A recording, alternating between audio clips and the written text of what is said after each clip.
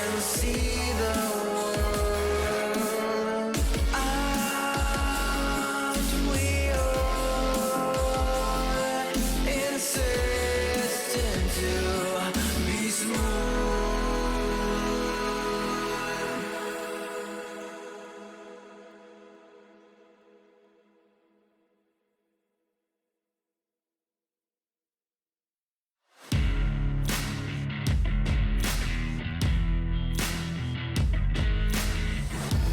Embrace your destiny, slay your enemy, raise a legacy.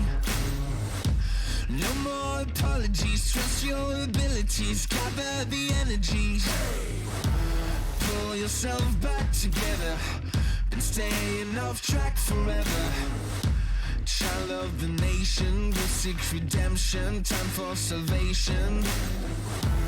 Today is meant to be day of victory, time for history.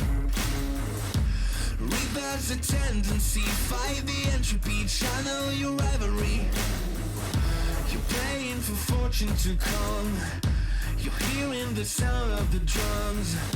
It's too late to backtrack, but pack your bag now. Keep your feet on the road and stand up. You've got what it takes to fight back.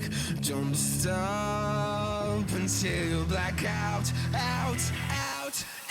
Stand up, up. You've got what it takes to fight back, back. Don't stop until you back out, out. Give all you got and show them how to make a miracle. Stand up, up. You've got what it takes to fight back, back. Don't stop until you back out, out. Give all you got and show them how to make a miracle. Go save your team, be a hero.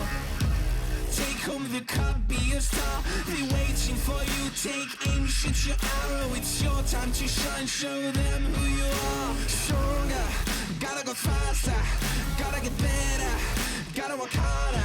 It's fight or flight now, get up now. Go where you move, go for the goal, lead up the stadium, you know how it's done. Stand up, up, you've got what it takes to fight back, back. Don't stop until you back out, out. Give all you got and show them how to make a miracle. Stand up, up, you've got what it takes to fight back, back. Don't stop until you back out, out. Give all you got and show them how to make a miracle.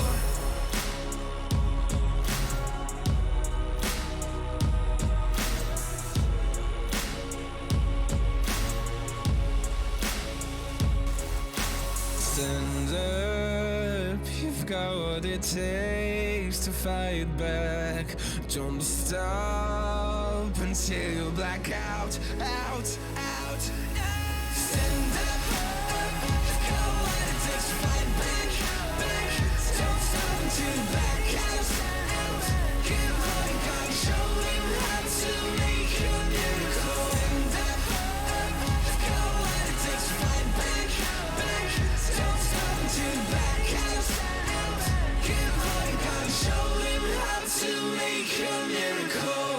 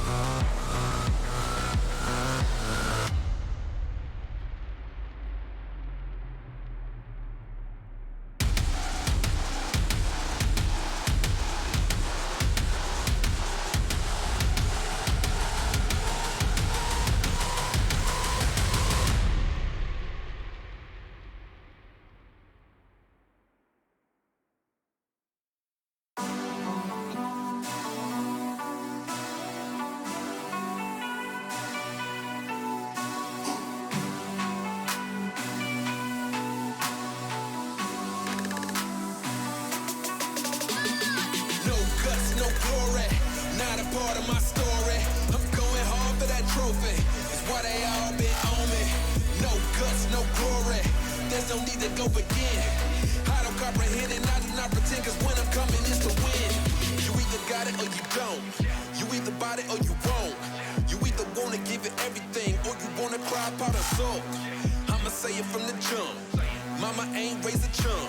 My mama raised me to persevere if I'm ever here in a slum. Cause nobody starts at the top. You do your part and you better buy. Working hard each and every day, even though some days it get hard to watch. But you gotta trust the process. Grind hard, don't you ever quit. It's a must, you see the progress. Got a ball till you get a hit. They can never do what I could do, cause they on the same stuff. If you doubt me, then I'm coming to show them what I'm made of. Yeah, always showing your integrity.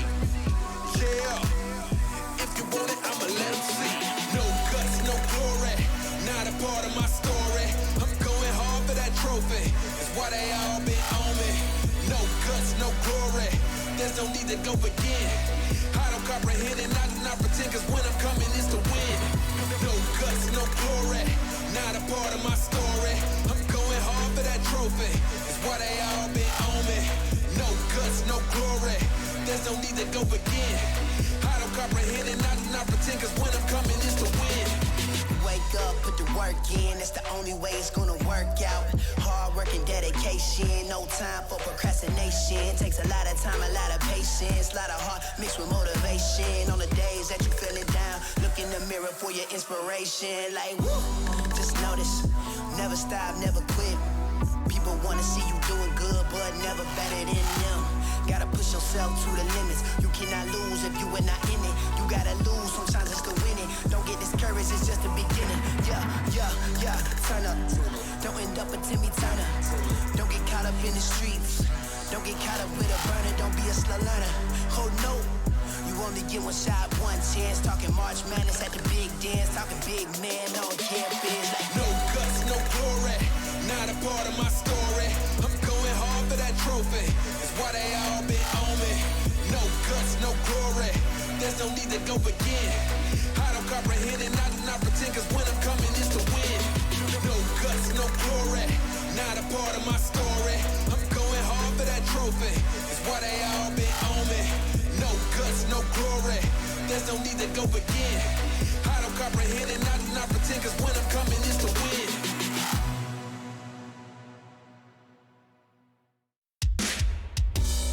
From the back roads to back streets, I see you foes trying to trap me, but I don't run like a track meet, even though I'm number one like an athlete. And the way I maneuver around you and through you, I'm coming and I'm bound to pursue you. I'm everything that you knew of, plus more. What's in store is I'm about to get to you. Sleepless nights, better think this twice before you step to me and come and speak with stripe. There's a lesson when you reach my life. It'll be chin-checking and I'll teach you right. Plenty tried, plenty failed. Too many times I've seen plenty bail. And there will be no surprise what I'm about to do when you are looking through my eyes. See many go, see many come. See that they won't bring it to me, son. Try me if you want, but won't be any fun. I'll take the challenge, I'll beat anyone. I'm the one, I'll be quite clear. Bow down to no one, I'm right here. I get it in, I don't fight fair. And guess what? I'm your worst nightmare. Cause I ain't taking no losses, and I don't even care what the cost is. Are you prepared for the forces I'm about to bring, cause I'm the boss of all bosses. I penetrate your thoughts and fill them with doubt. You gon' feel where I'm coming and feel what I'm about. If they come in with the drama, I'm wheeling them out. Cause I ain't about to have somebody here stealing my clout. I keep my friends close, enemies closer, cause that's the way it is and the way it's supposed to be. Anybody can see there's only room for one, and that one is me. Plenty tried, plenty failed. Too many times I've seen plenty bail. And there will be no surprise what I'm about to do when you are looking through my eyes. See many go, see many come. See that they won't bring it to me, son. Try me if you want, but won't be any fun. I'll take the challenge. I'll beat anyone. I'm the one. I'll be quite clear. Bow down to no one. I'm right here. I get it in. I don't fight fair. And guess what? I'm your worst nightmare. I'm your worst nightmare. Are you prepared? I'm your worst nightmare. I know you scared. I'm your worst nightmare. Are you prepared? I'm your worst nightmare. I know you're scared.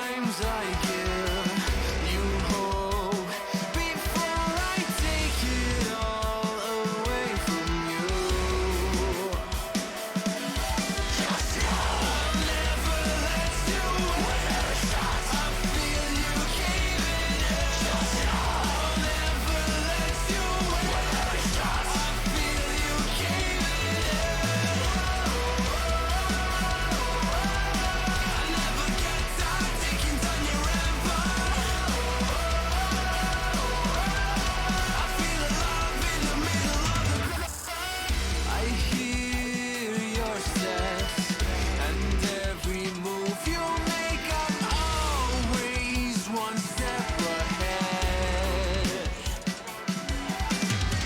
I smell your fear, your tired sighs are music to my ears.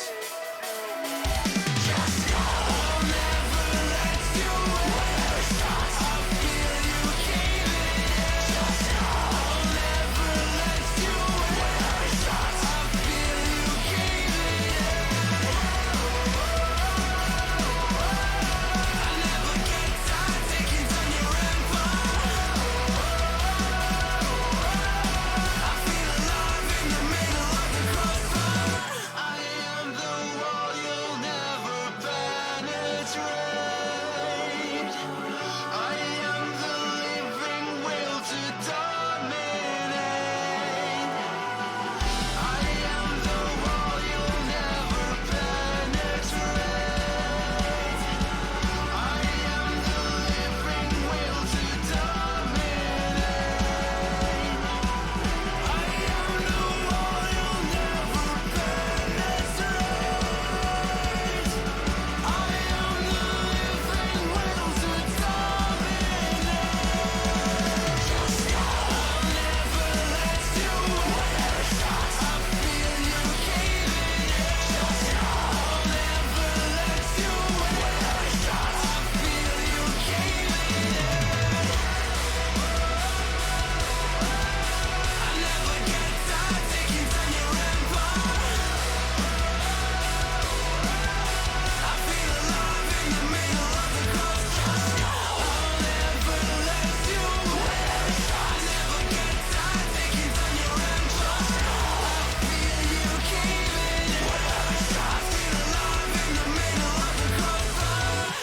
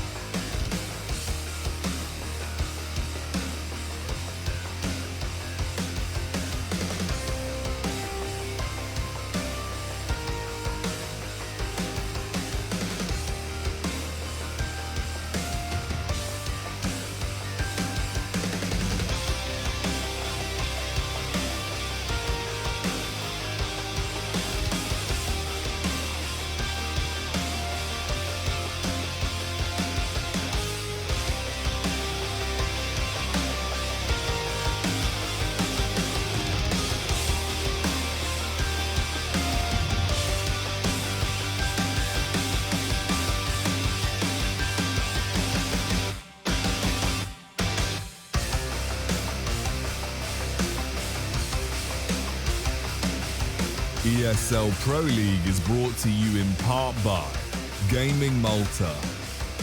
Intel, US Air Force, 1xBet, DHL, Monster Energy, Coinbase, Raid Shadow Legends, and CSGO Hub powered by Coil.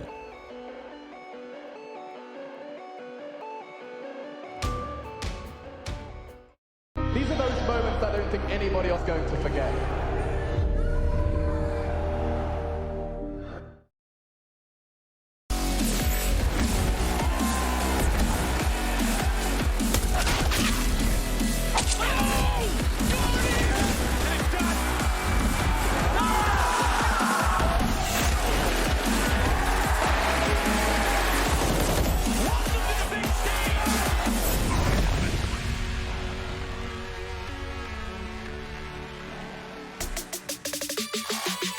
With a little bit more Pro League action for all of you. It's season of 14, and there is no better place to be for Tier 1 Counter-Strike. Welcome back, everybody. My name is Trace, and alongside me will be Jason, the Momo O'Toole. Jason, welcome back, buddy. Do you get some sleep? Do you feel a little bit better about your life? No, I feel insane. Okay. Yeah, it's like an out-of-body experience at the moment. It's a tired body, awake brain. It's a whole thing. So it's like you're standing beside yourself almost. Yeah, I'm like looking down and viewing myself. It's great. Playing life in third person, as you'd have it. For us, we have a day full of matches. Of course, we need to kind of ease into this one rather than just jumping right into the nitty-gritty right off the top. So I think the one thing that we need to go ahead and start to look at is maybe the player break we just came off of. Jason, right off the top, you know, what are some of the things that you accomplished in the player break? Ooh, I did nothing. Jesus. It's tough when you look back, isn't it? I sat around a lot. I broke in my couch pretty well. You know, yeah. I did a lot of work on the house. Okay. That's all I got. Yeah. It's not bad. No, I hung out with my dogs. Yeah, okay. So we'll like that one. We'll let that one slide. We'll go with just that one. For us, it wasn't the only chaos or crazy stuff going on around here. It wasn't just about that of a player break. It was also about players breaking away from their organizations and teams and also moving around the league in what we call the off-season shuffle. That's right, Jason. Talk to me about this. Yeah, obviously unfortunate to see someone like JW head to the bench, but Fnatic making huge changes, bringing in some of the old Cloud9 boys. Apparently they like what they saw. Shout out to Henry G. He's got his two boys a new gig. Kita coming in as the coach over at Fnatic, the strategic coach. Obviously Glavery signing and Lucky joining Astralis. Rush to the bench. I mean, there's just been a lot of changes. Eastmaker to Complexity. Here's a good one. Gade to Big. Whoa. Yeah, that came out of nowhere, didn't it? Out of nowhere. But I'm okay with it. I think, well, also Big is an org, I think, that is very much about like finding the right pieces. And they have a luxury of a tabseN who's obviously never leaving this organization, who's like a star player. Probably one of the more underrated players we have just because he's so good. He's so talented. And there's been times where he's been talked about in the context of one of the best players in the world. And so their entire goal is building pieces around him. And so for these players that didn't necessarily, find their home right away, maybe they hit the bench, whatever, they still had the player break, and we actually get to dive into what some of these players did during that off time. We talked about Jason hanging out with his dogs and his sofa and all that.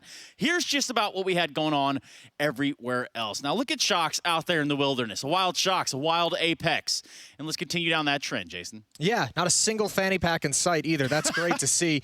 Apex yesterday talked about when we asked him about what they did during the player break and if they enjoyed it, like it was just a luxury to him to be able to say, yeah, we finally took that break. So yeah, a lot of these players, especially the ones that have been around grinding for 5-6 years throughout the scene as it's evolved, those player breaks are magical. Yeah, very magical even. In fact, Magic's might even been somewhere around to be seen during the player break. Ooh. And one person to bring in to talk about that, maybe even a duo as much. We do have that of the commentators who are in Cologne. We're going to check in with them now. We have Alex and Chad on the line with us this morning. Good morning, fellas. Hello. I was trying to see if we could troll them. Maybe. Yeah. How is it today? Can you guys hear us? Yeah, I actually thought. I you guys sound great. You know, you guys sound absolutely perfect. All right. Cool. So they were talking about Magics, right? Now, they were talking about what they did in the player break. Sounds like Jason and Trace did a whole lot of sitting around. Now, when I'm actually, hold up, first of all, it's the tournament break, not the player break. We need to make sure we call it the tournament break. It's not the player break. There's just no tier 1 tournament. Play. Yes, and well, one of the keys that I did was to try to, play a lot of Counter-Strike because I had the time to do so. But when I was not playing, I was watching streams, and Trace brought up Magics. Yeah, I'm a big nerd. And Magics was playing non-stop, right? And that's actually what got me on the hype train for Spirit. I was really excited. Now that they've lost to Astralis, I'm off the hype train. That's all it took, just them losing. Dust 2 looked really exciting, though. Dust 2, like, in its own little world, it looked quite exciting. Ancient, however, a little more disappointing. Inferno as well, losing 2 back-to-back 2v1s, one against Glaive, one against Lucky. I was like, all right, turning the stream off now, and that's Spirit done in the group. So this one's been fun. In the whole group. I mean, I'm not going to hold my breath for Spirit to be top 2. Yeah, look, I had them like right up the top because me talking about Magic's playing a lot, Dexter was doing the same. Mir was in the FPL games. Chopper was jumping in for a couple. I didn't see a lot of SDY, but I thought, okay, so coming out of this break, this team is going to be so in shape. The individuals are going to be on point, and we should see them be able to take it to the bigger names. And that is why I put them ahead of the rest of the pack, because I know Vitality took time off. I knew Astralis was mixing things around, and we knew Heroic probably taking some time off as well. So I was putting a lot of eggs in that Spirit basket, and now they're all broken. Yeah, and Heroic demonstrated very quickly that they plan to just do what they did last time, at least in their first game. I think that their opponent had 5 rounds over 2 maps. More of that this morning, though, right, boys? More 5 rounds of bad news, Bears? Absolutely. I think they're going to try to top themselves. We're going to set an over-under today, I think. Oh, are you now? Yeah, we should do that. What do you got? What are you thinking? I don't know. That sounds like fun. I said we have to set it up. I didn't actually have anything for the prepared. entire group stage. Okay. That's a good number to start. 40 rounds for the entire group stage from Bad News Bears. Trace taking the over-under. Under. Ooh, damn. Well, I mean, at this rate, come on, guys. Look, I'll get you guys out of here. I'm not buying into the project yet. Robin? Not quite yet. There's a chance, though. Thank you so much, gentlemen. We'll get you out of here. Go get ready and dolled up. Have fun. See ya. See you soon. Somebody clip that so we can come back to it. It's not like an envelope we're putting in a box that he can fake later on. We can actually have that visual. Thanks, Jason. You're Thank welcome. you so much. You can do that. You could actually clip it if you want. Don't really care what you do with it. What I do care about is what teams went into the player break and then onward into a boot camp mode, because you do go from shifting off time back into the work grind mode, and there has to be a mentality shift right there, especially when we look at a team like Astralis. They've obviously had some changes come their way. They've obviously been mixing things up quite a bit over there. And hell, even some news broke yesterday. I'm pretty sure it came out in the headlines via HLTV.org.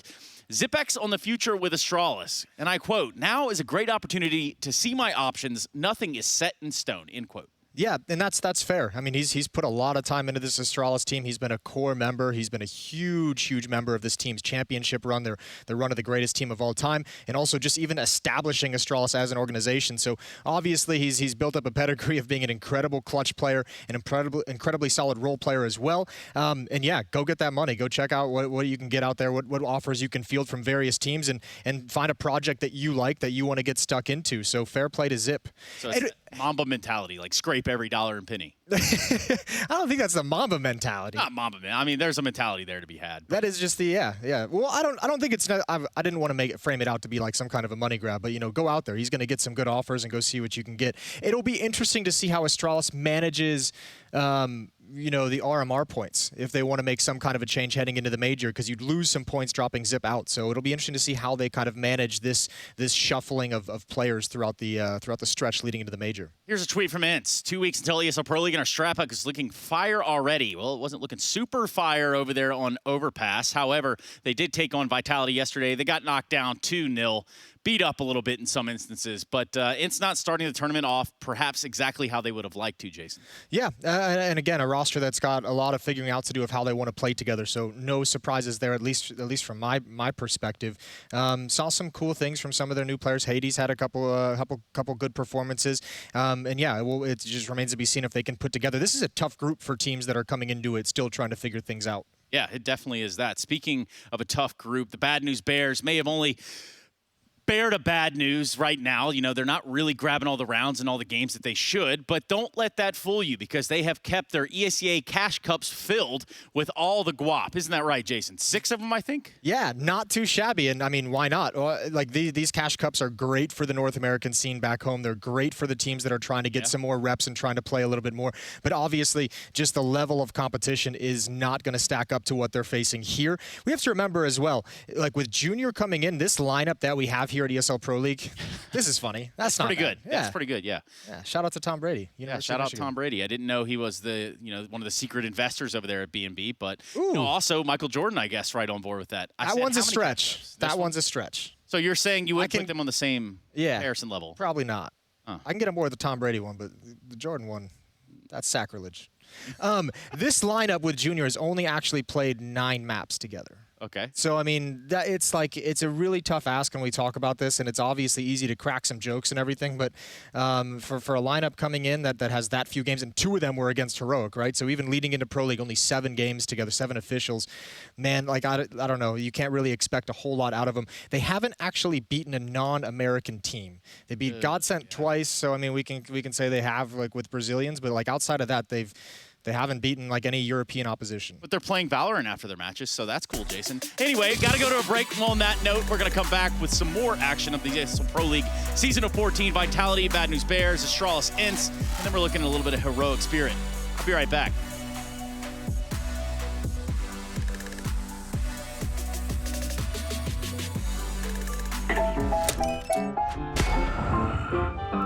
Yes, nice shot, my friend. Cheaters ruining your plays? I have eyes on the enemy.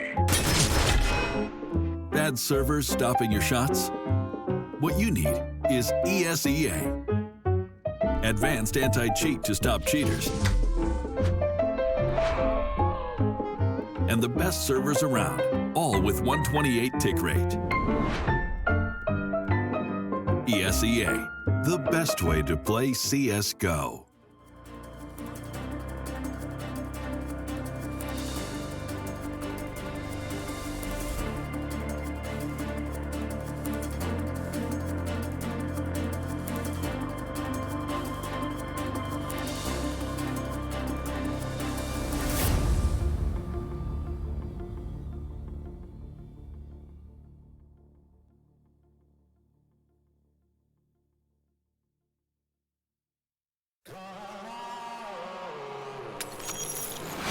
Stones in a helpful hand, broken bones in a bloodstained flag, open road and nomadic plans.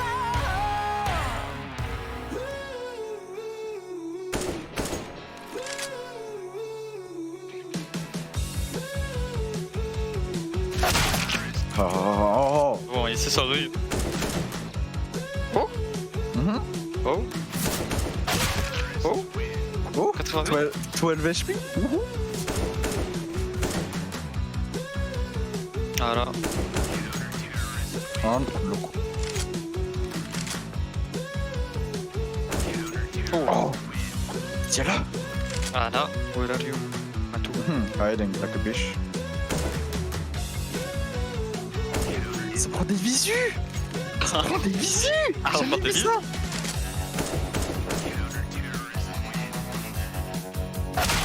Ah, tu savais. Ah, c'est dégoûté, c'est j'avoue. Nice shot. Nice shot, nice shot. Nice shot, nice shot.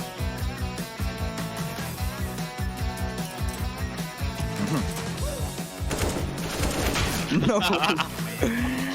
T'as même pas bougé. Et où tu m'as fait peur.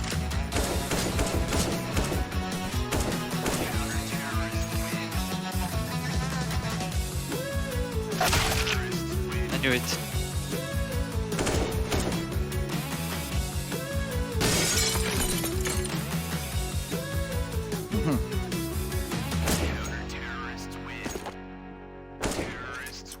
Rapide, rapide. Nice one tap. You Lucas. Hiding like a bush.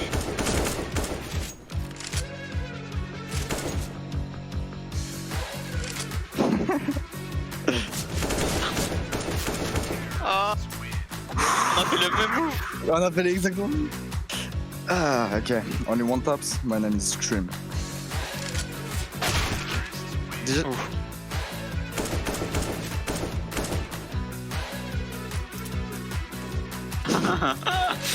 What?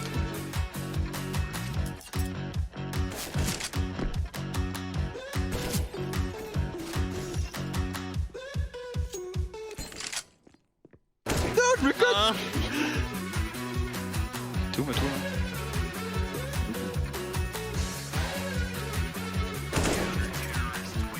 Ok, c'est bon.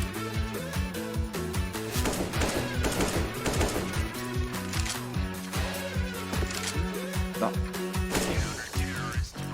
Tu m'as mis 2 pocs à travers. Merde, j'ai pas là.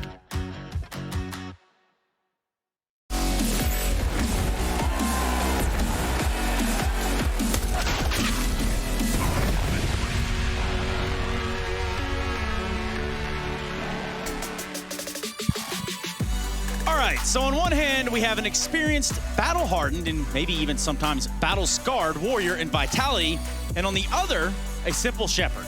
And what I'm describing is David v. Goliath for short. Let's start with the Bad News Bears, who, in their own words, are playing to win, but most importantly, be shopped by a professional organization. Welcome back. These are the realities and the harsh truths of ESL Pro League Season 14. I'm joined by Moses, and I am Trace. Moses, bestow some wisdom upon us. I don't know. There is something like I don't know. Bad News Bears. It's such a tough task, but there is something endearing about watching these guys like try. Like as they've said, they're playing for an organization. There is something like endearing that you can get behind when you see 5 players in a scene that's been ravaged by plenty of things and seen a lot of its foundation just drop out from beneath it. And the lure of Valorant and obviously another FPS in the region. There is something endearing about watching these guys still try and make this work and still try and make this happen.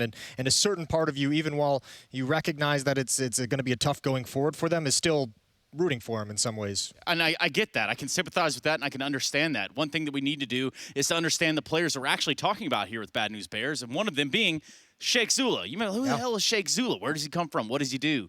What he does, he calls the shots over there. He's the IGL. He's also a former coach of Smooya during his time with Chaos. Perfect. Which, you know, might catch you off guard if you didn't know what you were looking at. Yeah, that would be an interesting one for sure. But I mean, certainly this is the guy. Like he's the equivalent in our scene of like like a Hunden, like an you know, to a certain degree, of where he's the one like picking up these kind of next tier 2 teams and trying to provide some foundation and trying to provide some organization at that tier to be able to have some of the younger players in NA succeed, some of the younger teams in NA, trying to get them to the point where they can have success as well. And he's kind of the one that everyone's going through. I mean, he's played with a lot of kind of the young talent that's been coming up over the past 2 or 3 years. He's part of that next generation. And I just want to make a sort of a statement here as to almost his character, right? And I know that sounds scary, Jason. I know that's not what we normally would go at here on the desk. But just as I was sifting through HLTV.org, trying to find out, you know, who is Sheikh Zula, the former member of Chaos was offered to remain within the team as an analyst, but the 22-year-old declined with an intention to make a return to playing for the team in short. So, you know, he still has that drive. He still had that heart, regardless of whatever happened with Chaos back then. He still saw himself in the server, and that speaks a little bit of testament to where he is now. Yeah, I mean, it'll be interesting to see if that can make it work. I would wonder why he was shuffling between coaching and playing. That's kind of like I wouldn't say red flag, but there are some like worrying signs there. It's strange. But maybe he just felt like he had a little bit more leadership quality that the team needed at the time, that he could step back and do it and have a bigger overview and impact in that way.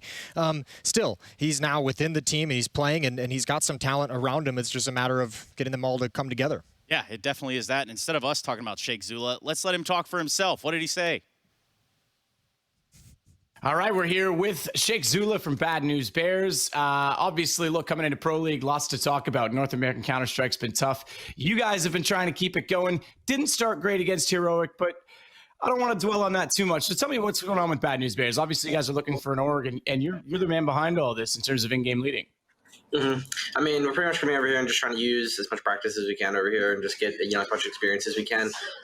Things in NA obviously aren't as good as it could be right now, and especially with teams like, you know, Liquid and EG, kind of like the tier 1 teams that usually you get practice against. They're pretty much over here most of the time, so practice over in NA is hard, especially coming off a player break. Like Extra Salt wasn't playing. The only like kind of mid to top tier team that was playing was like Party Astronaut, so we didn't have a lot of good practice coming into this event, and so we're just going to try to use, you know, this event to kind of propel and get ready for, you know, kind of what's going to come next, or, you know what I mean? Well, manage expectations for us then, obviously, because it's not like you're coming over here, or correct me if I'm wrong, obviously everyone wants to win, but it's not like that's your realistic goal. What is the objective? Is it to find an org through this? What would make you guys happy with your performance in Pro League? I'd say our objective coming to Pro League was to make it out of groups. I don't think if you're coming into the event with something like that, then, you're not coming in with the right expectations at all. But, we obviously know that it's an uphill battle with the practice we've been getting with, not having an org or anything. And so we just want to come over here and have a good showing and, hopefully make it out of groups. And obviously the showing that we had against Rogue was not one that is very good. So we need to improve upon that and play better throughout the tournament. Yeah, and that's a good point too, because Pete was a very experienced player. He's been playing top tier since 2015 on and off. But Junior, obviously the camaraderie is good. I can tell in the room besides you. But Junior comes over being formerly with Furia. How's he been incorporated so far? Like you say, it's a loan, but you're trying to utilize him. It's just a different role. Like Pete was a lot more vocal in the team, and Junior is somebody that's not as vocal. They pretty much do the same thing in game in terms of being like more supportive players. They're not afraid to look for picks early, and they both are just really good at clutches late round. So we just try to incorporate Junior kind of in the same way that we had Pete, and especially how I would run operas like in my system for the most part. So it's pretty much just been the same. Sweet. Well, listen, man, I don't want to hold up too much of your time. You guys have got some important games and important matches in this, and I wish the best for you. Look, I'm NA, man. I want NA back. I want NA back on top because we were there. We were there once. No one can take that away. So it's great. I think it's awesome that you guys are staying this passionate about it, with or without an org, and you're going the hard route. So best of luck to you guys, man. It's awesome. All right. Thank you very much. Best of luck. All the well wishes. And that is Raid Shadow Legends. I was actually wondering what we were doing here and what game we were talking about. That's not a Counter-Strike player. Yeah, it just kind of threw me for a loop there. But nonetheless, you hear from Sheikh Zula. You talk a little bit about, the progression and the growth. I mean, these are the guys that are kind of having to carry that torch over in NA, Jason. Yeah, and he touched on, and this is a deeper, conversation of the entire scene of North America, but he touched on, a big problem is that, with COVID kind of moving the entire scene over to Europe and Valorant gutting what was left in North America, the bottom has dropped out of that scene. So you don't have a whole lot of teams and players being able to build and get experience and grow and then feed upward into teams. And then also, because the entire scene is now in Europe, you no longer have EG there. You no longer have Liquid there with frequency to get great practice. He said Extra Salt wasn't playing a whole lot. So all of a sudden you have these top 3 teams that are at the top of North America no longer actually helping to bring those people up with them. So you have a real issue now where there's just that middle of the pack teams and players in North America that aren't able to play better opposition with any kind of frequency to learn and improve. And they also don't have a whole lot of options of where to go if they need to make a change. So they're kind of stuck in a limbo/hell. Yeah, /hell. Make sure we get that part in there. Don't cut that out. This is all going to post-production, I think. Perfect. So don't worry about it, Jason. It's not live. We will begin to talk a little bit about the other side, the Apex Predators of Vitality. So talk to me about Apex, what he brings to the table as an IGL now that he is one of these players that had to grow up and become a leader. Yeah, it's been an interesting transition for him, and I think especially early on it started to look good. More in my mind when I watch them, it's more of a simplistic calling. There's not a whole lot of complicated calls moving around, but complicated tactics and strategies, and that's not necessarily a bad thing. They keep it simple. They've got a lot of power in ZywOo as a player to be able to help them out, and one of the things he touched on yesterday in their post-interview was ZywOo had a rough Cologne, but he mentioned there were some problems around that they were able to identify and fix.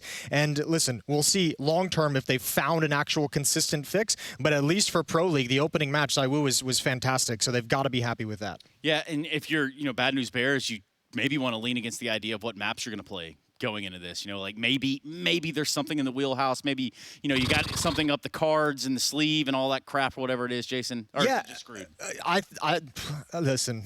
Well, look, I don't want to say screwed, but neither team plays Ancient. They're not in a good position. I don't know where they would want to take it, if I'm honest, if you're Bad News Bears, because again, they have one of those weird things where some of their percentages look pretty good, but they're playing, remember, in mostly those cash cups, so those percentages are deceptive, and I think no matter what map they pick and where they go, they pick Inferno, which is a standard map that everyone's going to be, comfortable and happy with. It's going to be a tough ask either way. Overpass for Vitality is picked. That can be a difficult map for a new team coming together. So this will be a tough series, obviously. That's the understatement of the day. The over-understatement. The over-understatement. Listen, we're still waking up. It's still, 7:30 for me? In your brain, perhaps. In my brain. That much I understand. But, Jason, if there's one thing, let's just say your back's against the wall. You're coaching the Bad News Bears. You know, what do you tell a team with less experience when you're obviously the smaller kid on the block? What do you tell your team? What do you tell them going into this? I think a lot of it has got to be, I would almost adopt like kind of similar to what I said about Vitality. Keep things simple. Don't try and like overcomplicate things. Don't try and read too much into your opponent. Don't try and make like a perfect strategic call at all times. It's more about communication between your teammates, making sure the foundation and the fundamentals are there, making sure you're trading properly, making sure you're not overextending too early, making sure you're using your utility, making sure you're communicating with your teammates when you need to throw a pop flash. Things of that nature. Just make those things solid and have confidence. Flip it. Send it to Bad News Bears. Maybe they could put that on savenacs.com. We'll check it out some other time, Jason. For us, we're getting into the game. It's Vitality, B&B, right here, right now. Take it away, Chad and Alex.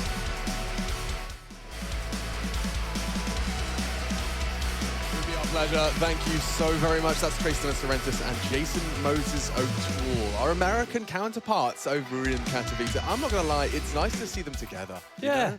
brothers in United. arms. Yeah, looking beautiful. A united force against the evils of Counter-Strike.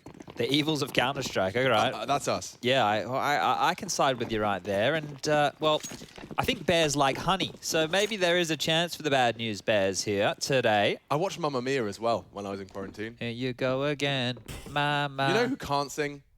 Me? Pierce Brosnan. Okay, fair enough.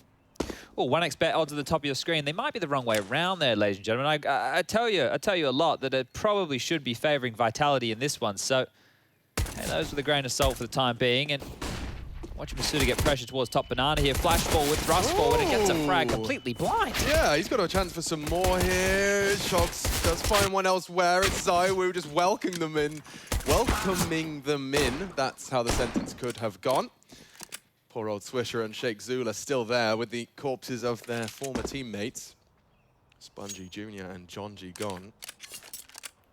Still have the utility here on Sheikh Zula, so might be able to make something happen, but Swish is going to have to get away with a clean one. Now, 2 players on the site to deal with all that mid information for Kyojin. They know this attack is still coming over towards B. Yeah, I mean, in terms of util, you have got Sheikh Zula with the full rack. So, like, why not get him to at least, like, maybe force him off the line? I don't know how with a Glock you're supposed to do that. There is a USP on... Well, he's just got the info and fallen away. So they do get to at least force Kyojin into the site. 30 seconds as they dump util. This is a 2v1 now, Chad. Yeah, this isn't a bad position here. Kyojin, okay, never mind. 2 crispy little taps, and away they go. It looked like he was going to be under the pump, right? The moto smoke was out. They could have had the Molotov for the bike position. It looked like there was an opportunity, but no, not to be. In the French, well, they'll kick things off with the 1-0 start. Now, once upon a time with Vitality, we have to get back to about kind of this time last year. Remember when Nivera, he joined that smoke as well, thrown a little bit hastily there. You could see a massive gap on the right-hand side of it. They had Nivera come in and they fixed all of their Inferno woes, right? So you can see here Bad News Bears maybe trying to target this map. There has been a weakness for Vitality in the past, but Jason mentioned it. When you're playing the Infernos, the Mirages, and the Dust 2s of the world, everybody's pretty handy on those. And okay, that's an opening. John G kicks things off. Yeah, a bit of a progression there. It looked like the Suitor was just trying to tuck into the sandbags, burns down, and is hunted down.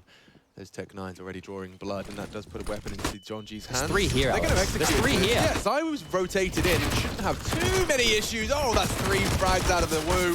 A 4th on the cards as well. Not quite going to be. It'll be Apex trying to wrap it up. And that's all MP9 frags. So flush for cash for sure, and a solid test out of the BNB force. They managed to put a couple of weapons on the rebuy. And that's not a bad call, right? They get banana control, they get that kill, they're able to set up for an execute and go. The problem is, that's a gamble stack right there from Vitality, right? They've had 3 players quickly rotate over. They've just waited and they've profited right there. So you're going to be feeling a little bit hard done by there if you are the North Americans, but they want to keep the pressure up here. Oh, it's German and English double-sided. Chad, the esports monopoly Yes, game. you can flip it over. Have you played? No, I haven't. It kind of could be fun. That's the opposite of fun for Sheikh Zula as he catches the nade, but more importantly, Junior Zero AK has been chunked down to 25. So this is a quick round, ladies and gentlemen. Strap in. Oh, nice find from Junior.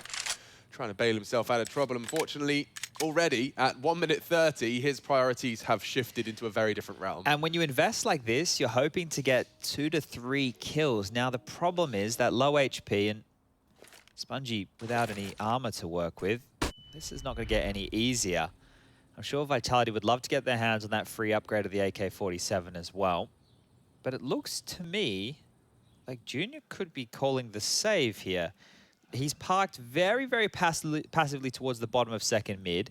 Maybe they're just hoping more aggression comes through from Vitality. or maybe we're going to sit like this for the next minute. So okay, let's just take a look, ladies and gents. Still a long round ahead of us here. Spongy getting inquisitive, having a little bit of a looky-loo. Yeah, I'm not going to speak too soon, of course. You know, like, I mean, you're the expert here. I have to take my shoes off to count to 20. Is Junior going to do anything more than stay here? Maybe Spongy gets to do something at least? Yeah, the thing is, it's like, the low HP on Junior, you know, you don't want to give up that AK all for nothing. If everybody was still alive, understandable. I think Spongy right now is just trying to delay and soak some time off the clock. Being whittled away out here and somehow still alive. Can't land the shot and eventually does. If he gets a couple, like, he has to die though. Yeah, he needs okay. a loss bonus. He's got 10 seconds. If he can run it straight, they're actually kind of avoiding not going to kill him? Yeah. Oh, my Lord. They'll have to kill him. They have to now. Got the bomb in his hands. Good choice. Good choice out of Spongy. Well, Junior gets to keep on to the AK. So that was over and done with basically within the first, 20 seconds when they ran down Banana with the SMGs and just decimated their opponents. But we will get into the gun rounds now. Junior can drop that AK across. They've equipped him with an AWP. And, well, this was it. This was the highlight right here. You got the over-the-shoulder cam of Apex charging on down. But let's get into the business rounds because both teams have whipped out the AWP on the first gun round. And, well, it's not on ZywOo, it's on Shox. So keep our eyes on this. Shox loves a good secondary AWP. And I love me a little Junior redemption arc. See if he can start it off today here in his second game of Pro League. The North American boys, a lot of people remiss they wouldn't be able to cheer these boys on from their home region. So far we've seen, I think, 4 total rounds out of the North American roster. Map 3 so far. And that's some great utility damage. They could find a frag here. Apex kept honest. That's big from Swisher. And the rotate in from ZywOo. He's going to be floating around Speedway, ready should they come and knocking. It is only Masuta's MP9 on the site. And you'd think a distinct advantage actually here for BNB to take their first here. Smoke CT, Swisher to swing the pool. Oh, and that's textbook. It's ZywOo next. Yeah, he's late to the party here, so he can't even play off of Masuda right now, and they will isolate him. The molly was flubbed, but the smoke will do the job. The bomb should go down, and there's still 2 players from Vitality towards the A bomb site. A very, very long rotation, and probably not worth risking this AWP. ZywOo spams through, damage done, bomb down now. There's an opportunity to go for a round like this. I don't think they were going to go for it, though, until ZywOo finds that wallbang. Yeah, Shox and Kyojin are on their way, and ZywOo once more. 2, in fact, before he shut down. And now, suddenly, alarm bells ring. Spongy and Swisher realize this is not going to be the freebie it could have been. Nades are in transition. Oh, my goodness. He actually got off the bomb. Now down to 15. He delayed it. Kyojin will come in from Coffin's side. Shox posted up on the AWP for the crawl. Kyojin has smoke as well as a kit. It's about the utility here. Where do they choose to place it? Will Kyojin go for a clear? He's made it very clear where he's coming from, and Swisher flashed in. Oh, baits the barrel. Kyojin knows where you are. Shox will peek. And now running out of chances. They've got a smoke, Chad. This is going to fall apart for BNB. Kyojin has a kid as well. He can just sit it. It should be over. Shox is holding the line. Oh, just as he looks away. Good strike from Spongy. But now on the defuse. Just sit it, mate. He's even got a flashbang. The spray would have to be perfect on the clock. And there it is, robbed from the Bad News Bears. It felt like Vitality had that one locked. ZywOo with the double kill to basically even suggest they should go for it. Yeah, ZywOo did it all there, right? He's the reason that was even a possibility for the French. I think the Kyojin-Swisher duel, it looked awkward on both parties. Kyojin, I think, shot at a body, or maybe there was some blood on the wall there, so giving away his position on that retake, but they pull this one off. The positive, the plant, and the loss bonus for the Bears right now, as well as that saved AWP. So here we go again, a chance for the North American side to break the bank, but aggressive. Straight down middle, Shox goes. Oh my goodness, they weren't expecting that, but nor was Shox. And a quick return to 4v4. Yeah, this is some furious stuff out of Vitality here. Now, Inferno is one of the maps where the CT side aggression can be very, very stifling. Masuda and Apex taking some liberties. A good chance from Swisher for the double. It's Apex that pulls and emerges with it. The bomb's here. Bombs loose. Yeah, problematic for Sheikh Zula and company. No smoke to lock him out, but the incendiary, a well-timed incendiary, would be irritating for Spongy. They're about to creep mid with this AWP. Oh, not even looking the right direction. The re-aggression from Vitality here. Just as they think they get a bit of breathing room, Bad News Bears just get owned. This is, yeah, this one should be done.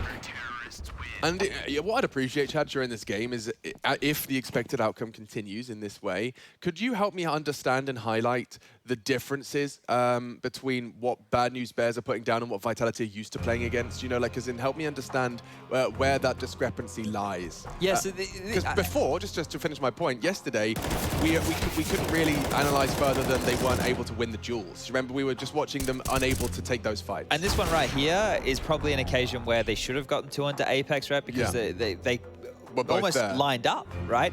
But I think the thing is, and this is the problem, when you watch what the top teams do, you emulate, right? You go, okay, this is the default, these are the flashes they're throwing, and then you try and bring that into your game. And this is the thing I always talk about. I know I sound like a bloody broken record, but it still stands true. Like, Shock's just pushing mid like that, right? You don't. When do you ever see that, right? You don't see that, especially knowing that they saved or likely saved an AWP on the other side. You don't see that. And then the re-aggression down banana, and then the re-aggression top mid. Right? They just want to play the fights and get it over and done with. So they're playing to play heads-up Counter-Strike just to blow the Bears out of the server. Okay. They've opted in for a bit of a half purchase here. All in Zywoo's hands again. Quick mid-utility, smoke towards long side, Molly over towards porch as well to force back any early eyes. Johnny ready to entry. They're setting up for the A-take. Yeah, this is going to be a good flash onto Zywoo's face. He's got no vision. Tucks into the site safely, but they're committing to this. Long through the smoke. Shock should be traded, and he is.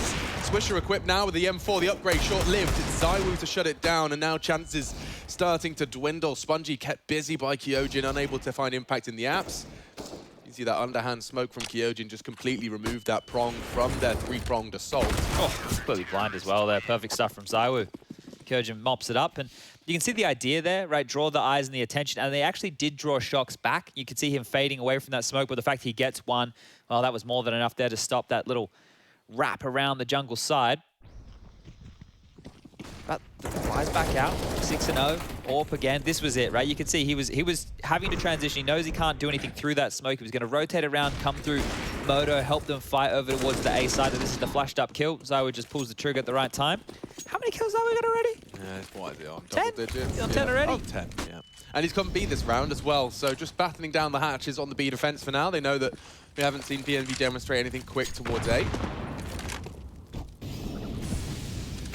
They'd heard that. They know Masuta's going to get hunted down. Zywoo will make it 11, and Junior will at least keep him honest. Only Apex now to defend the site. Apex going to need to find more than one here. He's locking down at least onto Swisher.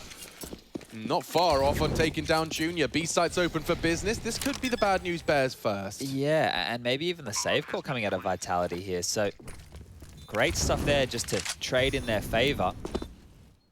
Masuta's been caught out a few times quite aggressively over towards that sandbag position, so we'll see if that's a reoccurring Boomich theme or not. But Kyojin and Shox then just going to hold on to their rifles here. Kyojin has a bunch of money. He can drop one in the next round. There's enough money for Zywoo to buy himself. Remember, it will be 1,400 as the loss bonus going forward. So not too many issues for the Vitality buy, but that is pending this save. And it looks like they'll get away with it as Bad News Bears need to keep on their guns as well. But so that's your shopping list as well. For Bad News Bears, like, take note, press tab, Masuta, Apex, and Zywoo. If you are ever killing two out of those 3 names, chances are the B side is going to be under-defended. In this case, they got all 3, and the save is translated. Let's see if they can string together something consecutive. Something for me that helps me believe we can have a game of Counter-Strike here with 2 oppositions. Well, yeah, you can see there's no problem with where their utility's landing, right? They're able to pull off the executes, the nades at the start of the round to push Zywoo back, the molly to get the information on Masuta playing close. It's all there. It's all where you want it to be. It just comes down to, are they given the space to work with or not? Because we know Inferno's one of these maps, you want banana control, you take top mid control, you work back and forth between the 2 and hopefully force that CT side rotation. Here we go. John G feeling a bit frisky, straight up on the half wall and tries to take a pot shot. Oh, confirms Masuta's close, and oh, the spray. Too good. Masuta takes 2 heads on that.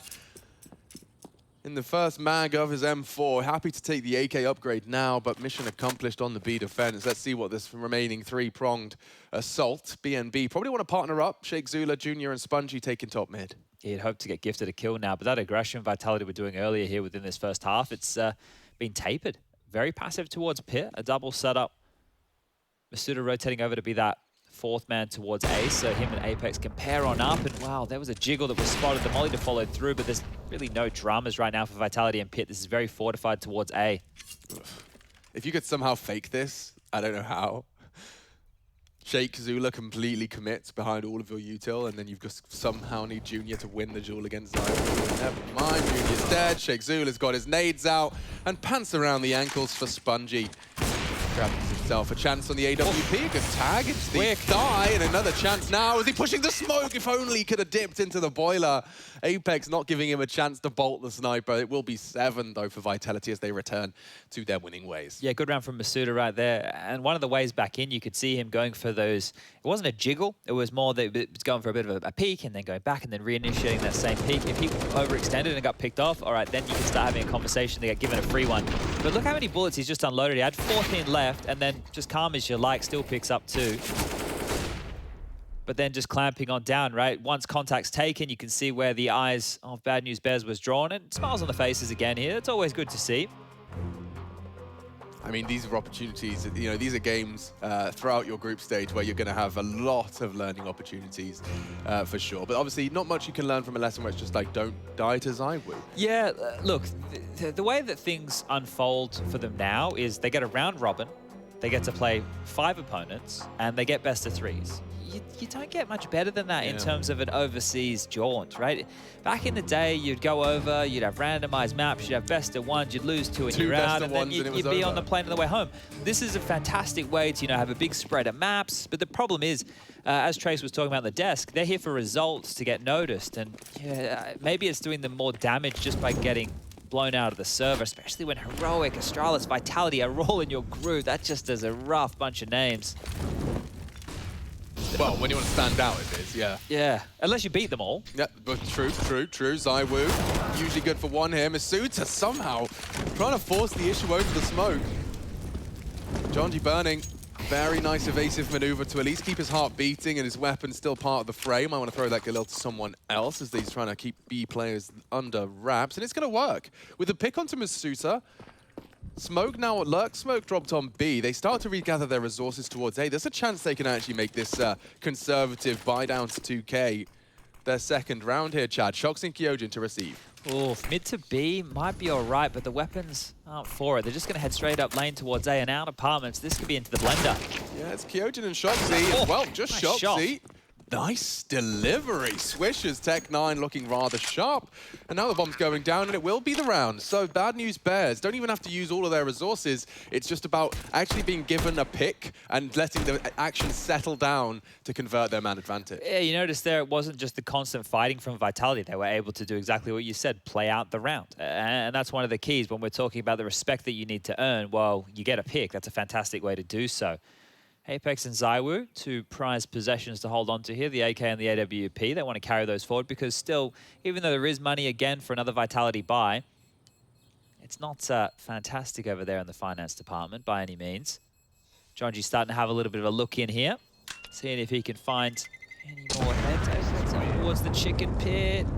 He's gonna hold on, so door won't swing open, no surprise today. And 2 rounds now for the Bad News Bears. Now, on the T half, if we want to paint a realistic picture, if they can get 4 or 5, right, and then they get the CT side of pistol, yeah, then we start cooking. This was a nice shot here from Spongy, straight in the pit.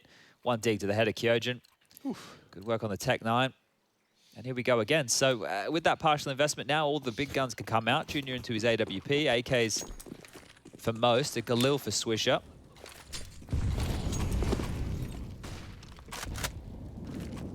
Interesting how he's doing that little underarm one. So I guess that's high and it's obscured by the balcony there. So something that Jonji's obviously had a bit of success with in practice. But now they're getting that respect and they're getting that space, right? There's no banana aggression here. No one's picking out boiler or in the apartments. They can just start to spread and default. So smoke towards the porch side. All 5 members from Bad News Bears over towards A. They don't have anybody in banana whatsoever right now. And they can line up for a little bit of mid-control. Okay. Is this for a nade? It must be for some piece of utility here. So the fact that they boosted this... Okay, where's... The fact we're doing it from here, what are we doing, boys? This is interesting. Where is this going to go? If it's just a standard smoke that they've thrown in a kooky way, I'll be...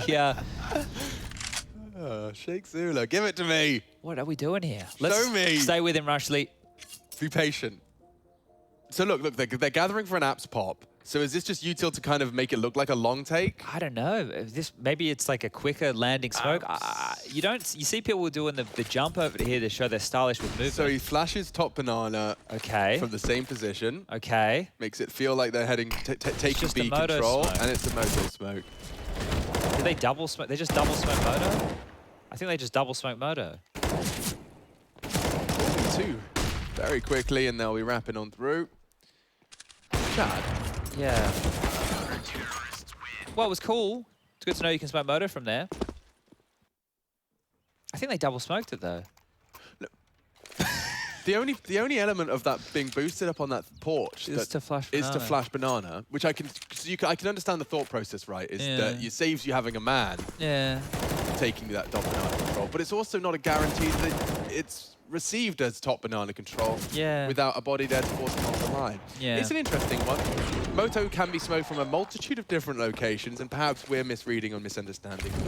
Yeah, and if you want to head over to ESEA Refrag to use the Nader feature, you can find out all those funky lineups. Nader. Nader. That's not a paid promotion either. Something I just actually think is a cool tool. So. Big flash. Masuta through. Confirms nobody's knocking on the door just yet, but is it confirmation or is it misinformation? There's 4 of them up on that half-wall area, and Molotov to stop that information being gathered means that they do have the element of surprise. I like this from Bad News Bears. They can park John G. What they wouldn't enjoy is the fact that there is actually a 3-man lean towards the B side this time around. Well, they're giving him some space to entry with that flash.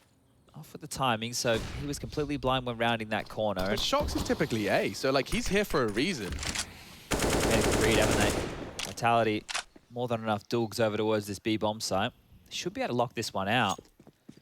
Limited utility for this execute, right? We don't even see a Molotov in place, so they can't flush anybody out towards new box, even if they wanted to. And oh, just as we say that, the rotation back over towards A. They might get in for free. Well, not for free, but a little bit freer. Be a 2v5 on this B bomb site with Shox just rotating back and forth right now. If he gets a smoke down now, it's actually perfect.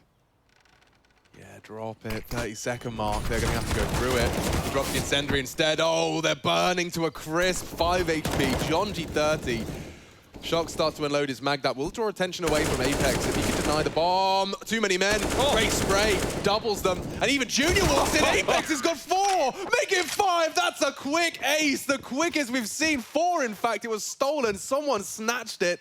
But Apex just massacres the poor Bears as they walk into the B site. Looks very good from Apex there. Just holding down the trigger. The body's lining up. Dropping them. Everyone did. Good stuff. All right. Well, it looked like it had moments there for the Bears. Here we go again. We'll cop it on the replay. So it gets the 2, just the pull down onto Sheikh Zula. Ah, the TK. Okay. Spongy denying the ace right there. Got the assist on that one. Robbery. Okay, well, looks like they are going to save their pennies here, Bad News Bears. Scoreline currently sitting at 9-2. Another one of these partial investments. Junior has util, but a Glock. That tells me he wants the AWP again, setting up some util. Should be a library smoke here from Swisher. But Masuda, with all this control, they know high alert on A. Yeah, Zai we know he can overrun. Holds the line and still takes 1. Good trades. Junior's even got one on the Glock. Maybe there is something to be said about this round. Swisher recovering an AWP. It's already back on the floor. Junior has a little window that he seems aware of. Drop the smoke and you'll have the sight. Apex, what's your opportunity to respond? He opts for a knife-out walk. Well, this is a winnable round now. Spongy picking up a weapon and a frag on A. If he can just disappear now, Junior. Just completely evaporates. And Apex and Kyojin even floating away from the A side. This is interesting now. Well, they've got the info. Right now, Bad News Bears have the info, so they can just regather. If they're both going to go porch side, they could plant for free. They'll get it for free regardless. Junior's going to get this one down. They are a little bit worried, so I guess they don't know where Apex is. Oh, dear. This one's really fallen apart here for Vitality. Making their way back over now. Apex looked like he wanted to push Banana. He's going to come late through spawn. Are they even going to bother having to look in for this one? You know they will. Kits are present, some flashes. The smoke starts to fade now as Apex joins Kyojin. But Spongy, I mean, he just has to be careful with his head. If they don't hit that first bullet, you've got a real distinct advantage on the walk up, and it's his bullet that connects. One more required. Apex thinks better of it. There's an AWP around here to be recovered. Round the river bend. There it is. All right, all right. Well, the third round for Bad News Bears, and now we're starting to look at a tidy first half. If they're able to win one more consecutively, that should be it for the money. And late for Vitality. Isn't that another Tech9 win, though? Yeah. So two out of 3? Yeah, 2 have been these kind of weird buys. And the fact that Junior just gets the kill onto Masuda there when he had the MP9 versus a Glock, I'm curious as to how that fight went down. But some good stuff from Spongy and Swisher in these ones, right? I think in the last one that you were referencing, Spongy had a Deagle kill onto Kyojin in the pit, and Swisher had a Tech9 kill as well in towards that pit position.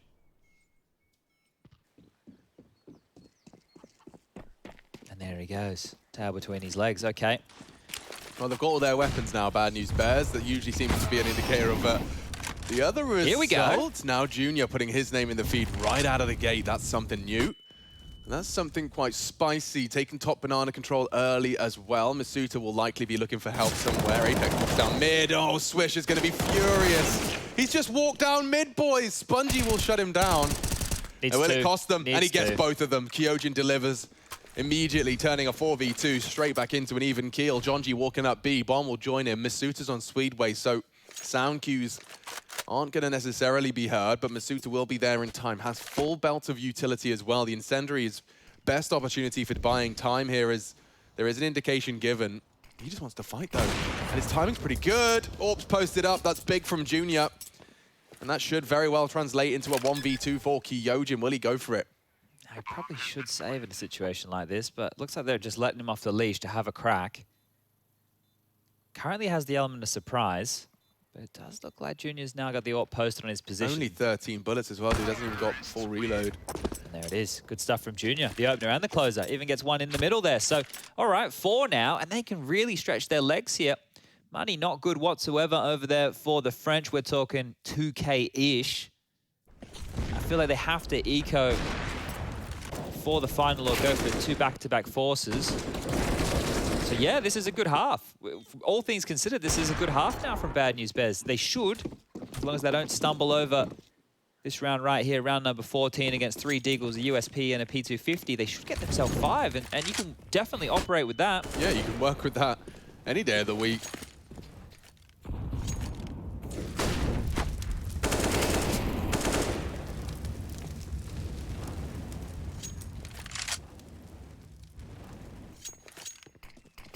Lots of talking from Jonji there, so he's been able to tuck himself in, and the rest of his teammates will backpedal out of Banana. The biggest issues for them if they want to head towards A, because they haven't had eyes on second mid this entire time. Does anybody push apartments? Is anybody in that window room? They can be very jarring positions to clear. They're going to park Jonji here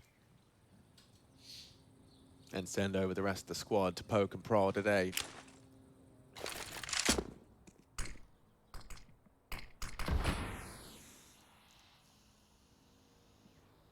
Util dropped. They really don't want to let this one slip, Chad. You can see there's an element of that. Yeah, I don't know how far they're going to send the scouting party, though, right? Because they've now come up mid. We have about 40 seconds left. They can commit either side, right? Like, they're both going to have a look. But B's going to be the problem, right? Because B has the stack right now from Vitality. So if Shakesula keeps going without resistance, if he goes down here, okay, that's it. Now just call everybody back over. A's clear. They can just call everybody back. There's no dramas. That was it, right? If Shakesula goes down and he doesn't get more information than the fact he just died, they might go into the B stack, right? They might have gone into that B stack knowing that there was a play towards pit, knowing that there's now an AK in pit. So a big kill to make it. Jonji, here's your chance, my friend. Easy one. Spam the body, let him know. And get I thought that would have been a double knife kill, actually, Jonji. Come on now, let's not take any crazy risks. Let's make sure we get as many rounds on the board as we can. And look, I don't see any reason the Bad News Bears can't get 6. This is actually starting to look very, very reasonable. Swisher leading the charge with 11. Got 9 for Junior. His AWP coming alive in the last couple. Spongy with 7. 6 for Jonji. 5 for Shakesula. Oh, Masuda's having one of those games. We all feel him. He's got 6 assists to his name. Never the place you want to be. Too much PP. I think ding, dim, ding, ding, ding. Looking a bit sprightly out of Spongy. I like the call. Good little pace change here. And up they go. So has to react. There's only 2 of them here. And these boys are coming knocking. Fast wrap into the site. Make sure your smokes are down, and they are. It's just ZywOo and Kyojin. Great play from them so far for Bad News Bears, but they have to convert. And there is the first name in the feed. Kyojin standing strong. Does manage to take one with him, but it's looking great for the Bad News Bears here as Shock's just pushing in one by one, trying to contest that plant. Apex arriving short. Masuta a little late behind him as well. 4 versus 2, though, indicates this could be the 6 for the Bears. Matter of time now, surely.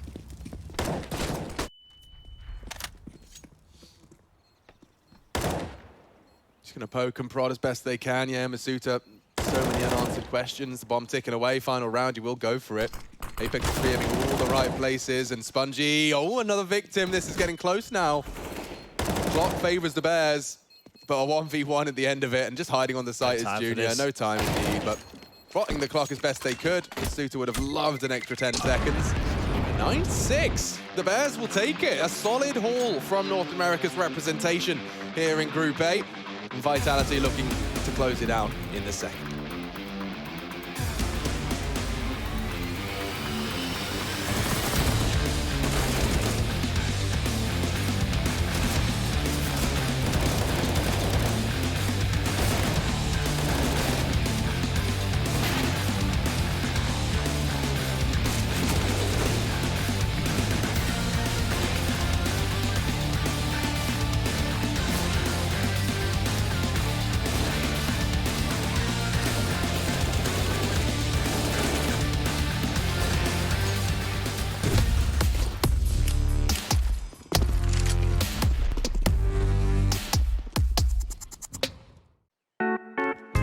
Hey Future Pros, back on Inferno, and I wanted to show you the deep mid smoke that G2 popularized. To throw the smoke, get into the corner next to this bench. Aim at the top right corner of this support beam and jump throw the smoke. This smoke will keep the T's a bit further back if they were planning on doing something fast in mid, and will also block some smoke setups the T's like to use. If you have a spare HE, you can use the cover of the smoke to get some really deep nades down mid. This one is too easy, so I don't think you Future Pros need any luck here.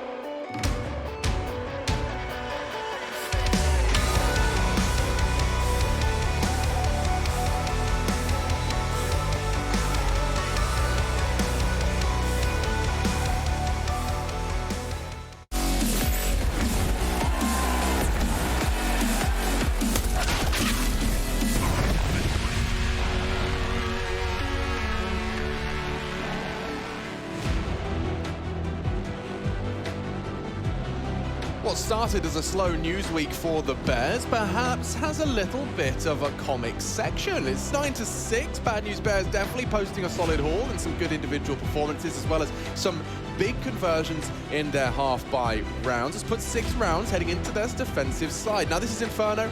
I've got Chad Sponge Birchall with me, your favorite streamer.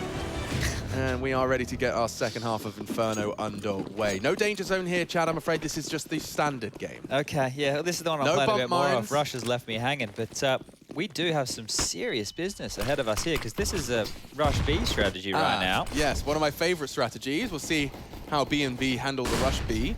Junior, first to be taking a couple of shots, and he has knocked some heads off the shoulders. The second follow-up was so swift.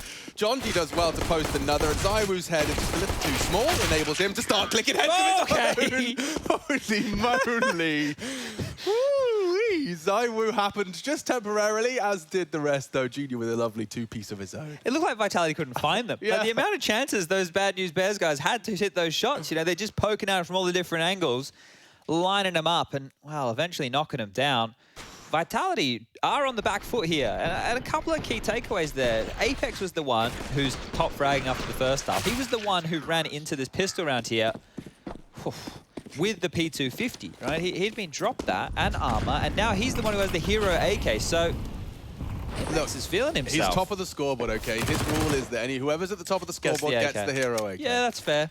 It's fair. Hard to argue with that one. The Apex Dan Madisclair a special rule. Wrote it himself in Biro. How far out of control do you think this one can get? Because yesterday, right, against Ent, Vitality on Mirage, they lost that 4-on-2 within, I think the scoreline was like 15-11, something along those lines. And then Ent had a real shot to get back in and take us to OT. They did end up losing 16-14. Now, if you've got a hero AK, you're probably going to look forward to... Suit just left to the walls. Apex is his next victim. Johnny's got them both in. Oh, not quite. His teammate swings in nicely. Swisher will enable that to happen. If Swisher's not careful. Oh, Zywoo, and shots could happen, and that's a round losing double. Oh, no, I know. Kyojin even got away from top mid. He was the next scout that Bad News Bears could have taken here. Now, oh, they could have a go for this. The util on Spongy, there's a kit just under the feet of the top banana player, Kyojin. So if they kill him, they pick it up, but they're saving. All right. The Force by Wars are going to continue now, and yeah, Apex probably should have never gotten Jonji there, but you could see Jonji look very flustered in that fight. Apex was the one who should have been more flustered. He was thrust forward. He was on an island. If he didn't make that kill, that was the round done right there. So rough one to lose.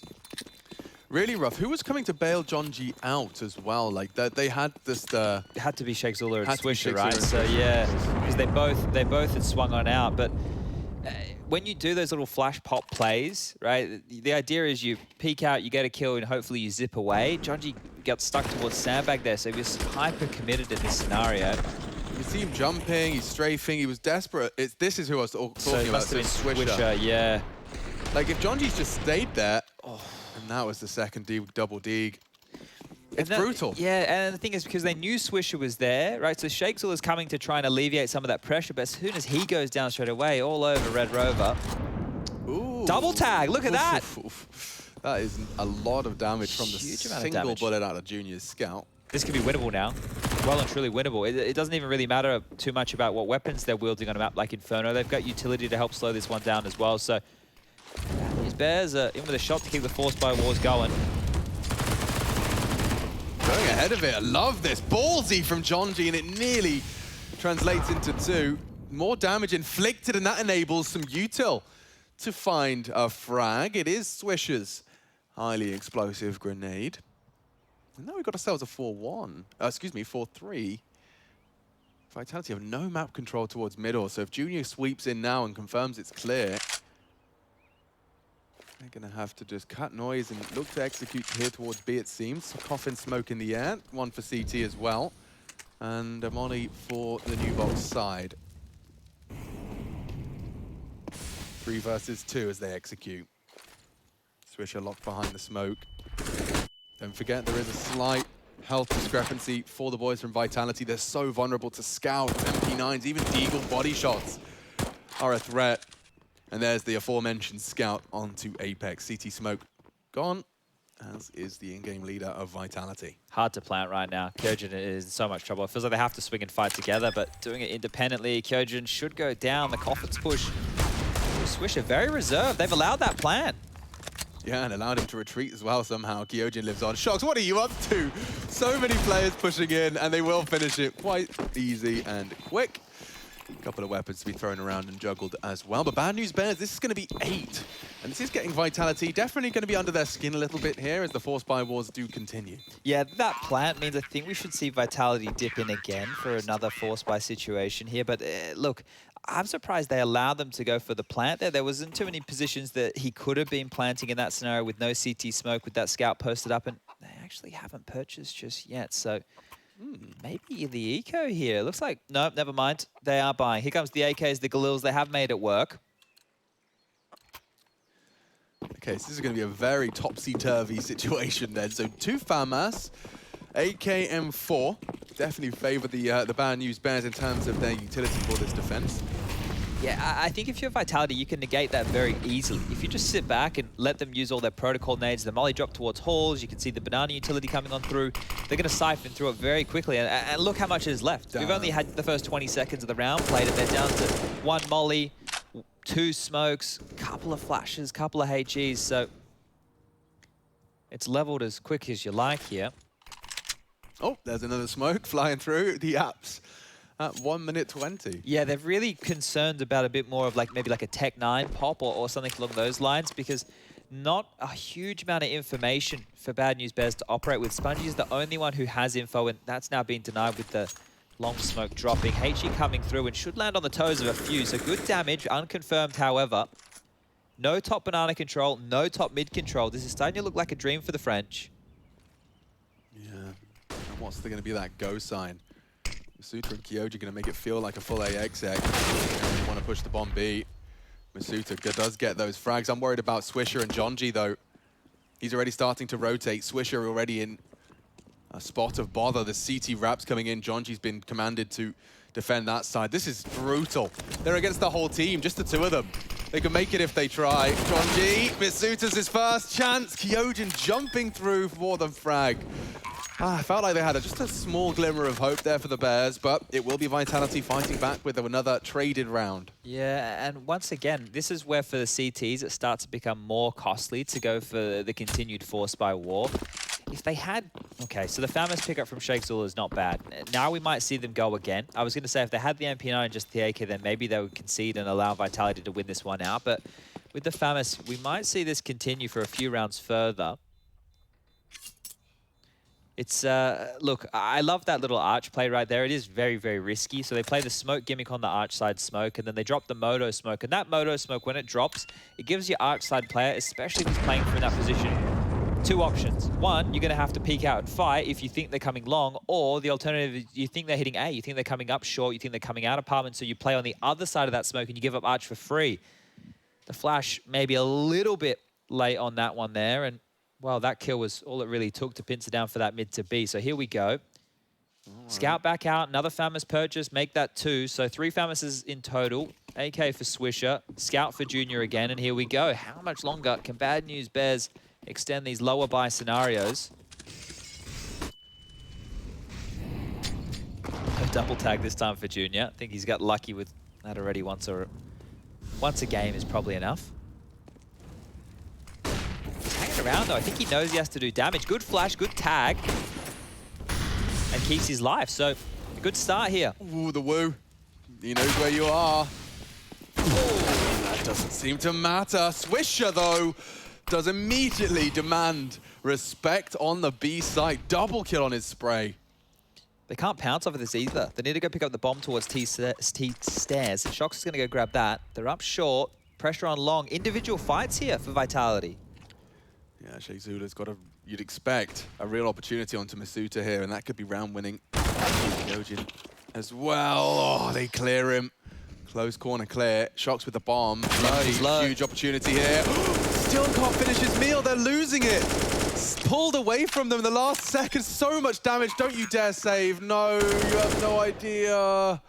The spray's so good, the round's so promising. Oh, they are calling it off here. Oh, they have no idea, Chad. Yeah, that is rough. That is very rough indeed. What are we talking about here? 22 points of health in total. Everyone we just watched. Like, we watched Shox. Don't forget, he was the one that caught Junior's scout bullet to start with. Yeah. So he's only been lowered by that Swisher fight. Or was it Swisher? No. Spongy on the short side there. If Spongy got that kill, they can easily win that round. And it also feels like Sheikh Zula probably should have gotten that frag as well. But this economy graph, this time round, it can actually tell a very good story. So Bad News Bears have bottomed out in terms of the bank balance. When you have the force by wars, things stay very even because both teams are fully investing every time. Loss bonus doesn't get a chance to build for either team because it is those back and forth rounds. But now, that's all over. Now, it is 2 rifles saved. But I feel like they have to concede at this point. That's 2 consecutive rounds right now from the French. And yeah, you'd be crazy to keep going. This is Sheikh Zula's chance as well, so he dinks him. Oh, and this... That was the kill. Out down to 8. Yeah, that was the kill right there. That would have changed the scoreline completely. We'd be sitting here at 11-9. They'd have a 4 bye. Okay, well, they can still make these AKs work in the hands of Swisher and Junior. He hears them. Everything acting in the bedroom, and nice adjustment. Junior will take first blood for his squad. He's delivered multiple times, and Swisher continues to impress here. He's been wide swung by the Apex, and unfortunately, it is only Jonji's USP. So Apex taking all these liberties on B means that Jonji's completely naked investment. I have very little to say about this one. Just jiggling through, walks into the Apex spray. No one able to contest. It is Junior's AK arriving late on the scene. Flash, they're going to go through. Flash and chance. Masuta removes it, as does Shox. So 13 for Vitality. Junior looking to catch a couple of these boys on the way out. Yeah, and the thing is, he'd love to hold on to this AK, but I don't know if he's going to be allowed to do that, right? You can see Shox is already starting to burrow on down and focus over towards this Ruins position. The low HP at Junior, he can't just sit in Ruins and survive. He will likely drop here if he doesn't take Shox out of the server, and even by doing so, he's going to give up where he's hiding. Suda chipping in here, and there it is. The headshot comes in, Junior goes down, 13 on the board. And just 3 more now for Vitality to pick up Bad News Bears pick. Remember, map number 2 coming on through, it will be Overpass next. Things don't get easier, but it is an opportunity for Junior with that CT-sided AWP. He can roam around a lot, hopefully look for the opening impact on the big green.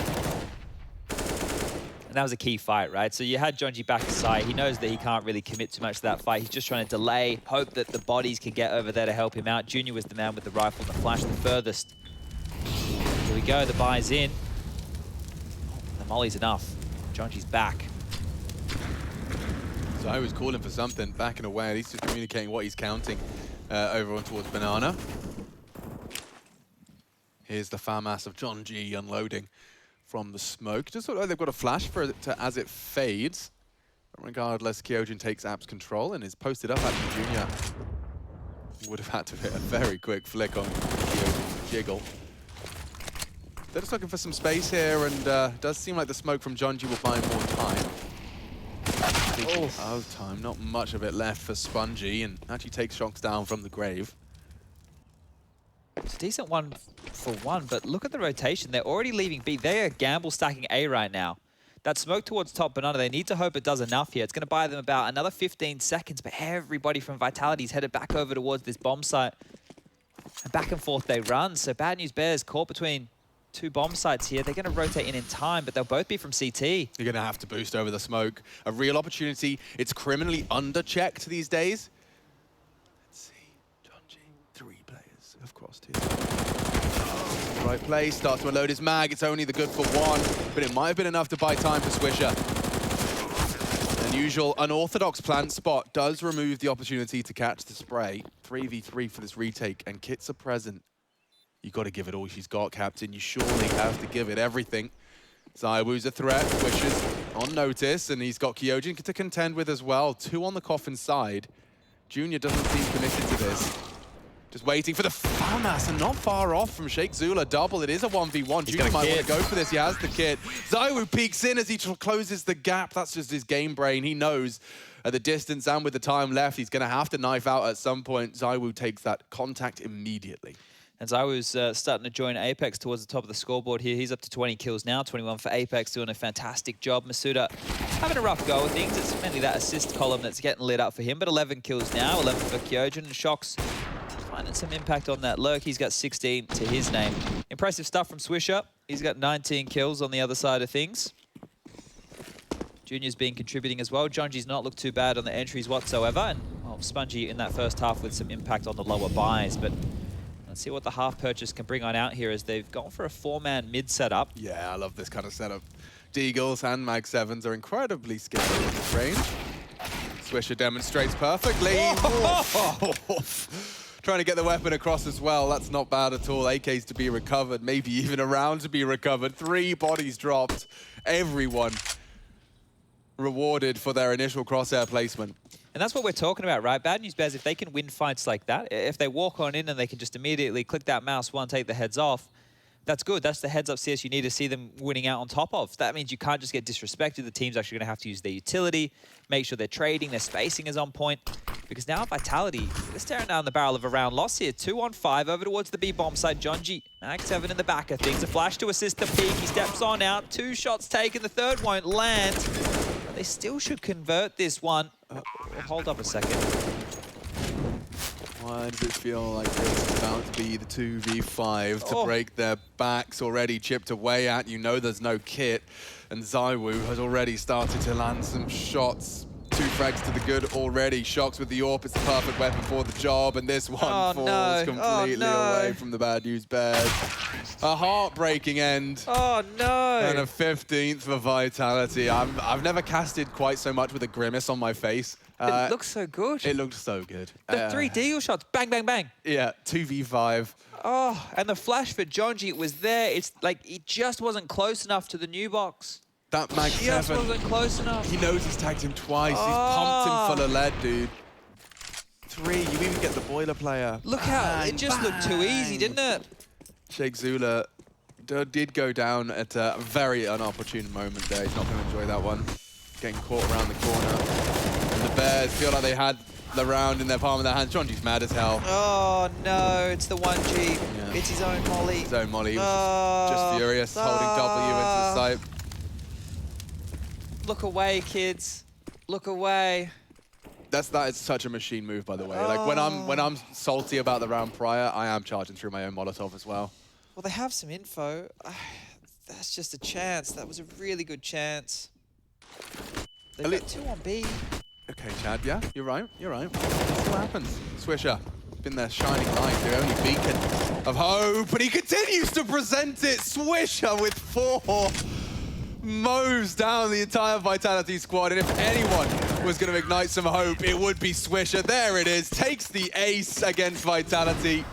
He's a rising star from the region, and he demonstrates exactly what he's capable of against a tier 1 opposition. That's a big boy ace right there as well, the full buy, right? It's not against a half buy, it's not against Tech 9s. This is just fantastic little spray down here, just mopping them all up. They line up, got that crab walk down. Look at this from the big swish.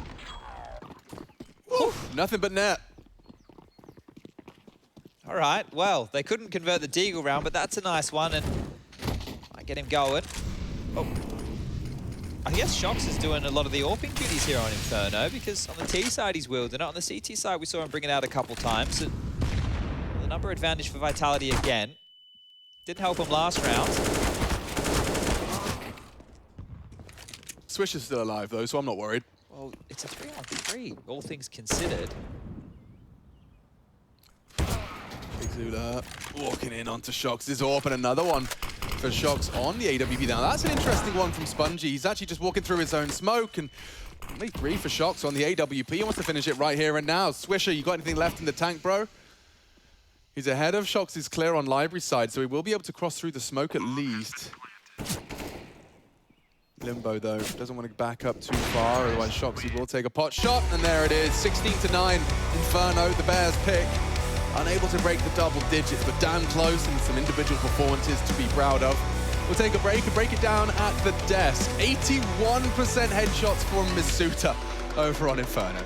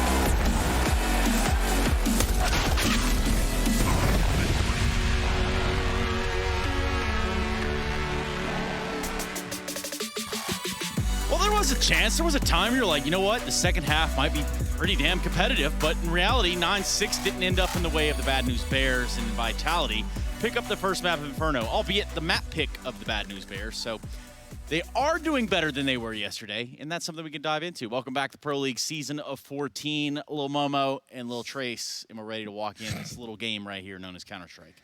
Ooh, this was a good look from Bad News Bears, and it's interesting. We kind of talked about some of the teams they might be able to have a chance of taking on yesterday. ENCE is obviously going to be a big one. They have their eye on towards the end of the group stage. But Vitality, oddly enough, you wouldn't think that way, but Vitality does have some swings up and down in terms of their play. Here was a pretty comfortable victory, but there were some dangerous elements. And I mean, obviously, this is helped and propelled by Swisher. 26 kills, 101 ADR out of nowhere for Bad News Bears. And racking up an ace here in the site, this, that, and the other. He was one of the anchor pieces of that B-bomb site. Yeah, and they did it. I mean, this is where they kind of lost the game, was on their own CT side, not able to kind of figure out the rotation. They were in economic hell right from the get-go. Win the pistol, lose the second, win the third, lose the fourth, and that kind of back and forth is so tough to deal with, and it takes a lot of experience, takes a lot of strong teamwork to be able to overcome that, especially on CT side Inferno, and that's really where they lost control, and obviously the really heartbreaking one. Ooh, Junior versus Junior. Yeah, there's are these numbers right? Because that would be weird to have just repeated his same performance from yesterday.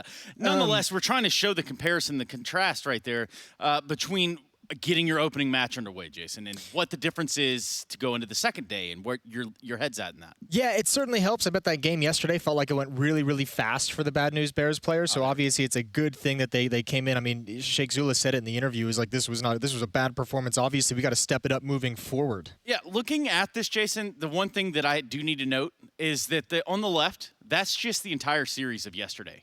On the right, that's just Inferno from today. He had a tough one yesterday. I mean, they all did, to be fair. And this certainly you can see better performance, and it showed. The real heartbreaker for Bad News Bears, right when you think they might have an opportunity to gain some economic control and make a comeback, that Deagle round, they lose a 5-on-2, and that is brutal. And that one, I mean, obviously that was the nail in the coffin. But if they win that, maybe they can start. Maybe they string two together. Maybe all of a sudden they're sitting at 11-14, and they've got money control. And then we can see if they can bring it back. But I mean, Vitality, it felt like in the second half, anytime Bad News Bears was going to get something started, they just shut it down. And you got to give Bad News Bears credit as well, because that first half was looking pretty abysmal for a good chunk of it until BNB rattles off 4 to end the half to get up towards 6. That was 9-2 at one point, and Bad News Bears making that late run to keep things competitive and keep Vitality within striking distance. Almost, yeah, that's exactly what it gave us, was a competitive game, whereas before that, it was just really looking pretty one-sided.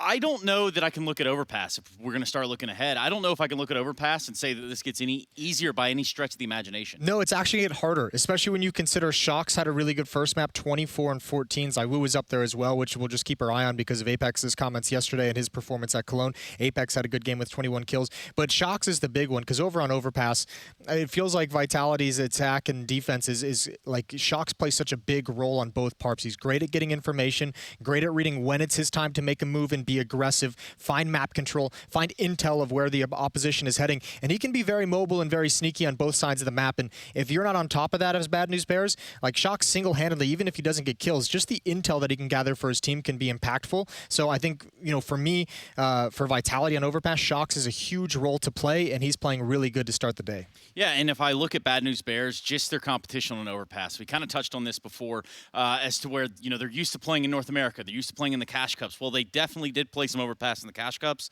But again, it's just the quality's not there, Well, I mean, they've got like an 86% win rate on Overpass, but yeah, I'm trying to look down and see some of the toughest opponents. Liquid at Summit 8? Liquid at Summit, they lost 12-16. It's all victories outside of that. But, I mean, after that, the next biggest competition is Godsent, which, you're not going to stack that up against Vitality and say this is any reasonable thing. I will say, if you're Bad News Bears, I mean, you have to be somewhat happy that Overpass was picked, just surely out of the basis that you probably feel confident on the map. Yeah, your own comfort level is at a good place.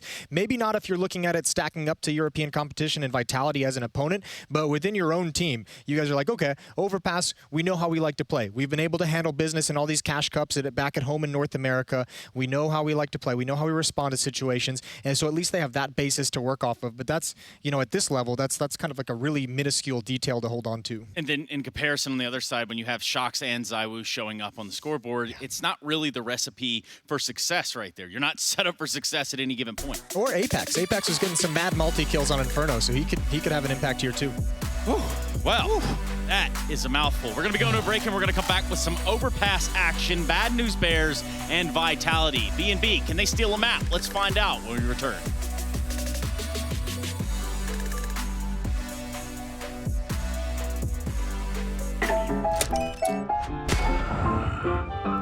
Yes, nice shot, my friend. Cheaters ruining your plays? I have eyes on the enemy. Bad servers stopping your shots?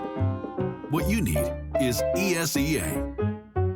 Advanced anti-cheat to stop cheaters. And the best servers around, all with 128 tick rate.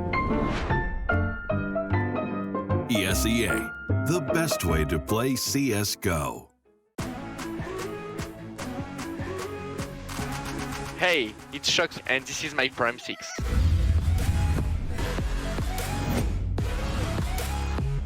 Okay, so for my Prime 6, I will pick Jax as an entry because you always need someone to go first, and he's the type of guy who loves it, who likes it, and who does it really well.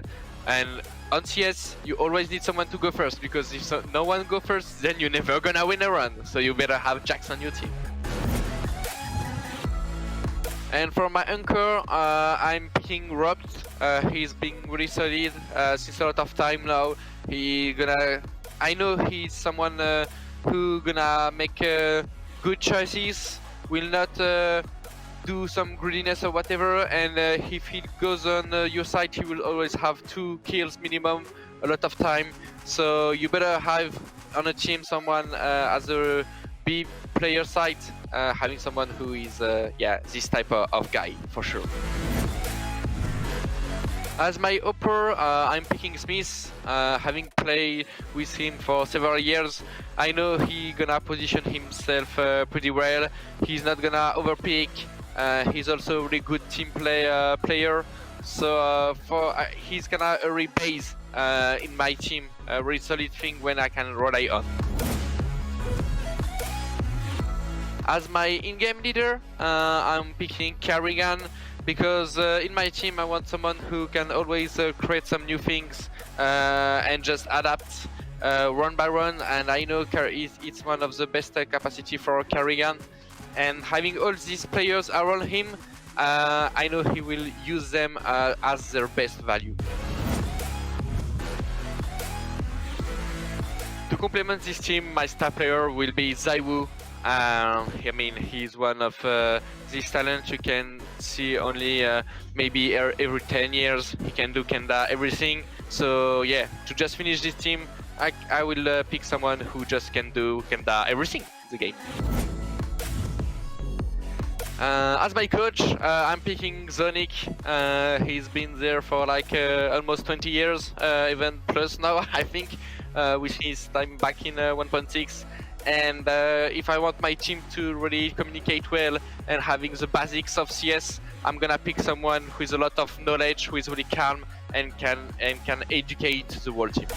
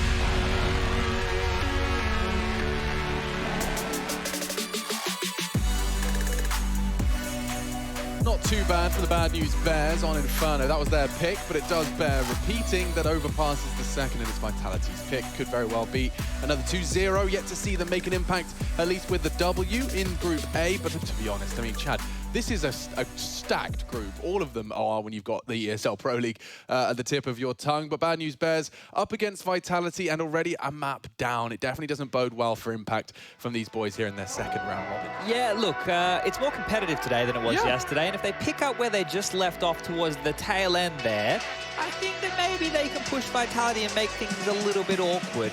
Look, a victory, I don't know if that's within the realm of the conversation we're having right now, but a competitive affair, hopefully. And I love Swisher. 25 frags up against Vitality. It's good to see him finding his individual form. And maybe if we get some more of that, we'll have a lot more to shout and scream about. I love me some Overpass, and we do get to see Bad News Bears starting on the defense.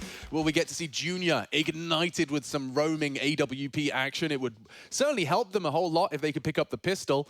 And we'll see what Zywoo and co have in store for that aforementioned pistol round. I'm seeing 2 smokes. I'm seeing a flash. I'm seeing a Molotov and 3 Kevlar vests. So let's see what they want to throw at them. They do have a tendency to go for this long toilets to B strategy. I've seen Vitality whip it out multiple times, and it does seem like it could be that long start. Well, they did the standard 4-1 for Bad News Bears on the pistol round, right? Because B rushes are very prevalent, so you just have one player, which is Swisher, taking information over towards A, 1x up to the top of your screen, favoring the French in this one quite heavily.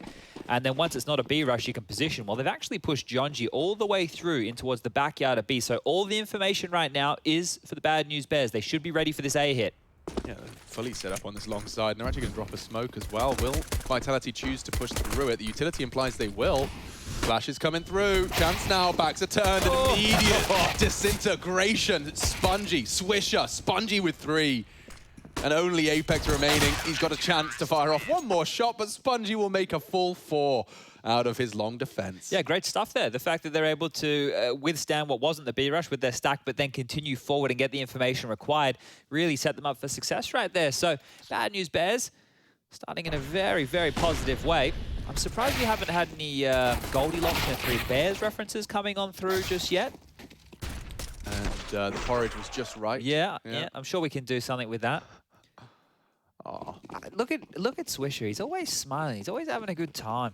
I mean, I would be too, wouldn't you? I mean, when you find yourself not only playing CS professionally, but playing it against some European counterparts who have, you know, done incredible things with their career. Every kill you get just feels like a demonstration of your own ability. This is something that kind of hit me in the face like a little bit of a wet fish. Like, I've realized that my entire teenage years playing Counter-Strike, all I wanted to do was play Counter-Strike against the best in the world, which was in Europe. And now that I live in Europe, like, I'm too busy working to play. So now I'm basically saying I'm going to play every single day. This is what you wanted. Yeah, I'm here now. Yeah. I know I'm a 32-year-old grown man, but I want to play the video game. And here's Swisher on a little bit of a push, an information play. And, well, now that they're down that man, they need to get something back. But this is looking good again. Bad News Bears, they have all the info. They do. I mean, this man down, Junior being caught out early.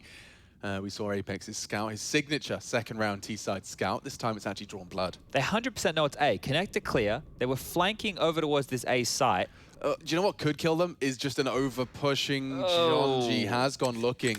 And that's what they were waiting for. Now they have a 2-man advantage for this conversion. ShakeZula, a lot to do here. Needed that onto Kyojin. And maybe Spongy just asked way too much of. Swisher, very, very late to the party. He's still hanging around on the other side of the map. He'll just be accepting his fate on this one. Yeah, they did have all the info. Unfortunately, as you mentioned, if they just overextended in a scenario like that, it's very easy to rip those heads off. So great shot from Apex to start the round. Another one from Shox there as well. And easy as you like, poor Swisher. No options but to try and hold on to his MP9. Now, we've already seen the Force by Wars continue in such fashion on Inferno with Bad News Bears CT side. So I don't expect that to change right here. They can keep themselves competitive. They've had a lot of info, right? They've got some good reporters over there at the Bad News Bears newspaper. 2 rounds in a row, they've been able to get some space, but only one to profit. Bomb goes off. We sit at 1-1, and it's a lot harder, I would say, for Bad News Bears to keep the Force by Wars going back and forth. Here's the shot. Junior in chat just said, nice shot. Apex, the scout main on the early rounds of an overpass T side. Even it's another right there. So, frustration, as you would imagine, from Jonji. Jonji's gaming with rings on as well. That takes a certain type of human being. Yeah, the mouse, the keyboard, you know more than most. It doesn't seem easy. I mean, I take it off as soon as I miss a shot. You know, like, oh, what am I doing? What am I doing with this extra weight on the mouse finger? You got to consider that as well. Didn't even think about that. But that was on his keyboard hand, so I'm not here to judge. Apex, imagine having another chance at exactly the same fight, and he hits the same person. Junior, this time, lucky to be alive, eats a scout bullet for his breakfast, and oh, they're dead. Oh, John G, you've got to do something rather magical here, brother. Yeah, flames arrive, as does bullets. Sheikh Zula, in the meantime, did catch that pesky scouter, and Sheikh Zula again onto Kyojin. A hugely impactful round here from Mr. Zula. And that will be enough to retreat. Okay, now they have the man advantage. Surely they can convert. Even Masuta down to 40, that's one scout, one deagle bullet. This could very quickly become a 4 versus 2, and they let these slip away on Inferno, Chad. Yeah, and the key right now is the fact that Junior and Sheikh Zula don't... Look, you need to operate knowing that you're low, but you can't play and just sit and squirrel away in the corner. So you still need to be quite active on the map, and that's a filthy little line right there being adopted by Sheikh Zula. Yeah, taking his chances. He has Junior kind of playing Overwatch, right? Watching the far right of him here. So in tandem, they could make something happen, but Swisher pushed up towards Connector. He will be able to come for a fast flank on this. It really does come down to Junior, and if he catches much information, he's rotating away, okay. Oh, Sheikh Zula's pushing forward for info. They've really just missed all the windows, all the timings here. And you say that, I mean, the backs are turned on toilets. Junior's going to have to somehow keep him distracted. There's 3 players here for a 20 HP deagle on Sheikh Zula. This first bullet has to be good. It has to be 100%. Has to stay calm. Has to be good. Stay calm. Stay calm. Stay calm. Stay calm. Tags him up to 50. Bomb will go down, and this round falls apart. 3 versus 4 quickly becomes 3 versus 2. Junior does not have the HP to contest. Spongy does not have anything more than a deagle to his name.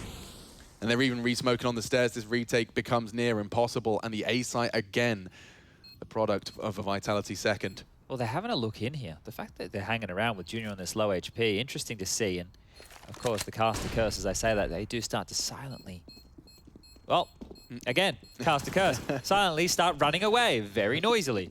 But Junior has to get the hell out of there to hold on to that scout. Spongy can stay much closer, see if he can try and find himself a gun. We saw Spongy have a bit of an odd one with the bomb going off yesterday on Nuke. And Junior, well, he didn't get far enough away. He's gone down. Spongy doesn't get anything, and the Force by Wars have been won from Vitality here. So it will just be this deagle and whatever other light investments the Bears want to go for. That was the tag from Apex. These were the deagle shots from Sheikh Zula. Second one, I think, much more impressive than the... Yeah, there you go. Nice little one tap there onto that Kyojin. This is difficult, right? At the best of times, shooting players in the back, it's hard. You can't really tell which way they're going to be tracking. And in a pressure moment like that, where he could define the round with a 3rd kill, unfortunately, can't land it there for the in-game leader. And here we go, back underway. Yeah, I mean, backs turned and multiple targets. Add those 2 components into your choices, as well as the pressure you outlined. Yeah, that's a lot. And Shox, he's been spotted out. We love Shox's campaigns on the T side of Overpass. We watch this an awful lot. He tends to be given this part of the map as his responsibility. Had a fun time versus Doto yesterday, or maybe not such a fun time. Yeah, Diha and Doto were punching around, taking some aggressive fights on that side of the map. They're going to go hunting. They want Shox. USBs, and he's got multiple targets. TK. Swisher. So keen to find the head of Shox, he's actually taken one of his teammates down in the process. They are grouping up towards a 2-2 split, it looked like. Jonji and Spongy could be backing him up on B for the stack, but as soon as Apex arrives on A and says no one's home, you might see the bomb go around the world. Yeah, and they've got time for it. They don't need to invest too heavily into this. Or they could just hit pause and allow Apex to flank, and then as soon as they turn around to deal with him, they poke their heads out along through that monster tunnel, come up short through the sandbag position. Here we go. Well, Jonji was watching behind a little bit. It's just too little too late. That one there, slightly dicey. I think 3 bodies hitting the deck for Vitality is costly, but all in all, 3-1 the score reads, and now the guns will come out. So we're going to get into the rifle rounds here. AWP for Junior, that's what he needs. Here's the little TK from Swish. Yeah, you got to fire. Look, in that situation, you just have to. You just have to. He's in the way. You got to get the kill. Otherwise, you both go down and the double frag comes on through. So, here we go.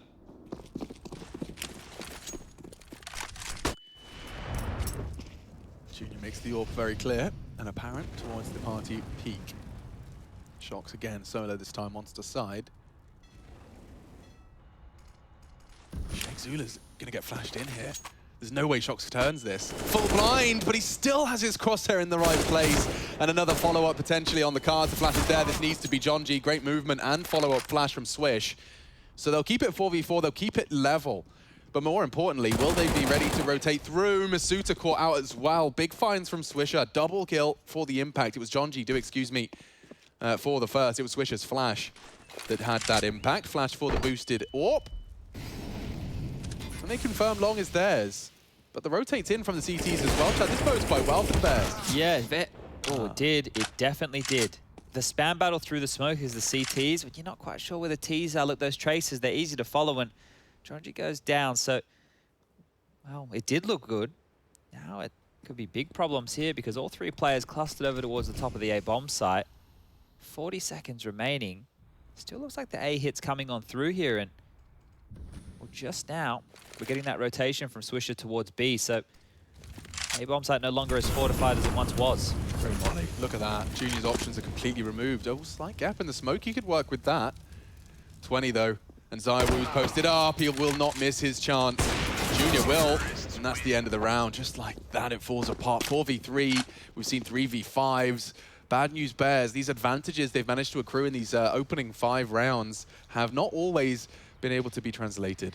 Yeah, look, that spam battle through the smoke, especially with the traces, it can be an awkward one. I remember a long time ago, we used to play a lot of Cobble, and Gomez, who was the coach manager of our team for a while there, would bring it up. I think the B long, for those people playing at home, when the CTs would go for aggression there and you were just defaulting passively, Havoc would always spam as a T through, and the CT could be anywhere. It could be in the archway, could be on the box, could be on the wall, and you always get spammed through that. I remember Gomez bringing it up time and time again because it's so risky, right? Like, your positions are limited where you can possibly be, and the CT can be anywhere ready to spam back, so you're blindly putting some bullets through. It's much easier to be the one responding to the Tracer fire than it is to be the one hoping to hit. Sheikh Zula and his long hold. We saw him find 2 last time he was tested on this part of the map. This time, same weapon. We'll see if we can get the same result. He does have Junior to call upon should he require backup. This is the deco, though, and it has been something that BNB were converting on Inferno. Good angle. Good find. Gets one. Junior has an opportunity to fill the void, and they're not clearing him. Zywoo's not going to be expecting this. Oh! He didn't see him! What? He didn't How? A bit too quick on the swipe, I think. Maybe 4x3 as well there could have played into this one. Oh man, that could have been a free real chance. Yeah. Well, a couple of opportunities missed. I think that has been a recurring theme of our cast today. Yeah, close but no cigar type scenarios time and time again here for the Bears. And look, we knew it wasn't going to get easier going into the map pick of the French, but they have had a chance here, there, and everywhere. Shox is into B, smoked off heaven, calling it clear. The bomb can come back on over now. And I guess while we have that ahead of you, I'm sure you guys, if you tuned in at the start of the show, you would have been paying attention to Mr. Stunner Saranthus as well as Jason Moses O'Toole. But we do have 2 more matches for you today. The second game of the day coming up after this one, it will be Astralis versus Ents. And look, Ents, in the first map, competitive. In the second map, it kind of got blown out a little bit more so yesterday against Vitality. But always interesting to see what Snappy and his crew, I think Hades impressed on the AWP. You get a good Spinks performance out of that. You know, Diha, always handy for a good 20 bomb. So, Ents definitely, I was looking at the Vito and what they could go for in that matchup as well. You know, they could pick maybe a Vertigo into this. We don't know how much practice Astralis have really been able to get in with Lucky. And then the final match of the day, that one will be kicking off at 8 p.m. CEST, assuming there's not any crazy delays. Here it is again from Junior. So he swipes. Oh, okay, so he definitely spotted him. Yeah, it's very quick. Yeah, just very quick on that swipe. So unfortunate there. And then gets nothing for his troubles. Last game of the day will be Heroic versus Spirit. Now, like I said, I'm off the Spirit hype train quite quickly. It didn't take you long. Like, no, you bought a ticket. They're going to be competitive, but I was like, Spirit are going to come here and they're going to own everyone. They're going to just 5-0 the group. Now, I'm no longer on that thought process. Oh, Swisher, high impact previously. This time, forced to watch as the rest of our 7th round plays out. 3 nades thrown out from Vitality Monster side, and they don't even plan to commit, so that's not bad. They show enough evidence that there's going to be 3 of them there. Shox, however, caught out on his advance through short pipe. Nice response, right? You can't just give up that territory for free, and that's what those nades are designed to do. No fun for Junior this time on long. And as I was posted up, he won't be able to re-peek, and he's far from it. In fact, heading towards the toilet side, they'll actually just completely give up long. Pretty noisy about it as well here, so feels like Vitality have a good understanding of the setup they're dealing with towards A. ShakeZilla wants to change that. Oh, caught out. Great Molly. Junior knows he has to stick around. And that was the bomb as well. Smoke's not bad, enables him to play around it. Masuta can wrap here. Jonji's responsibility to bodyguard him. Oh, there's a blind spot here. That Molly's not bad though. Oh, it's between both of them. Yeah, it's forced Junior back into the site. Jonji will be isolated using the smoke now as a guise. It's fading fast. Apex now. Jonji, good chance and a good frag. 3 versus 2. He seized the advantage. It's on to Junior and it's on to Masuta with the bomb for Vitality. 20 seconds. If he gets this frag though, Jonji's just rotting so much time off the clock, and it's in the meantime. The rest of his teammates have fallen for Masuta. Junior wraps in one up, and a solid defense there, this time getting to see the first 3 frags out of Junior's AWP. Yeah, good stuff from Jonji as well. Just the delaying, right? It's undervalued, maybe underrated, a little part of Counter-Strike, but especially when the clock's been rotted down to about 20 seconds, they're just being annoying, just forcing that vision. Here was how it started. And what I'm talking about here with denying this, those nades, right? Whether they hit or not, it's the idea that they can be thrown at any point. So those jump peaks is what makes Shox' life a little bit harder for him to take that area. If they're able to stop them from going for that boost, going for that jump peak, Shox could take things a little bit cleaner and easier. But here we go, back into the rifle rounds. Junior forward, flashed off again. Every time there's a flash or a molly, isn't there? Oh, you're brave, very brave from Swisher. Nearly takes 2 members of Vitality down on the aggress. Apex chunked down to 16, a double setup here for the aggressive CTs in towards underpass. And the door's blown off, so they can contest short from here. Junior has been caught out by an Apex AWP. Yeah, Jonji has a real opportunity to find a rebuttal. Grouping up with the short player in Spongy. Their setup's not bad for this. They can recover quickly. It's down to the next exchange. If they walk through Monster, that's the problem, but Bad News Bears getting forward. Jonji's having a look right now. He might catch them off guard here, you know, he will. This should be a free frag every day of the week. Shox goes down. They have the 3 players here. Yep, they're going to be in the right place. Spongy tucked in on the sandbag. You'd expect the frag to come through, and it does. Double from ShakeZilla. Apex late to the party. Last seen with an AWP. And now, baiting the shot, they know exactly where he is. This is a guaranteed 3rd for the Bad News Bears. Apex looking to hold on to the AWP as best he can. Yeah, that's a big save for them to get in to give back to Zyro, who didn't really get to wield it. But is he just going to save? He's got 30 seconds. If he wanted to go around the world, he could. I think the shift key right now indicates, yeah, definitely the save call. But you could see the difference maker there. All 3 players flooding up through that sandbags position. As soon as Kyojin, I think, was the first player to take contact, he pulls out the molly. If he got to release that molly, they're all trapped behind that. They're left in a quick split decision. Do we thrust forward and all push and fight, or do we have to drop back and concede the site? That right there could have been the difference maker. So ShakeZilla, big impact from him in a round like this. And yeah, you're right, the 3rd round on the board now. Starting to build some steam here, the Bears. Counter-terrorists win. And an AK-47 for their troubles. They'll take that. Even an AWP recovered in the last second as well, so Junior doesn't have to reinvest, managing their money in pursuit of a couple of consecutive. That's 2 in a row we've seen from Bad News Bears.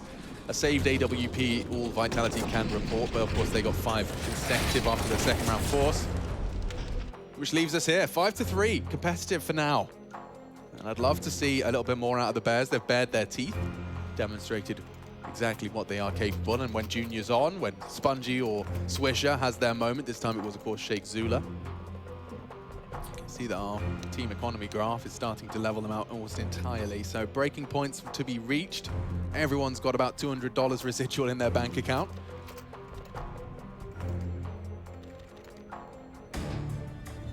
I don't know if that's weapons and bank balance combined, or if it's... That's when I was just truly just thinking in my brain. I don't have to get on the dog and bone here. I have a bit of a call about that, because if it is the weapons and the bank balance combined, then that we can use that to tell a bit of a picture, a bit of a story.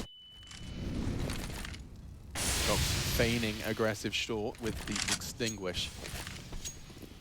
Remember yesterday we did see Vitality go for the 4-man stack quite a lot as well to get the Heaven player. They didn't profit from that boost at all, so keep your eyes if we do see that coming on through.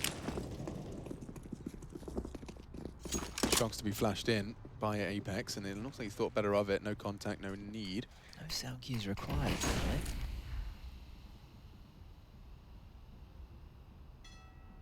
4 players over here from Bad News Bears, so not in the worst setup to deal with this B pop by any means.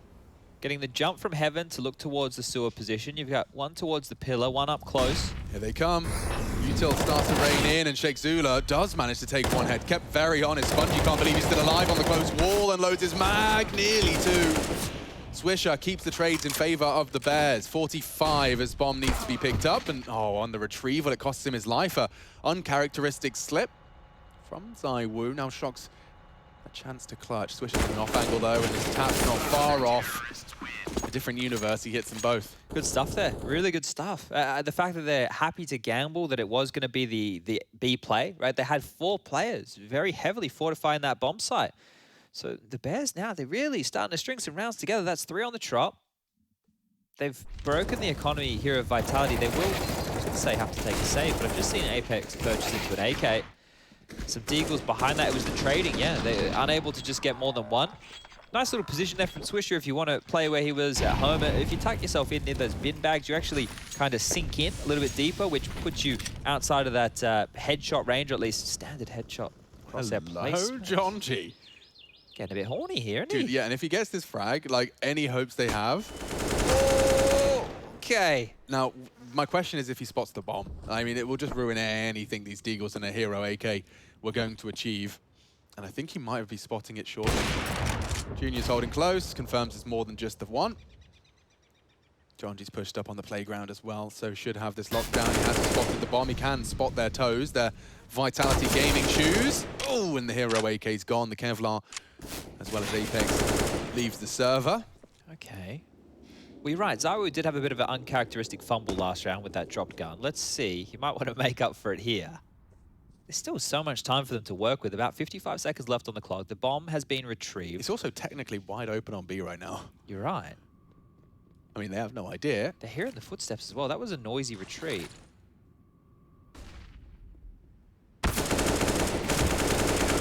Never mind. Sheikh Zula looking very handy. Yeah, well handled. Most of his kills, I feel like almost all of his rounds have been double kill contributions. That's true. We saw Deagle, M4, and AK. Yeah, so very, very good stuff here from Sheikh Zula. All right.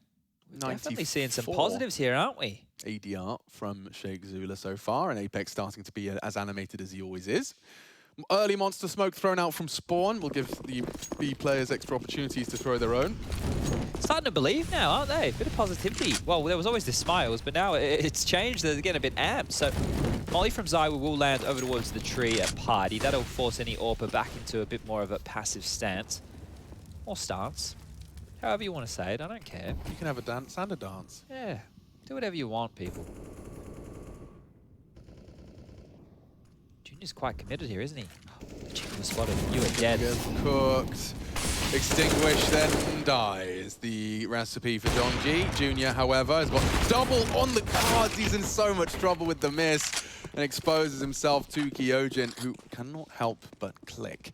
Sheikh Zula, we were just highlighting just how impressive he has been. Needs a double. Yeah, he's been called upon for another double. And actually tucking into that close corner could be the play. Could very well be the play. Spongy can bait them from the bin. I don't hate this. A chance for Sheikh Zula here. Fully blind. They come in from long as well. Multiple targets. They did line up. But Shocks to finish the job, though, for Vitality's 6th.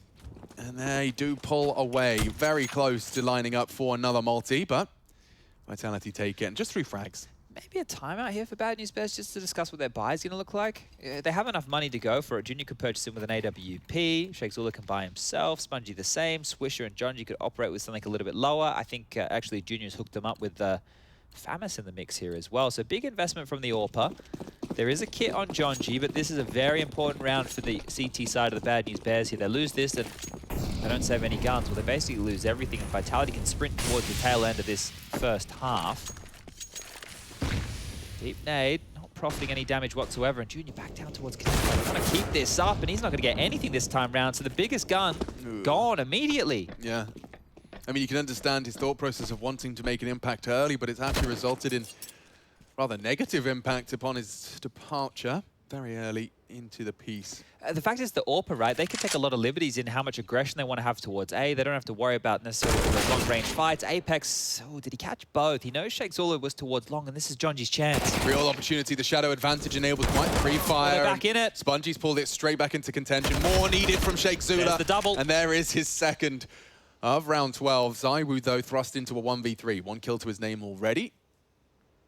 And the bomb within his grasp, but they're actually just clearing out long together, partnered up. So it's going to give him a lot of freedom to not only pick up the bomb, but to go looking. If he gets the bomb, he could go B. Like he can't know that by any means, but no, you're right. He's walked past it. This becomes infinitely more difficult now. While he searches for bodies, they get closer.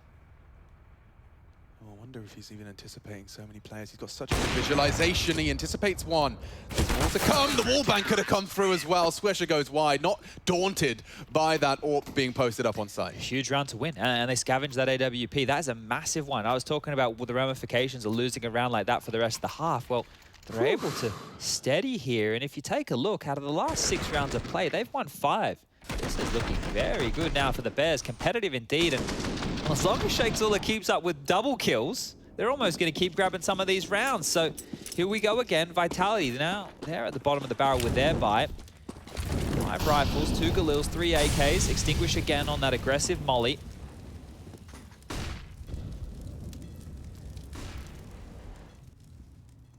$300 to deny their $600. It's, I guess they're making money. Yeah, printing it.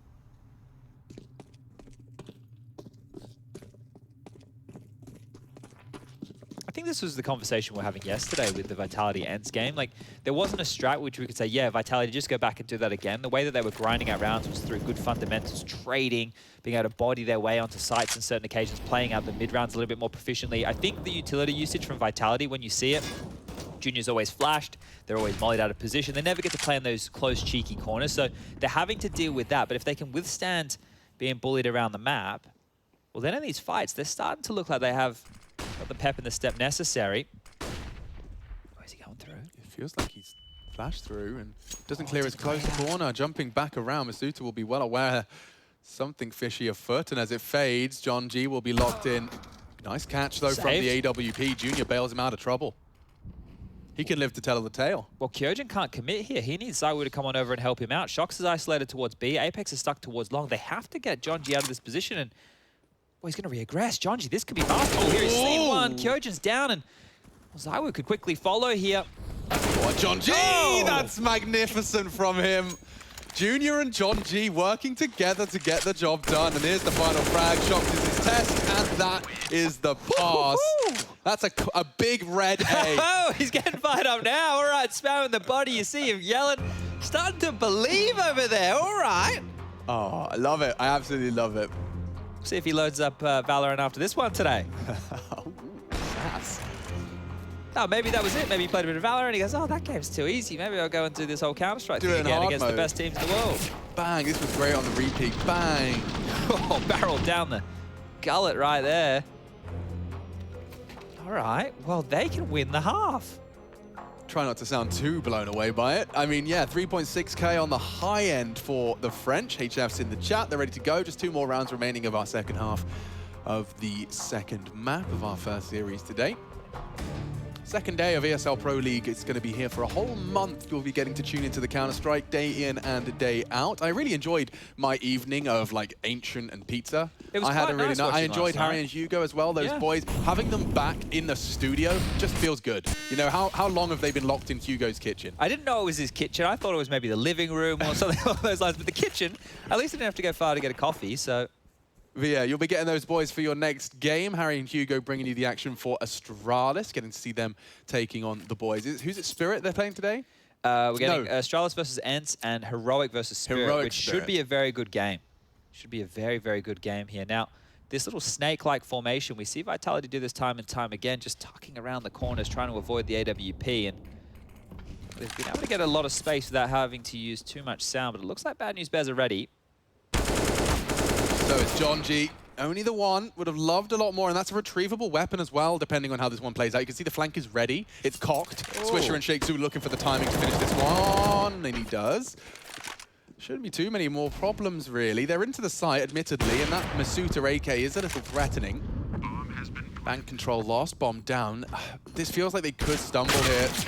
Nice reactions from Spongy on the FAMAS. They actually both line up for him on the peak, and so my fears have been dismissed. And it does seem like Bad News Bears can win the half. Give Sheikh Zula his second, guys. Don't stop this streak of doubles. Oh, swish it. Dude. He's going for just two-piece feeds. Let him have the chance at least. That's the half. That's 8.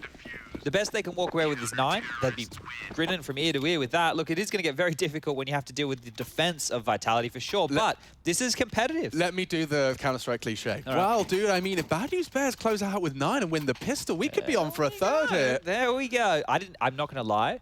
Nuke is the third. I couldn't have told you that until I just looked at the top right of the screen. Because, look, I think Bad News Bears, right, coming into this, especially after yesterday's performance, it was difficult to see them putting up too much resistance. But this, and I know that I'm, hyping up a 9-6 half on bloody overpass here, but this is competitive. Here's that boost. Ooh, don't do that again, boy. Yeah, Jumping for the info. I think it was... What? Shox is dead. Oh, Jonji's pushing.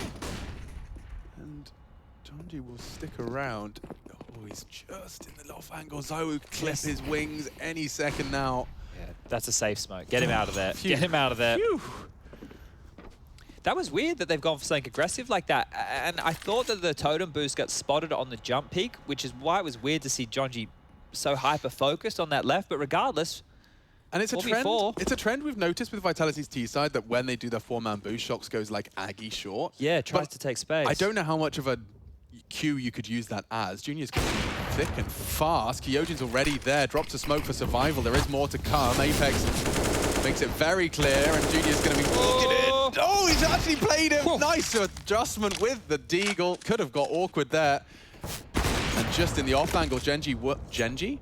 Gen-G. No longer in Counter-Strike. No, not at all. Generation G or Generation G. Either way, John G posted up on long and he did tag up Apex. Now, Sheikh Zula and Spongy, I like this crossfire. It's very promising for at least not letting this be a double Vitality frag. There should be trades involved. Should being the operative word. Spongy throws a trajectory. They know to clear him. Still gets away with the frag. Now it's a chance for Sheikh Zula to come alive. They're not going to clear him, and the bomb's now loose. This has to be Bad News Bears round, and Sheikh Zula's double is there to lock it in. 9. Now we're talking. The Bad News Bears with some very good news. A solid half, 1 out, and on Vitality's pick, no less. We'll be right back with the second half.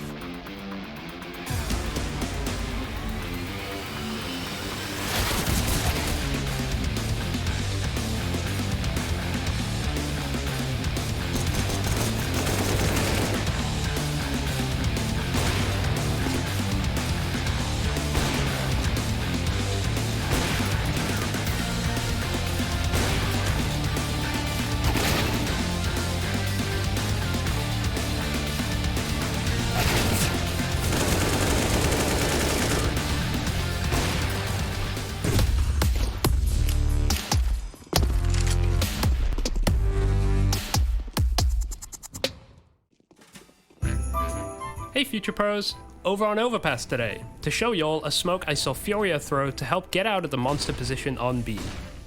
To throw the smoke, get your back against the ladder. Aim where the line meets the base of the arrow. Then walk forward and jump throw the smoke once you get to the middle line of the A. Then optionally, you can throw some deep flashes over monster as shown. This smoke makes pushing at a monster a bit less scary as you can play around it and get a bit of a one-way to clear out a lot of close angles. You can also boost over it if you're feeling extra spicy. Good luck and Rash B.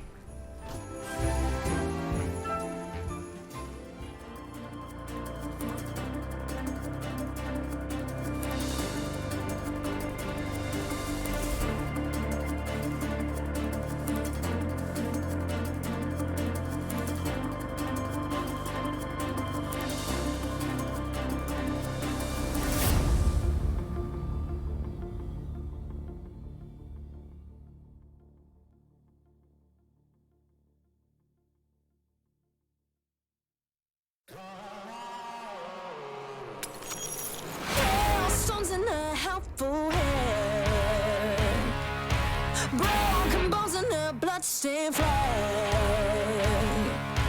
Open road and nomadic plans.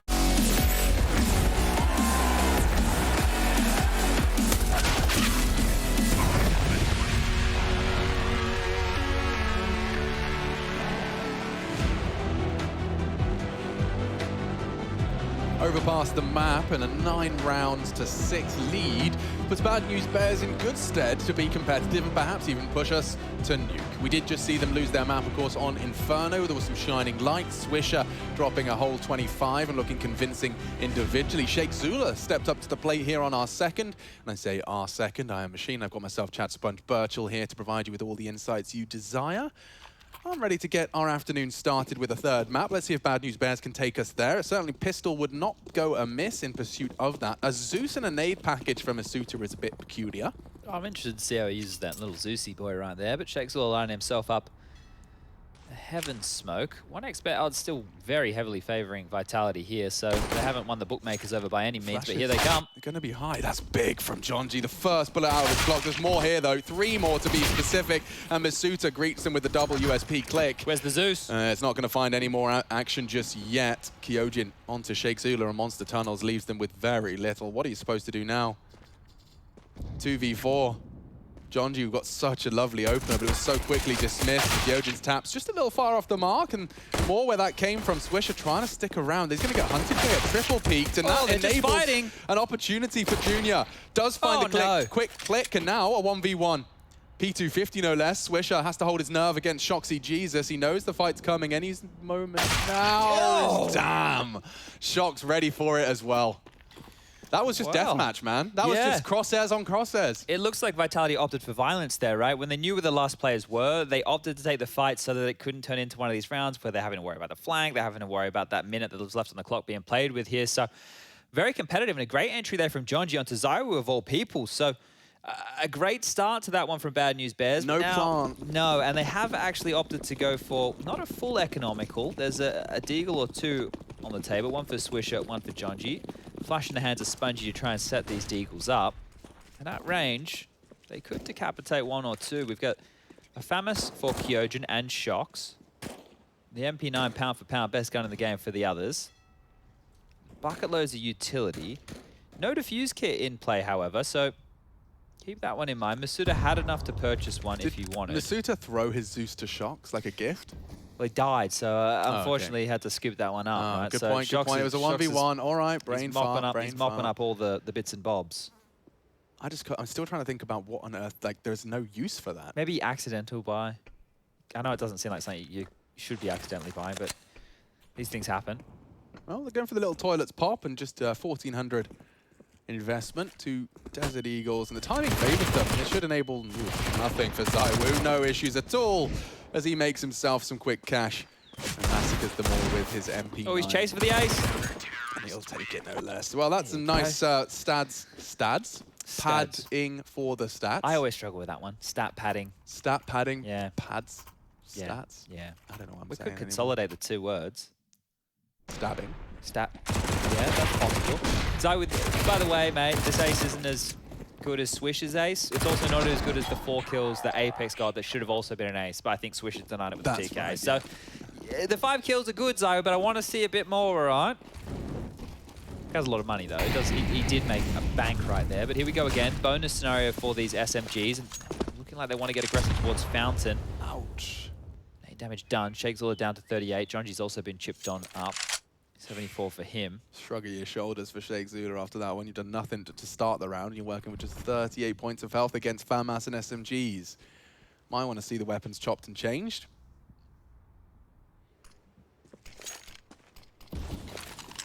And more where that came from. Good timing on that nade as well. Just a little shy. Little shy of the mark. The crossfire established in these toilets. I don't think Jonji's going to take any... Oh, just a slither of toe. It's their own smoke, It's though, all right? that Zaiwu needed. Yeah, that was their own smoke, so they're going to be a bit frustrated with that death right there. You can't be having that happen, especially on the first gun round here. No, not on the bonus gunny. Sheikh Zula, great opportunity. They're not ready for it. Looking the wrong way. And this one's falling apart. This is the bonus, and they're going to get all these AKs for free. If Vitality continue to slap as hard as they are... Oh, dear. Oh, no. Oh, no. It's 5 AK-47s on the floor. Let's see how many they get. 1, 2, 3. 3 will do nicely for Vitality, and this is going to be the changing of the guard. Watch Bad News Bears dissolve now in Vitality. Well, let's just flip through the newspaper, get to the weather section. Yeah, the forecast is a massacre. This sucked for Bad News Bears. Like, no fun at all to be had.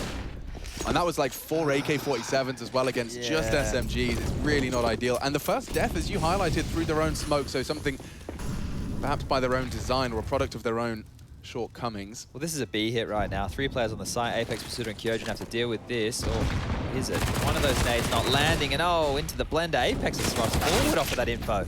Yeah, second one. Oh, never mind. Masuta's not interested at all, and there's 2 of them there for a quick finish. Masuta 3 kills, very quick succession. Back into the weapon round, but yeah, gap closed. Consider it more than closed. Vitality now starting to take the lead, peel away with 4 consecutive here to open up our next half. Hopefully not shut for business, Bad News Bears, because that was a really competitive first half. When you take a look at the type of rounds that Vitality were winning, right? They won the Force Buy, and then it was the Force Buy Wars for the first couple. They had an eco in that mix as well. So you take a look at the gun rounds. Bad News Bears in that first half were having to go through gun round after gun round, but let's focus in on one of those exactly, and Shox is just pushing forward. Look how aggro this is. 2 in front of him, 1's already dead. Junior not long for this world, and that nade just shy of the mark here. 5 HP for his troubles. Oh dear. It's going from bad to worse right now for the Bears. They're kind of left with only the B bomb site to go to. Thanks to Shox. What are you supposed to do?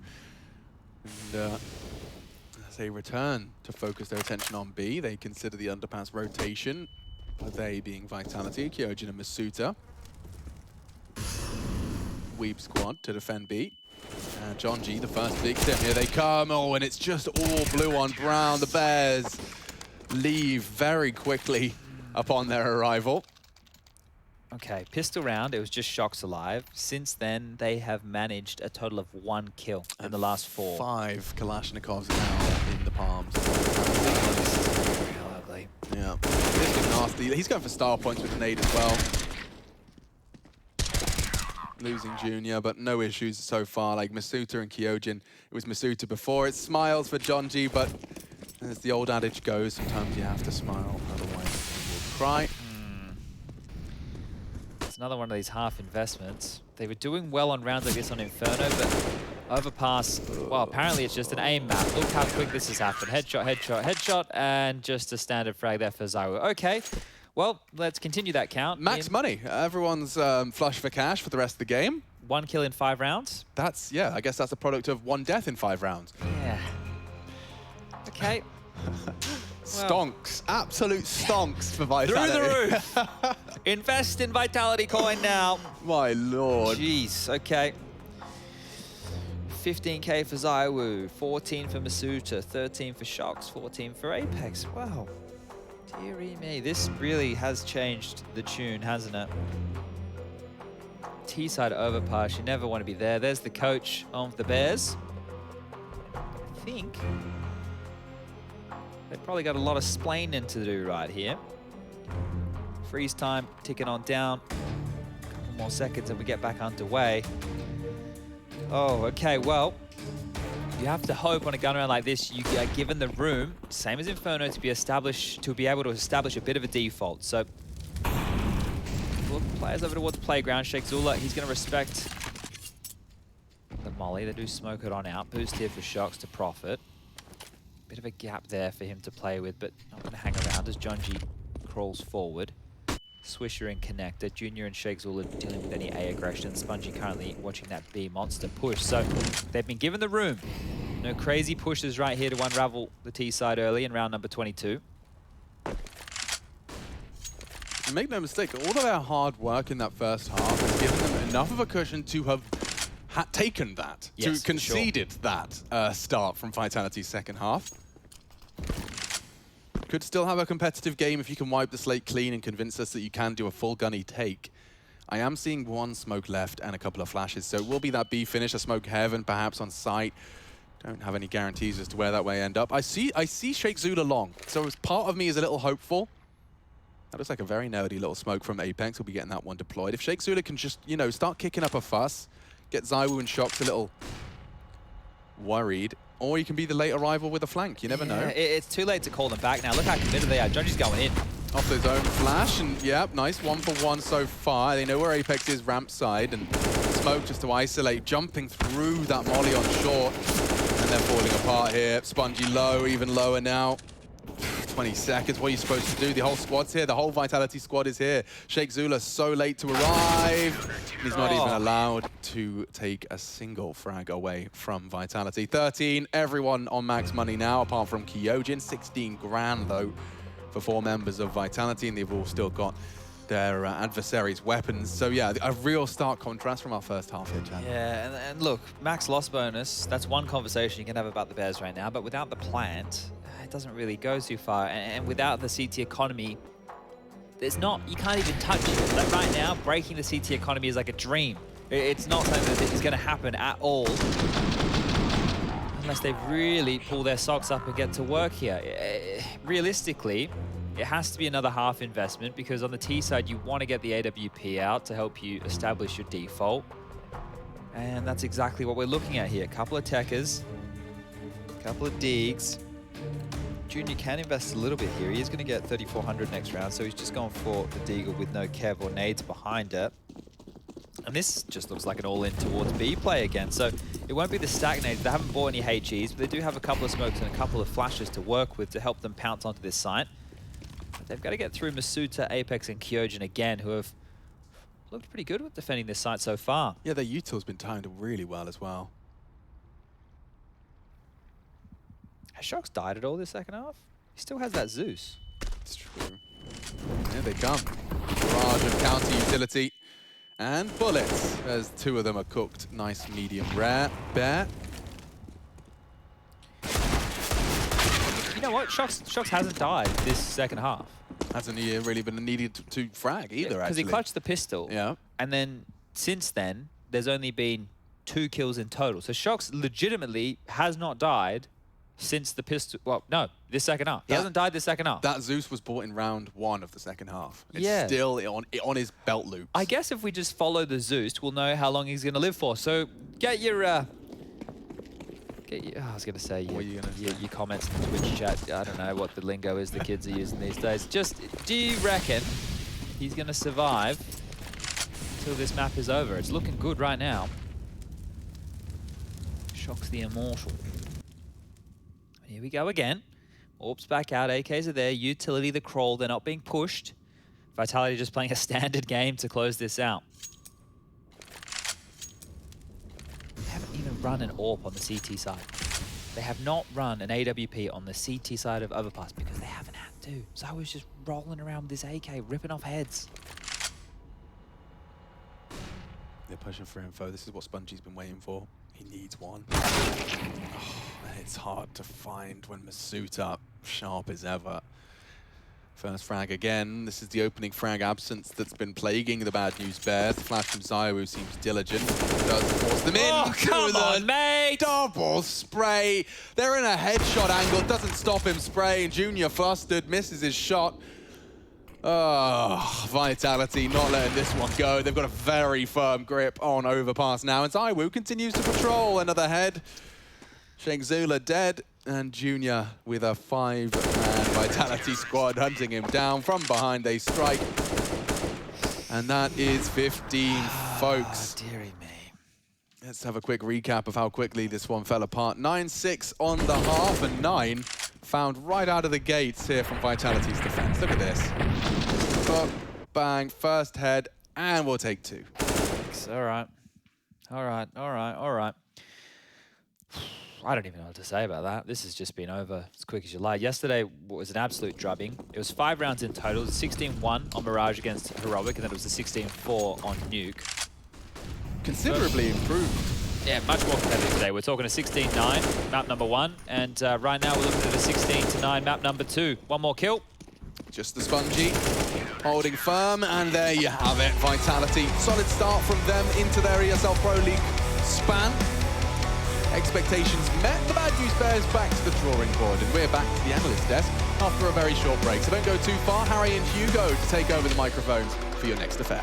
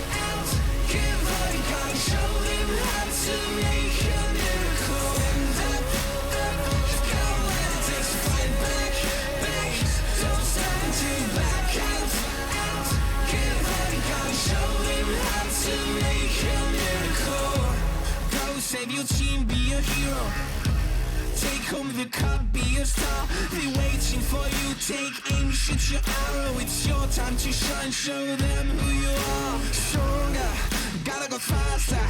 Gotta get better. Gotta work harder. It's fight or flight now. Get out now. Go with the move, go for the goal. Lead up the stadium, you know how it's done. Stand up, go when it takes to fight back. Don't stop until you back out.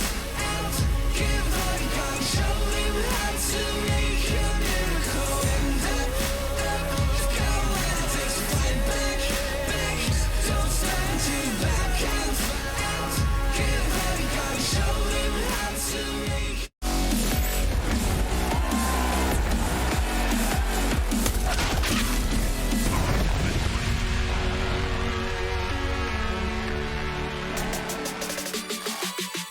Well, we won't be going to nuke, but nukes have been dropped coming from the Vitality side, landing right on top of these Bad News Bears. Of course, overpass not going the way that they would have wanted it to. It did have a little bit of a spark of life there at one point, but ultimately, this does go to Vitality here for the second matchup for these guys. And I've got Moses here with me as well. We're going to talk a little bit about ZywOo, as we always do with Vitality. Yeah, well, I mean, we kind of came into this saying Cologne was a bit of a letdown from an individual perspective for ZywOo. Still a good event, just not up to par with what we're used to seeing out of him. And obviously, coming out of the player break, he's looking fantastic. I don't think he's had a slow map yet for Vitality in the 4 that they've played. So that's got to be something that, you know, if you're an opponent in this group, you're like, okay, well, we don't have the easy ZywOo anymore. He's arrived. He's showed up. So really good game from him. And obviously, in the previous map, it was Shox, it was Apex up there with him. This time it was Masuda, not only up there with him, but leading the way. 28 kills, 110 ADR on Overpass, and those two really combined. Like, I don't know, I felt some excitement in the first half, especially when Bad News Bears went on that 8-1 run on their CT side. I was starting to get a little bit into it, a little bit of this could be a cool map that went down to the end, down to the wire. But Masuda and ZywOo just had other thoughts and shut him down in the second half. I mean, just a further insult to injury here. You look at Masuda, you talk about his stats from Overpass. Well, I guess, yeah, it would have been Overpass alone. Out of the 28 kills, 17 of them were just headshots. So those guys just never really even had a chance. And that's pretty much the way you want it to be if you're Masuda, I would think. Yeah, and I think you got to be happy with that if you're Vitality and that progression. Remember, Apex yesterday was kind of pleased with where Kyojin was at right now, and he said he's very similar to the point where we had this conversation, you know, when Masuda had come in, and that we're just kind of, you know, helping him get into the swing of things and letting him find his own game and just continuing to work with him. And having someone who can just pop off like this in a random map here and there, that's great. Someone outside of that core 3 of Apex, of Shox, and ZywOo. It does go a long way. For us, we're going to continue to go down the way of the Bad News Bears because we do have Junior who's going to be joining us here for a couple words. Of course, we do thank him for jumping up here with us. Junior, how are you, buddy? Hey, boys. How are we? I'm good. How are you?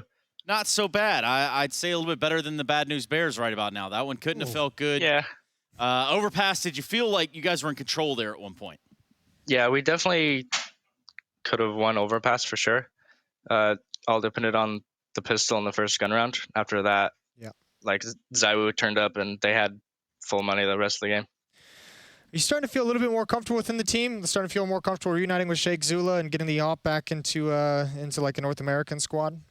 Yeah, definitely a lot better than before. I can like talk to my team and like understand what's happening and play like the op role how I think it should be played. I was gonna it definitely feels refreshed. I was gonna ask that question after being in Furia from the outside. We always talk about how chaotic and how hectic they seem and how they like to create that chaos. I'm sure with you probably experienced that from within, and on top of that, the language barrier probably made it a little bit hectic. But was there for sure. Was there some things you learned from them, or some takeaways that you had in the style that you think you can bring as an opper to the more standard gameplay? Yeah, they have a really good like info-based way to play. Like if you get a kill here, the next player should be here, and you throw whatever nades you need to like kill him on T side. Yeah. So that definitely like something I take away from playing with Furia. And, you know, obviously that's part of the growth for you as a player. And I guess I want to go a little bit deeper than that. I would ask the same exact question Jason was going to. That was going to be my question. Damn it. But really, you know, what did you take away from outside of the game in terms of, you know, competing with Furia, and then now, you know, you're kind of going back a different way? You're the more experienced player on Bad News Bears, probably. Yeah, definitely. It's hard because you got to respect like the top teams now that travel and play on different setups every game. Because like everywhere I've boot camped, it feels totally different. Like the lighting's different, your chair's different, Yeah. tables a different height. So you got to like realize how much like Simple and Zaiwu are how good they are because they play on a different setup every tournament. Still that consistent, yeah. Yeah. So what's up, man? What's going on? What are the, what is your kind of idea for Bad News Bears? Are you guys moving forward? Are you progressing as much as you'd like? I know like finding an organization is obviously a top priority. That's going to be tough. But in terms of gameplay, in terms of how the team's coming together, is it feeling good? I mean, you guys have only, in the pre-show before Pro League began, with you in the lineup, you'd only played 7 games together. So I mean, is it kind of like every week, every few matches, every tournament, you feel a little bit better? Yeah, we had like a week of practice before this outside of the ESA Cash Cup we played. Yep. And yesterday was kind of like, it was an off day for sure. Like we didn't enter the server at all. And today definitely like we showed signs that we can compete here. Agreed. Yeah, we'll get you out of here, man. For the fans that kind of grabbed onto the junior train, is there anything you want to say to them? Just keep watching North America. We need all the help we can get. Yeah. Yeah, we need Jesus. May your cash cup runneth over. Thank you so much, Junior. We'll get you out of here. Thanks, Thank you, boys. Have a great day. That's a GG for the Bad News Bears. Didn't even really get to ask him about playing Astralis tomorrow, but I'm not so much sure that there's. You don't need to ask that question. That's not a question you need to ask. We know the answer to that. Not really a fair one, is it? Yeah, so they've got Astralis tomorrow, which is going to have their work cut out for them. If Vitality, they started to show some face through on Overpass, but overall, this is a different echelon of play. No, but yeah, it is. But it's also nice to see a Bad News Bear team that showed some competitive, as opposed to the first day where they kind of just got destroyed out of the server. And we heard it from Sheikh Zula in the pre-interview. We heard it from Junior there. That's not like the true Bad News Bears, that they know how well they can play. We got a little bit more of a glimpse of that today, which is good. And again, you hope that tomorrow against Astralis, they're going to be able to show something similar. Rack up a couple good halves, get an 8-7 lead going into halftime, show us you can overcome some obstacles, make it competitive, give yourself a chance to stay in the game. And obviously here it fell short, but I mean, that can go different even against a team like Astralis. If you just keep yourself in the game as long as possible, you never know how something might turn. So it's just good to see some fight out of these guys. Yeah, good teams can hit shots and run strats. Better teams and the best teams can adapt and make something out of nothing, and that's kind of what separates champions. Yeah, and also, I mean, like you talk about asking the question, what it's like going up against Astralis. It's obviously going to be intimidating. They're obviously going to feel like it's going to be a big task, but we can't forget, like, despite how impressive Astralis is, they are in the midst of their own roster change, bringing in Lucky. Bubsky still not fully settled in my mind, in the team and feeling as comfortable as he might down the road. There's some opportunity for Bad News Bears to go on a hot streak, to have, remember, Swisher in the first map had a great performance here against Vitality. He ended up with 26 kills. You have a player pop off like that while you've kept yourself in a game at a 11-10 scoreline or something like that. He might be able to just propel you to a map upset, and then who knows what happens. So yeah, really intimidating prospect, really low odds in actually upsetting Astralis tomorrow. But I mean, it's possible. Yeah, it's very possible. Speaking of Astralis, we have them next. They're going to be taking on ENCE, the Finnish esports organization from Finland, sporting only one Finn. We'll be right back after the break. Nice.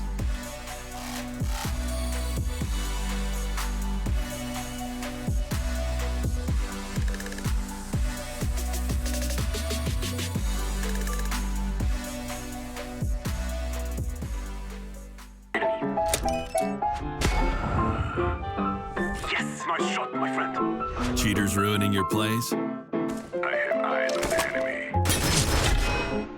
Bad servers stopping your shots? What you need is ESEA.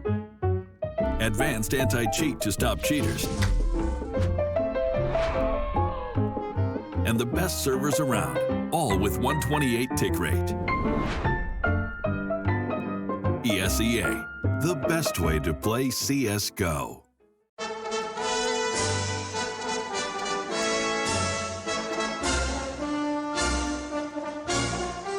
Running across the tiller, I'm going. Okay. 2. I think they're looking at me, Rush. Yeah, they are. Okay, I'm coming. Oh, water. Nice. I'm going to go left towards radio, okay? Where? Radio. So I'm going to go. And what you see? One more here. Oh my god, this guy looks stacked, dude. Where is he? He looks pretty good, man. I'm gonna try and see. Dude, I think he's ready. Wait. Hold up. Put them all on him. I want to firework him out to water. You ready? Yep.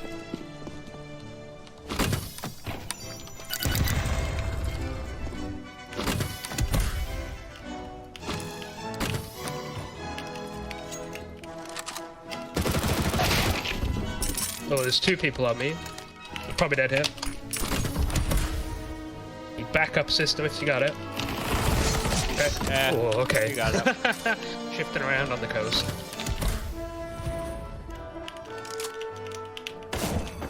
Okay, I'm going for the last guy then. He moved. Oh, here now.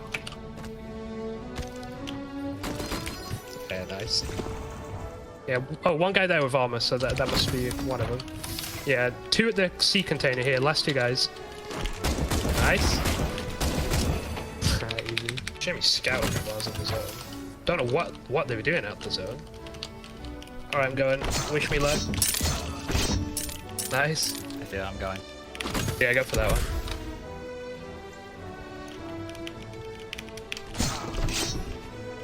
Alright, I'm doubling now. He's down there on it. Behind the tree. Yeah, I got him.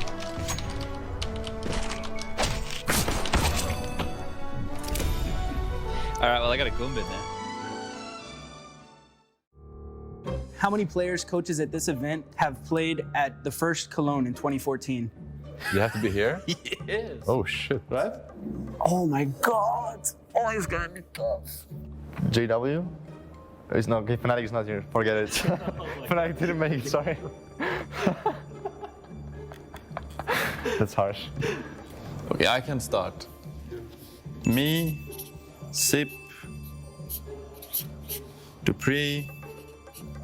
So obviously there is the Dignitas. So Dignitas boys were Zipnix, Device Dupree. So those 3 players for sure. Then Olaf from Fnatic. Yeah. Me. So that was when Nip won. So Sure, I didn't even know that. yeah. And they played Fnatic. Yeah. I'd say Carrigan would have been playing. Has Device played, no? He would have, surely. Yeah, so grab Device, 1. Okay, Apex. I was there 2014. I can't even, I don't know what. You were there with Copenhagen Wolves, you beat me. Okay, so we got Olaf, yeah. Carrigan. Shocks. Carrigan.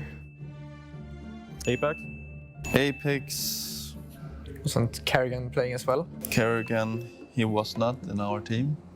Was he? I don't know. Yeah, he was playing though. He was playing. He played for Copenhagen Wolves with Glaive. That's true. Glaive was also playing it. Yeah. Then you take away, boss. I have no clue. TSM and stuff. So it's 3, Device Dupree, Zipnix, myself. 4. Coach. Sonic, no. Coach is back in the days. Oh my god, I was too young. It's really hard. FaZe, attends, FaZe c'est Olaf. I was not in Spodek, you played in this one fucking NFP1. Okay, but that says me a lot. Ah, that event. Is it major they won, no? Oh yeah, no, I know, yeah. Okay, there was like a small arena with Yeah, cover yeah, and yeah. people That was the plus arena. 18 had to go in. We only missed one. And it was Blade from Blade, right, yeah. Oh, right. Navi, yeah. Navi. Ah, yeah, Blade was playing with Flammy back in the days. In Flipside, no? I'm not sure it was with Flipside? He was Yeah. playing in Flipside? Okay, Blade then. No, I can't remember the last two. It was Blade and Shocks. Oh, Shocks. Yeah, of course, Shocks. Shocks played in Apex team. Boss, man. Listen to the wild guess over here. So I just wrote down like 7 here. We got 7, I think. I wrote down your answer. Okay. Fuck, I didn't write right. No. You're the only team to get all of them so far. Yeah. I did Shocks. We said 2 French. Yeah. Then you got all of them. Nailed it. I'm good. That was pretty good. Yeah. Blade and Shocks. Yeah, we got close.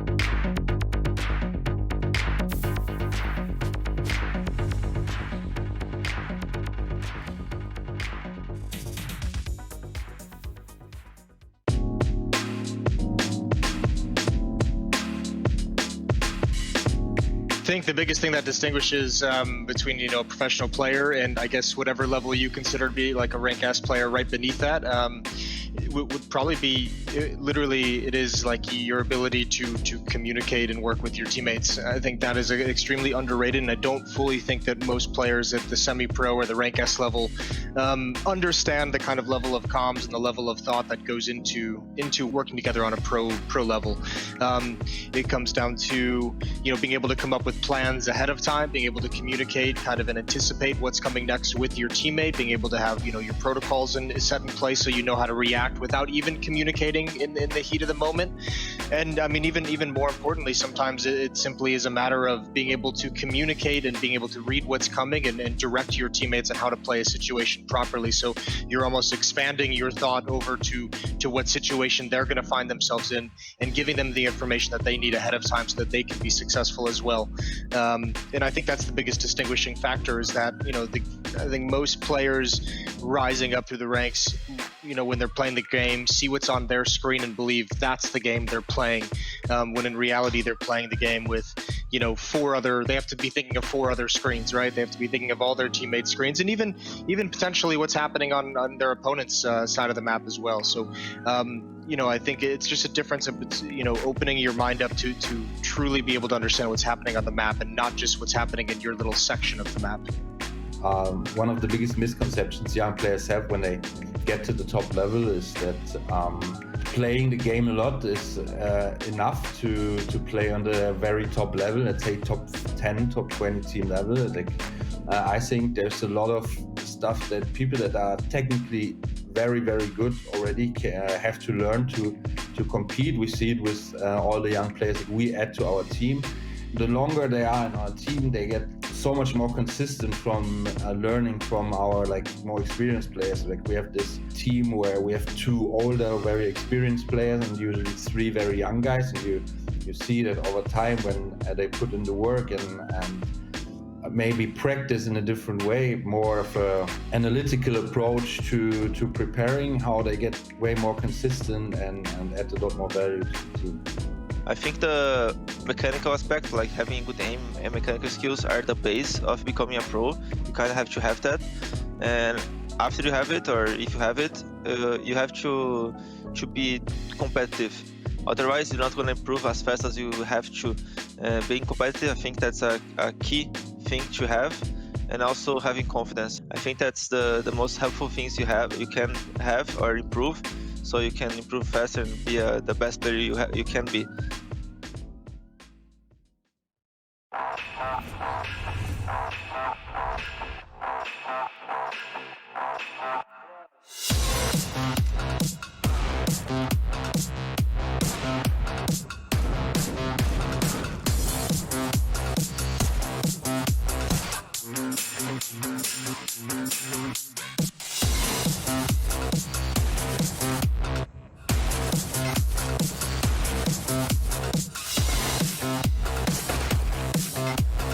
To get to a third map, I just think it's everything you could possibly want here. The bell is ringing, certainly ringing for Astralis right here. 1 versus 4, and he's going to get a headshot. Oh,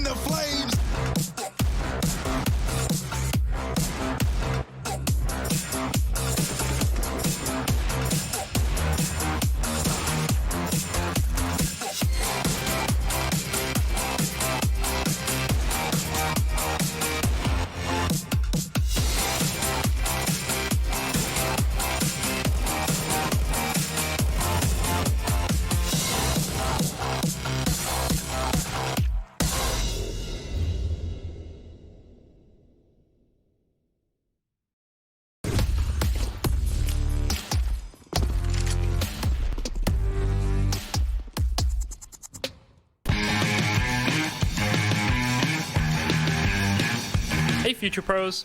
We all love doing A executes on Mirage, so I thought I'd show you a slightly different approach to help secure the T-side pistol round. This strat is almost as old as Mirage, but it's effective and still used by some pro teams today. 100 Thieves playing under Renegades at the time will be my pros to help guide you through this execute. The idea behind this strat is to take CT control using smokes and flashes, which can give you a nice and easy post-plant situation. For this execute, you'll need 2 smokes, 4 flashes, and at least 4 willing Future Pros. Future Pro number 1. You'll be throwing the jungle smoke along with 2 flashes. To throw the jungle smoke, hop up here and line up with the left side of this thing. Line your crosshair up so you're in line with this brick section and also where the post meets the wood. Then toss the smoke. Jungle is a right pane to smoke, so be aware there could be a slight gap on the left side of the smoke. After you've thrown your smoke, hop down to this door. Get in front of the left side of the right metal grid. Aim to the top of the lamp and throw the flash. This will blind anyone looking at ramp from the CT side. Then make your way to A main with your team. Once the coast is somewhat clear and you have a teammate close to triple box, pull out your flash and lob it into CT. This will allow your teammate to bring the pain to any defender in CT spawn. After you have some ground towards CT spawn, make sure you plant the bomb for this newly acquired territory. Future Pro number 2. You'll be throwing the stairs smoke along with 2 other flashes. Do I really need to explain the stairs smoke? You guys already know this, but if not, hop onto this ledge, aim at the middle of this thing, then place your crosshair in the middle of the lower part of this gap. Then just toss the smoke. After you've thrown the smoke, head to the ramp and lob your flashes towards jungle. This should flash anyone playing close to the smokes and buy you some time before the CTs try to look for a one-way or push the smoke entirely. After this, just hold towards CT to support Future Pro 4 from afar. Save your second flash as maybe you can get some use out of it in the post plan. Future Pro number 3, your job is to take Palace control. Make sure to be aware that a CT player could be pushing Palace. Once your team smokes come in, this is when you can peek out of Palace. Keep an eye out on the jungle smoke and also peek CT when needed. If everything is going well, make sure to stay up in Palace, as this is a very useful position. Future Pro 4, you are the point man for this execute, so make sure you did at least 4 hours of DM prior to this round. You'll be pushing towards CT spawn with a flash from Future Pro 1 to assist you. Your flight path for this push is important. Fight your instincts to push onto the side, instead push in front of the triple boxes to get close to CT. When you are close, call for Future Pro 1 to throw their flash. You can now explode into CT and take as much control as you can. If you need another flash, call for Future Pro 2 who will have a backup flash. If you have all made it this far, you probably are set to win the round. Make sure to keep control of CT as it will make any kind of post-plant situation so much easier to win. Good luck, and I'm sure you can nail this after a bit of practice.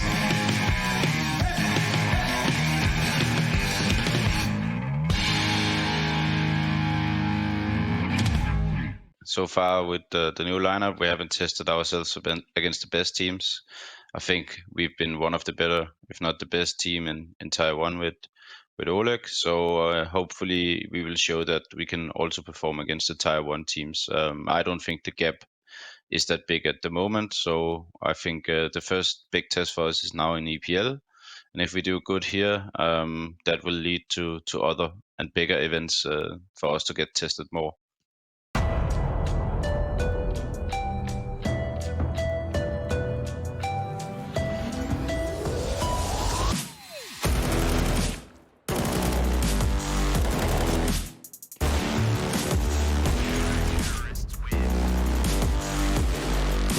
Readies himself for a massacre. 1, 2, 3, Twist is teaching it, that's all 4.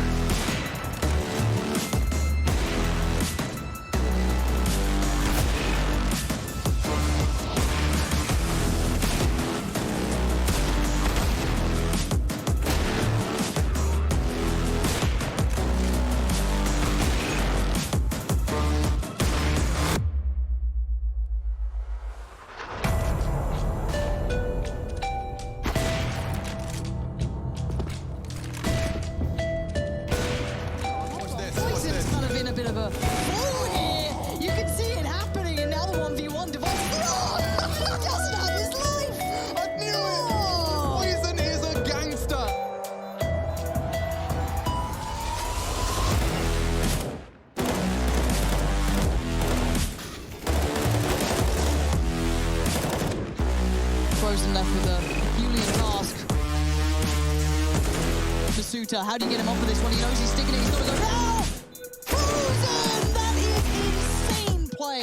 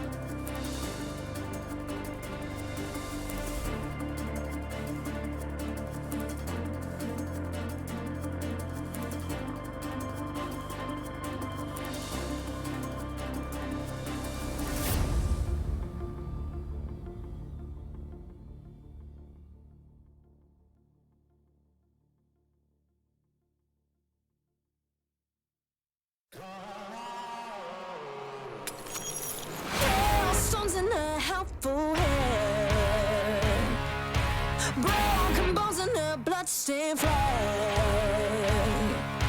Open road and nomadic plans.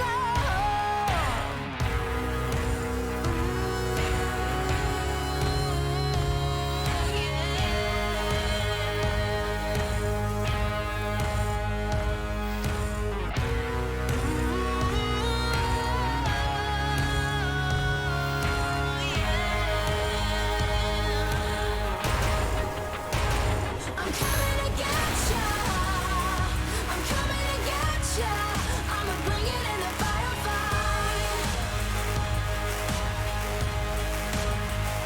I'm coming to get ya. I'm coming to get ya. I'm the reaper in the dead of night. Lightning strikes in a quiet town. Bodies fall upon sacred ground. Burn up flag and a king is crowned.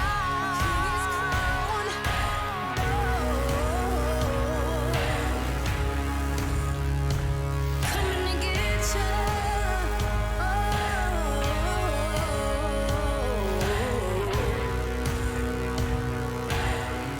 I'm coming, I'm coming.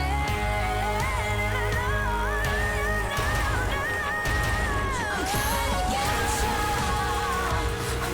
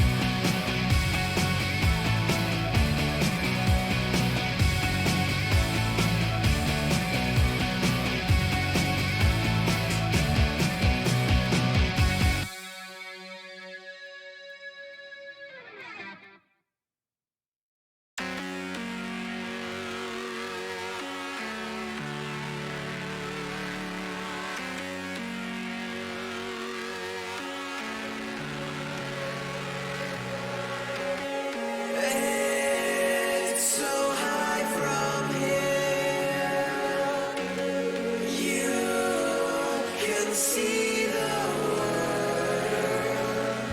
Aren't we all insistent to be small?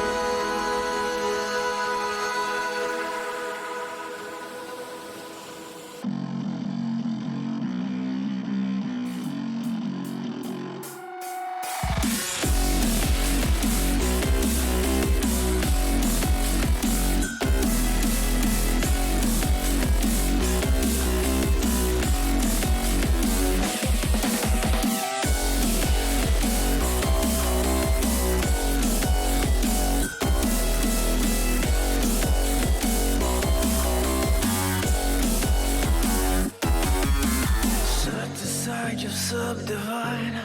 I'll show you how it's done. There's no sight, we go inside. The man, he is the one. You build your walls with faith in God. They never come around. Then wonder why we all divide. The burden to be borne. We're coming home with a mission to bring an end to a terrible land. We are here to your mission. We are many of one. We're coming home with a mission to tear you down from your undeserved throne. We can take your conviction. We are many of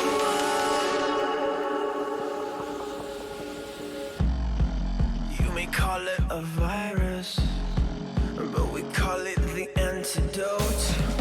It's an answer to silence. The future is here to revolt. Go!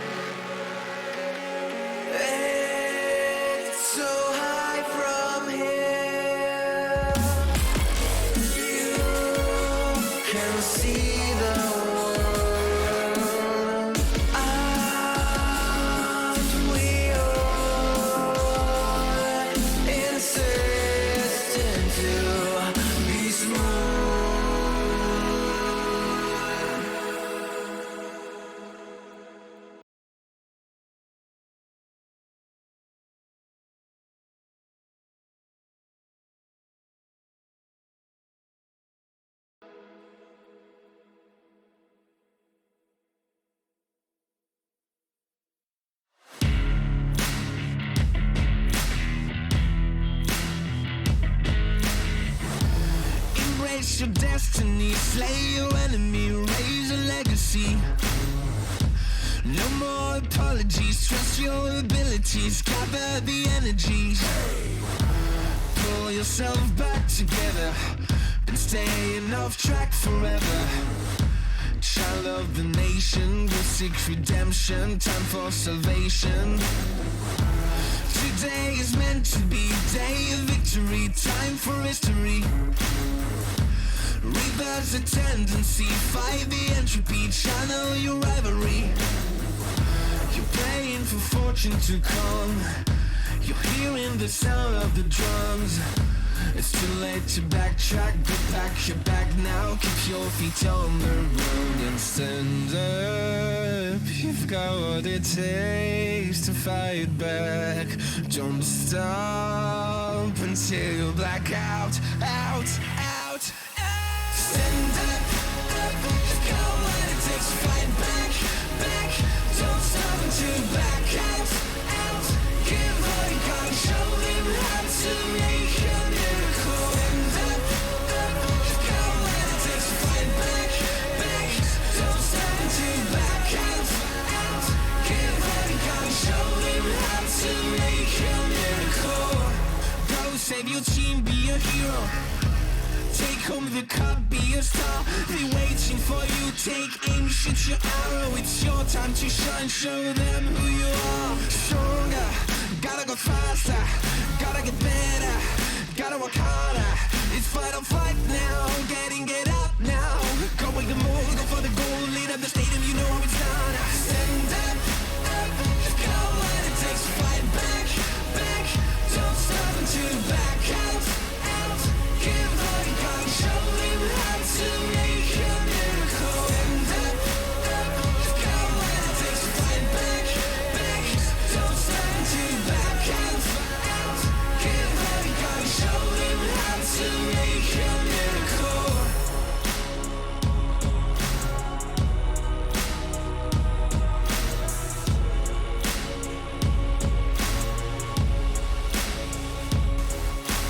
Stand up, you've got what it takes to fight back. Don't stop until you black out, out, out. Stand up, you've got what it takes to fight back, back. Don't stop until you black out, out. Give all you got, show them how to make a miracle. Stand up, you've got what it takes to fight back, back. Don't stop until you back out, out. Give all you got, show them how to make a miracle.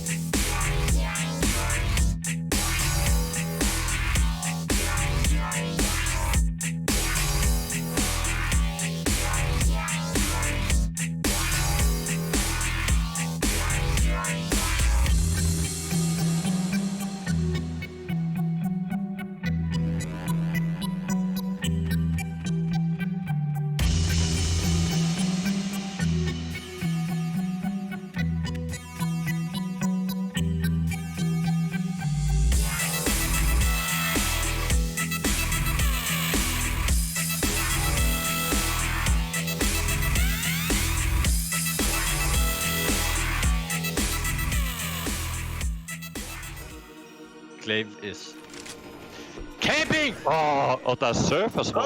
That's nice. I did it. Kill him. Oh! Okay, Glaive, I like that. Imagine if he's rotating again. Imagine if he's actually doing it. Oh, he does it again! And again, and again, and again. It's the rotate king. Nice matches. Okay, can you hear me? Yes, yeah, I heard. Just stop sounding like an elephant. Are you an elephant? Oh my god, what a Top right, top right. The left! Oh, left! No! Nice, for the win. I learned to rotate from the rotator himself. Oh, down left. Oh, top right, top right. Oh, left. And walking around. That's the way. Like a Christmas tree. Crumbles. The Zip is afraid of anything. He's walking around the Christmas tree. And happy head. This is not the season for it, though. We don't care about seasons. Yeah, I know. That's why I said you really have left, pushing. Far left.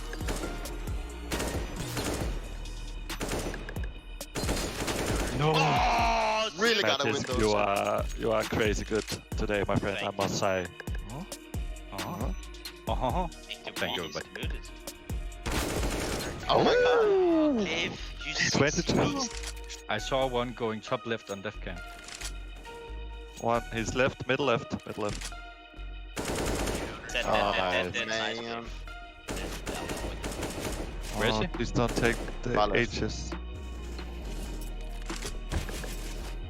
go, Sim! Push! Kill him! Oh my god! Okay. One top right, I think. I saw him. Top right. Top right, top left as well. And one push top right. Oh, Peter. Oh, Peter Parker. Mr. Parker. One Top right. Top right. Nice, Peter. Left. In the middle, right? Oh. Oh, down below. Top left and down left. And now Down in the middle of aiming, everything. Oh, middle. Comes the soup. Oh, Dog King. Duck this stuff. Yeah! Let's go!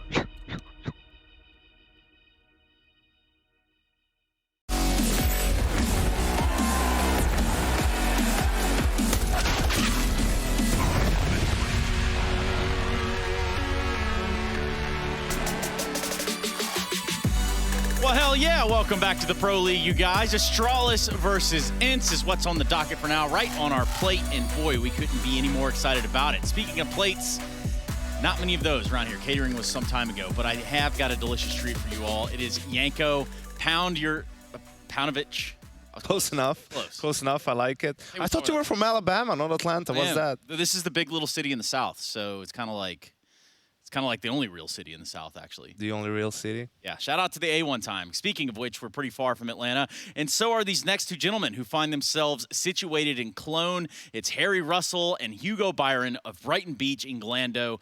Come down, guys. Where are you? Hey Trace, how's it going, bud? Yeah, dude, we're here. We're from Brighton Beach. We're hanging out in Cologne. We're having a good time.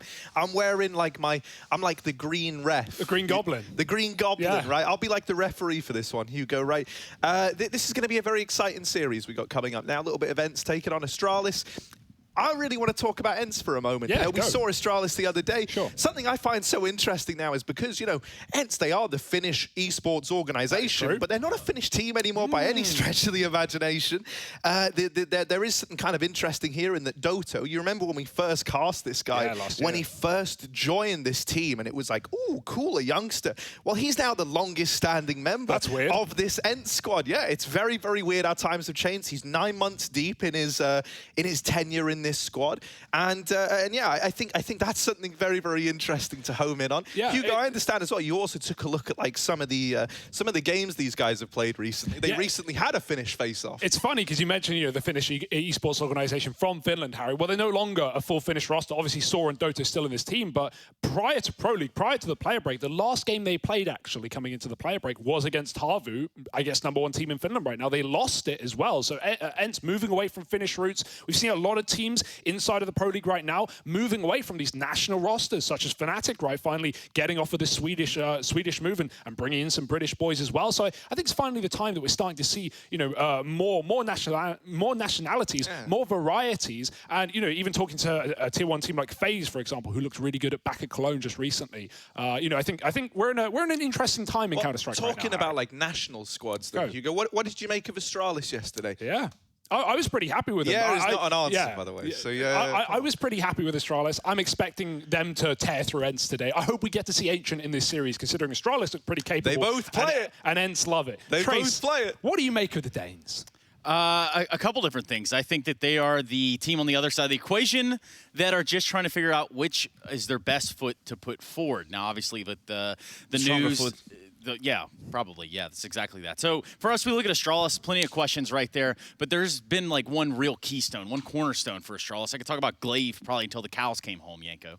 Yeah, definitely. I mean, just the fact that he renewed his contract, there's been a lot of uncertainty for Astralis, and I think definitely if you're talking about, securing the team's future, like in-game leader, that position, the captain is the main thing that you want to get done, right? And I can tell you, I've had the pleasure of, talking about Astralis as an analyst during their rise. I've had the misfortune of playing against them in both MIBR and FaZe when they were at their peak. And Glaive really, in a lot of games, he is the difference maker, right? You would point a lot to Device. Yes, he's the star. He's consistent. Mag is really skilled, but his game sense is just on such a high level, and there's a reason why he's a 4-time major champion with Astralis. 4 times champions. That's right. Atlanta, London, Berlin, Katowice in 2019. The thing about Glaive is, you know, he joins way back in November 2016. It's been some time. But, you know, the Stonks, they started rising. They started going up and tremendously. 2018, probably his best statistical year on record. But as far as it goes in 2019, they win both majors, and then they go on to pick up a Grand Slam. One thing that Navi is on the cusp of, looking to join that same sort of rundown. Overall, though, all things considered, this team, you know, this was just one team that lost just one map overall in Katowice in 2019 at that major. So pretty nuts, all things considered. They only dropped the one map to Renegades. Of course, no one would have saw that coming, but there you have it. Yeah, I think also when you look at this, you know, like 70 lands and won 19 of them, it's just, it's like you don't want to really do maths on stream ever, but yeah. It's like, you know, between 20 and 30%, like that's really, really high when you look at the amount of lands that's being played. Also, the longest streak as world rank #1, and just being the world rank #1 for 584 days in total. Just some incredible achievements from Glaive, and you know, he just brings so much to the team. I've already been talking about, you know, I think everyone will remember a Glaive kill through a smoke, right? Spray down through a smoke. It happens too often so that people can call it just chance or coincidence, right? He just really has good he understands the timings, he understands how other teams like to play, always puts himself in the right position, and just, I think another attribute that you can really put with Glaive is poise. I think he's really calm under pressure as well, which is really important, not only as a player, especially as the caller. Yeah, especially as the caller. So 2 Poles, 1 Dane, 1 Finn, and an Israeli walk into a bar. What do you think they say? Easy for Ents.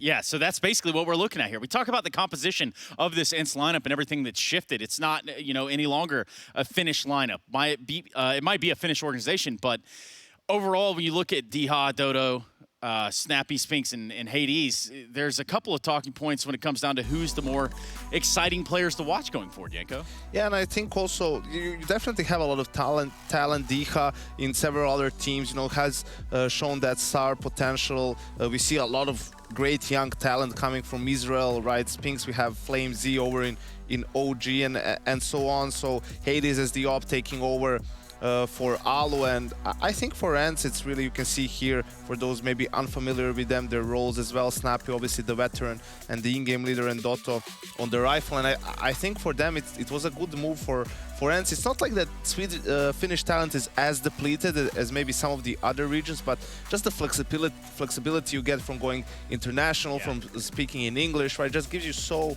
many more options for the future. Especially when you compare kind of where the old lineup of Ents, you know, what they're famed for with the Alexi Bs, the Aerials and whatnot, and how that project sort of just ran its course at a point. This seemed like a necessary move for Ents, and rightfully so. They had to take that risk, and they did just that.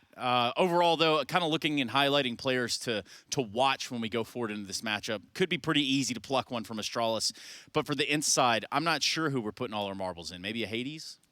Yeah, I think so. I think he's had some really good games ever since he joined us. I think they flashed at Pro League last time, right? We saw a flash from Ents making the playoffs, but ever since that tournament, they haven't really been there. So now is the time. Maybe this is another opportunity back at Pro League again to show us what they've got.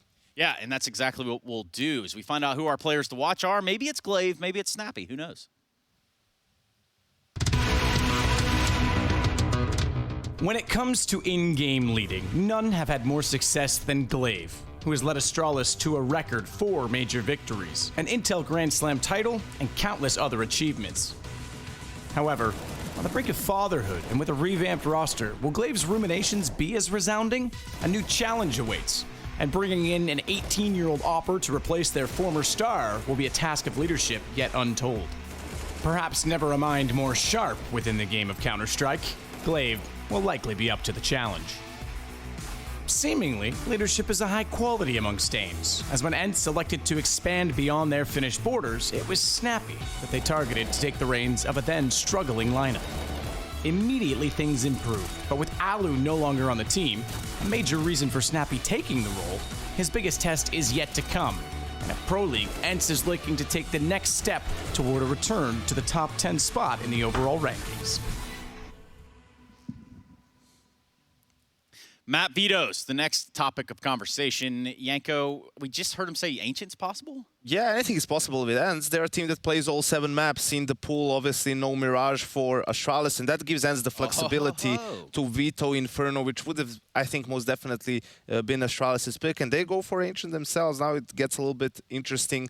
Maybe Astralis likes to go for Nuke, their comfort pick, but it's also the most played map for ENCE with this lineup. So, yeah, Astralis doesn't really care too much about that.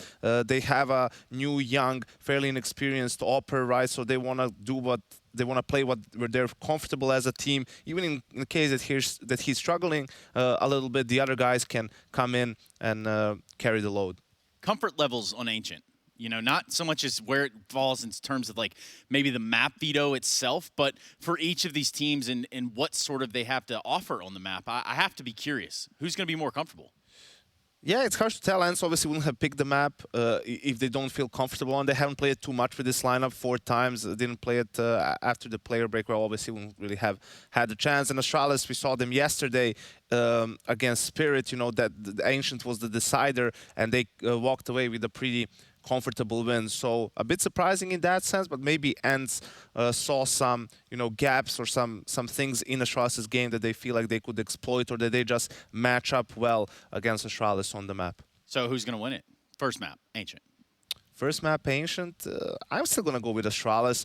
I feel their run at Cologne, yes, it was online and now we're online. I feel it like gave them a little bit of faith back in themselves, right? And now they're playing with more confidence than they did in the previous parts of the online season. And I think that's just going to show in this best of 3.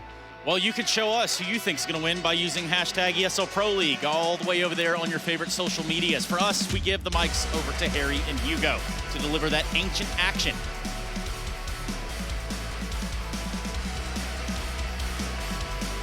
Ah, yes, I can't wait. I can't wait. Bit of Ancient. Oh, you know I love it. You know I love it. And it's ENCE taking on Astralis, Hugo. Is there an echo in here? I don't know. Is there? Is there? Is there? Let's find out. Bit of Ancient to start the day. It's how we finished off last night. And the Astralis, they look damn good on this map. Magisk. Sorry, was it damn good or was it damn good, man? You know, it gets the people going, It gets the people going. So let's see if they can bring that same level. Dual Berettas, Hugo, All right. on Dupree. Dupree of all people, with dual Berettas. There is an echo in here, isn't there? Yeah, let's just stop talking. Let the action speak for itself. It's a fast one for ENCE. They're going right into this B site. Cave control is all theirs. Smoke going to come down for Glaive, and they might have to just dive through. Is there a flash to get them through? No, they just jump over Glaive with one bomb. Drop Dupree kills his teammate. It's all a mess. 3-on-2 now. Bomb getting planted back for the ramp. I don't know what's going on. Yeah, you know, dual Berettas, they're interesting choice, and yeah, Dupree just wrecks Glaive there in that one. Now it's left on to Magisk and Bubsky in a 2-on-3. Oh my word, they're losing players. It's just Bubsky, and he walks into that crossfire. That's him deleted. Hence, they grab themselves the pistol, and they hit the ground running here to open up Ancient. Yeah, I mean, nice BX second. Got a bit scary. Astralis had numbers there. They had smokes down. ENCE had to jump through. I certainly think that team kill helps ENCE out in a big way. Glaive just pushed out of his position in the bomb site. And not what they had going to plan. Maybe the dual Beretta's sidelined for the future, Harry, and I'm not against it. You know, every pro says, like, yeah, you know, in practice works so well. Again, still maybe once every 10 times we see Julies. I feel like they are worthwhile. Are you really going to come out here with the anti-dual Beretta I am rhetoric? full anti-Julies, and I will never be changed in my ways. Dupree, Eagle though, this is a little bit better, and he's got a gap in the smoke, spamming with it, taking down one, but D hit the trade. Scouts are still picking up damage. 3-on-4, this is a weird one. ENCE are trapped out by smokes, they're waiting for the fade, and Hades takes down Glaive. No more utility left up for ENCE to cut out Astralis from this bomb site. They've got to fight for it. Yeah, there's this scout on Lucky back in CT. He's got a very, very long angle into the site, right? And with no smoke down to cover this this position, he could get some chip damage off with this scout. And, you know, with 2 of these players already tagged up, there it is, delivering. Hades caught in it, trying to cross. And this is why the A bomb site can get very, very awkward, right? When the smokes are down, it feels quite nice. But the moment they fade, getting a plant is one of the most tricky things out there. the thing that's really going to hurt you here is that you don't have anyone to flush out this cube player. Normally, right, if you're playing into the A site, you like to have a little bit of a mid-lurk coming in to apply pressure to someone like Bubsky and Cube. It's made it impossible for Ents to even plant the bomb, and so they're having to look for kills. So far, every one of those challenges has come up in favor of Astralis, and this round, well, it might be the 4-spy victory for them. Spinks is doing everything he can, but with only 10 seconds left, our boy's running out of time. He's going to tap that bomb. There's the peek from Cube. Does deal with Bubsky, but the late swing from Magisk is enough to lock it in. And Astralis, they steal that round away. And that really does show, you know, the problem with all-inning the A-bomb site. If you don't find success right away, if everyone's coming through main and you don't get the bomb down while those smokes are up, you're in a world of hurt. And you get in that weird limbo where it's like, okay, now I just can't plant. Now I've just got to keep faking the bomb. And even when you do so, you can get peeked from so many angles, right? Not only the weird little glimmers in Temple, but that donut position is so hard to get through. Magisk, he looked like a beast on this map yesterday. I'm really happy to see him already starting strong again. He was often pushing up towards that B-bomb site, taking lane on the CT side. Won't have to do so yet. It's more A control for Ents, and well, how much control can they really show? Running out of main, Bubsky behind the boxes. He's got the first. Smokes are down, but they're not stopping Astralis from laying waste to Ents in this round. Good dig for Doto. But still, they shouldn't get out of control. This shouldn't be an Ents round, and Magisk will make sure that is the case. Lucky moving in off a Temple. Another dig for Doto, but it's falling on dead ears as Astralis steal away their second.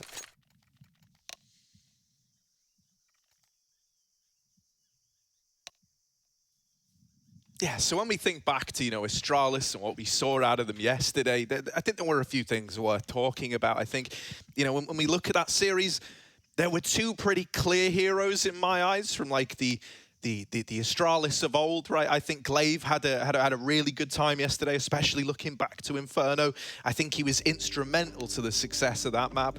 And then Magisk, if you remember how he ended Ancient, bro, do you remember what this guy was doing? It was like, yeah. I was reading comments, people were saying it was so funny. It was like everyone else was listening to Glaive and like playing the classic Astralis style, and Magisk is just like, muted his headset, you know, like Spotify's open, he's just jamming, running around the place, yeah. Oh, dude, yeah. So it was a delight. Really, really nice to see. And the one kind of name that we've missed out from this list would obviously be Lucky. So Hugo, what were your takeaways from this guy from getting to witness him yesterday? Yeah, he looked good, right? Like, again, you got to keep in mind, you got to temper your expectations. Like, everyone's looking at this team of Astralis and going, oh, Device, big boost to Phil. But at the end of the day, it's a different Astralis. It's not the same. Zip's out, Bubsky's in. And you got to keep in mind, they're not really playing around the AWP in the same way anymore. And that's a good change, right? You don't want to put all that pressure on Lucky. Like, yeah, mate, you need to be worth $1 million and you need to do it immediately. So he looked good, man. I was happy. To be fair, S-Tag was able to do that, right? Yeah, true, yeah. It went well for him, man. Look at that. Big bucks on the line. But yeah, Lucky looked good. He had a couple of clutches. He had 2 1v1s on Dust, the map they lost. He had a big 1v2 on Inferno. They picked up that map, and he hit the shots he needed to. I don't think you could be disappointed with Lucky unless you were expecting Device, in which case you're already wrong. Yeah. No, I think that's a very good way of looking at it. And I think something else that was very, very important was Lucky had a pretty abysmal start to this series over on Dust. Yeah, for sure. It was hard to get back in. It was really, really slow. And then he was able to, you know, build back up across the rest of the series. And it got to the point where he was winning them clutches, you know, towards the end of Dust. He had those back-to-back clutch rounds over on Inferno, much of the same.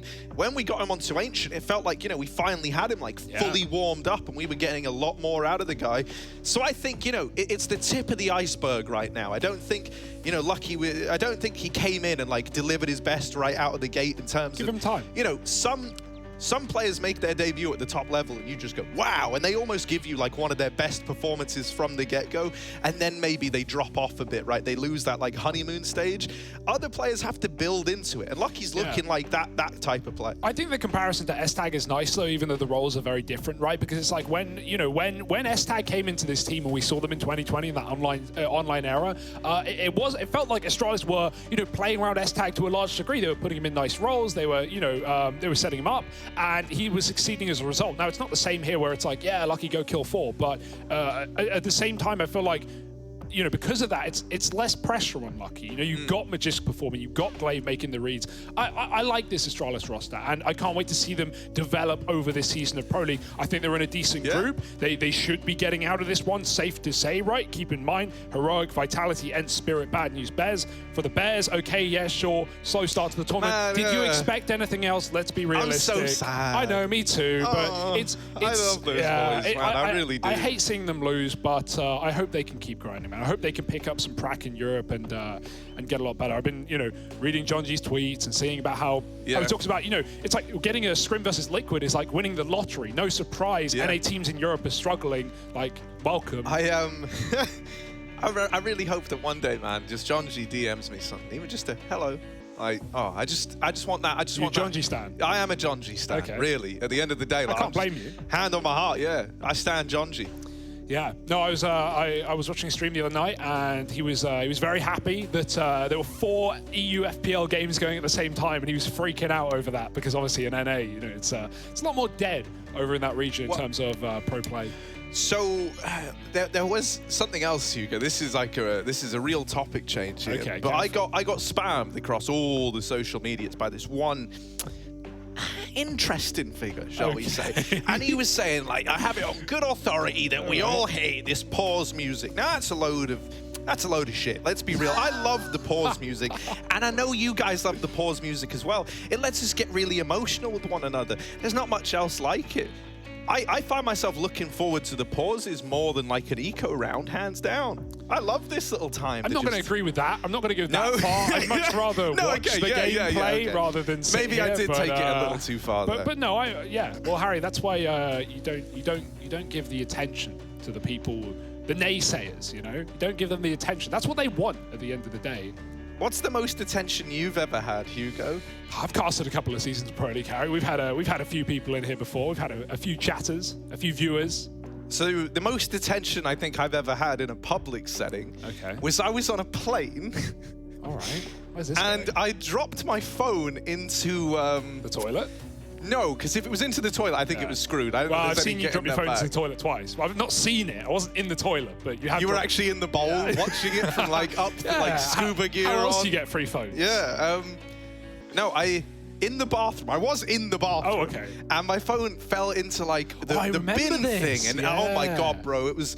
It you was know how a those whole bins ordeal. in airplane toilets are like, you know, you have to like wrench Everyone open on the this plane lever, was like watching, and it was so intense. Did you get your and phone back? I did, but also I had to rummage through a bin from an airplane toilet. Nice.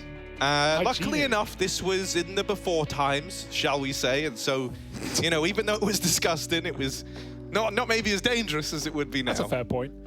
Yeah, you know, you've dropped your phone in the toilet in Leicester when we were doing a season of Pro League. You've dropped your phone in the toilet in Russia.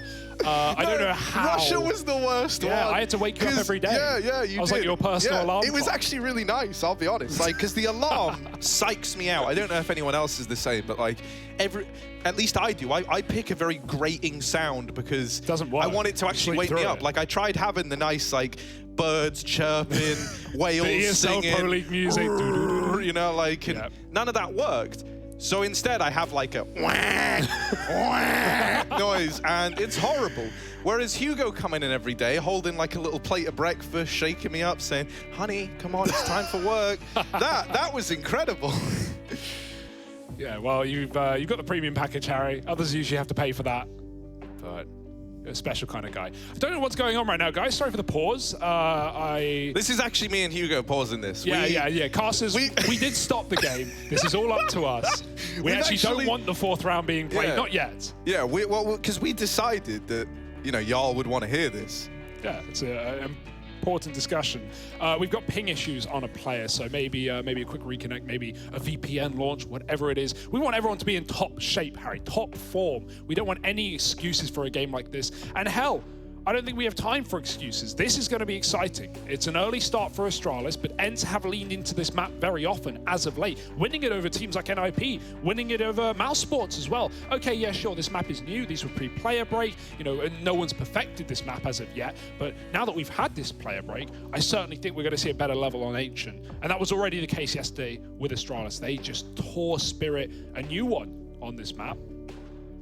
And so, yeah. Ents, are they up for the job? Yeah, and I've heard if everyone, and it only works if everyone does it, if everyone says casters stop talk start game at the same time, I actually hear that's like, you know when you jump start a car, that's like the equivalent. So oh, what have you done? Let's see if we can do that. Let's see if we can get the game started. It's really all in your hands at this point. Like, come on there. Twitch chat's meant to have the magic.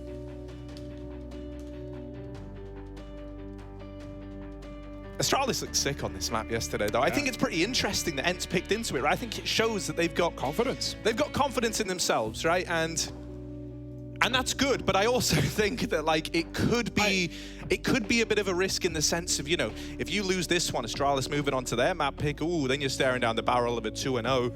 It always gets me a little bit nervous, but I like the confidence approach from Ents. And they're like, look, man, we love a bit of Ancient. Astralis, yeah, they looked all right on it last night, but they only beat Team Spirit. Come on, boys, we can do this. At the end of the day, like, even if a team looks good on this map in the Pro League, I don't think that's a reason to not pick into it, because in terms of inexperience and the like, right? Like, you know, Astralis, everyone on Astralis knows what they're doing on a Dust, on a Nuke, on an Inferno. So, you know, this is a new one. This is where things will get confusing. Things will, you know, people will be caught off guard by surprise. And so I imagine Ents have got some exciting executes to show us in this T side. But right now, folks, we are just still waiting. And we're going to be throwing things over to a break while we wait for ping issues to get resolved. Don't you worry, we'll be back very briefly. We promise.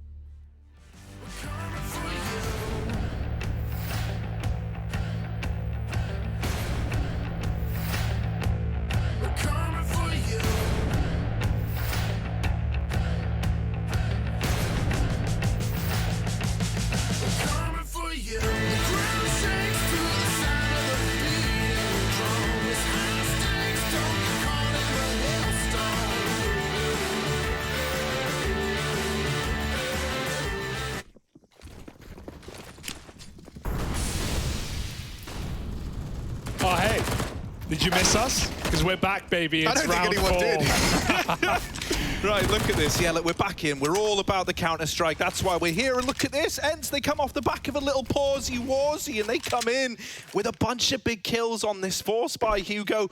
Oh, my word.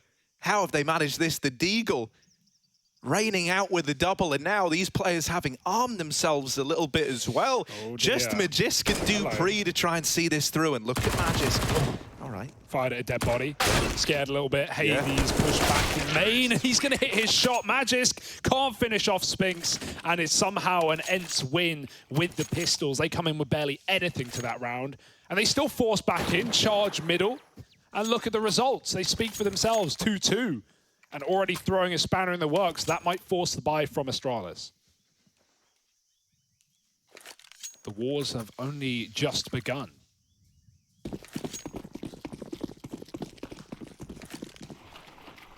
Yeah, let's get it right. You got a couple of M4s still in play. You got the little Deagles out for Lucky and Glaive.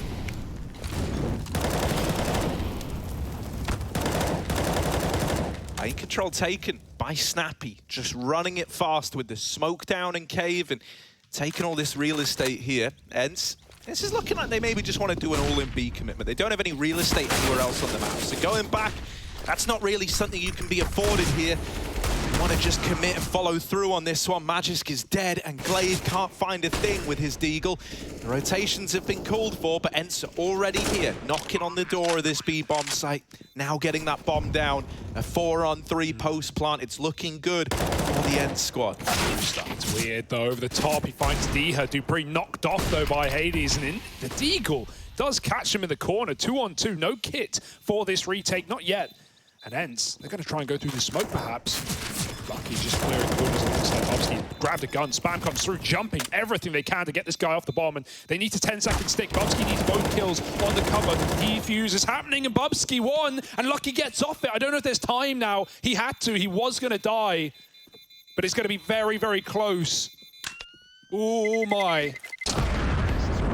But not close enough. Oh, that is devastating, man. Yeah, he had to get off. He really did. He was going to die. He was down to 20. He was getting chased, but really nice try for Astralis. We talked about this a bit yesterday in that Spirit game, right? The difficulty of holding this B-bomb site when you are up against like a real execute, long smoke, short smoke, corner molly, and all these flashes. There's not really many spots to play but the pillar and the cave, and you can always get split from cave. So yeah, we're seeing more teams lean towards retakes on this site.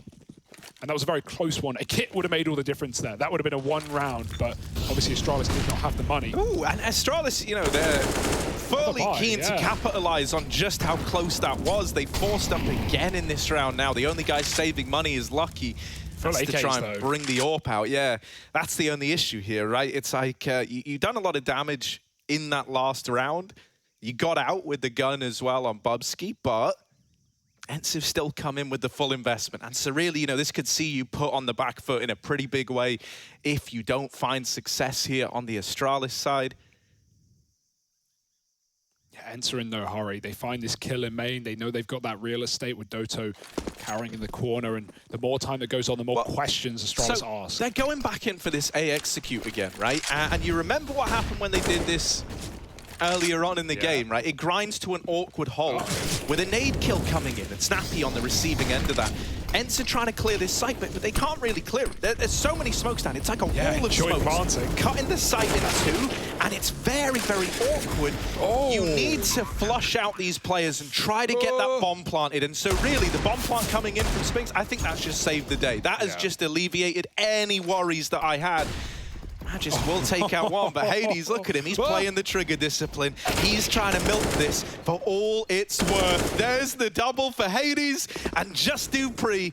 He's sent packing. He's got to get out of there. Ents are on to 4. It seemed like they weren't really aware. Now, Bubsky did get headshot with that AK. That was really unlucky. Hades jumped into Temple, and so because he's headshot, he doesn't get a death cam, right? It's just fade to black really quick. And that's a shame because Hades just runs through Temple, and it felt like Astralis were not even aware of that possibility. No one considering it. I mean, they had their eyes on the prize there with the bomb plant down. And as you said, Spinks getting that in, that's everything for Ents.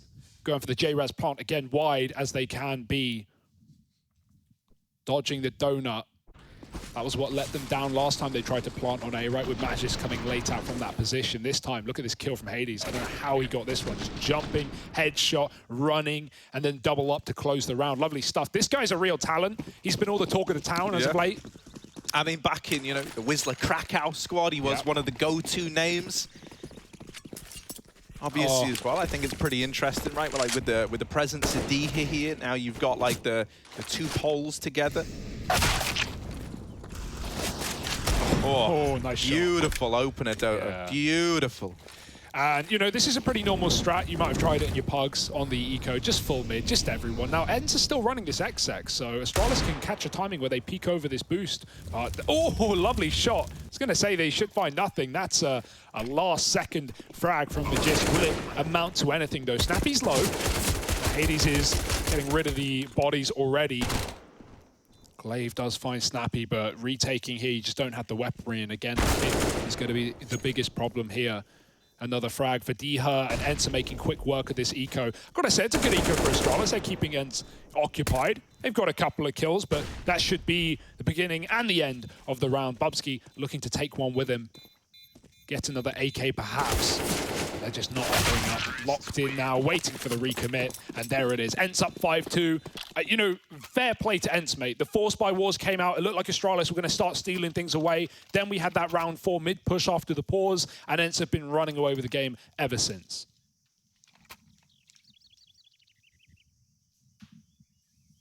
Yeah, I mean, you know, you can see why they were confident to pick into this, right? Even despite yesterday, which is, you know, even more impressive. Something I will say, though, this kind of comes with like a bit of a caveat in that it's been, you know, those Force Buy wars to open up in Astralis. They were very, very keen to keep the Force Buys coming in. Nice. This is their first buy with all the bells and whistles in the sense that you've got the AWP on Lucky, you've got utility to play with as well.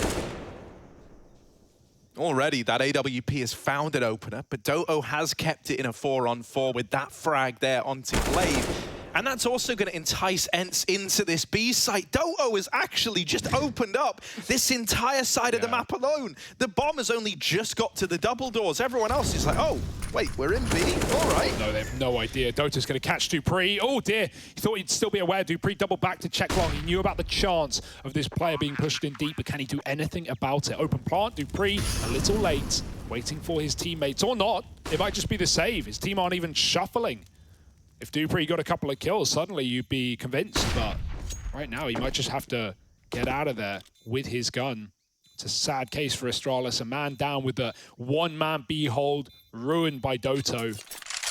And Ents, this is just a lovely T side. We were impressed at Astralis, you know, winning the T half yesterday over Spirit. Well, I think Ents are on to that and maybe more this time around. Yeah, mate, the thing that I've loved so much is it's not like there's been any kind of grandiose, you know, like really crazy calls coming in or anything like that, right? It's been a lot of these just, yeah, we'll throw some set smokes into A, we'll all explode in as 5 on the back of it. There hasn't been like a tremendous amount of this, you know, mid-control or throwing fakes in. For the most part, it's just been grouping up as 5 and pushing a site, relying on the individuals to create the space. And really, I didn't think, you know, that would be Astralis' weakness. I didn't think that is what they would fall over at, but they've not been able to really make a dent so far. This round was just one guy on Ents. Like, remember, Astralis got the opener. Lucky Zorb chimes in with a kill in middle. Doto responds by just going, all right, look, you can't go mid, but I'll go B, mate. And now he's trying to do it again. He's feeling very, very confident right now, is Doto. He's dropped that front smoke. That's not an Astralis smoke, that's his.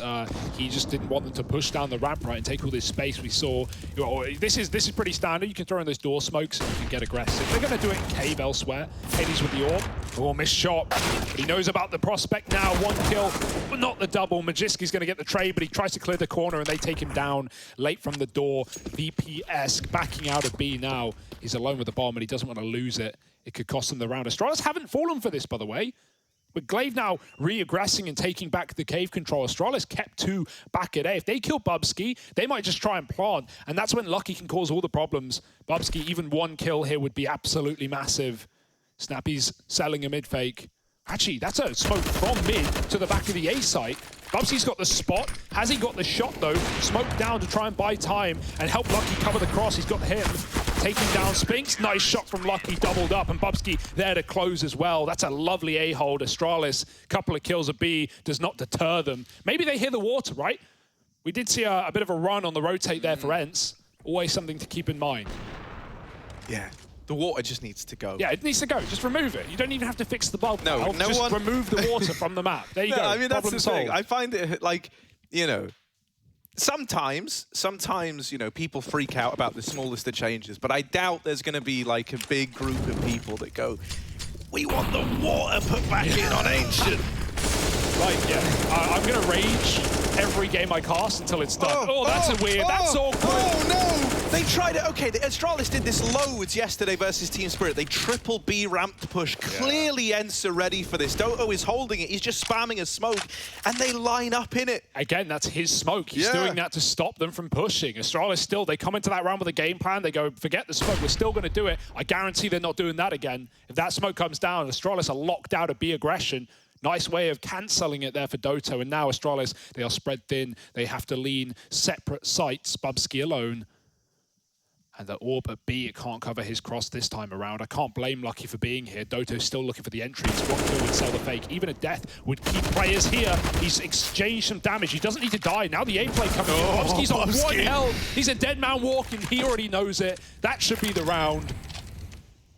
Astralis looking to save.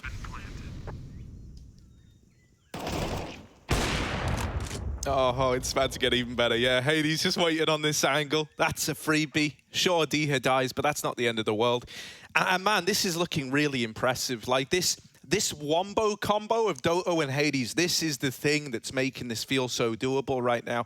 Doto, over towards this B site, he has been a menace, bro. Every single time he's taken these ramp spawns, he's been good for an opening kill, and he's always affecting the Astralis rotations as a result. That round there, Lucky isn't in cube like normal, right? Isn't helping Bubsky over towards A, because he's had to rotate in and fill the void of the 2 players that die at B.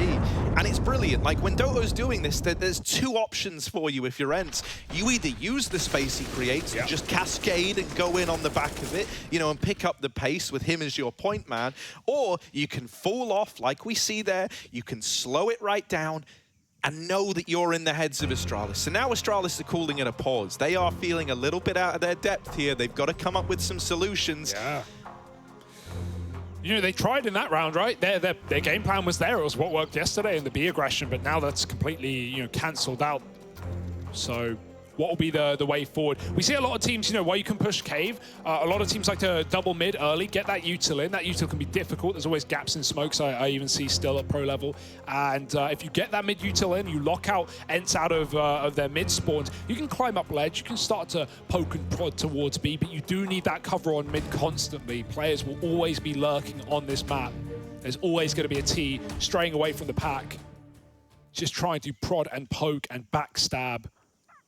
And we've seen a lot of that already for Ents. Another gun round for Astralis, and this one matters most. Yeah, something I think it's also important to note is that rarely in any of these rounds have Ents attempted mid-control. This is a cool solution to Doto. Oh, but he's past the boost. I don't think they know. Nope. Magisk can't see this corner at all, and Doto just managed to get on past as Magisk was tucking in. So they disassemble that boost. They've even called for a rotation. Look at how paranoid Astralis are, man. Bubsky has now moved around, leaving that A bomb site on Debris solely, man. He's got to watch mid and he's got to watch A. This is fine, though, right? Like, you can retake that A site. Debris still in a good position to get him for on the red timings. And if he ever wants to turn around and watch A, he comes over to Bubsky. Like, watch out on mid, care the top push. You see Bubsky's even aware that they might be in the A site. But this is the B take. Snappy's got an entry. Quick trade for Clave. He's going to try and go back to the ramp. Does grab himself a second before the orb removes him from the round, and now smokes come down for Ents. God, Hades with this AWP. Oh my word, What? he's just running them down. How did he just do that? He wasn't even looking the right way. No, like a dead man. I thought he was so screwed. I was like, oh, look, he gets this nice double, but it's all in vain. No, dude, this guy's fast as hell. Kind of fitted. Nice, yeah, insane game out of Ents right now, right? Like, you gotta, I don't want to already start to, you know, hold Ents back mentally, but while this is a great game on Ancient, I still worry about the rest of the series. I still wonder how these other maps will go, right? Nuke is next. That's a Danish classic. Y'all have all played versus the 5 stacks. You've seen what they've got to offer. And so, yeah, and it's important that they do get this first map put in the back pocket. And dominantly, that would be quite a statement against Astralis. One save gun. And you could even justify a buy here, but you know, Astralis might just get the armor and save for that AWP, get everything in, all the trimmings, but right now, nothing's going well for Astralis. Look at this, bro. Yeah, great shots. Check this one. Like, what was that? No idea. What even is that? Like, out of all the ways to have taken that fight, you picked like the Just the wildest method. And it's like he's already scoping and zooming in on the position before he's actually even clocked that Bubsky is there. Now we have a return to middle for Ents. They've been shying away from this position in the last few rounds. They try to switch it up now. Snap dead to open this one up, and that is a rifle that could look to get retrieved for Astralis. But Doto is once again, dude, like, I don't know, dude. This guy at B, does it feel fair? Nah, not really. Not really. Oh, but the rest of the team are all dead in the water. And there's a kit, so don't count Astralis out of this round. All these guns are in round. middle, mate. This is, you know, it's free weapons to be retrieved. They've got an AWP on Lucky. He's elected to use the Deagle. He does this a lot. And, well, he will be on the receiving end of Doto, who's on for the ace. Just Dupree left to find. Doto, king of the B-bomb site on Ancient. He's about to die. Clutch is on Diha. Not had to do a lot this game, but this is a true test. It's the battle of the Ds, man. Yeah.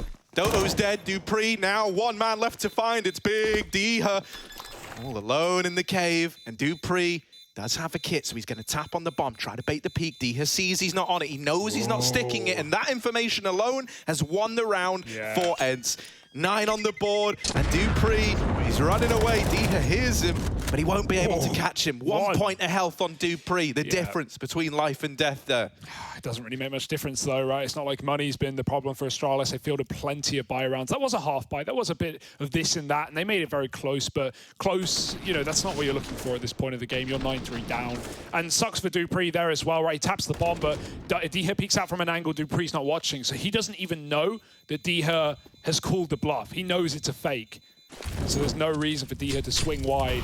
Doesn't get the kill at the end, but I think Ents are very happy with that round. Great stuff out of Dota with 4. Smoke on the mid volley, and Hades, who's been quite the problem. He's looking through it. Yeah, no, I mean, there's just like, right now, the only two that have been able to give us like big rounds, really, we're looking at like Lucky and Magisk, and even then, it's not in the same vein as what we've been getting out of Dota and Hades, right? With how these two can just take rounds in the palm of their hands. And look, once again, this orb bests Lucky in that head-to-head. Snappy holding this re-aggression, but will get caught by Glaive with the flash push. Mid control secured. The bomb's going towards B. I see Hades is pushing up through middle, and mate, like this guy is wild. I love it. I love it. With an AWP on his own, what a lurk.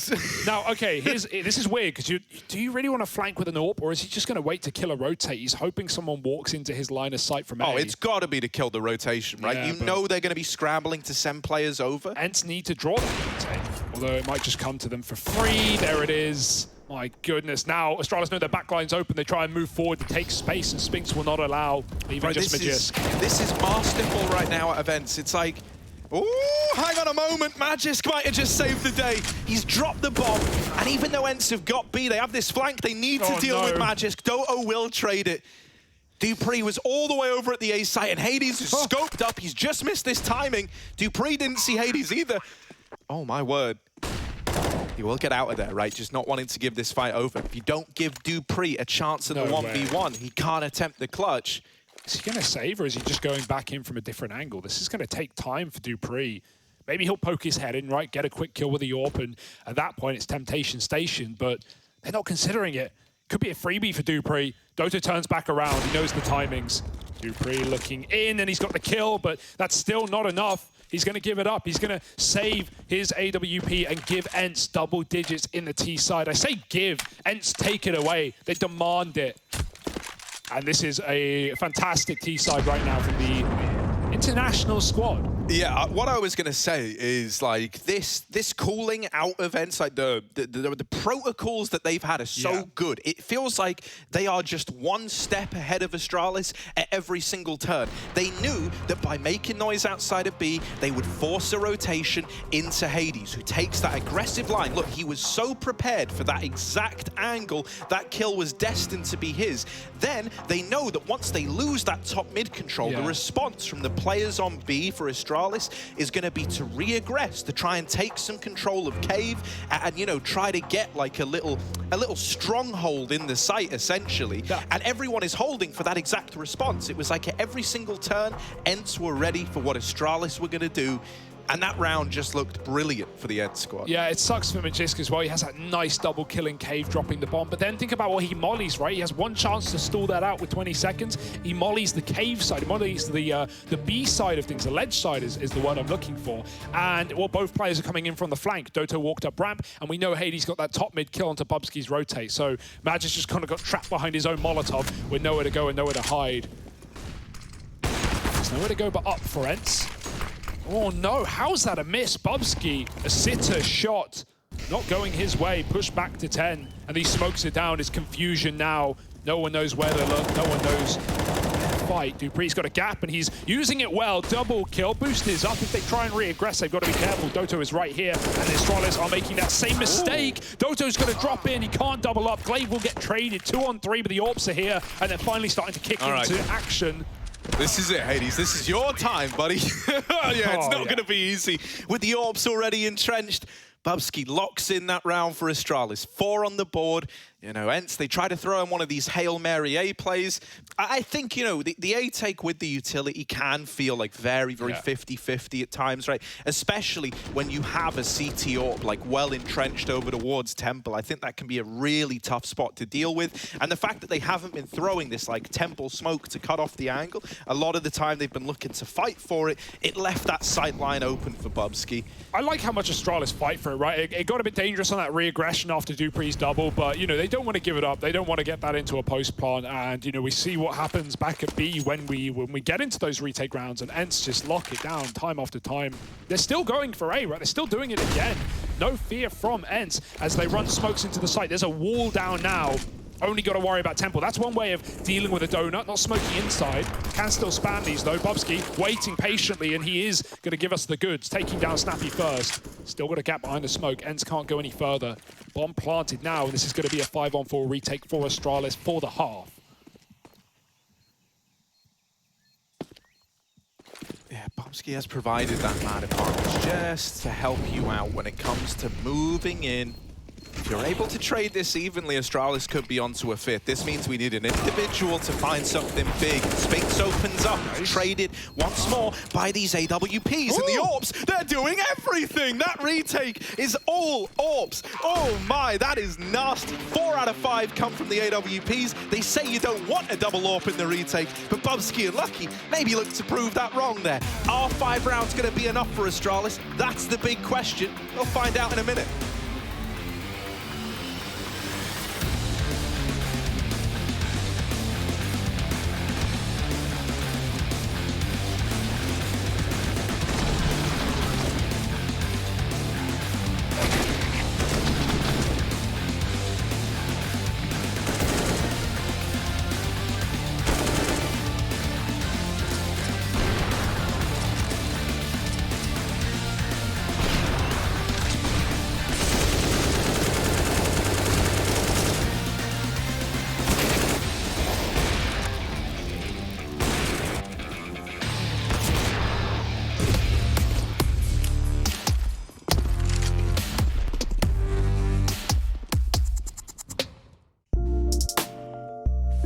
Hey Future Pros!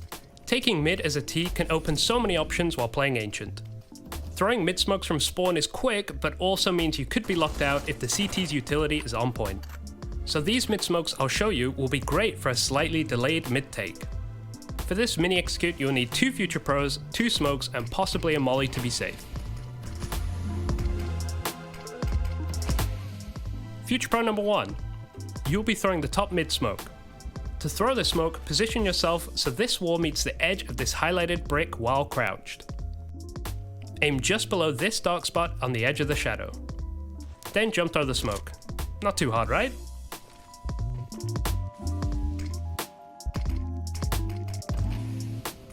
Future Pro number 2. You'll be throwing the donut, Lara, cube, whatever you want to call it smoke. To throw this, stand against the wall in the middle of this window frame. Find this gap in the trees and aim just to the left of the center of the opening. Then simply throw the smoke. Just like that, mid-doorway and donut will be blocked. A note for these nades, it helps greatly if you have a fellow T somewhat holding the B lane so you can't be peeked from the ledge area. Also, if you don't have early info on the cutout position, lob a basic molly in there, as a sneaky CT could really ruin your day.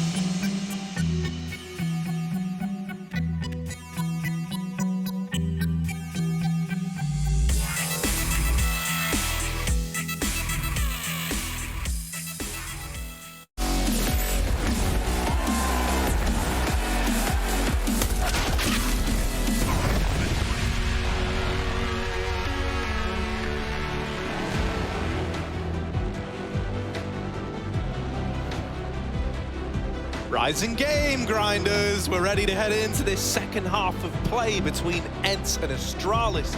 The map is ancient. It's very, very green. And right now, a little bit of ancient history for you, or maybe a bit of ancient Greek mythology. Hades, god of the underworld, he's looking real good right now. It's his second coming, and it's all the rage. That AWP on the end squad looking filth, Hugo. Yeah, it's tearing through Astralis. We saw some nice double orbs near the end of the half, but now Astralis needs to pick up the pieces. I'm already seeing double Berettas on Snap now. Dupree had them earlier on.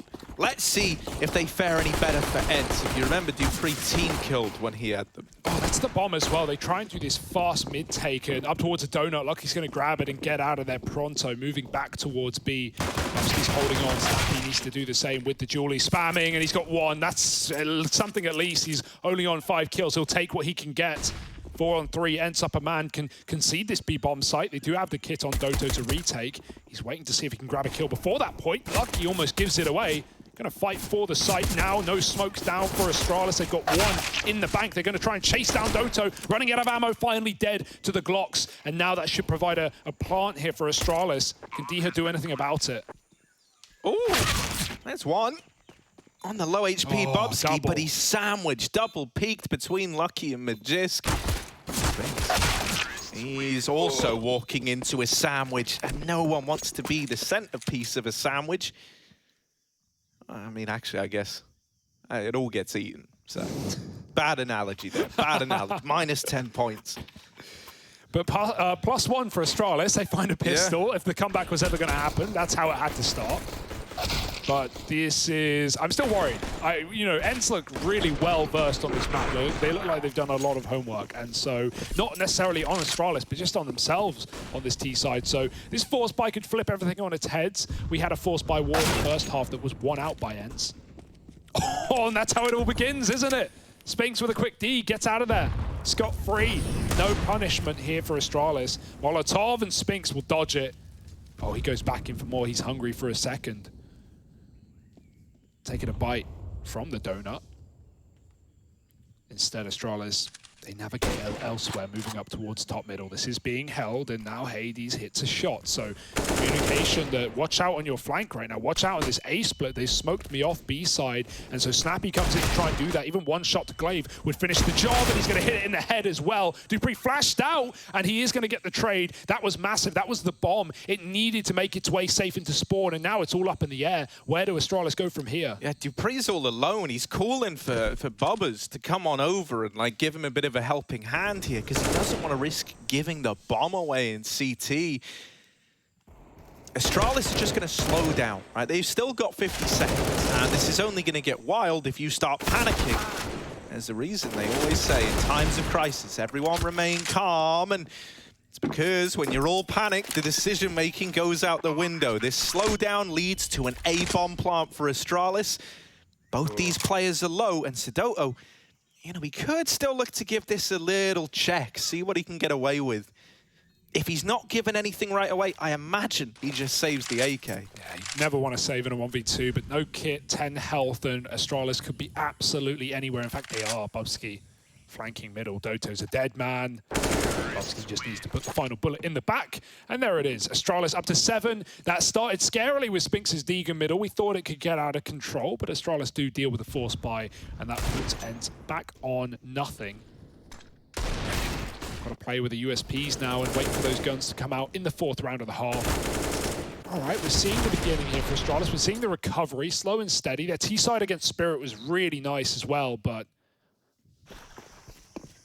we're yet to see ENCE fielding weapons, and so we can't truly know how this one's going to go. Back to mid, they'll meet ENCE there, a couple of players, and leaning away from A as well. Got a little flash ready in middle. This is the flash I was talking about yesterday, right? Lobbing them in from CT spawn. You can't throw them from B or necessarily from the middle of the A site, but there are places as you get closer to middle, closer to donut, closer to B side spawn that you can flash mid. Doesn't matter though, all of this is negated by the fact that Astralis execute A. They've got the temple smoke, they've got the donut smoke, and they've got the site. So D-Head just USP dink Bubsky through a smoke. It shouldn't matter, right? It's only a tiny bit of damage, but it's softened them up for the Deagles, and that's also the bomb dropped in the open. Doto, Deagle out, more damage to Magisk, but not the killing blow. Magisk has kind of bailed you out here, now regaining control of that bomb. Dupree with his late lurk in through Cube. You know, Cube lurks was something that would sometimes missing for ENCE when they went for these A plays, and we saw that position come back to hurt them a few times. Dupree, very, very diligent, right? Comes in, mops up that Cube player. And now it's all left onto Snappy. This round, what's left of it should just be a formality, and there it is. Yeah, they hunt him down. Astralis are up onto 8, but now the guns come out for ENCE. Yeah, this is the moment we've been waiting for, right? Hades, when he's had this AWP, he has been beasting on the T side. And, well, CT AWPing, I would say, is even more fun on this map. Lots of open avenues. You can play that really fast CT rotate AWP, right? Get a kill with Cube and then run back to B, vice versa. Lots of floating around on the CT side of this map, similar to Vertigo in that sense. Got that mid molly for Spinx. He's got the lineups. Some teams, some players still struggling with that. Double cave push. Got a bit of a gap, do we? So Monacy and the Academy League have little angles to view through that wood in the cave. Astralis even have a little one-way smoke on B on CT side. We didn't really see it used. They tried to boost over it at times, but not under. Mid now belongs to the Danes, though.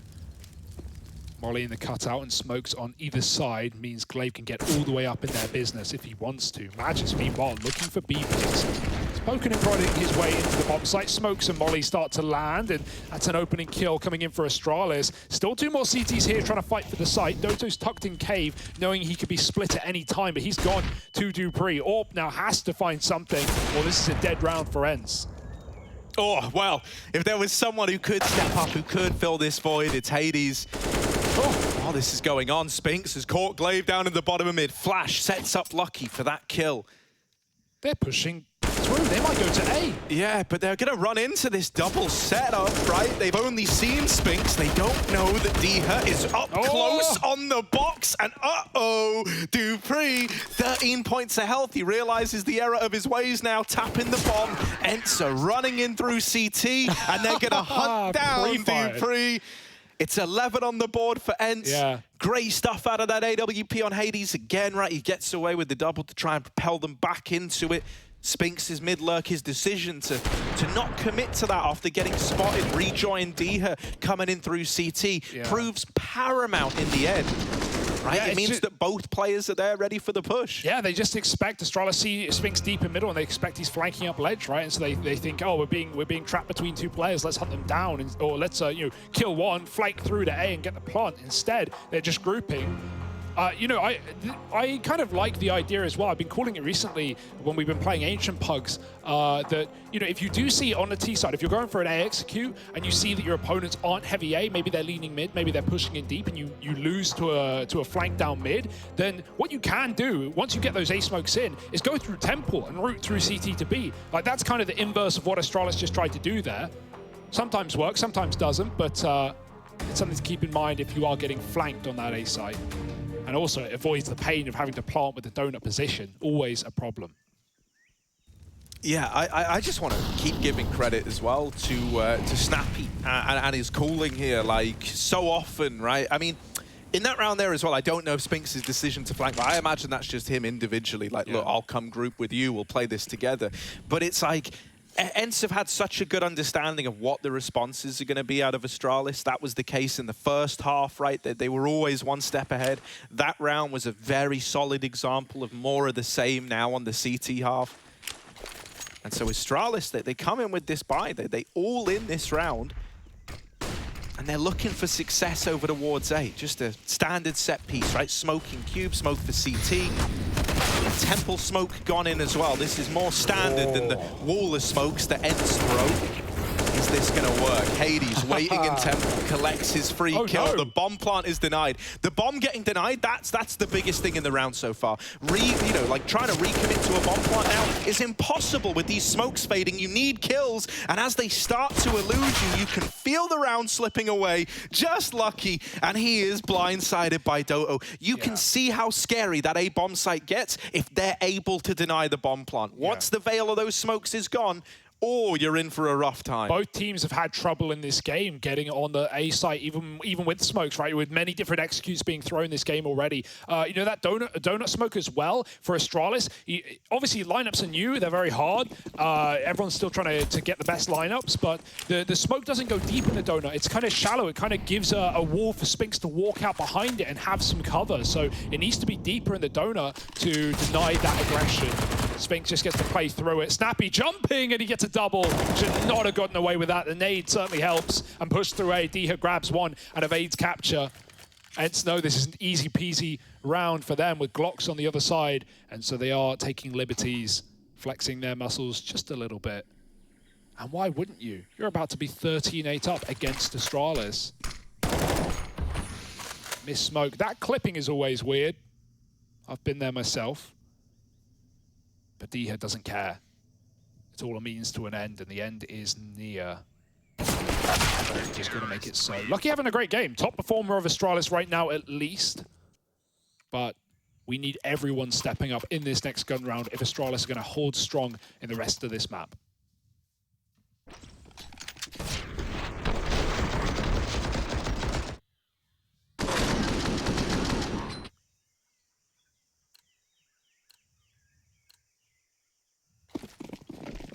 Man, Snappy has smokes for, you know, different spawns, like it's mid-Mirage, man. Yeah, no. I've been noting that as well. Like some of the lineups this guy's had, like he was also the dude who threw the CT smoke on A site from like mid. Yeah, also it's because the spawns are more consistent on this map, right? You're just in a line when you spawn. You're just in one long line, so it's not like, oh, you know, oh, am I pushed forward? Am I a little bit further back? No, it's pretty basic. So that's a really cool idea of getting smokes out instantly. Means you get that A main control for free. They won't play it forever. They just smoke Astralis out and go back to leaning B. Hades leaving middle. Oh. Ouch. Yeah, I mean, dude, it's very, very exciting because, like, with Hades and Dota being this good, you almost forget about, like, some of the other names, right? Like some of the other guys here. Spinks, when he first joined this squad, it was like, damn, all right. Like he's bringing the firepower. Diha as well, I think, is another guy to look at. Really, everyone capable of putting up like incredible numbers. Yeah. Snappy, maybe someone who's a bit more focused on keeping it reined in, you know, like managing actually what's happening in the server. Very experienced player though, right? Like coming in as an in-game leader, you got to keep that in mind when, you know, he's not having a great game individually. Well, that's not often what we expect from him. He's a very pliable dude, right? And I mean, that was why he ended up going in with Yugi all that time ago. So, oh, look, Spinks gonna die after one, but it's traded by Diha, and he's, I was gonna say, keeping this A site under lockdown, but no. Yeah, the volley. Bomb plant denied, and it's always an issue. You know, how do you do it on A? How do you ever get a bomb plant in any position? I find it quite therapeutic watching this happen to a team like Astralis, and I go, oh, I mean, it's happening to them. I don't feel so bad that it happens to me every damn time. It's crazy. It's just every like, there's no plant spot that's safe from anything. Like, it feels like even the best plant spots, you know, the JRAS plant spot that we always tout is the best one because it's free from donut. Still open to Temple, still open to main, still open to CT. the spam through a CT smoke. The line of sight is such a small choke point. It's easy to spam. Maybe a bit of a B rush in this follow-up round for Astralis as they are on a broke buy. Here they come with speed. Yeah, straight in, not wasting any time. The time's not their enemy. Their enemies, oh, well, they're enemies here. The bomb's going down, and they do get a plant out of this at least, so the extra cash injection's going to be appreciated. Lucky's Tech 9 flankers just missed this timing. He fired off a little too soon, so now they know they've got him trapped in cave. They volleyed their in-game leader into a corner. Of course they did. You can't let Snappy get all the kills here. Lucky, dead after one. And it's Snappy to defuse it right at the end. They give him that at least. Yeah. Trapped him for a moment, but dear oh dear, this is an excellent game out of ENCE. I think a lot of teams are going to be starting to throw bans on Ancient the way of ENCE in these head-to-heads. Astralis, don't count them out of the series though, right? This is again a new map, one that ENCE have clearly put in the man-hours to. And so with Nuke coming up next, while ENCE have certainly risen above expectations already, it's certainly no free 2-0 in this series. Well, this is it. Do or die now for Astralis.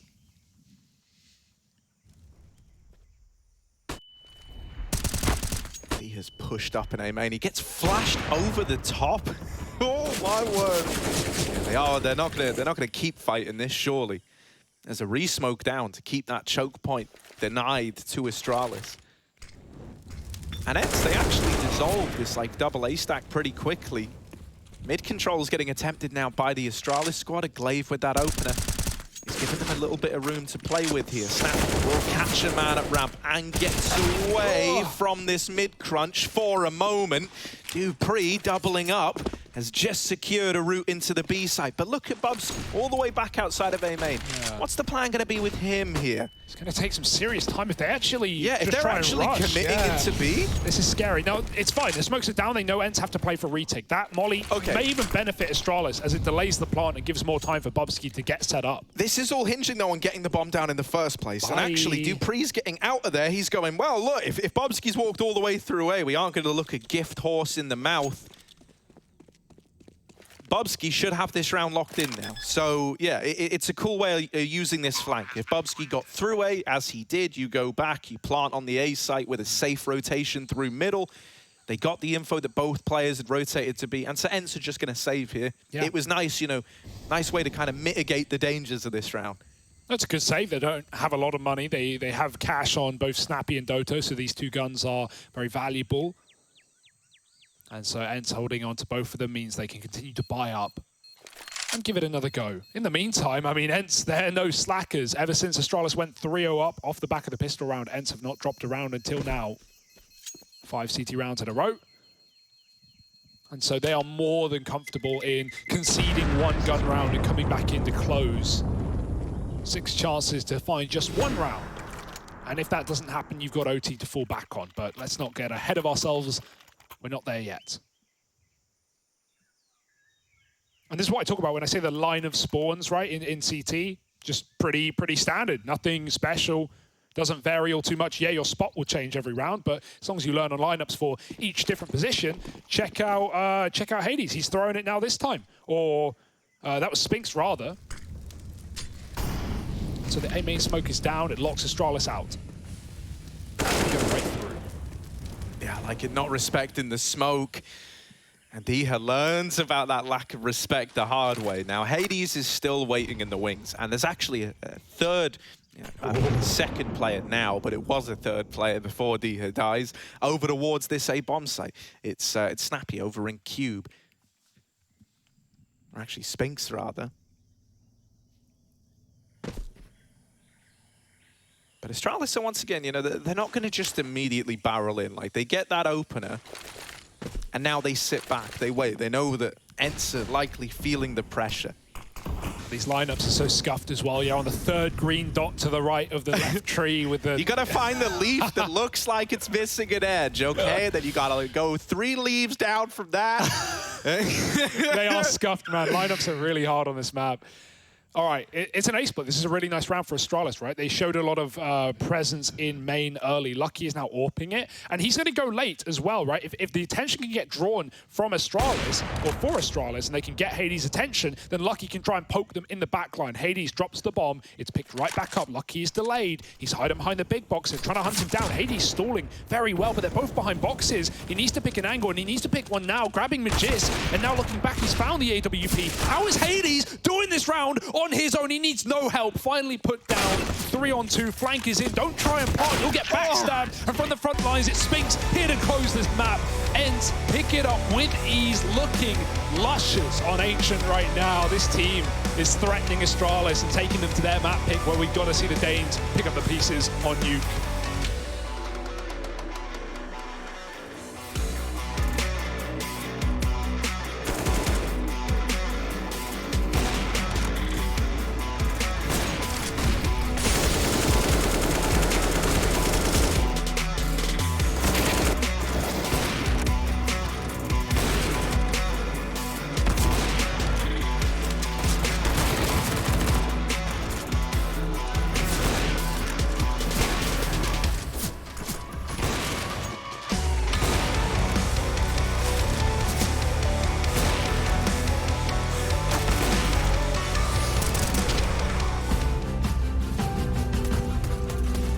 Astralis, as per usual, remain a bit of a mystery to everybody. Now, look, we still have the core of the legendary roster. We had Bubsky come in and play at LAN in Cologne and actually looked very good. But now the question mark is Lucky, and he's been brought into the team as the primary AWPer.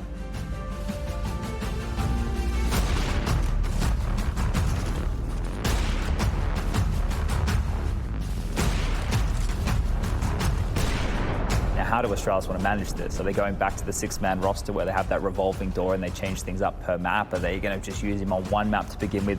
We really don't know what Astralis is going to look like, what the configuration of the team is going to be on a map-to-map basis. I'm excited to see that happen.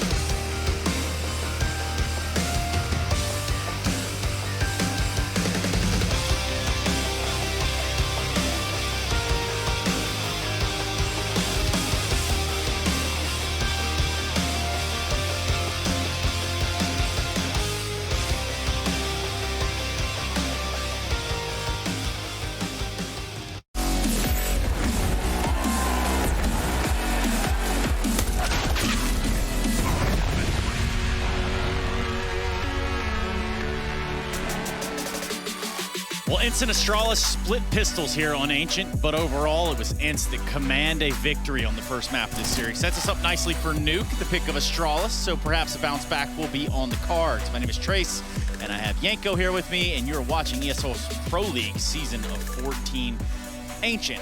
Overall, what do you think? Yeah, I think Ents did come very well prepared into this matchup. I think it's probably a map they put a lot of work in, either during the break, right, or just right after the break ended, when they went back into practice mode, and you could tell, you know, something's a little bit different. Maybe trying to put a little bit more emphasis towards that A bomb side, but it's just so hard, right?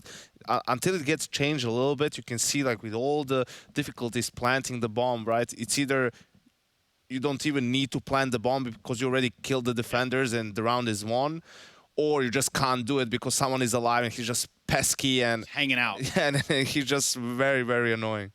Yeah, and it's got to be very annoying. And I think it's almost as annoying as naming that bomb site A, where it should probably be named B. But that's like a different thing, right? So. Yeah, I mean, I think it's just also because it's early, right? You know, the banana is also, you look at it and you're thinking, well, you know, you're drawn to it for it to be the B site and also more emphasis on it. But the map is evolving constantly, right? Teams are trying to find new ways to get better. And speaking of evolutions, there's a lot of those going on around here. For this one, we take a look and start to talk about Hades over there on the side of Ince. Now, the guy has an AWP, and he's not afraid to use it. Yeah, I think he showed why, you know, we praised him a little bit in the pregame, in a sense of that he came in for Alu, right, a veteran player, also very efficient during his time in Ents with the op, and Hades not really missing a step there, leading the charts in terms of frags, almost a 30 bomb, 29 kills, but we saw some of that firepower, some clutch ability as well coming to light here. So when we do put him up, when we do pit him against someone on the other side, what if I were to say a comparison to Lucky? This is our Air Force Aim High, sort of head-to-head. You can look at Lucky on one side. They're a new addition for Astralis. And overall, what do we learn about him? I think obviously look at the graph and you see that Hades has just had a much better game. But I think for Lucky, you don't set the expectations too high for him. I don't think anyone is. And I think he's not doing terribly, but he's also not really blowing anyone's mind either, right? And I think that's fine. I think Astralis, you know, picked the perfect tournament in a sense to put him into the active lineup, right? There's a lot of games, especially if you make the playoffs as well. You get a couple of more games. Just the quantity of games for Lucky to play against tier 1 opposition, right? To go through the motions, to get some of those. You know, he's probably very nervous as well. So just to shake that off in a sense and at least at times show what he's capable of, I think is what Astralis wants to get out of the whole thing. Yeah, the exposure he's going to get right here. And usually when people talk about the confines of exposure, they're saying, oh, well, people are just going to be watching and they're going to see. But no, this is him getting his feet wet at this level. And that might just really be all the difference in the world right there, especially when we start to talk about Nuke. We know Astralis has a comfort level there, even though things aren't as comfortable within Astralis. Yeah, it's a more map, you know, CT side obviously very much depend on the rotations. That's where we talked about Glaive in the pregame, right? That's where he shines, really understanding what the opponents are trying to do, always being at the right place at the right time. So yeah, it's going to be interesting to see if Astralis can bounce back. I think they can. They need to step it up a little bit, though. You know, even in the fragging department, not in terms of kills, but just straight up fights. They've been losing some of those 50-50 fights. Hasn't really been going their way. So in terms of, you know, just very quickly, just on a surface level, when we look at Astralis, we know there's some weird stuff going on, right? They're making moves. They're making adjustments. They're trying to get themselves back to where they were before. How big of an impact do you think that is on a player's individual psyche?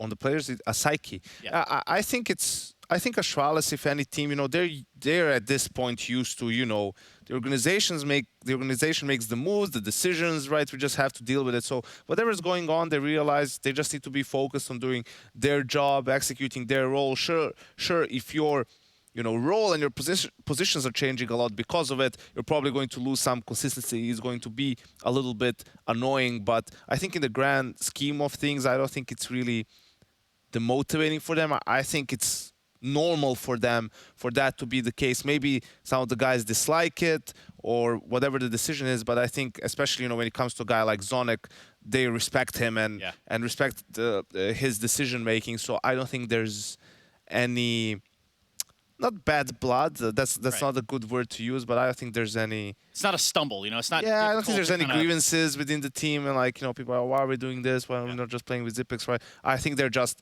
focused on doing the best they can and trying to win games and trying to get into the playoffs. Yeah, and that's just about all you can do. They kind of surprised a lot of people making the playoffs over there in Cologne. Now they get the opportunity to do it again.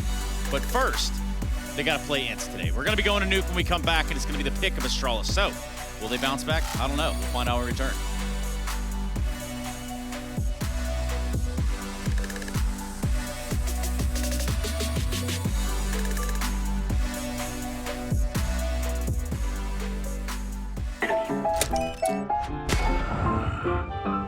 Yes, nice shot, my friend. Cheaters ruining your plays? I have eyes on the enemy.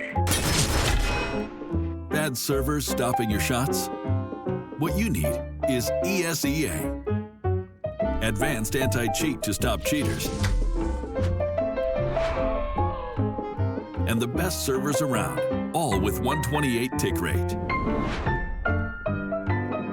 ESEA, the best way to play CSGO.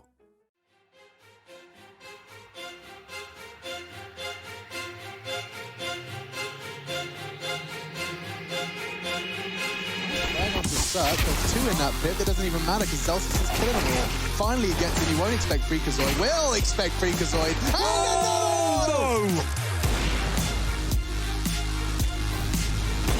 Zywoo is trying to do it all. Ridiculous! Zywoo! Woxing's tired of waiting around. And there it is. 4 kills from Woxing.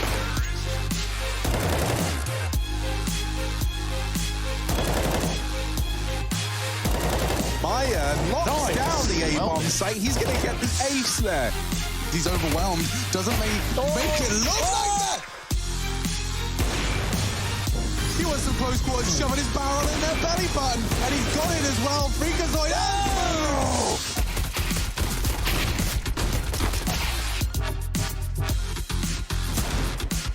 Another shot hit by coldzera. And another one from Cold. He's done it. NBK in a 1v2 that's certainly not easy. Oh, let's go.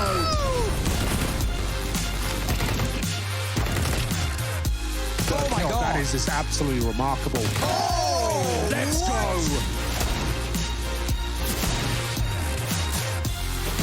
Now in with another that survived. coldzera.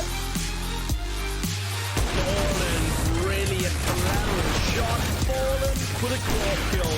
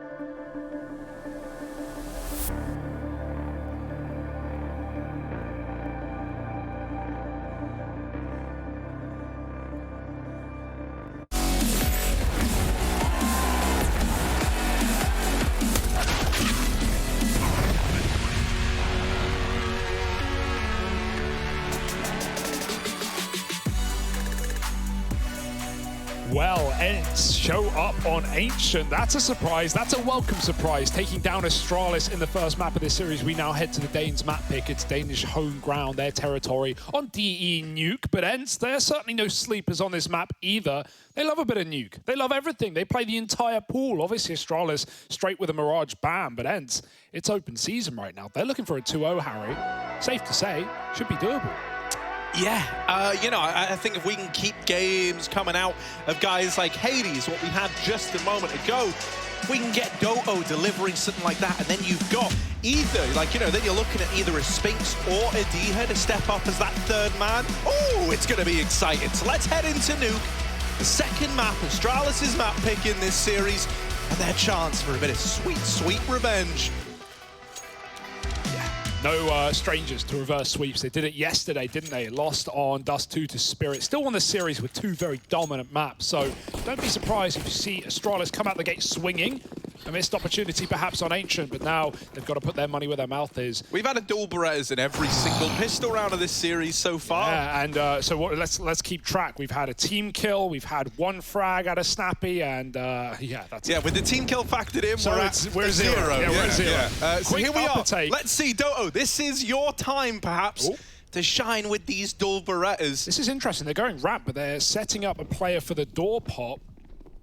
He's already got down the vent. It's Glaive down lower. D-Head just trying to get a couple on ramp. He goes 1 for 1, and Hades is here at Hell to try and stop them from getting any further. He's in his home ground. Snappy down on lower already here from the get-go, ready for the take, and Bobski trades. This is going to be down to a retake in a few seconds. And here are those dual Berettas arriving on the scene. Spinx gonna steal that one away from the dualies. That's the bomb plant denied. That's a bit of a disaster. Doto has worked his way in behind the silo in the site, and so he's just hiding, playing around this bomb. Glaive's been spotted in the vents as well. Hades just jump peeking that now, faking the door, trying to give the illusion he's retreated back into the site. And the dual Berettas, well, they were on top of Hut. Now they're up here in the Xantares spot, mate. This is just as good. This is like the Hut of the B site. So let's see what he's able to get away with. Yeah, but they're going from range. Glaive going all the way back. Is he going to check this angle? He jumps it. That is super smart from Glaive. Big brain. Can they hit this shot? They can. Glaive's taking him down. And now the chase for Hades is only 15 seconds. Do they have time to get the plant? Do they have the cover? So much pressure being put on by Ents. And Glaive needs to move. They can't go up vent. Even if they chase that kill, which fails, Bubsky goes down. Glaive has to stick it. But as soon as he's off, he's dead. He doesn't even get the plant. Astralis, I mean, they tried to get it down in Old Toxic first, remember, but it was Ents charging into B in the 3-on-3 that forced Astralis off of the plant in the first place. It's all pandemonium past that point. And Ents take the pistol. Yeah. All right. It's kind of interesting, man. Astralis, they still play as though they're going to receive a lot of respect right there. They let that bomb go down in the open, and no one is peeking. Like, no one is watching for a push. Because, like, in reality, and if this was Astralis of old, why on earth would you go rushing in like Ents did there? And, you know, that was the case in the Team Spirit game yesterday. It felt like in a lot of those rounds, they were already anticipating that it was won before it was won. And that was only in Dust, and I feel like they got ahead of it. But yeah, there were like multiple rounds that happened. You know, Dupree with the knife out in the 2v1 on B, that 4-on-4 retake at the last second on A. You know, while this eco just gets rolled by Ents as it should, it's only Glocks. That was a really cool way from Glaive to check the Xantares position. Back in dark, he jumps up, can't get the kill, but he at least got the spot and confirmed that there was a player down in B still. But Ents 2-0. And I don't mean the series, not yet at least, but just at the start of this map. Astralis now come in with their first full buy. Glaive left with, oh, he does have utility, rather. Ignored the money. Comes in late, and let's see what they've got cooking. Still a bonus round for Ents. Got to try and get these SMGs up in your face.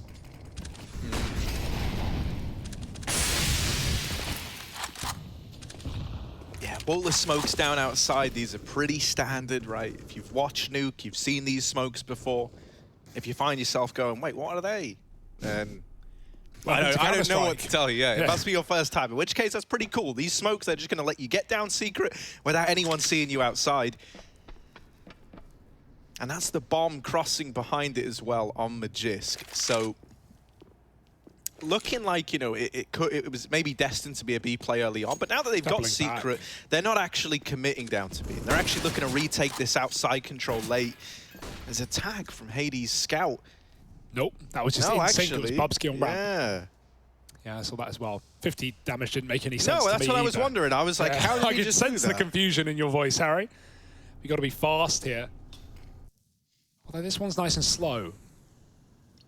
Burning their way through the clock. Astralis have a lot of map control here. It's all by design, though. Enter giving them a good bit of space, and they're trying to take elsewhere. Snappy pushed into lobby. Oh, Diha messy at hell. Snappy gets one, and a dink onto the second. It's a good job, but it might not matter. We need more kills out of Ents. They're dropping lower. Astralis will meet them there. Glaive is low HP, and he is alone right now. He needs his merry men following up behind him. Here they are. Spinks, no way. He's got a gap. How is he living right now?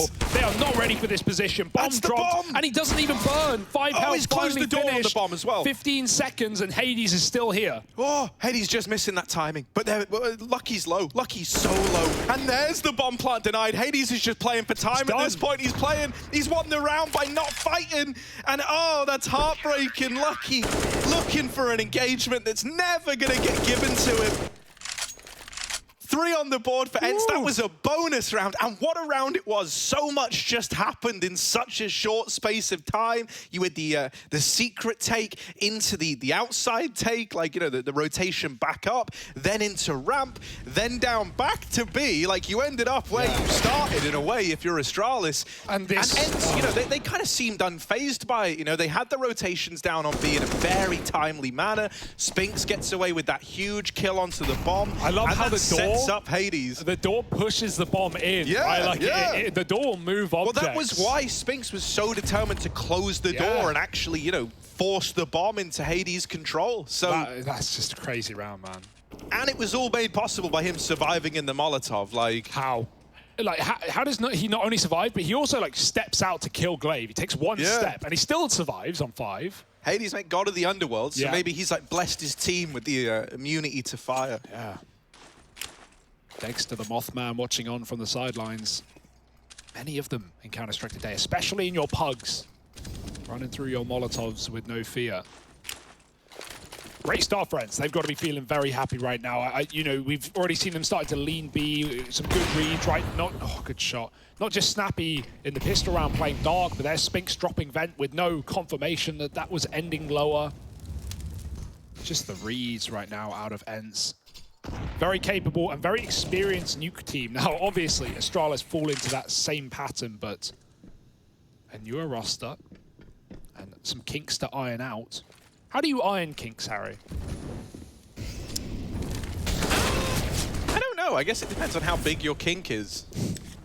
Like, my kink is very small. And here's an A-take that I will talk about. They're in the site. It's a 3-on-3. Bobsky's down vent with the bomb. Spinks is holding for this push, and yeah, the bomb's gone down to B.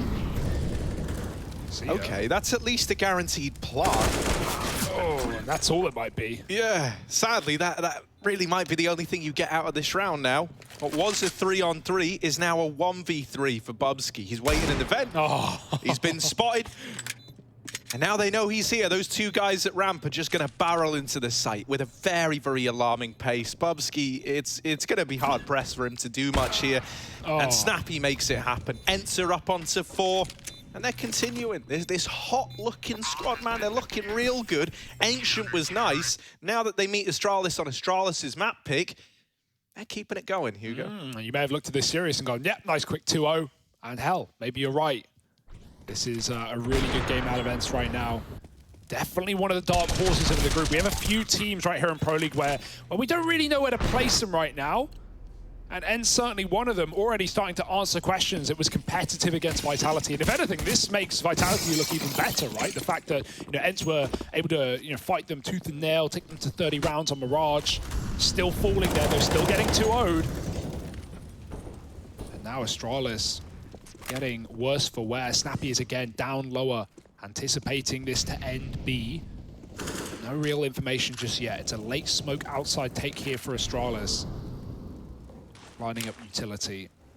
We even have 2 players leaning lower. Hades checks down below on the ramp, but he's still opening.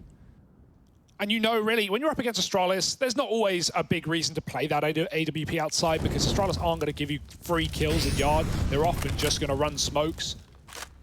And so that kind of negates an AWP.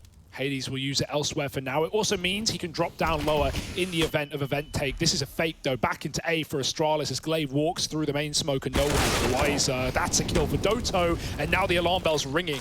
Yeah, the Ents have started to piece together exactly what's happening. Diha in through main, moving into that position that Glaive had just cleared. Snappy killing folks through smokes, and Doto there to put 5 on the board for Ents. This Ents squad are looking very excited. Man, they've got a really good read, right? Even though they don't know that's an A take, Doto's watching main. On top of that, I think the thing that actually gives it away for Ents, and we tell that from Snappy's position, is when Astralis throw those outside smokes, they follow up with a secret Molotov. Now, you don't often molly secret after your smokes are down if you're going down secret, because it just cuts off the time that you have, right? A molly is half the length of a smoke. And as soon as that molly fades, Snappy re-aggresses up secret and flanks Astralis, even gets a main smoke spam kill. Just great awareness out of Ents. The calling is there, the reads are there, and the shots as well. Hades needs to hit his. Pistols are starting to prove problematic. Oh, yeah. No, hang on a moment. I was going to say, nah, mate, it should be fine. Maybe he's going to bail them out, but... You know, a 2-on-2, it's certainly not comfortable.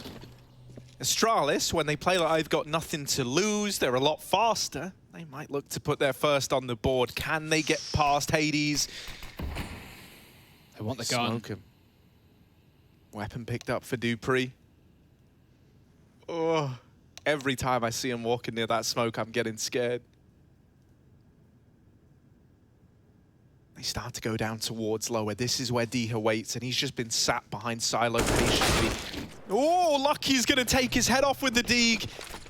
And there were 2 poles trying to hold up this round for Ents. Now there's just one. Can Hades be that stabilizing player? Can he be the one to save this round, this pistol round from Astralis that looks to come in as their first on the board? I don't want to give a caveat. I don't want to give an excuse. It's a good round out of Astralis. Really nice entries on ramp to start it. But Ents did right in the GoTV chat that just team speak. So I think their communication may have gone down in that round at some point in that 2-on-2. No confirmation. We'll see if there's a pause, or maybe they've already fixed things back up. But yeah, nice round to catch you off guard if you're Astralis there. Fast out ramp, deadly Deegs out of Dupree and co. And they're going to get it under wraps. Save on the Orb, still plenty of money for Ents to continue rebuying, but Astralis have got on the board, better late than never.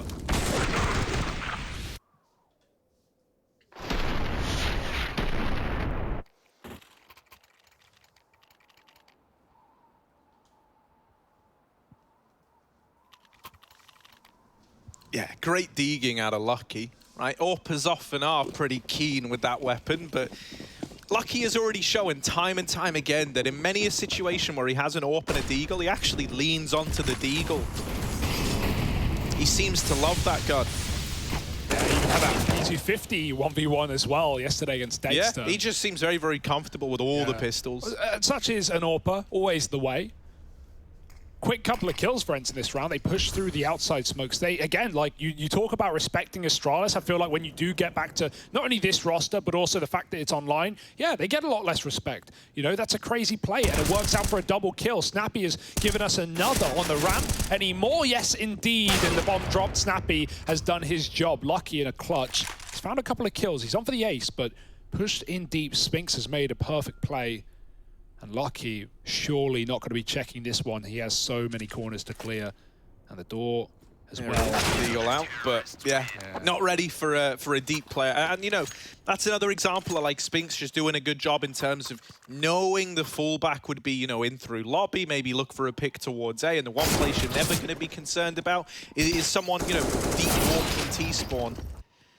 Ents seem really, really good at, like, planning for a round win a few steps in advance, right? It's not, like, super reactive. They're very, very proactive in how they approach these rounds. So back to the drawing board for Astralis. Not an AWP in sight for the Danes either. Hades has still got his. He's dropping down vent early. That's because these outside smokes have gone in. Yeah, an orb down secret as well. Very hard to get past. That's if Astralis want it, right? Again, they're throwing in fakes. They get these smokes in, they play behind them, then at the last second, they creepy crawl their way to main and garage. It's going to be the Heaven Wrap. Diho wants to spot it. He does get the information. Not risking his life for a fight. Instead, he goes out lower, and oh, they're very close to he knows, he gets one. They're already climbing up on the outside, though. Hell player now moved in from ramp. Diha just trying to stop them from setting up this split, but Astralis are coming whether you like it or not. 1 and 2 for dupreeh, and the A site is open for business. He's got all of them. Bye-bye, Ents. This is an Astralis round, whether you like it or not. Yeah, beautiful work out of dupreeh, man. We needed a hero to step up. Dup could be that guy. Astralis are onto a second, and it's pretty clean as well. That's going to come in handy for keeping this this T-side with a bit of longevity behind it.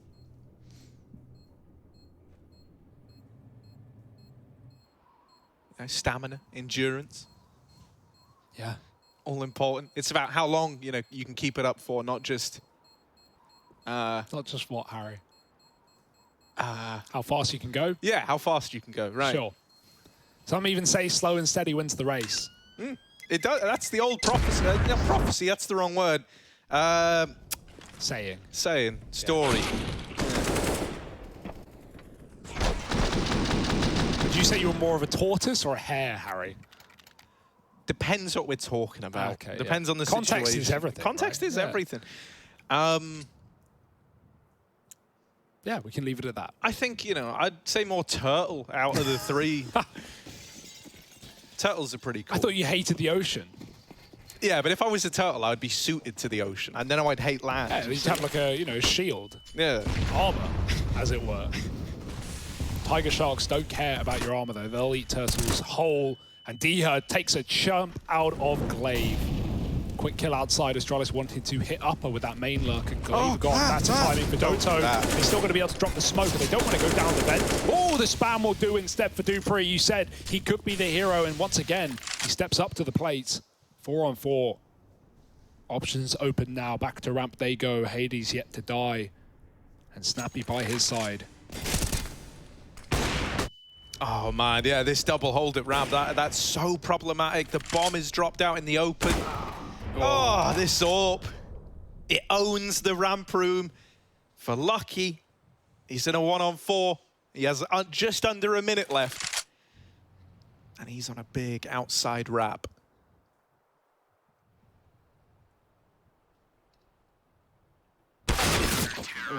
Well, that's pretty brutal. Yeah. I mean, with Diha waking up as well, he wasn't really, you know, super apparent individually in the last map. We didn't need to be, right? Hades and Spinks were taking so much of the glory away. Doto as well with his entries on that T side towards B. But now Diha's having a great game as well. And it gets scarier for Astralis, second by second.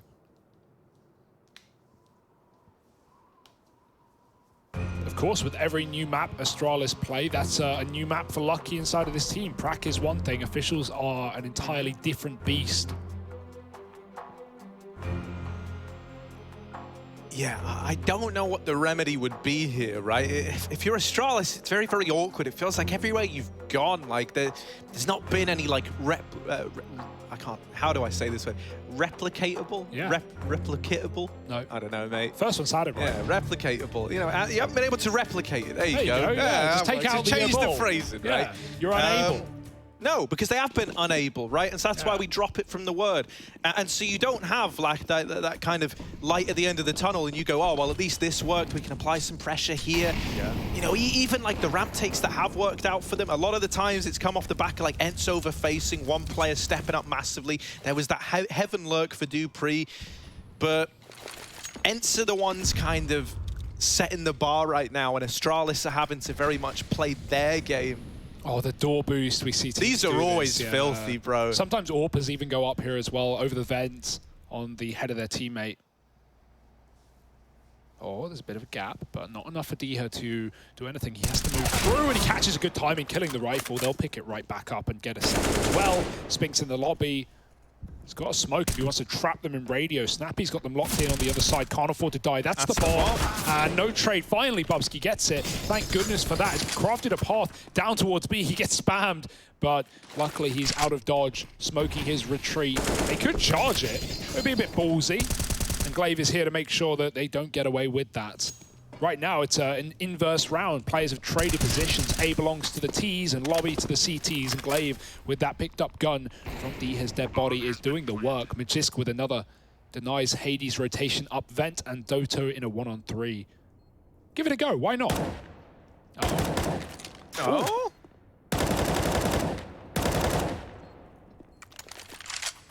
Yeah. The AK sees the leg, but Bubsky swinging ahead is going to lock it in. Doto is trying to show us all the lineups he knows there for the hot spam. It does end up on the receiving end of Bubsky. Nice stuff there from Bubsky, right? He's very much one of the key parts of that round in the sense that he kind of saves it, right? The bomb was lost at ramp, if you remember. He gets that important trade. He's able to elude capture on the lobby push. Ooh, weird detail. Glaive misbought. He just bought a P90 and then dropped it and got an AK instead. So that's, you know, that's an expensive wastage.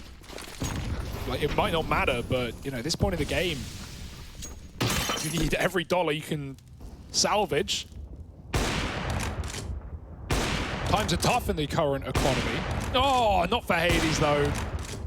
He's reaping rewards, picking up a smoke shot to Glaive. How do you like that now? Vengeance is sweet. Astralis meander their way down lower, but it's not going to get any easier. D is already here, one of those 2 M4s in play in this round. He's not got grenades to stop them, and we're going to have a boost up to try and check down deep. Magisk needs to be pinpoint. D has ducked in the corner. He's not giving him anything. Pokes his head out, and Maj is still aware, even though he just cleared it. That's a massive kill. Astralis now OB, and they even follow up as well. This round should be theirs. Got a lurk on the roof. Bubsky just keeping up pressure, and Hades tagged down low as the bomb plant comes in. I don't know how Doto's still alive. Bubsky just died in his own Molotov. Okay. And Spinks is saving. So this was like a real mixed bag, we'll call it, at the end of that round there, right? Still, it's Astralis up onto 4. Where was the molly? Did he throw it under ladder? Or did he? Was it full damage? Do you know it was a molly? No, I saw him throw a molly. I have no clue, mate. I have no clue what just happened He to was Bubsky. here. He did throw a molly, I'm pretty sure. So that sounds right, but it might have been full damage. I don't know. Can we find his body? Yeah. Can we locate it? Then we might be able to, you know, then we're like detectives. Yeah. Like we've shown up, this is the crime scene, right? Yeah. So, this is our timeline of events of what we think happened. And exactly 20 seconds left, he lit the Molotov. He's got charred bones down on the B-bomb site. There are millions of charred bones. And all of them belonging to Bubsky. There are more charred bones in our universe than there are grains of sand on the beach. Shout out Brian Cox one time. Here we go. Astralis have got 4. I know he's watching, by the way. He loves he's a big fan, yeah.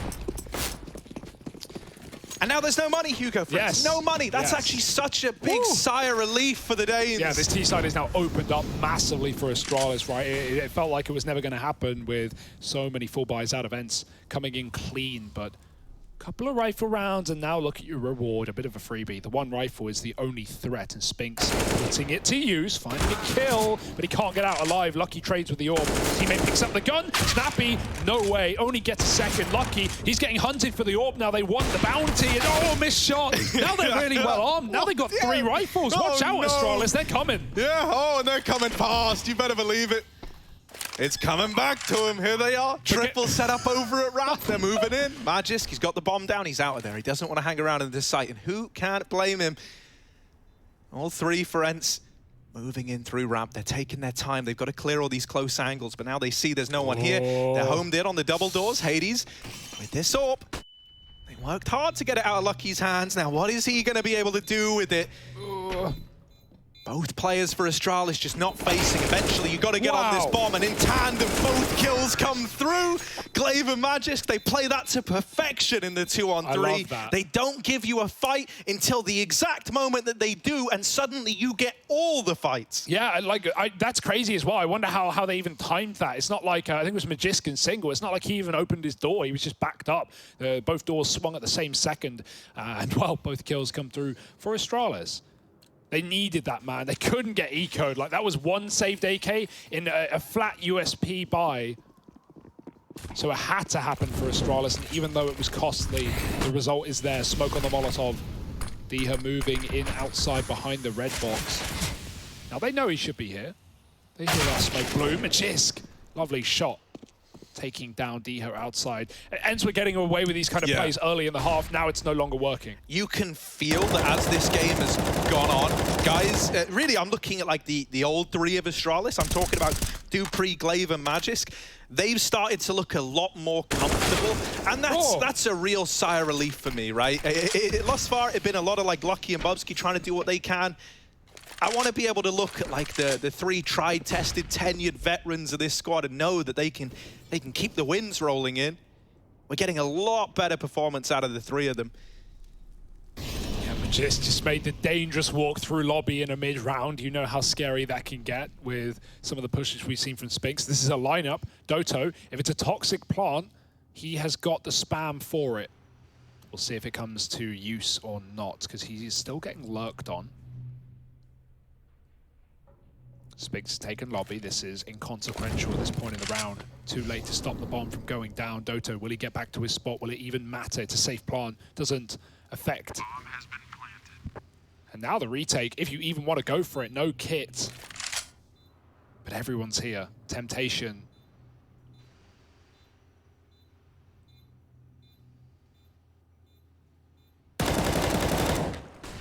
Oh, the feet! Bobsky's getting tickled.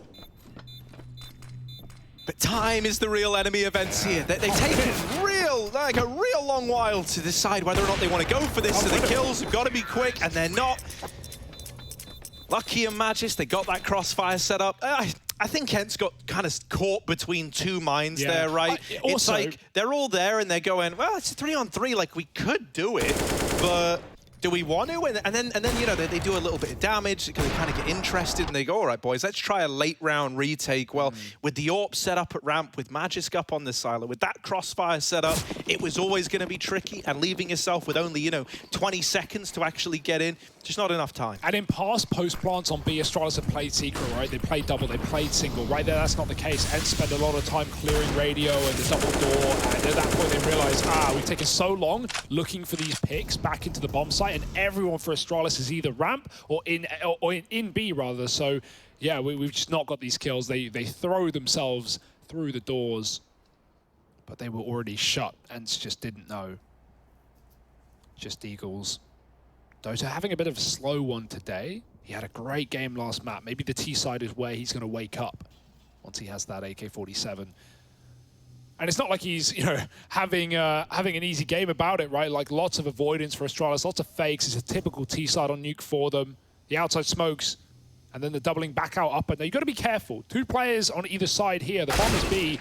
And that's a great clear from Glaive, but he's not ready for Diha. Oh, another Deagle. That could have been everything for Ents. Instead, it's Astralis controlling lower, but just won't commit on his own. And Bubsky's taking a top pick, bringing the bomb back. Magisk is always running it solo with this bomb, but he's yet to be punished for that play. I mean, he had no other option. Glaive dead, and the round over. This was a strong start for Ents, and we've already forgotten what that felt like.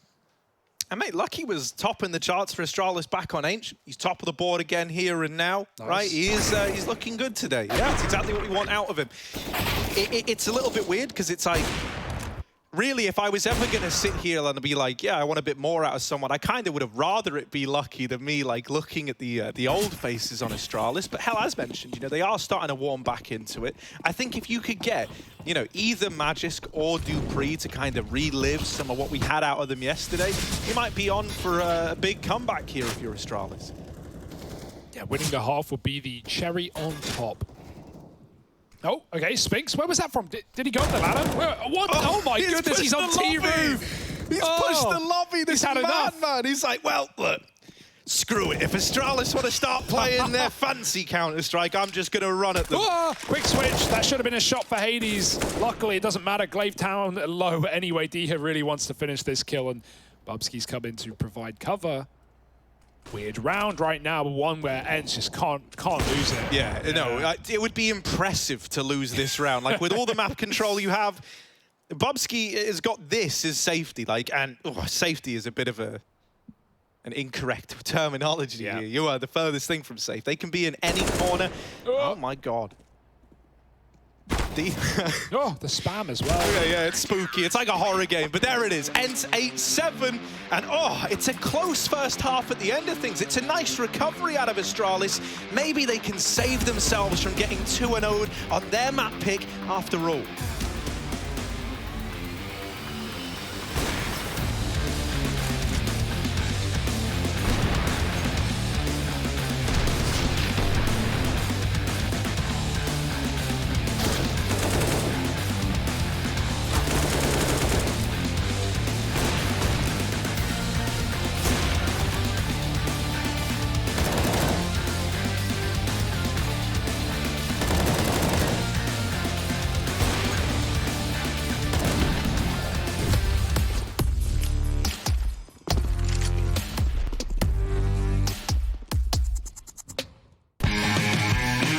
Hey Future Pros, back on track and back to new. Today I wanted to show you a molly you can throw that will land on hut at the A side. To throw this molly, you first need to shoot out the windows on the right skylight. Then hop up onto this vent, realize you're on the wrong side, and then hop onto the left one. Position yourself so you're over the center of the vent. Aim along the bottom line of the coping, then run forward and throw the molly immediately. This molly will blanket the top of hut in flames and force a CT player out of position. That's it, and good luck because on T-side nuke you are gonna need it. What I'm about to do when you are looking through my eyes. See many go, see many come.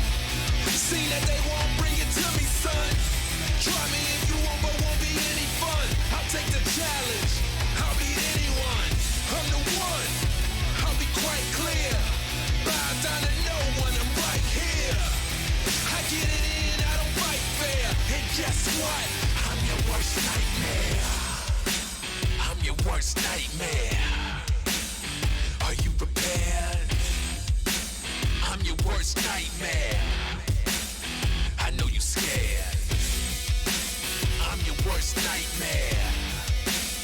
Are you prepared? I'm your worst nightmare. I know you're scared.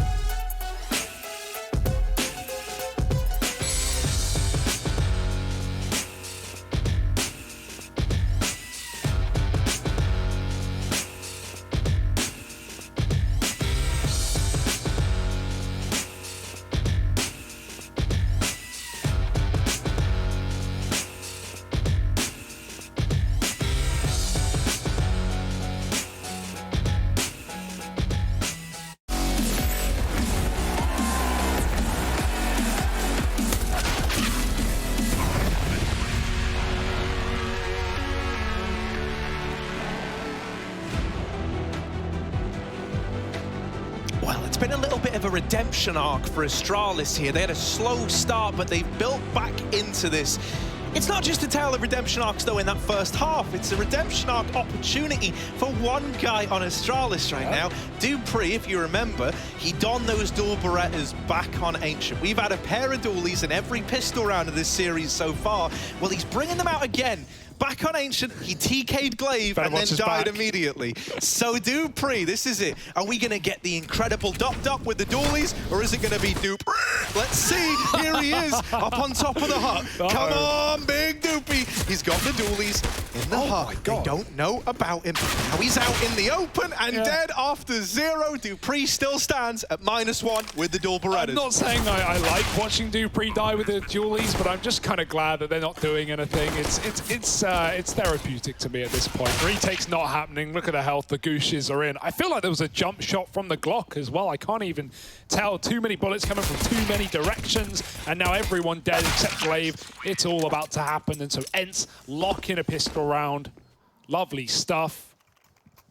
And okay, the redemption arc for Astralis, well, might be short-lived if Ence's T-side can get rare and to go. Remember, Doto, back on Ancient on that T-side, was a beast at entrying. He's gone very cold here, gone very quiet, but now, arm to the teeth, maybe he can pick up the pieces.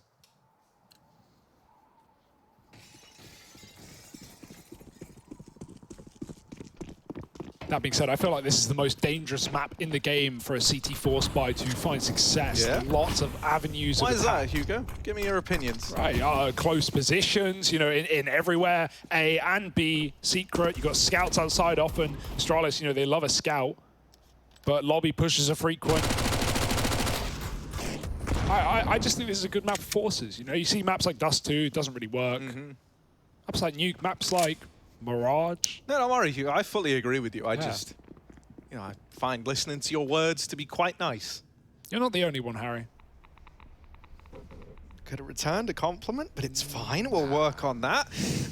Couples counselling.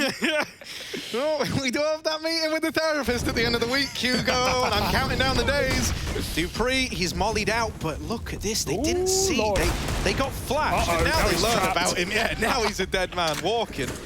Man, advantage taken. Hades extends it even further. The A site belongs to Ents. Nice flick. Yeah, that was crazy. No ammo for it, though. Pure guttural reaction. Magiska looking to take a gun with him.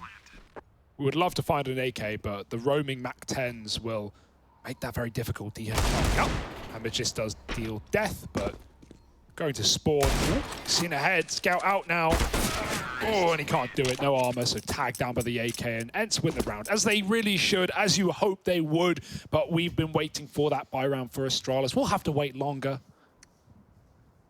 Uno mas. One more eco.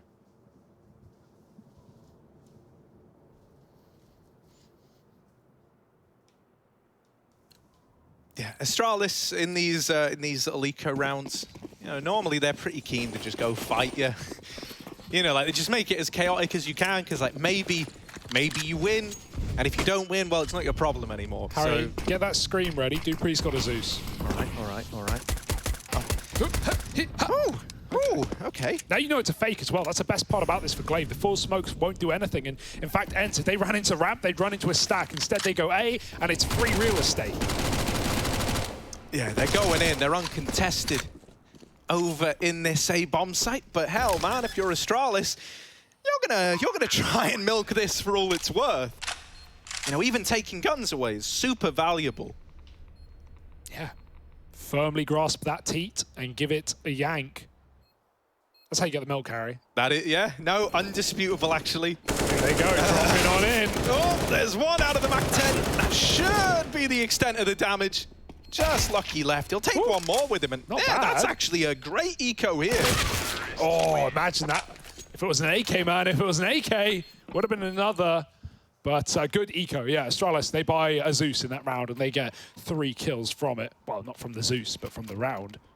11-7, though. This is buy time, and this is try time for Astralis, as they got to get on the board early. Double AWP to do it. I'm never against this. And Harry, we continue to see more players pick up the AWP out of the gate, right? Obviously lucky to take the first, but you know, Magisk on it now. We've seen, yeah, everyone really don this AWP from time to time inside of Astralis. And I'm not against it. We've seen everyone look capable. So what is the game plan? Glaive ready with utility outside, ready to smoke a Molotov onto a smoke stop a smoke blooming on the cross. Yeah. Yeah, I think I understood that. Yeah. Look at this. Lucky down here in secret. It's his little secret. And, ooh, they don't know about him yet. But the ready and waiting for this exact contingency. Right now, he's holding for a silo swing. When he goes up and over to try and peek this red box, it's going to be interesting to see who wins this fight. It could decide a hell of a lot in this round. Lucky has been good on the AWP so far. But look at this from Ents, bro. They're like statues. So aware.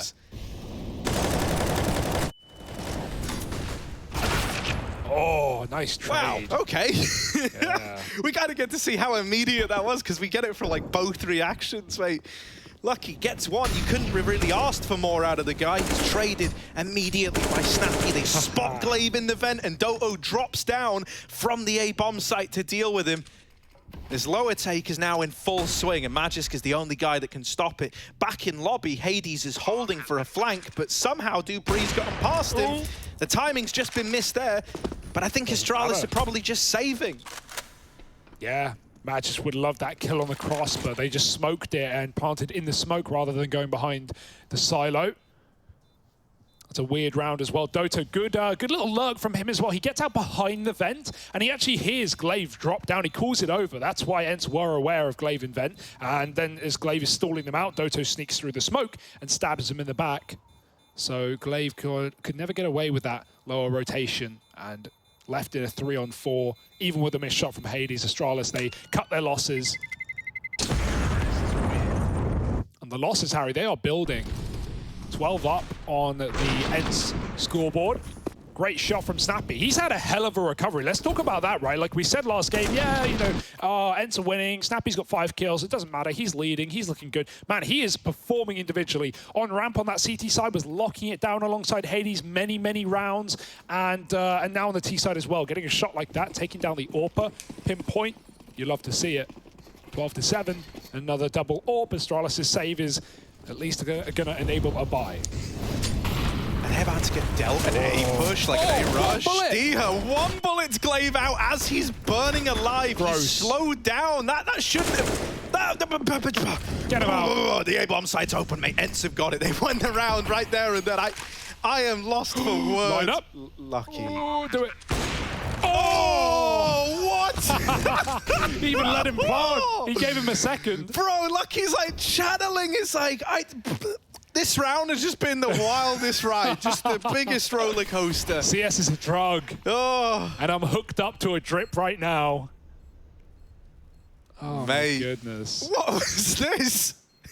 I still can't get over the Diha 1 tap. He's naded. He's burning in a Molotov. And he's getting spammed. So he's slowed down to, like, he's moving at like 2% of his full potential. And he's crawling his way through. And he's like, right, I have about a millisecond left to do anything. Like, 1 tap. 1 bullet's Glaive out. And then they just spill in on the back of it. Oh, beautiful. Great stuff from Lucky as well. I don't know what that was.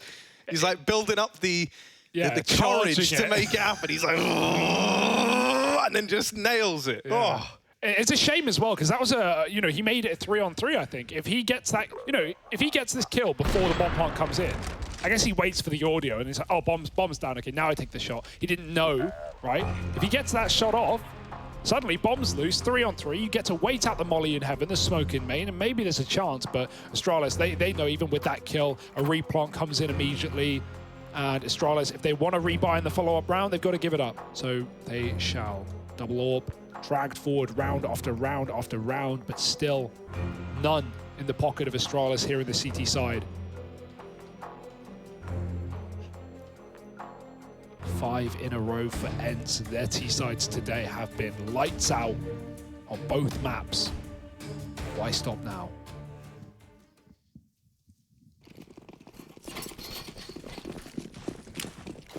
Yeah, they've got that double AWP set up still to fall back on. Right, they saved them again.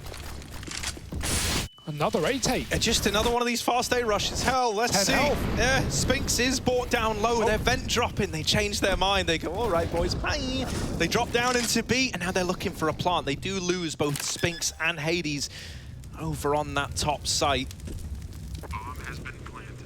Now planted Doto, trying to take ramp. This is going to be a point of rotation for Astralis, so he's got to be ready for a fight. And he is going to get one hell of a fight pretty much immediately.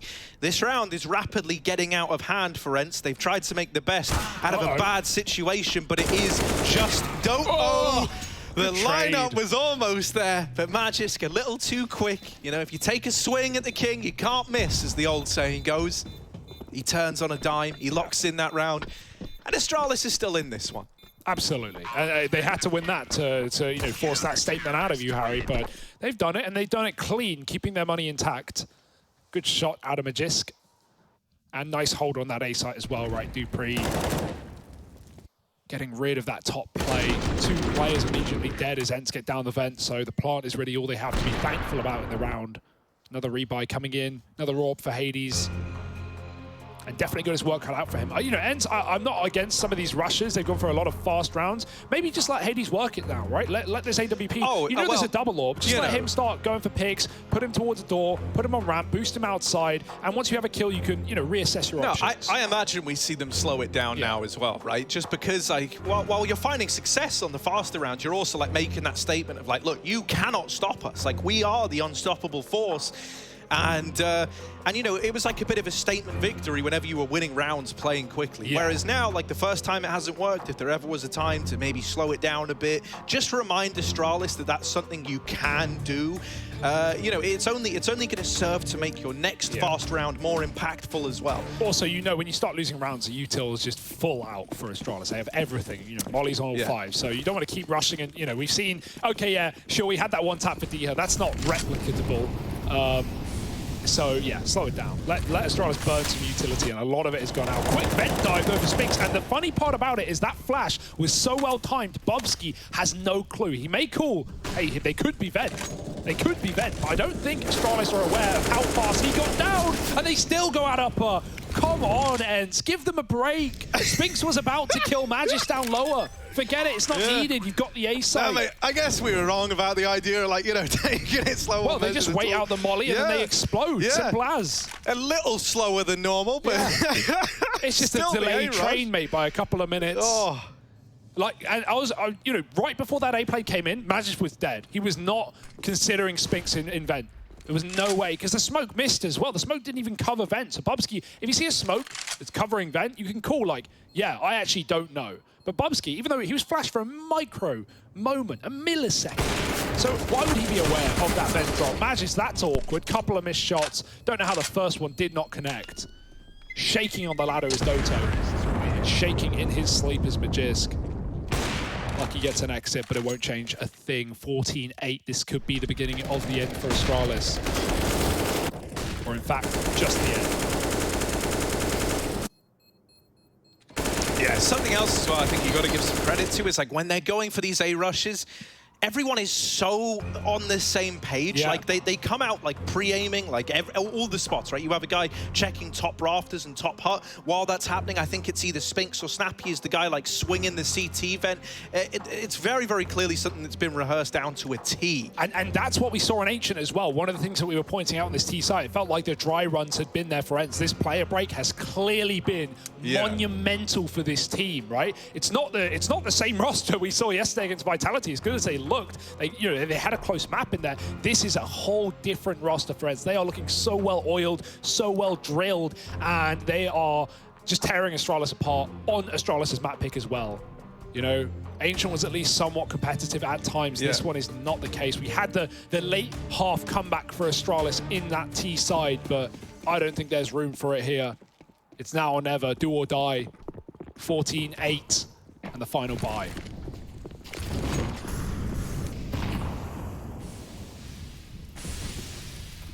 And now a completely different round. Yeah, I mean, that's the beauty of like having so many of these fast rounds is, you know, you've really conditioned Astralis to throw all this util out, to have to use it early to stop these rushes. Now, you've lost Diha outside. This is going to trigger a bit of a response in towards ramp.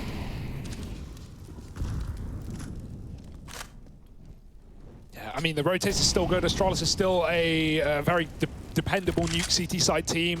You know, they get the kill, they give it up. You can see them already starting to adjust, drop down lower, enforce that B bomb site, make sure they're ready for this double back to A, because really that's all Ents have shown us. Top site hits, and this round is no exception. Glaive is here in time. Dupree behind the site. Dupree needs a multi-kill in this round, or Astralis is going to be very hard pressed to get back in. Ents are in no hurry though this time. They're re-smoked, they're waiting it. And they're even moving Hades outside. Will he commit? Or is... No, he's just selling a fake. Throws a flash, draws some attention over. But no one's moving a muscle. Astralis have got the read right now. Yeah, here comes this A utility once again. That's the bomb cut down. Spinks leading the charge with the bomb in hand. So now Astralis is going to start to pull players over. The bomb's been retrieved. Look at the vent rotate from Bubsky. He just barrels up the vent and shoots them in the back. Doto left in this one, a 1v5 when this began, a 1v4 rather, now 1v3. Has the bomb fallen down vent as well? Yeah, it did. That's pretty brutal. So yeah, he was screwed. Astralis, they do grab a 9th. They're finally able to quell one of these A plays as well. Obviously, it helps that Lucky gets that opener to begin the round for Astralis. And that's just something that's kind of been missing. When you've had these like fast A plays, you haven't really had a chance of, you know, securing an opener, forcing ENCE to slow it down a bit and look for solutions. That's really where Astralis do their best work. So I think, you know, if ENCE are going to try and take this outside control, they need to be very wary of Lucky and the rest of the boys here, because this is where we're going to see Astralis try to secure these openers. I like that play for Magisk, right? It looks a bit messy. He doesn't get more than one, but dink onto Hades, and it's showing that Astralis is starting to feel it again. They're starting to have a bit more faith, throwing themselves into gunfights. Magisk gets one. Hades low. Glaive in secret with, I'm sure, a myriad of one-ways that he can throw in.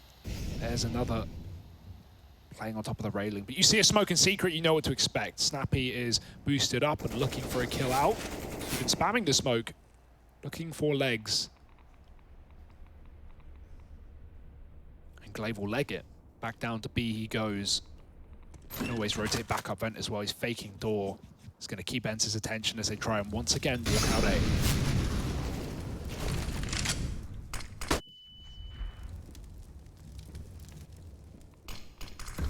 Oh, Bubsky and Dupree, they're holding down door, they're not letting you in. And yeah, it's another go at repelling the A offensive.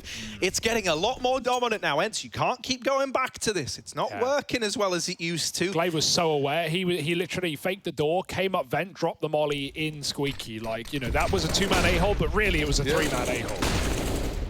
And actually, I just realised something. One of the times we played against Deha was on Nuke, if I'm not mistaken. As a main player, I can tell you that he is despicable getting out through the door. Yeah, of course he was. I mean, no surprise. But yeah, no, it feels rough in this position. Ooh, okay. The D's will do. They can all do it, yeah. Not Deha, but Doto this time around. Deha's leapt down from main and grabbed the M4. Look at him. Yeah, they know all about it.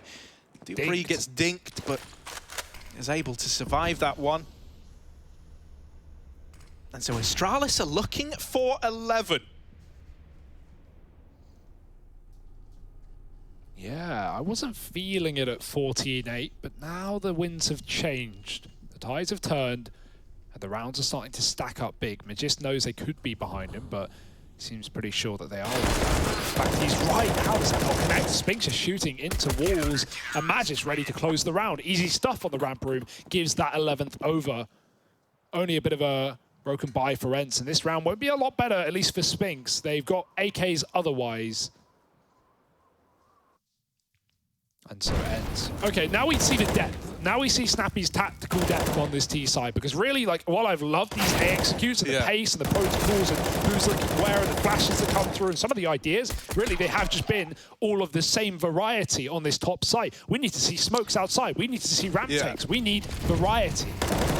Yeah, you know, you don't want to feel like a one-trick pony, right? Like, if you had a horse that could wear a top hat and dance, that's sick, but it gets old quick, right? Whereas if you have a horse that can, like, you know, is a mixologist, is a professor at law, you know, like that, that's way a talented more horse. Yeah, man, you look at that and you go, all right, now you've got my attention. So let's see who's got more horsepower here. ENCE fast down a B. That's more like it. Deha again with the taps, and Doto's found another. Forget everything I just said. The horsepower's out.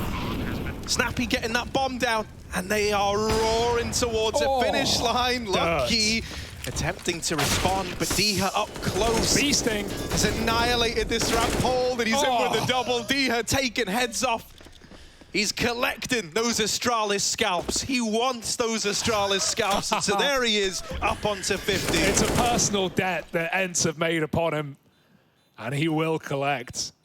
Oh my goodness, Dupree. He's getting lurked on right now. He does walk the smoke, but Dota's coming up and he won't be needed. Hades does it on his own. Lovely round out of Deha. Just the pace. I thought he was going to push that molly on ramp, but he is a little more contained, and still he unleashes hell upon Astralis. 15-8. And that's more like it, right? A different pace, a different round. What an opener here in Secret. Magisk was jump spotting. That looks crazy, but it's fairly safe play, a fairly safe way to get the information. I was going to say without dying, but, well, sometimes Diha delivers. And that is a perfect round from him. 15, one more, 4 chances to do it. Can they? Oh, that's weird. Oh my god. Ooh, Get me outside is out. messy. Get me I don't out. like it. I want to get off of Mr. Ence's wild ride. What's happening? Ooh, doubling down. He's taking matters back into his own hands. This is absolute chaos. This is, it's ugly, but it's the most beautiful thing I've ever seen at the same time. Diha, he's given this 3-on-3 over. A lot of weird little abnormalities towards outside to open this round up. And now everything's looking odd, right? You've got this outside control, but look, Doto's all the way back in T-spawn with the bomb. Like, he's a long way away from the rest of the gang. So I'm imagining, you know, you're looking for an A play here, maybe a split through main, him looking to come in through door. Right now, Astralis have only got 1 player in this A bomb site, so all our eyes are on Dupree. Yeah, it feels tempting to try and wrap hell here, but you know Astralis is just so cognizant. Like, they've played this map a million times. They know what the timings are like to get to that position, and so Ents make the really good call of full grouping together, and I like that. Splitting up in a 3-on-3 against Astralis on this map is dangerous, and so they'll come to you instead. Dupree, you said you needed something from him. Well, he'll give us the goods. And coming in through lobby is someone to help out as well. Magisk trying to backstab Diha. Who? Oh my goodness. Turns around on a dime and hits the headshot. It's all unlucky. We've said he's had a couple of clutches so far for this team, but this has to be one on the brink of defeat. Mate, D has decided, though, he wants this over and done with. He wants this finished now. These last 2 rounds have really come off the back of this guy. He's got 3 in the round already. He's looking to close it out for Ents. And there it is. Diha will deliver. Ents, they 2-0 Astralis, taking them down on their map pick and locking in a dominant Ancient earlier on. This Ents was a treat. And if we can get more of that, then this group just got even more exciting.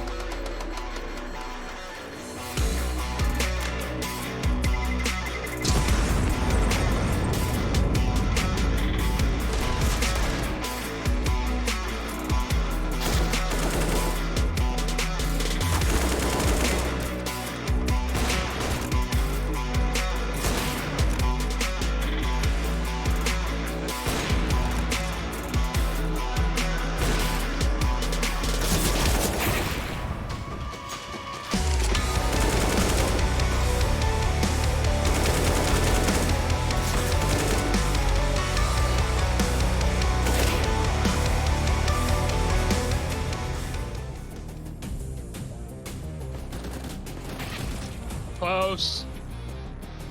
That's true. You did the dog play. Oh! Nice calm on the flash.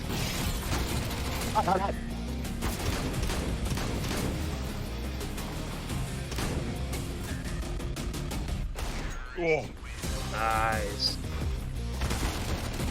2 outside, 2 outside, 1 dinked outside. Nice. Rush was low. How did he get there? Nice. How did he get there so fast? Main roof. Nice. Oh my god, they're just hiding.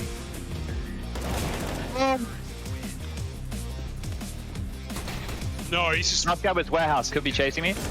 Yeah, he's lower. That's my AK. 50 HP was secret. Yes.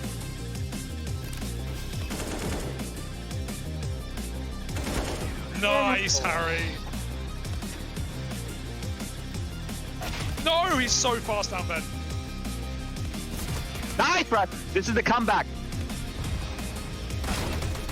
Oh my god, both outside, both outside. Hell, hell, Harry. Nice. Hell.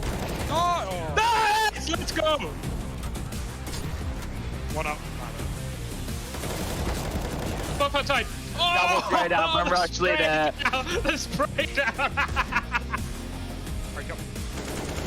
Nice. Outside already, on it. Oh, you let him get in such a sick spot now by not sticking it. Oh no, there's one. Nice, Harry. Get him out. 1 main. That's roof, I think. Heard a ladder. Got him. They're just sitting outside. Sitting. I've gone around the map. Nice. Unlucky. Broken bones and a bloodstained flag. Open road and nomadic plans.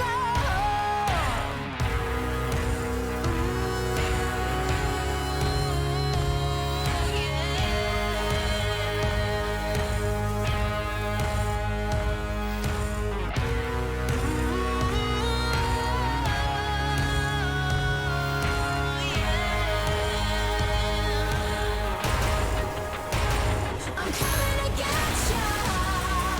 I'm coming to get ya. I'ma bring it in the firefight.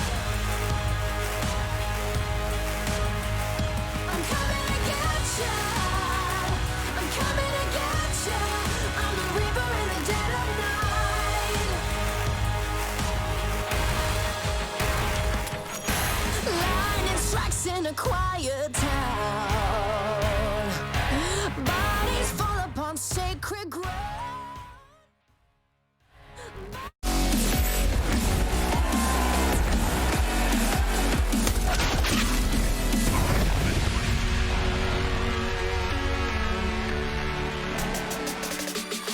And it's the polls of Ints that give the Danes a run for their money. Astralis fall through the second map, fall through the series after losing Ancient, and that is just the way that their cookie began to crumble right here. So the start of Pro League is certainly underway. Welcome back, everybody. We're going to begin to break this one down. I've got Yanko with me to talk about Ancient, but also about Nuke. What just happened in front of us?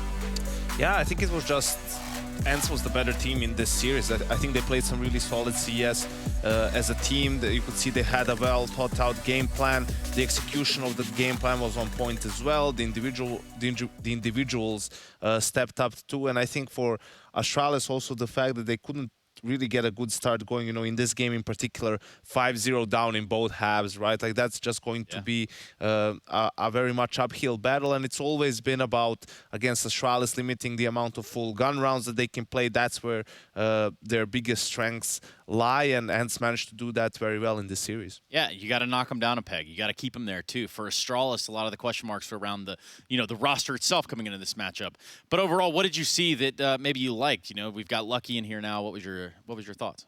Well, I think it's just been more of the same. I think you're liking the fact that he just isn't, terrible, right? That he's being solid, he's being consistent, right? And I think obviously there's a lot for him to learn playing on such high of a level, also playing with such experienced teammates, right? So he's just constantly soaking up everything, every round. He probably sees something, learns something, right? We saw some good shots, so that tells you the skill is there, and you just want to see him evolve even more.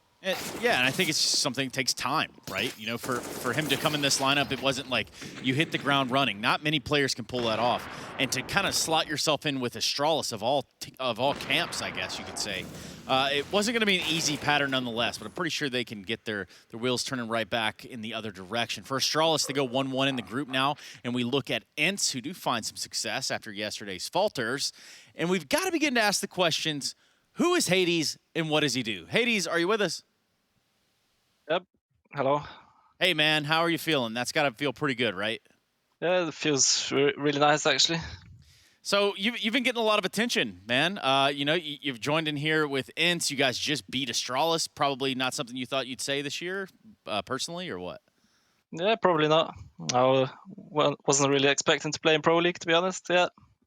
So it feels really good to be Astralis. Yeah, so how has it been for you, right? You stepped in. Basically, I think at the start you were just a stand-in. It was a little bit up in the air, and then it became a permanent thing. So how has the transition been for you going to an international team and just, playing on such a high level?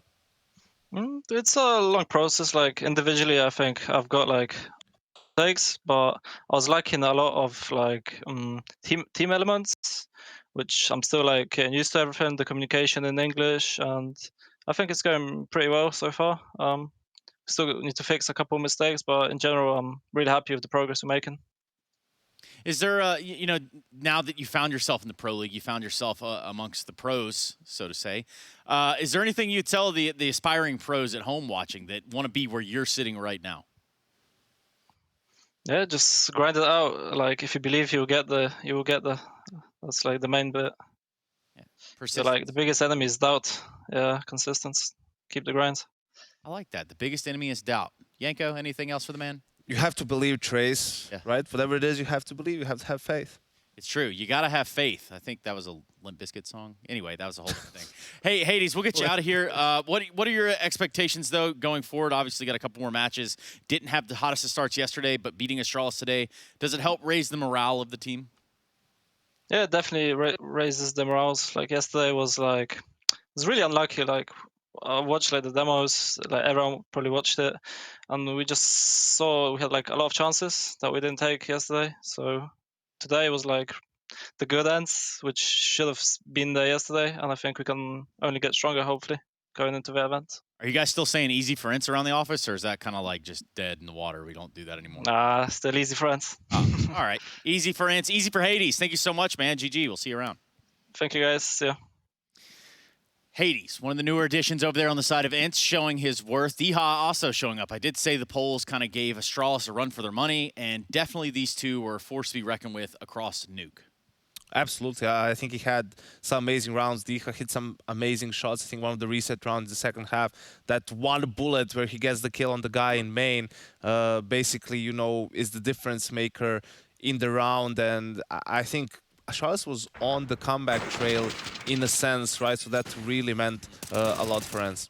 No, it really does, and especially when we start to think about how this group shapes up. I think it was Jason that was saying this, you know, just in the green room about this group is going to go by pretty fast. These groups, once they start rolling, things really do start to take an inertia in the way of getting done. And for Ints, is this a team that we could see making it out towards those playoffs? Do we see them like maybe settling in around that 2-3 spot, or? It's going to be difficult. Obviously, the group is very much open, but they've already played Vitality and Astralis, right? They have Bad News Bears. You're thinking that's probably a game they are favored to win. So then it comes down to having to get one more win against either Spirit or Heroic, right? And we still have to see more from Spirit. They don't seem to be playing on a level as high as they have been previously in the year, especially at the beginning of the year. So still a lot of unknowns in this group, but perhaps after tomorrow, you know, we get a bit of a clearer picture, not just about the standings in the group, but how the teams are actually playing. In a Spirit Ints matchup, does that one go the full quarter? Does it go full distance? Yeah, because, you know, you're going to use that. It's like Astralis beats Spirit, Ens beats Astralis, so, right? Ens beats Spirit, Trace. That's it. Absolutely that. So, I mean, we could put a pretty bow on this one, but I'm pretty sure that this one is just done as it is. I'm going to look down here real quick just to make sure I get this right. The last matchup of the day upon us. You'll be here for that. I'm going to be switching out with Jason Kaplan. We're looking at Heroic taking on Team Spirit, but that's all going to be coming up after a break. It's not any time now. It's not now. I can assure you that. So, bye.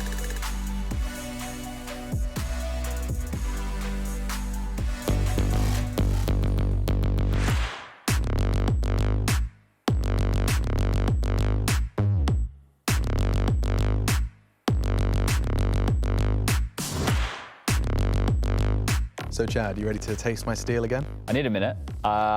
Fixing the loadout, trying to make the weapons a little bit more in sync. I want the thermal lasers, I want the pulse cannons. I'm hands off the phone, dude. I don't need to change a thing. You had the bots carrier in the last game. Bot 3 is my boy. Yeah, okay? So how about a different game mode?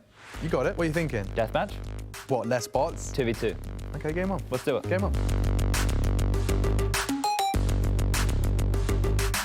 All right, mate. You ready to take me on again? What's the score again? Test your metal. Oh, metal. Not bad. But what's the score? 1-0. To who? Me. Okay. Yeah, and it's going to be 2-0 in a 2v2. 2v2 deathmatch beatdown club. You ready? I'm ready. I'm starting. 2, 1, go. Get out of my way. What am I supposed to do? There's two of you. Well, hello. Oh, hello. Run! Oh, I killed your friend. I killed your friend. All right, wait, are you out now? Oh, wait, you're back. I'm deploying again. Oh, hello. Yeah, I'm sorry, I'm dying, bro. I can't. Oh, when did you kill you again? It's over. No. Oh! From downtown. Yeah, you dunked on me there. I only have 351 HP left. Yeah, I'm running through my mechs like a bit embarrassingly quick. Wait, who's that? Okay. Wow, I feel like I can just live it. I can just live. I've won the first round. GG. All right, so there's a bit of a time element there as well. Okay. I'm going for the clean sweep here. That's not ideal. Oh, no, you're not.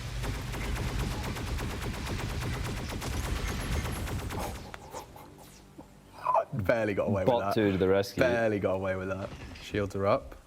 Mutual respect. I think I can just kill you. I think you're going to run out first, though. Oh, you can just kill me. I got 4. That's it. Well, that's surely it. That has to be So that's 1-1. Yep. Does that mean it all comes down to this? Yeah. I can't. 5v4 to survive. I can't. Bot 2, survive. This is ridiculous. No, your bot might kill him. Your bot might actually kill mine. I'm distracting him at least. No. Oh, there it is, ladies and gentlemen. So that was a close one. 2-0. I got MVP fans. though. Yeah, you did. You were playing a good game. I'm not gonna argue that. All right. 8 kills. Yeah, we said it before, but now I am legitimately looking forward to the next game because I'm close. You got really close. I'm close now. I was an assist king, actually. I was really hoping bot 1. 13 frags. Utilize his frags. I got 10. All right, good game. Good game, man. Good game. Yeah, let's get the next one going.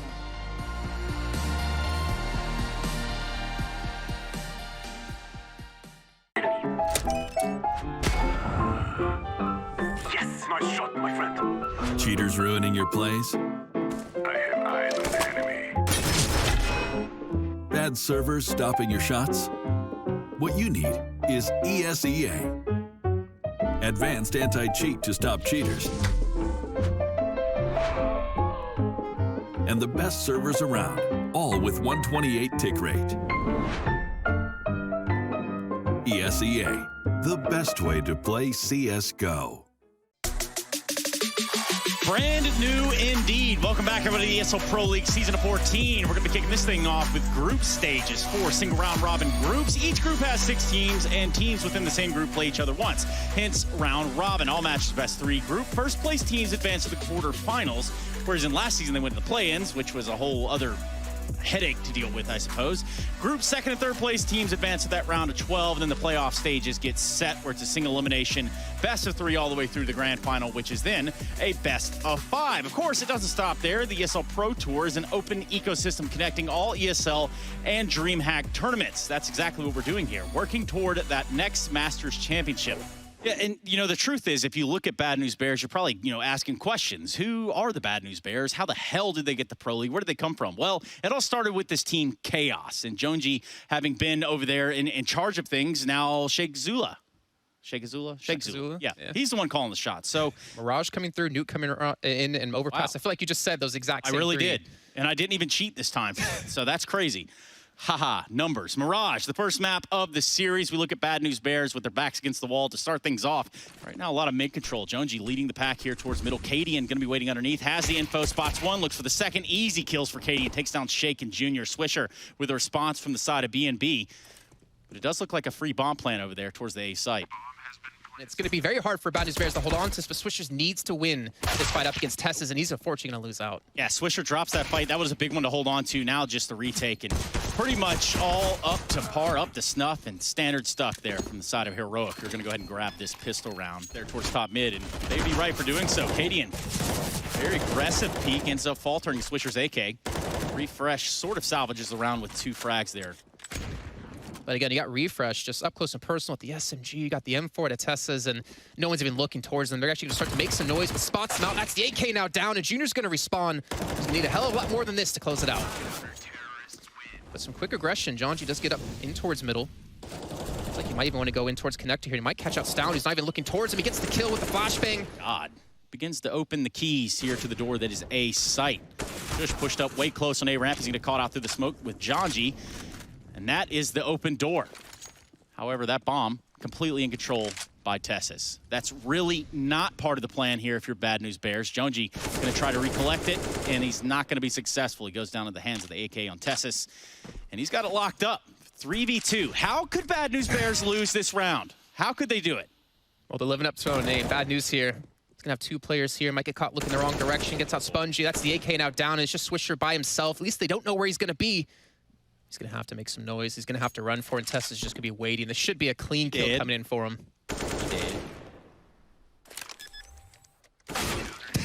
Yep. Peekaboo. This is not looking good for Bad News Bears. A great flash, though, yet again. And really, they've got Bad News Bears bottled up in this choke point of middle, towards the connector, towards this catwalk. Refresh, mopping them up with 2. Tessa's going to be there to back him up in case things get a little out of control, like they're about to. When you go through the window, and Stown is waiting right there. Drops the bomb into window. Like, I surrendered, don't attack, and he gets eliminated. A little bit of spray there on the Shush. He takes it down. Business as usual. Jonesy falls 4-0. Shush knows you're there, Spongy. And now he knows you're not there. That's 2 kills from the side of Heroic. But they have connector control. They've tried to work their way up into jungle. There goes the first kill. Refresh, the first to fall. The first victim. It's Bad News Bears try to wiggle their way into this bomb site. Jonesy with another. Got Tessa's backing towards C2, trying to cover off the flank here for Shush on ramp. He's going to come down to Tessa's hitting these shots, and he gets the first as well. The push is going to come through, and Junior's going to fall, and Shakazula left to himself, and he's going to die, and unfortunately... But here we go. Nades are out. Noise is up. Cadian, blind, hits the shot on the Spongy, and there we go, knocking him down like dominoes. Big kill, actually, out of Cadian there. If he doesn't save his teammate's life, he would have lost control of ramp. He couldn't watch towards apartments, at least cleanly. Looking to clean up these last few kills, and another headshot comes through, leaving it all on Junior in the 1-on-4. And, well, Heroic starting things off here in Season 14 with a 6-0 lead.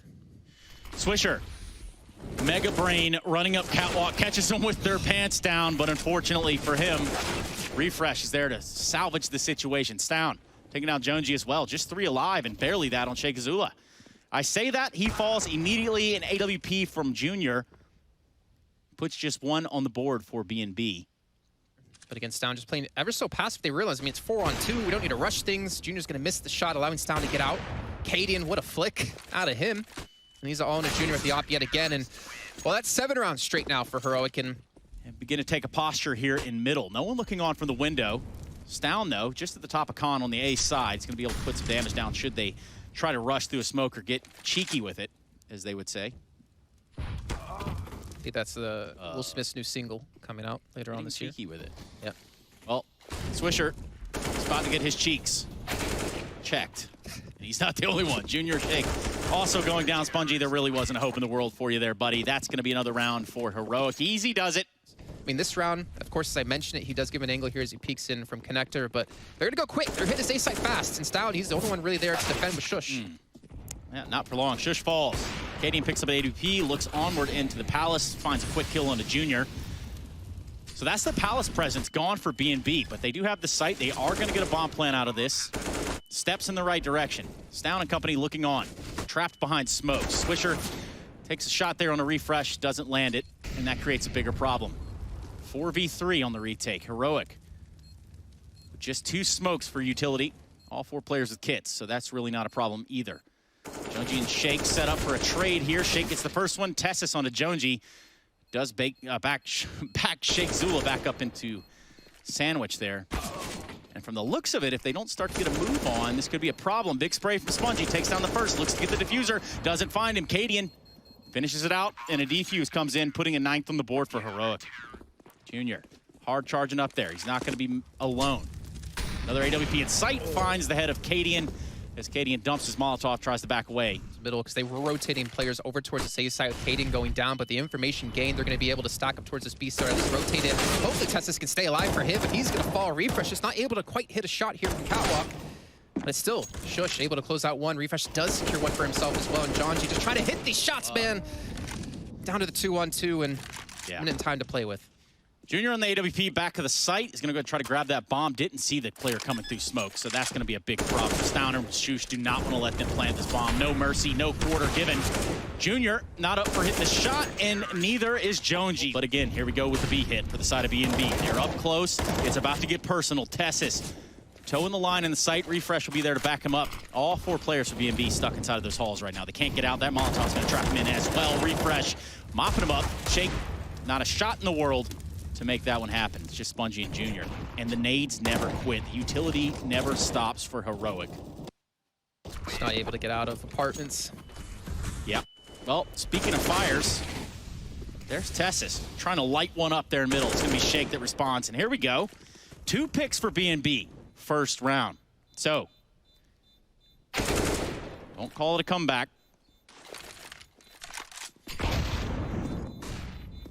There it is. Stown's going to be waiting for him to exit the apartments. Almost lights up one. Doesn't seem to line up. and we'll just beat them at their own game and don't let them be aggressive. And I mean, good flashbang through, but again, gets eliminated completely off the face of the map here. It shuts down any sort of B pressure they did have, and well, he's able to put it to work. Tessus, though, is about to do some work of his own, hiding in the smoke and gets sniffed out by Sheikh Zula. Now a real Aki Momo here for the side of Heroic. They need to reposition themselves. Try not to give up this B site again. Refresh doing his best to make sure that's not the case. Down on the case as well. Jonesy with a nice shot. Oh. Nice headshot at that. Refresh tucked into the back of the site. The bomb is going to be finding its way into the site itself. And now all three remaining members up here are for Bad News Bears. Well, not exactly how we saw that one going. Refresh is good for one. Gonna take a peek, maybe get the first frag out. But Junior close with the shotgun op approach. You do love to see that. How's it going to play out? He does take down Cadian on the swing. Shush with the trade. Now a 1v1. Spongy, half health. Shush just about at half health, and it's Shush that comes out on top. Smoked off, and it looks like they're trying to get him in towards Connector yet again. But Cadian this time has taken up Palace with the AWP. Junior just waiting to go for the peak. Well, Spongy, you tried. It's like that Bart Simpson handing the cake over. Nonetheless, Jonesy unaware of Tessus inside the ladder room. That's going to be him meeting his demise. Now, yeah, no point to commit these double ops when you got that final round to go here in this first half.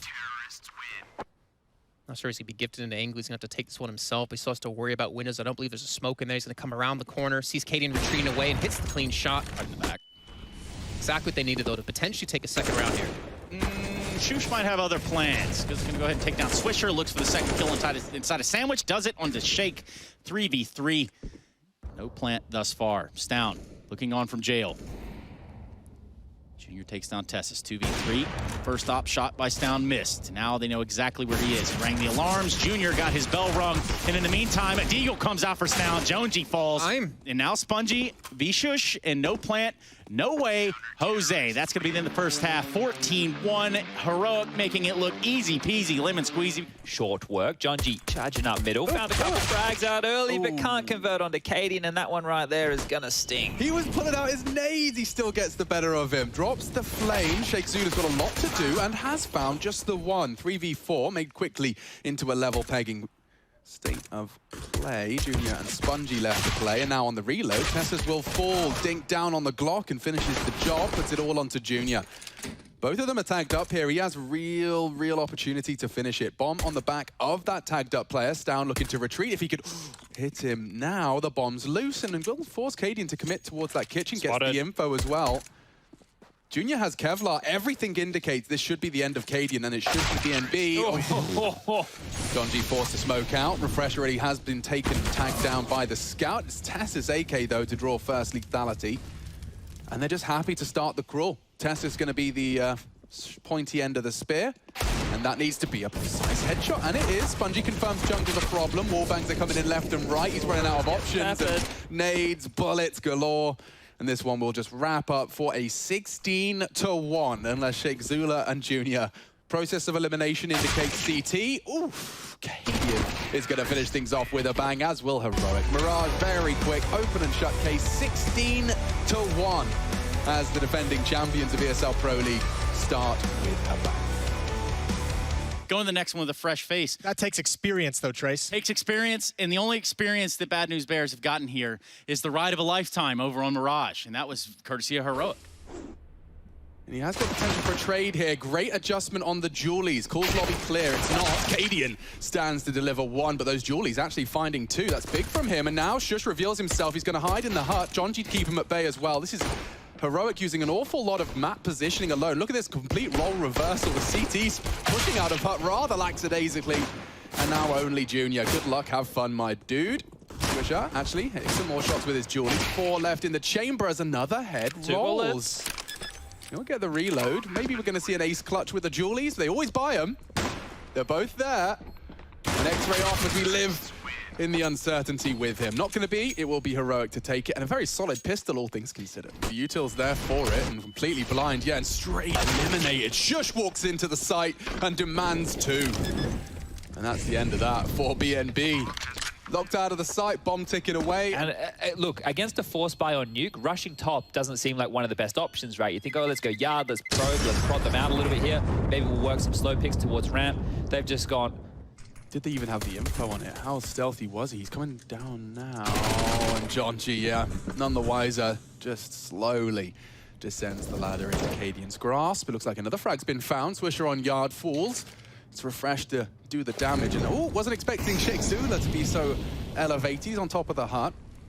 Should have some bullets. Yeah, it does put them into stun. It's Tessus who doubles up nicely and will finish off the round with some style. Good angle. Not the frag. Always going to be punching his desk after that one. When you're holding the Aggie line and you do get the fight you were hoping for on Silo. And the result is a lot of loss of control. Junior poked it up, tested quickly. Bomb spotted, frag found. That's a lot from Junior. He's pulled us back into contention. Spongy Smoke should enable a reposition.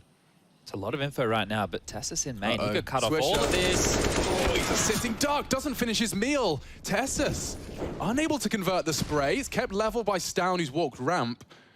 And they're all over the shop. Heroic, 3 players, 3 very different locations. Oh, that's gonna hurt. No, that was the chance. Bomb spotted. You need that from Spongy. Bomb now loose, and the round starting to fall into bad news Bears territory with only 9 HP. Stown's hopes. Great shots from him, and he knows there's another towards the main roof. Jumps into the crosshairs, and so that will be converted. The double from Swisher. Nice flank on the low HP, does convert in the Heroic, taking all these individual duels and these chances, refreshed straight through, traded nicely. Swisher caught through the smoke though. Crosshair placement from Cadian. Perfect, and now into the vents, a potential double. Jonji can win the round right here. If he could just hit the dink, he does. Down lives on to 9 HP. And a man advantage now for Heroic into the low side. Shakes here. The Zula. Caught out in the open, and that should confirm things now. I'm afraid Junior, with the AWP, going to look to preserve. Realization that we have to win Angels against these kids if we want to try and make them work. That AWP carried on through. So you know it's a saved door. Junior's bringing it to door for the punish and a chance. Straight past the ear of Stown, and he's not done. Peppered a little bit. 2 frags already in the feed, and he's just comfortable. That orb not going to be easy to retrieve as the flames now cover it. Looking very quick fit here, logged in by the Heroic boys. Spongy to the last-ditch attempt, and the same for Sheikh Zula. 5 now to the Danes. Arcadian just going to go completely dry, ready for that Deagle fight, even going for a very ambitious wallbang. And first blood drawn, a lovely little pop flash into Johnny's nose, and he's just caught out completely. Junior's Deagle has something to say. He does ascend, and perhaps about to be sent a little lower. It's down to confirm our suspicions. Sheikh Zula remaining for the 7th here for Heroic. It's only, like, for some reason, it was like a book always in my mind. A book? Yeah, like a full encyclopedia. All right. But obviously, why would they be reading an encyclopedia when they're the bad news bears, not the bad encyclopedia bears? It doesn't quite roll off the tongue. Okay, main smoke. Swisher confirms he might want to get off that ladder. He's got something. It looks good. 3 frags from the CTs in the feed. Only 2 remaining, but they are still hitting shots. Junior pulls it all onto Cadian. And with 35 seconds left... He's probably going to want to get down this vent, but it's not going to go. That's a classic Cadian maneuver right there. You know, trying to play with those mid-round... Well, it's late round, super late round, right? And normally that vent gap is left open by a lot of teams. Chips away. They're going to flash through this. Swisher's in trouble. Spongy too. He can get them both if he's not careful. Swisher does manage to adjust for his own. Shuts them both down on the top side. A smoke to bail himself out of trouble. He's living. He's doing everything he can to survive. He draws attention, but suddenly Heroic thrive. And it's all onto Jonji. Hasty does find it with the USP. He's got 6 bullets left to isolate, refresh. Oh! Nobody facing from main. The Molotov has to force him back in a bit towards yard. Jonji goes looking. Jonji goes down. And Sheikh Zula, well, he's going to try and fill the foot. Ooh. The full recede and a nade on its nose just for good measure. Wormed his way through. The barrel. And the headshot. And now Sheikh Zula walking into Cadian's pushed up AWP. That's a freebie. And that's a bomb plant. And that's a round. But it's mean. I mean, it's exploiting the expected reaction. And, you know, like, you can't even fault Bad News Bears for doing what most professional teams would do. You know, acknowledge the yard presence, rotate as you should, especially on a half buy. Spongy, you talked about finding AKs, has managed to put at least 1 body down. Refresh may not let that save go down. I think now upon the descent of that ramp, there shouldn't be too much of a hope. Go on, Spongy. Go on. No. Well, he lives. Super up. Yeah, he that's lives. something. He lives. Keeps his Kev. That's not too bad. Katie's going to be dropping to the top side. Yuto, that's the duel he's been waiting for. Does stabilize the aim into a cross. Nice chance. It's refreshed though. And Swisher keeps it level. Bomb loose and out in the open on yard at the 50-second mark. A good chance for a third here from the Bad News Bears. Let's see how they handle it. I want to give Katie the duel. Oh, finest of margins there. He's just playing and walking on that tightrope. So Katie in profits. And now 30 seconds. That could have been the kill. Spongy almost enough. Tessa's down to 6. This is it. The molly is... Oh, they've seen him. Oh, they've seen him. That's so mean. I felt like he had a real shot and channeled straight into Cadian's AWP. He's firing off shots, but Tessus has actually completely evaded CT gaze and is heading heaven with some pace. Backs a turn, Junior. At least tags up Refresh. He'd love to keep him busy, distracted, but there he goes on his next re-peak. Tessus still working on his campaign. Spongy needs something. He gets tagged up as it fades. How brutal. Lovely. Jonji just the one, though. Tessus is already my first look at fully events. Yeah, with Hades in the mix instead of Alu, right? Oh, here's Jonji again, and there's Jonji dead again. Oh, Spongy, an opportunity here. He will be cleared, but Shush doesn't look, and now too many men. Couldn't quite hook his poison between the two of them, Cadian and Tessus. They are both battered, but still thriving, still alive. Swisher in the vents will be held should he choose to ascend. He's baited the shots nicely. Down is present. They look good. They impressed in their opening group, and then it kind of dipped off again. Alu's taken leave. I think Alu's now no longer on the roster. There's a lot of utility being dropped lower as well. Jake is in so much trouble. There's 3 players to contend with. Junior's got someone above him. He knows there's someone. Someone's on the hunt. It's Tessus who will find his 17th frag. 17 and 4. Bloody hell. And it's gone. Cadian coming in from Mini. They know Smudgy has to be here, right? He got that kill. Yeah, Jonji's making it very clear that it's an untradeable position, so isolate this as best you can. And they can just double swing on this, maybe even triple swing. Good God, here we go. Doesn't manage to track him, and neither will Jonji. 13, damn, Heroic making quite the speed run of this one. The opening game of Group A here for Season 14. They're going ramp, so I doubt it. Instead, they walk into Tessus, who's actually running towards 20 frags in our 16th round of play. Spongy charging up through the ramp, and there's a flying Shush. Oh, very precise, good trade. Jonji keeps advantage temporarily. It's taken very quickly back. Junior, one of the 2 remaining, the double J's.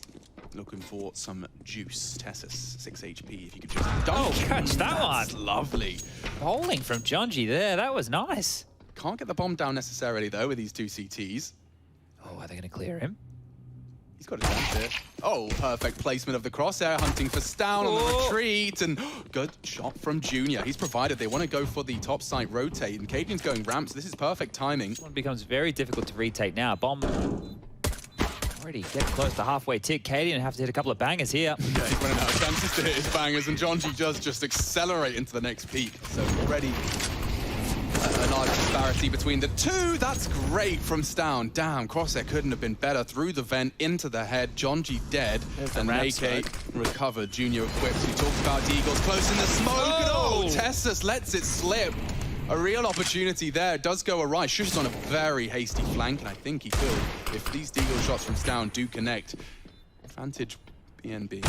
Fight. That's a big fight to win. He's expecting a second as well. And Junior, he does fall. It's not done just yet. Bomb planted in the open, though. This should be a Bears round. Playing with the door, playing with the time, and I don't see kits.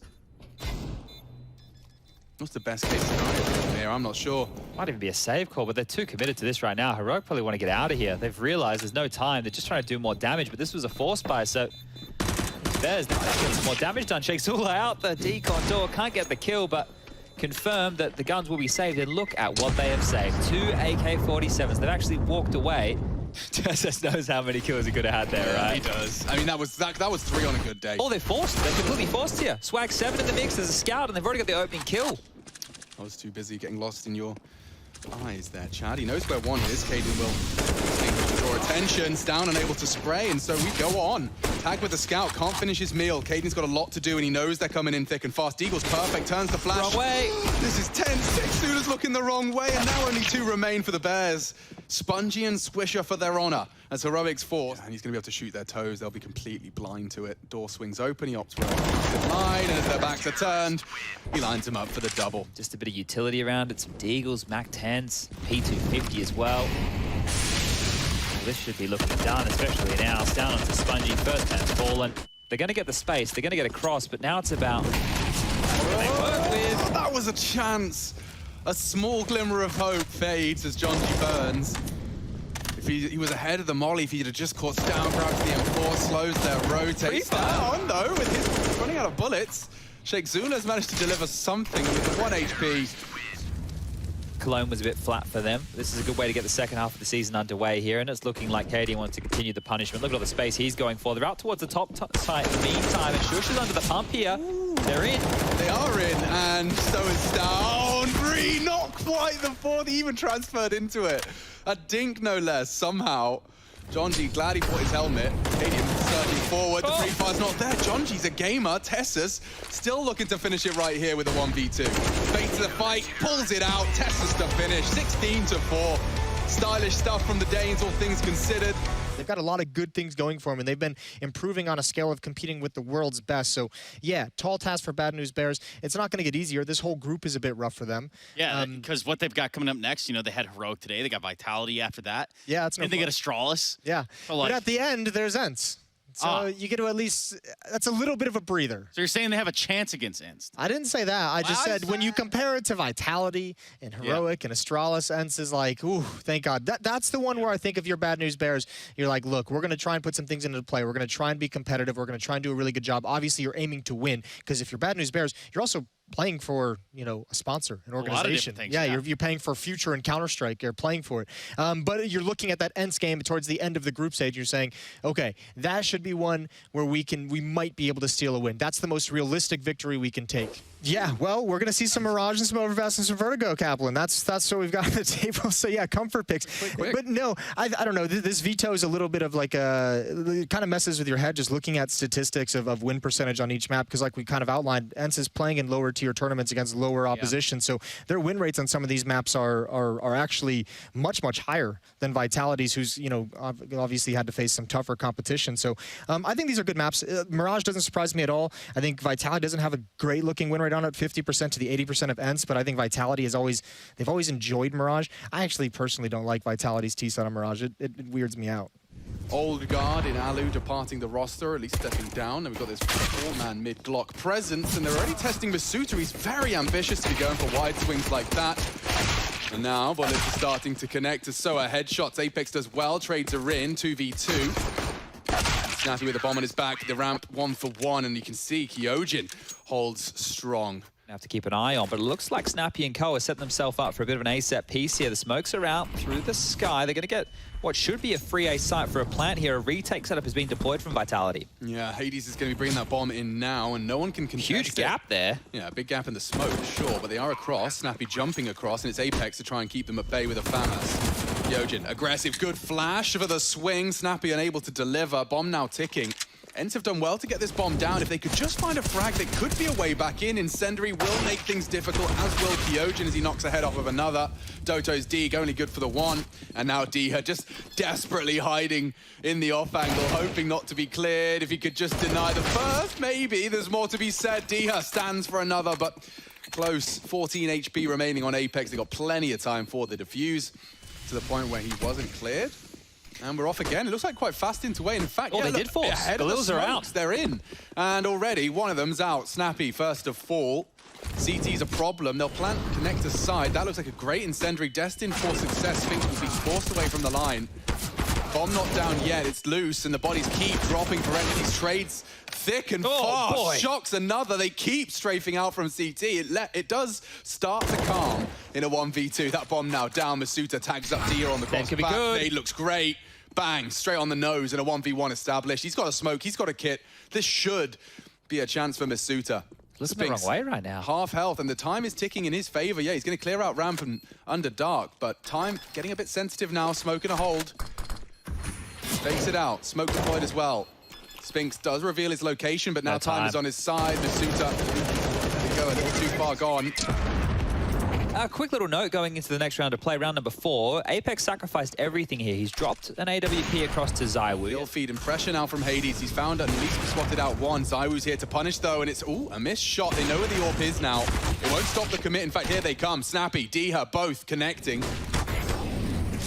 problem for Shox as he advances. He's ahead of the molly, but for how long? Yeah, that should confirm things. 3 versus 2, the bomb now down, and Apex and Kyojin hastily retreat for a save.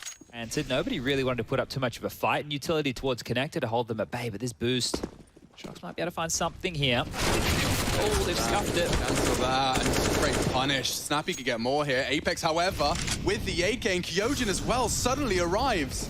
Problem for Ents, this is supposed to be their round, and now Deagles are tagging up. Deha down to 56, and Apex on for 3. A 4th as well to finish the job. It's only Deha. Apex will be bested.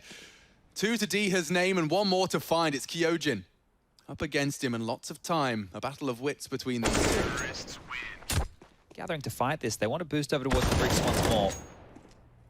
Oof, that's Shox. Big opener. Makes up for his shortcomings in the previous. Same boost. Different result. They are split up quite evenly. Snappy still lingering to howl in control of the B aggression, and it looks like Masuta's not interested in any of that. He's been spotted out. It's a big find from Spinks. Doto, if he can force Apex into focus on that Palace position, this could get problematic for him. He's got a lovely sweet spot between the util, though. This should enable a frag from Apex, but if not more. First found, Hades down, and now Spinks with his double. Problems for Ents, though. That bomb cannot go down, especially with Masuta just pushing through the smoke. He's going to pull them off it, and that's as easy as it gets. Pretty honest, and it's looking like a fast B play. Tech9's AKs, they're just biffing. There's 3 B from Vitality on the opener. Apex to play short, but he'll be able to react very quickly if, I guess it's an if, Masuta needs help. He's already dropped out his util, dropped the player, Spinks burning, and more bullets to come. A chance from Deha. Problem though, he's losing teammates left and right. Masuta lines up a second, he's burning as well, and 3 frags just like that. This force by flat as a pancake. Vitality don't even break a sweat. He might get a chance for a couple kills here, Apex, you know. And I guess while we have him on screen, this was another individual I reached out to from Group A just to have a conversation. I asked Apex when they returned. I think he said it was last Monday they returned. So they've had a week worth of practice. They've been at their boot camp facility. And he said they have high expectations or high hopes for the second half of the season. So I guess that means the tail end of the year. I'm sure they'd be pretty disappointed with their Cologne performance. I think that a lot of teams and other players like Vitality, they themselves did, and just couldn't quite meet those expectations.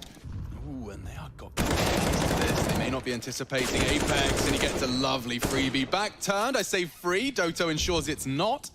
Booze. Now Shox is patrolling for this exact Hello, collects.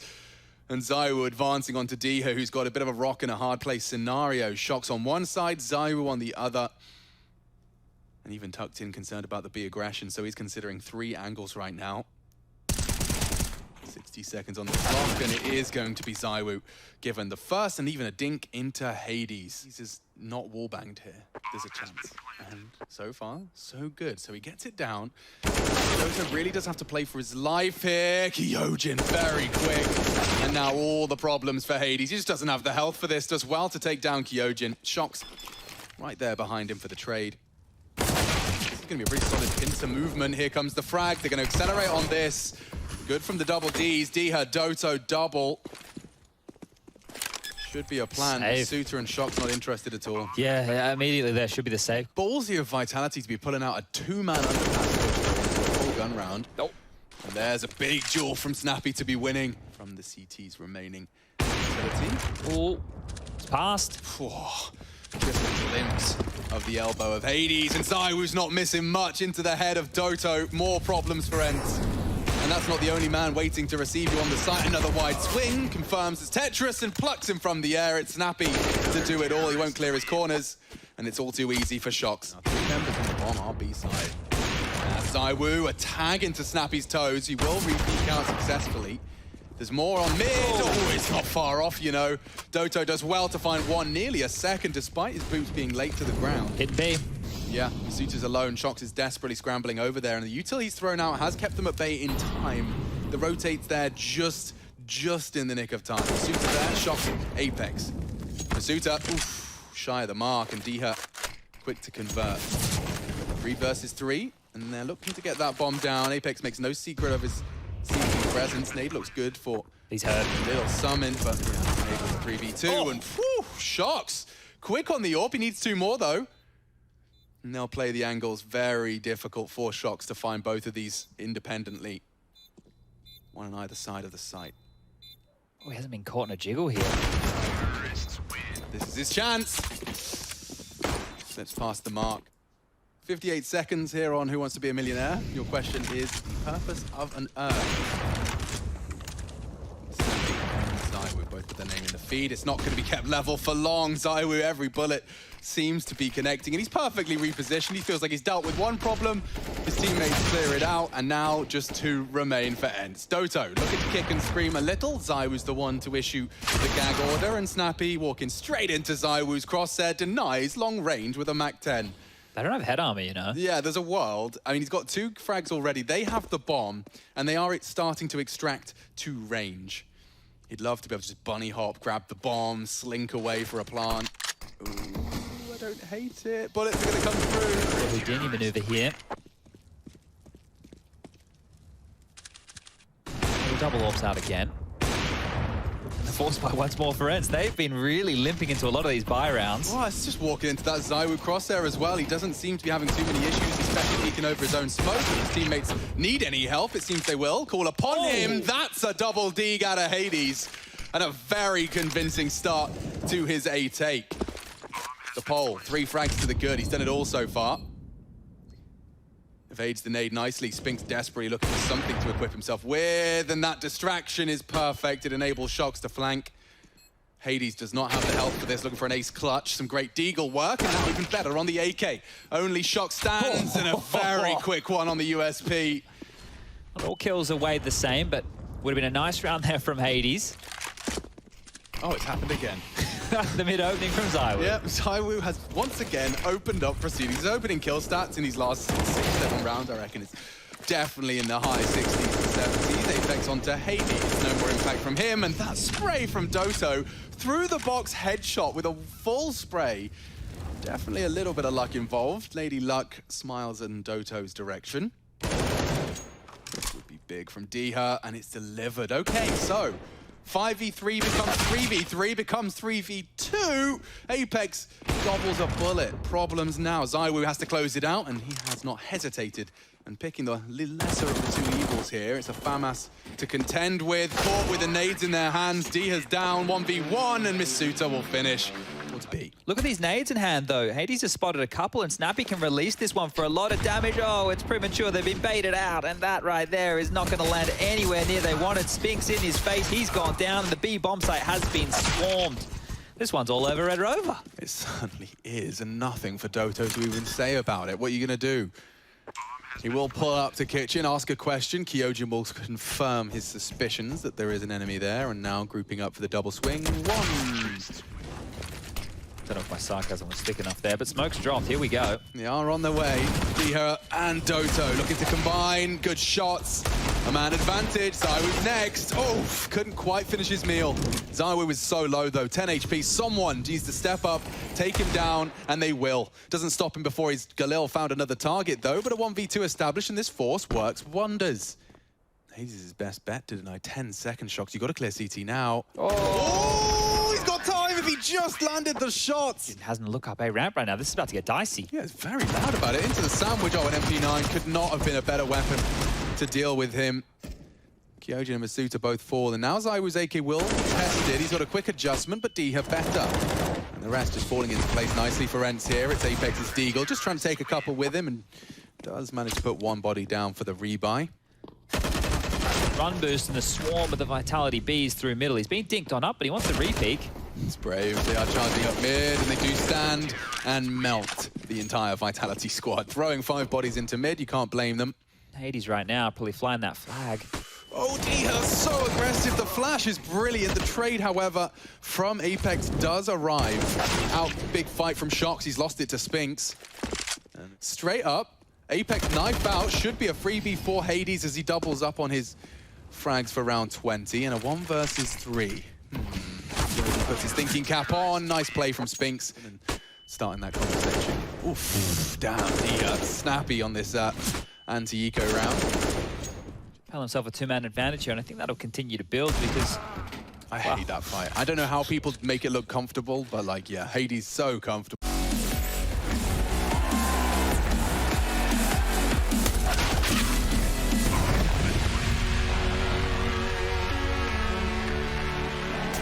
As ENCE have pulled off an upset up against Astralis, it's time to find out if Team Spirit can pull off one of their own as they take on Heroic here in our final series of the day. Now, I know you're out there wondering, hey, that's not Stunna. It's actually me, Jason Kapp, and joined by YNK here on the desk, looking fantastic, looking tan. It's so good to see you because I feel like it's been probably like 5 months since the last time. Yeah, it's good to see you too. I just realized I'm here surrounded by Americans on the desk. You are. So historically, not a great situation for me, but I guess, it will go better this time, I hope. Mate, you need to go on vacations more often because I swear the last time my interaction was just you just belting insults at me the entire time on the desk. So I'm loving this relaxed, happy Yanko. You're lucky, I've been traveling the whole day. I woke up at 5 a.m., so it's only because I'm tired. Just give me a day or two and I'll be back my old self, just not looking forward to it. Everyone. But I'm sure all the viewers are looking forward to just like looking forward to our next match here as we talk about Heroic taking on Team Spirit. And Heroic in particular, this team looked pretty damn solid yesterday. I mean, they had a quick little 2-0 in their first matchup against Bad News Bears, but it seems like almost everyone might be taking a 2-0 up against Bad News Bears in this group.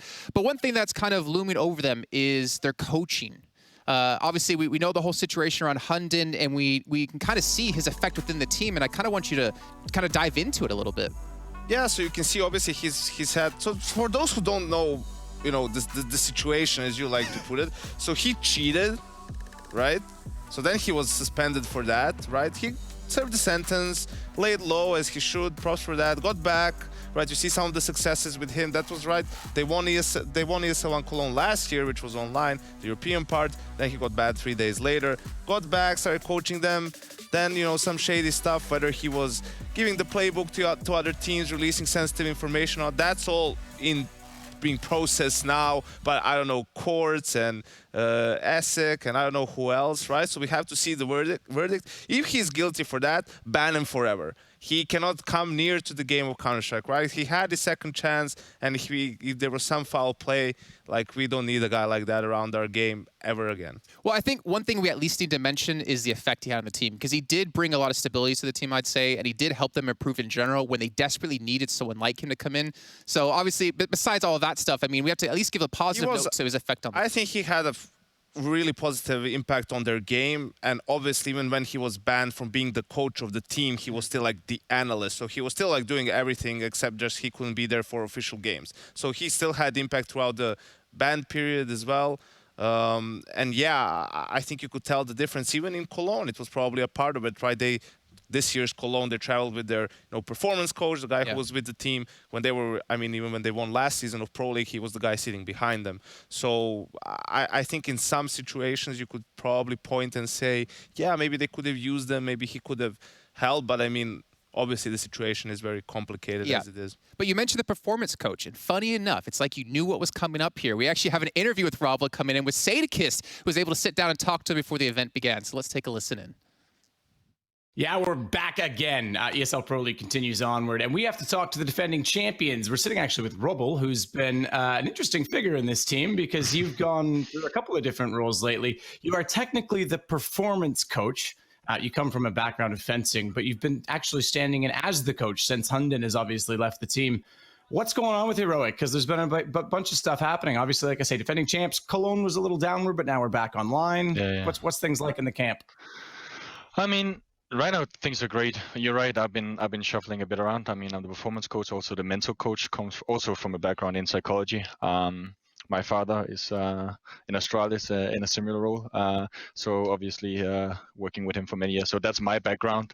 And in this team right now, it's a little bit of everything because you're right. It's been a turbulent time we've gone through, but I'm really happy where we landed at right now. The chemistry in the team is great. The energy is amazing. I hope you can see it through the webcams. And just a really good team, really good boys to hang around and work with. Yeah, and obviously you're in the facility now. You can see sort of the office behind you, the gaming chairs everywhere, a bunch of staff. We're running in and out of shot. So there's lots going on with you guys. That's great to have that support system. Obviously, first game against Bad News Bears, they don't have that, and you can see the difference in how hard it is for them to get that structure. So it is really important. It's great to see the organization doing that well. Look, I know the goal, I'm not going to ask you, it's got to be to win, but can you guys repeat? Can you guys actually do it again? I 100% believe we can repeat it. The guys are playing top level Counter-Strike. I think you just saw it, and that's just the first match. How we've been playing in practice as well. I mean, we're ready. We're here to win, and of course we're here to have fun at the same time. But winning is fun. Yeah, absolutely. I am a sore loser, so yes, winning is fun. It is the only fun. Look, I could pick your brain all day. I love the mental talks because I think there's so much psychology that goes on, especially in something like Counter-Strike. So very cool, but we won't keep you. You guys have a big task ahead of you. Best of luck in this event. I think it's awesome to see the rise of Heroic over the last year. Thank you very much. I appreciate it. Bye. Thank you so much, Sadie-Kids, for that. It was nice to hear from Roble there. And I'm actually curious on your thoughts. Obviously, you know, coaching for FaZe not too long ago. What's your thoughts on having like a mental coach to keep everyone in the right mindset going into these matches? I think it's extremely important. I think especially young players and experienced players too, right? Like the scene is shifting so fast. Everything's becoming more professional. There's a lot of pressure on these guys to perform. And I think it really does help you a lot when you have someone who, you know, obviously has studied psychology, right, and understands how the human brain works, different types of people, different personalities. And yeah, I think any org that's aiming to be the best in the world should definitely invest in that position. Yeah, I mean, we've always talked about you can't just put the 5 best players in the world together and expect them to do well. They have to have that chemistry, a level of it. You have to have like a mental coach to help bring that chemistry together for the team. And well, speaking of, you know, bringing in star players into a roster, we got to talk about Dexter on the side of Team Spirit, because this man comes into the Team Spirit, start playing phenomenally. And just yesterday alone, I think he went 56 and 44 up against Astralis, but he put up some insane numbers against them.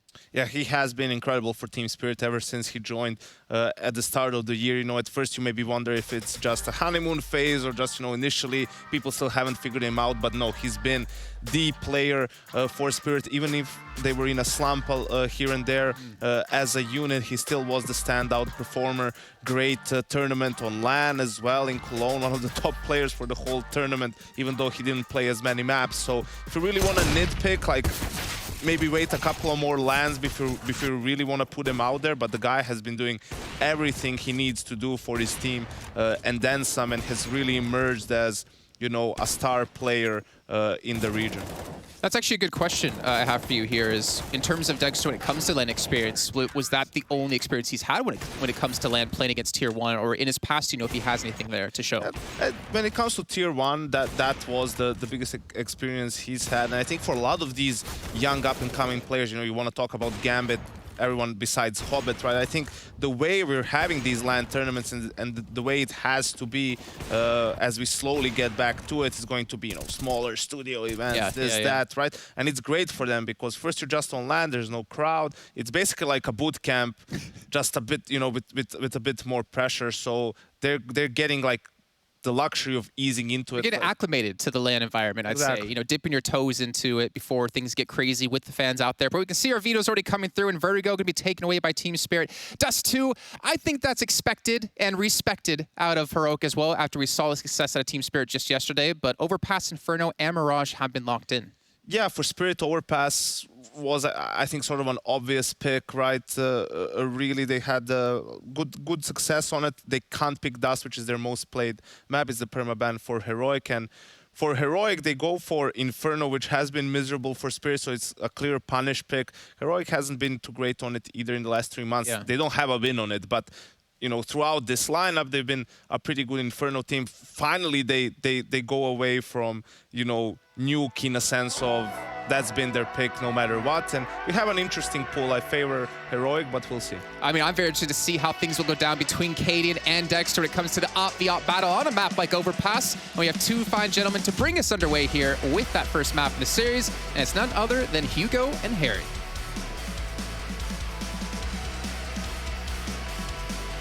Ah, yes. Thank you so much, Jacob. I wish we could have a little chat. I wish we could have a little talk, but we can't because we got to get this underway. We got to get into game. It's Overpass between Team Spirit and Heroic. Heroic with a CT side beginning. Team Spirit, what have they got up their sleeve? Yesterday, we had a great start from this squad that then started to fall on deaf ears towards the end of that series. That was, of course, versus a set of different Danes in Astralis. So, do they have it in them today to take on Cadian and his boys? That's a big question.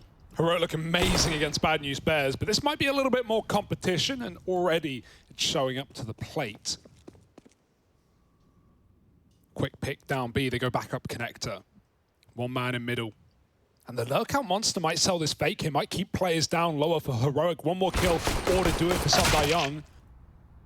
Oh, it's not pretty. Dink will do, but won't force any kind of rotate. Heroic are already starting to realize the steps are heard. Cadian cooling that along. Spirit moving up on the short side. He's going to catch Chopper throwing grenades and finishes the job. He can give up the plant here. They're a man up. They've still got Spirit trapped in the bomb side right now. It's a very awkward round, and the bomb can't afford to go down. It needs to cross back in. Magic's getting an entry. Dexter dead. Cadian closing the gap and trying to stop the plant. He can't.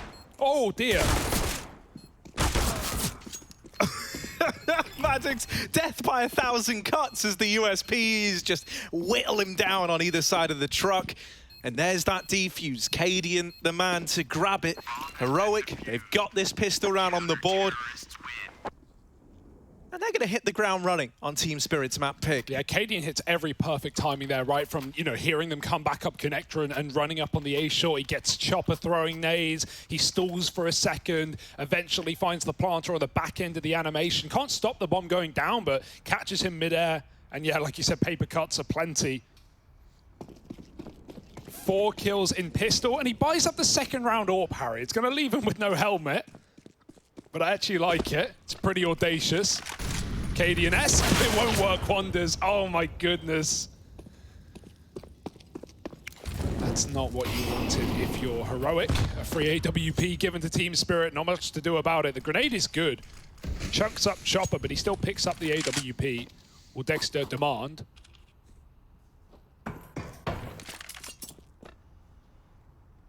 Spirit now going to pick a bomb site and regroup. This force buy is very well armed.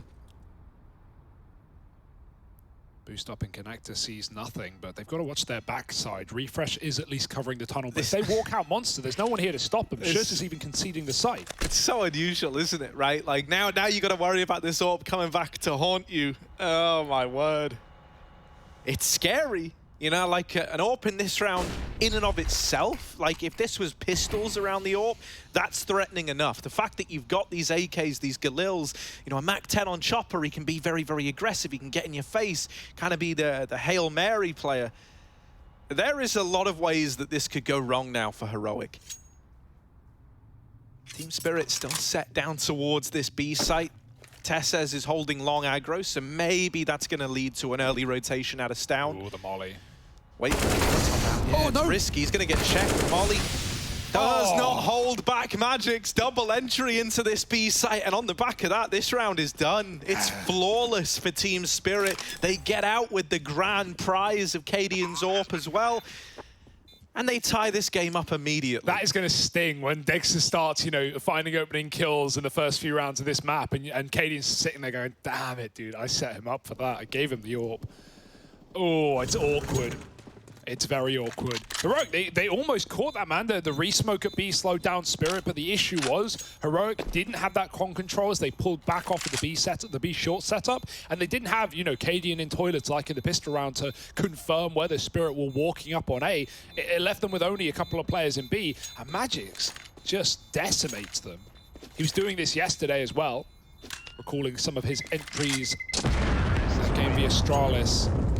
Across all the maps, especially Inferno, but, you know, again, Astralis was just so dominant in the final 2 maps of that series. Different day, different Danes. Better results right now for Spirit. They're on the board early. Yeah, talking of well, actually, hang on. I'll hold this thought. I was going to say talking of Danes, and I was going to lead it into this whole other conversation, but we'll put a pin in it. Just remember, I have a Danish point to make. Not in Danish. It would be impressive if I could. But yeah, look. Force buy back in for Heroic. Yeah, I mean, you have to contest this force buy Spirit coming out ahead, especially with some saved weaponry. Temptation to buy around it is there. They boost in connector, they boost in B short, and they see nothing of the sort. Team Spirit were one man working B at Sunday Young. Lurking on his lonesome. The rest of Spirit walking out mid. The flash will delay them a moment.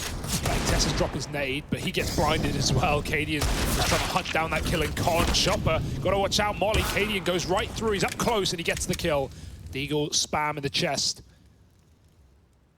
Gets the job done. The bomb has to cross away. Dexter, very scary getting past connector here. As Heroic, the penny's starting to drop. Yeah, this is really weird now, right? They're rotating up into A, but Mir and Magix have walked this silently. They're pretty deep. They don't know yet about Mir on the truck, but now they do, and they're going to catch him in the open. Ooh-wee, this could still find a way to fall apart for Team Spirit. It's slowed right down, and this Ace bomb site is stacked to the 9s by Heroic right now. Still 2 down on B, just in case Team Spirit do go back. They're covering their bases here. Do they just save? Are they even going to commit? Like, someone needs to make a move. Someone needs to make this happen. Well, they're lining up that utility now. That's the dumpster smoke going in. Molotov for Bank to try and force this player out into the open. The kills need to come through, and Magix will provide that opener. Another for Sum Young, and it's in the final couple of seconds that Team Spirit, they regain control over the wild stallion that is this round. They've tamed the beast, and now they've got a bomb plant in a 3-on-2 from a 3-on-5. So that's unreal out of these remaining players for Team Spirit. Yeah, I thought Cadian was about to be reunited with his AWP, pick it back up, but instead, I mean, Refresh is trying, but it might be all too far gone. Magix not giving away anything, just sat on the truck. Force a shot out, drops off, but it doesn't matter. There's just no time with no kit. Refresh can survive in the bank with 100 health. He'll be fine. He's going to run away down B anyway. And that's the round for Spirit. They'll take it. It did not start well, right? 5-on-3 initially, and more kills to be found. Cadian takes a Galil out of the round. It's only Dexter's orb, or rather Cadian's orb, being saved by Dexter. But Spirit are happy with it. It did not start well for them, and the result was still there. This was funny for Magix to double check. He thought he killed him the first time, and then the tap. Man, he's feeling it. Magix, damn, dude, this guy, next level.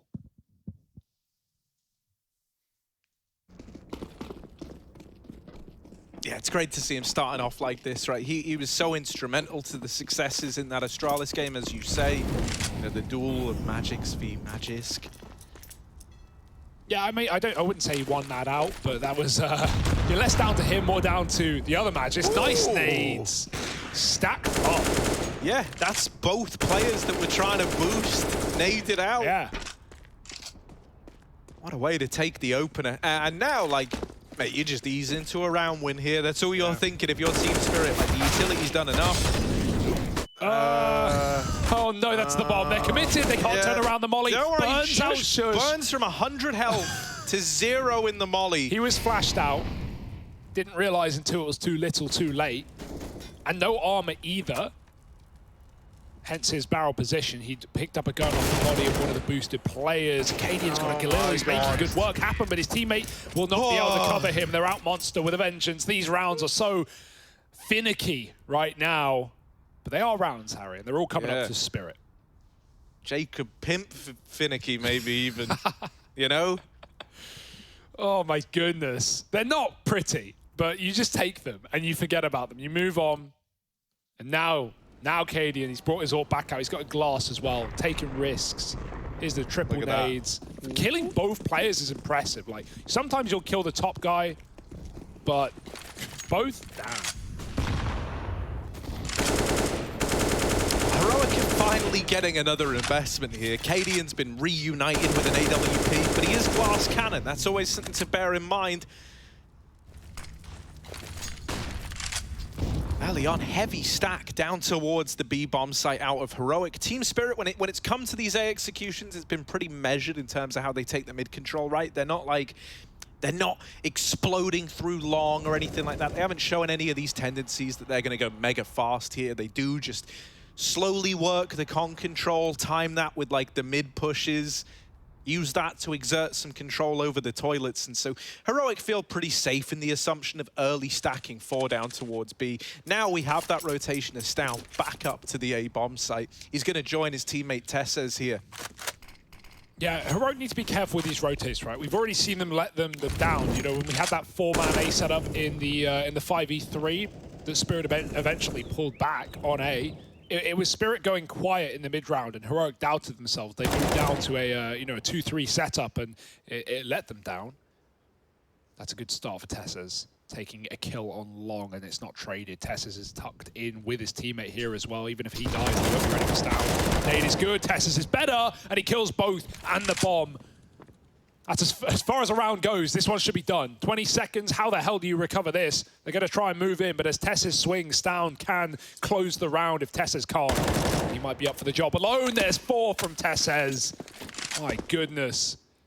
Dexter saving the AWP. No ace today, but a damn good showing from Tessus on long. Yeah, brilliant stuff from him. I find it kind of funny. Stown was there playing the bait and switch, and it's like, yeah, well, you know, it actually just ended up being the bait from Stown, like waiting in the corner, hoping he would get a chance to go for the glory as well. Brilliant stuff from this guy, though. Lovely. Lovely scenes. And the rifles come out for Heroic. They immediately find success with them. I think that's pretty big for like the mental aspect as well, right? You win the pistol, you bring out an AWP. That is a big ticket item in round number 2. You lose to the force spy and you arm your opponents, right? There was like a real chance that this could have been a bit of a steamrolling to open up if Team Spirit kept chaining together successes. So now you've taken a round, you kept it very, very clean on the side of Heroic. This is all the makings of you starting to rebuild the CT side.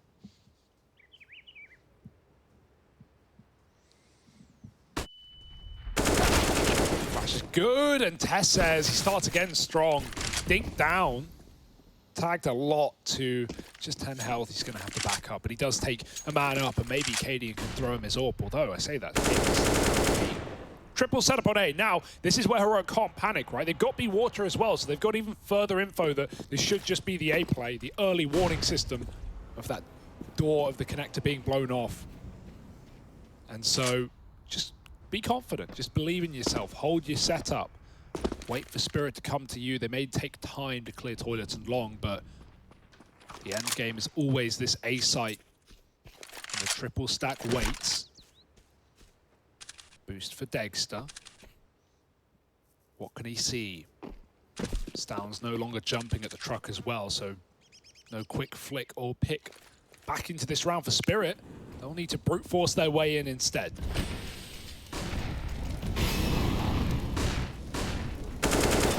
Molly's to lead the charge. Some die young. First man in and first to die. Stown fighting in the fire.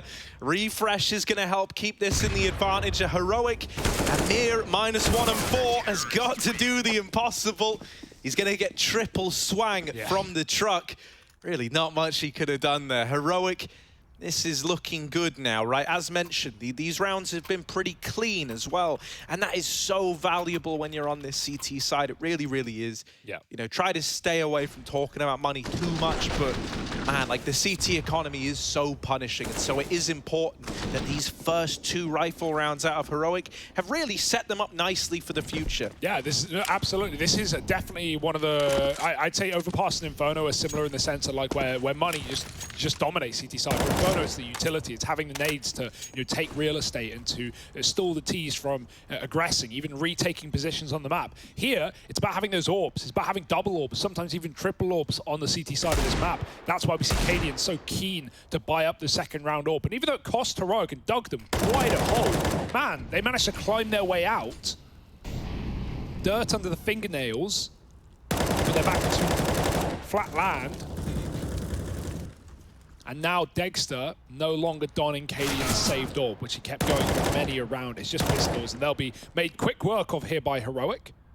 Looking to take back the lead on this CT side. Definitely favourites of this series, no doubt about it. Maybe that would have changed if Spirit took down Astralis yesterday, but I think one of the problems for Spirit has always been the depth of this map pool. Overpass, great. Dust 2 as well. Everything else still up in the air, and so is Mir, boosted up, finally finds his 0th kill. And now Spirit just want to walk out Monster as a unit. Yeah, just globs, so really, you know, should be a bit of a mow down. And yeah, I love it when a plan comes together. 4-3, Heroic are up in the lead, Hugo. Now we've got this reinvestment for Team Spirit.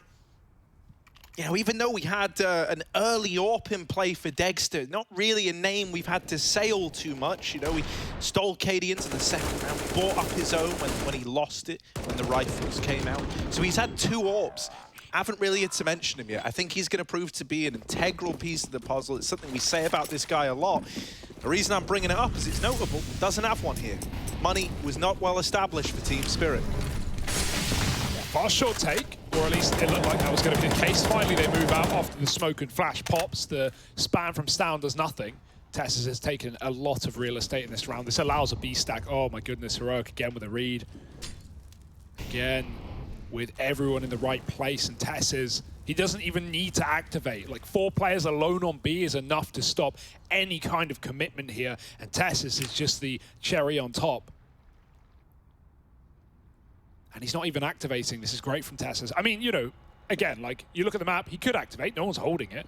But Tessus doesn't know that, and it's better to delay your activation on the flank than risk up a pick and let Team Spirit out of B. You know you've got them 5B now, and Spirit are going to commit. Now will Tessus activate. Shush has been spotted, stalling them out to buy time for the flank. Cadian finds first blood, and Shush has a little gap in the smoke to take down a second man. Team Spirit are trapped in the tunnel right now. Nowhere to go, nowhere to hide, and as every second passes, the chances diminish. Dexter alone, no AWP either. Tessus his flank, while it provided all the information in the world.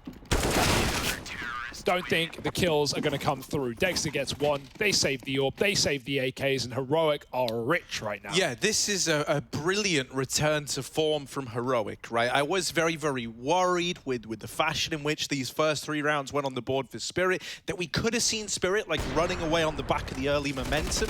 Instead, the responses have been immediate from Heroic, and they're still managing to be shockingly clean, Hugo.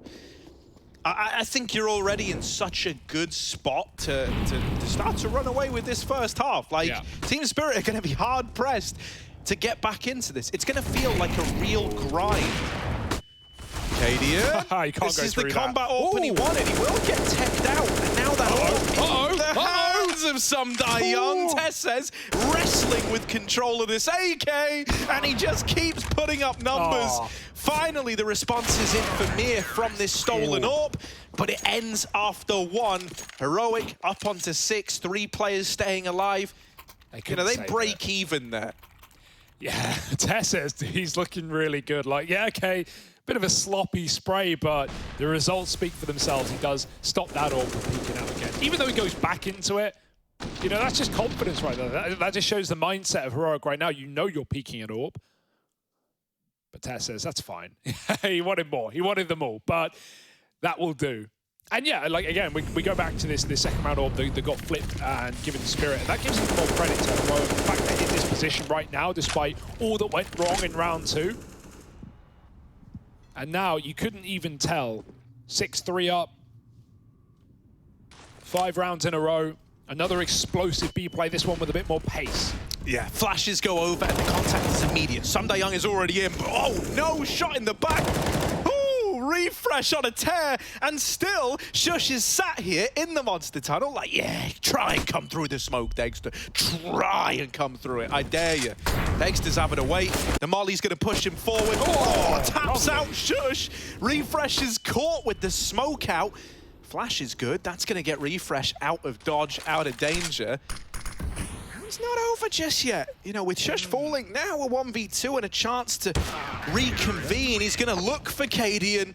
Cadian doesn't miss them. Yeah. You'll notice that molly, right, thrown by Shush in Monster. That happens in Monster a lot, and sometimes it's actually good, but in that case it lets him down, where the molly hits the wall of the tunnel and it like does this double bounce and it like, you know, flies really far deep. Sometimes that's fine, right? You get a deep molly, no problem. But Dexter, the issue with that is because the molly is in the air for so long, not just, you know, out the hand into the ground immediately. Dexter gets the decision like, oh, I have a molly coming. I can either respect the molly or I have the timing to push through and take maybe 1 tick of damage. Like in terms of damage, it's nothing. So yeah. Dexter, that's a perfect play to move through. But yeah, the molly bouncing certainly lets Shush down there. Regardless, lovely B hold from Shush and the gang. Look at, and look, yeah. You know, we were talking about the money. Look at these heroic stonks, mate. Yeah. They're soaring. Yeah, dude. And look, man, Team Spirit never even given a chance to build anything up. Yeah, these have been really one-sided rounds once Spirit have, decided on a commitment, and almost every single time Heroic have had the right reads, the right stacks, the flanks from Tesses, the heavy A setups. That 4K on long for Tesses. Oh my god, insult to injury. Through the smoke, no chance. Sundayoung moved for the round without a thing to say. Spirit are just trying to get out B water right now, but they're going to be met there by Refresh. The door off, and oh no, they didn't realize. Chopper almost got shot in the back. Refresh will cut his losses and get out with the 5-on-4. No point digging the hole. Exactly, right? And pretty... Oh, he's going back in? Jeez, man. They'll dig their graves. Yeah, he's like, nah, you know what? Actually, I've thought about it, and no, I do want to fight that. Like, very close. I can't believe it. The double dip. Degster holding for a re-swing. Shush is low. Like, one shot will do it from Degster. I like how Tesses is being very proactive. Like, even though you're at a 4-on-3, the low HP on Shush means that, one misread, one misrotation, and this round can fall apart. Tesses is preventing a lot of that from this mid control. Yeah. He's allowing a triple B stack for Heroic, and so as Team Spirit look to gravitate towards this side of the map, they're moving into a 3-on-3. Great situation for Heroic. Hopefully it's enough for them to safely get this round over the line. Shush is over here at barrels. He is low as mentioned, but he's still doing damage and just refusing to go down. Wow. But it may be a miscom there. Dexter's surprised by the barrels player. They can't find Cade. He's still down in water. Missed shot has given Chopper a chance. But he's so low. Ooh, down to the 1v1. Tesses with this long wrap all the way through mid to Monster. No time. Oh, he's got it. Fake. Oh, he faked it. Thinking a swing would come, and it does. But not from where Chopper was looking. Oh my goodness. Yeah, I mean, Spirit need to go A. They just need to go A. Even if they want to end B, they need to get Tessus out of middle. They might cotton on now after that flank from Tessus. Good awareness from Chopper, just the wrong position on that read. But it's Tessus that has been making these B stacks happen, right? That's 2 rounds now. One on the party flank there, or the playground flank. There he sits party, and he's swiveling, right? While that B stuff is going on, he's checking con, he's checking mid, he's checking con, he's checking mid. And he knows Spirit, again, stack down B. So if you keep, fast B rushes on an eco is fine. But if you keep going B on these gun rounds, oh my God, you're going to have a bad time. Refresh is fully blind for the majority of them. Gnarly, and his nade goes in. Look at Tessus. Oh, yeah, now they know. Now they know what's up. Okay. Yeah. They need to get rid of him. This in the is next like the round. realization now. They're like, okay, look, we thought he was doing this. Now we know. Now we know that Tess has been taking some liberties over in middle. And suddenly it's making a lot more sense as to why it feels like you're walking into these stacks every damn round. I was going to say, because on the first time they walked into that 4-man B hold, they never saw Tessus on the flank. Like, Heroic kept, I think, 4 alive. Only Cadian died. And Spirit probably going, why the hell are they 4B with no info? Like, we've made no noise outside B. They never saw that. Well, this time they do, and they try and walk out Monster. It doesn't go well, or fight their way through at least. Dexter in another clutch, trying to smoke the bomb out of there, but I wouldn't want to walk into the firing line.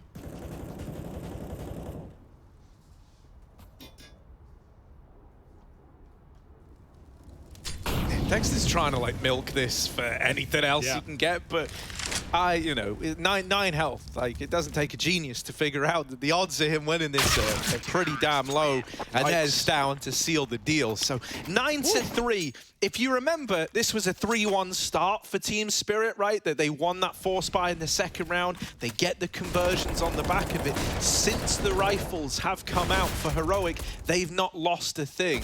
Yeah. It's not just individuals. There are a lot of great calls and great moves in the map for Heroic right now, but it feels like, in that BMB game, the opener one, after the game, it felt like we were looking at it and going, well, what actually went wrong for BMB? It was Miraja running a lot of standard rounds, but it felt like Heroic was just outclassing them individually, like just so good individually that no one could win fights. There were like 3 opening kills in that map for BMB as well. Well, this feels like the same. Yes, okay, there's that sprinkle on of the fact that we have these flanks, we have these stacks and reads for Heroic, but in the gunfights, in the head-to-heads, man, we're getting multi-kills out of Refresh, out of Stown, out of Tesses, and we've not even had to see Cadian's ult pop off too much yet. Maybe now's the chance. Spirit once again barrel their way out B. They're already being flanked through the T-spawn. Yeah. Mir's going to get the opener here, though, and it's a bit more of a respectful setup in B that's actually giving Team Spirit a lot of room here. maybe they can find something. There is this flank coming through. It's no longer Tesses, it's pulling the trigger on the flank. It's Refresh now. Oh my lord, lots of players coming to flush him out and deal with him. F5 for Refresh, and Dexter up in the site will get eliminated. Chopper holding on, doesn't let them back in yet. He's good for the double. Wow. Takes them all out of contention. And Team Spirit, they finally break this 8-round streak that Heroic were on, putting up their first right before the end of the half. I mean, first in 8 rounds. No, I get where you. I would get where you were going with that. Yeah, the previous 3 rounds were off the back of winning that force buy and then dealing with an anti-eco and then another pistol round. Like, yeah, this is the first really full buy for Spirit that they've won. If I'm being honest though, I really think Team Spirit, and this is something you were saying, Hugo, that they need to be cognizant of these mid flanks. Yeah, well, it still comes in there, and like really. Heroic, they knew that was going to be the B play. They have a 4-man stack down towards B. They have the flank coming in fast. If anything, I think they were too respectful of Team Spirit in that situation there. And on top of that, the funniest part is, like, in some of these rounds, Spirit are walking into 4-man B stacks and making it like 2-on-2s, 1-on-1s. Like, think about like Chopper, Tessa's 1-on-1 where he fakes the bomb with 4 seconds. Like, there are a lot of very close rounds. Spirit, if they just did the defaulting early and took some more A space and, even if they don't get the kill on Heroic and kill Tessus getting aggressive, push him back to the bomb site on A, make him safe rotate, and then drop back down into a late B. Sundai Young can perfectly lurk outside this site and just keep pressure up. So this is more like it. This is a good default. Heroic now have to play a double A setup. In fact, they're even pulling the AWP up as well. So they've fallen for this hook, line, and sinker. They think, finally, Spirit aren't going to go B again, surely. And yes, they are. They've done their defaulting, they've done their homework, and now they need to ace it on the test.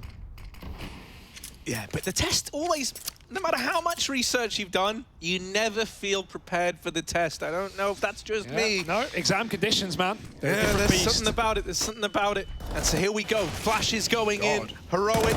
Trade 1-for-1 to open this. Refresh is getting pressure, but he's not crumbling.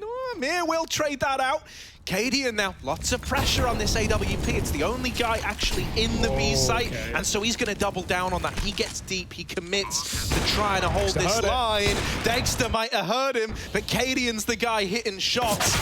Mir still at short, and with the swing, Mir is lined up too. There was Stown also caught in that spray, and so Chopper's going to finish it off.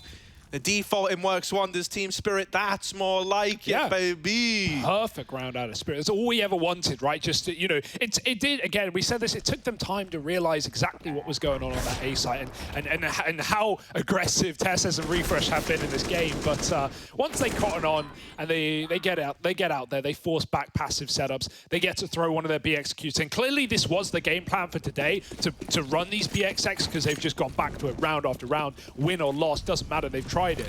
And so what will Spirit do now in the last round and a half? World is their oyster. Heroic are broke. And so Spirit, take your time. Look at the stats. Look, there are 4 guys on B, and there's 1 dude in connector. It's not like Heroic are even, flanking this time. They're just gambling. They're going, yeah, man, they've gone B every round. Let's just stack B, guys. Why not? And hell, it could work. And it probably will work. I'm kind of nervous about the... actually, no, I don't have to be nervous. Never mind. Oh, sorry, they had 2 players over by the boost, and we know what those nades can do to the boost, but thankfully, no nades on Team Spirit. If Cadian dies, that's when the problems begin. Oh, they flash the boost in, and it nets them a kill. Now, Cadian will fall in connector, and Hugo, you said this is where the problems can start. Reason is, with con control, now you've got to be paranoid about a potential A rotation. And even the paranoia of that is enough, right? You can no longer keep this 4-man stack down on B. They've had to send Tesses up towards A, and so this B site is that much weaker as a result.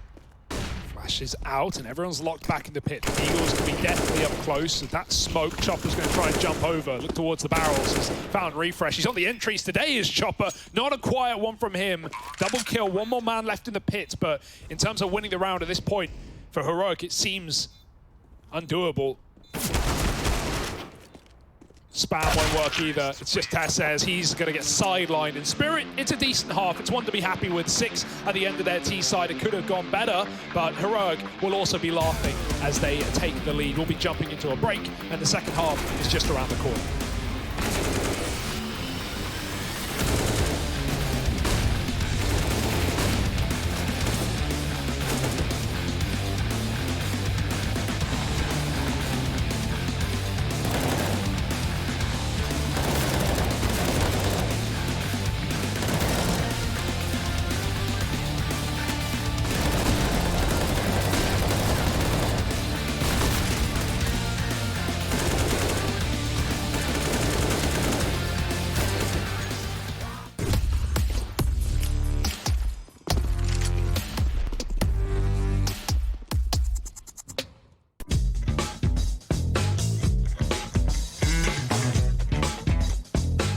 Hey Future Pros! Today I thought I'd teach you all how to do the famous quad boost on overpass. To execute this boost, you must have 5 Future Pros and 1 AWP. Future Pro number 1, you have the easy job. All you have to do is run and stand in this spot. Future Pro number 2, you will have to jump onto the head of Future Pro 1 by jumping from the railing. Future Pro number 3, now that Future Pro 2 is nice and situated, you can now jump onto their head by also jumping from the railing. This is higher than 2 people, so you'll be sliding when you jump onto their heads. Make sure you are sliding into the wall and try not to slip off. Future Pro number 4, your job is to get Future Pro 5 on top of everybody else's head. You need to crouch down and let Future Pro 5, FB5, hop onto your head and get in their spot. Lucky Future Pro number 5. You actually get to shoot something. Hop on top of your teammate's head and you should easily be able to jump on top of everybody else's. You will also be sliding when up there, but you should be able to make it around the corner while sliding into the wall. Now you'll have a clear vision to a few spots on B, so take your time and place your shot. Happy boosting.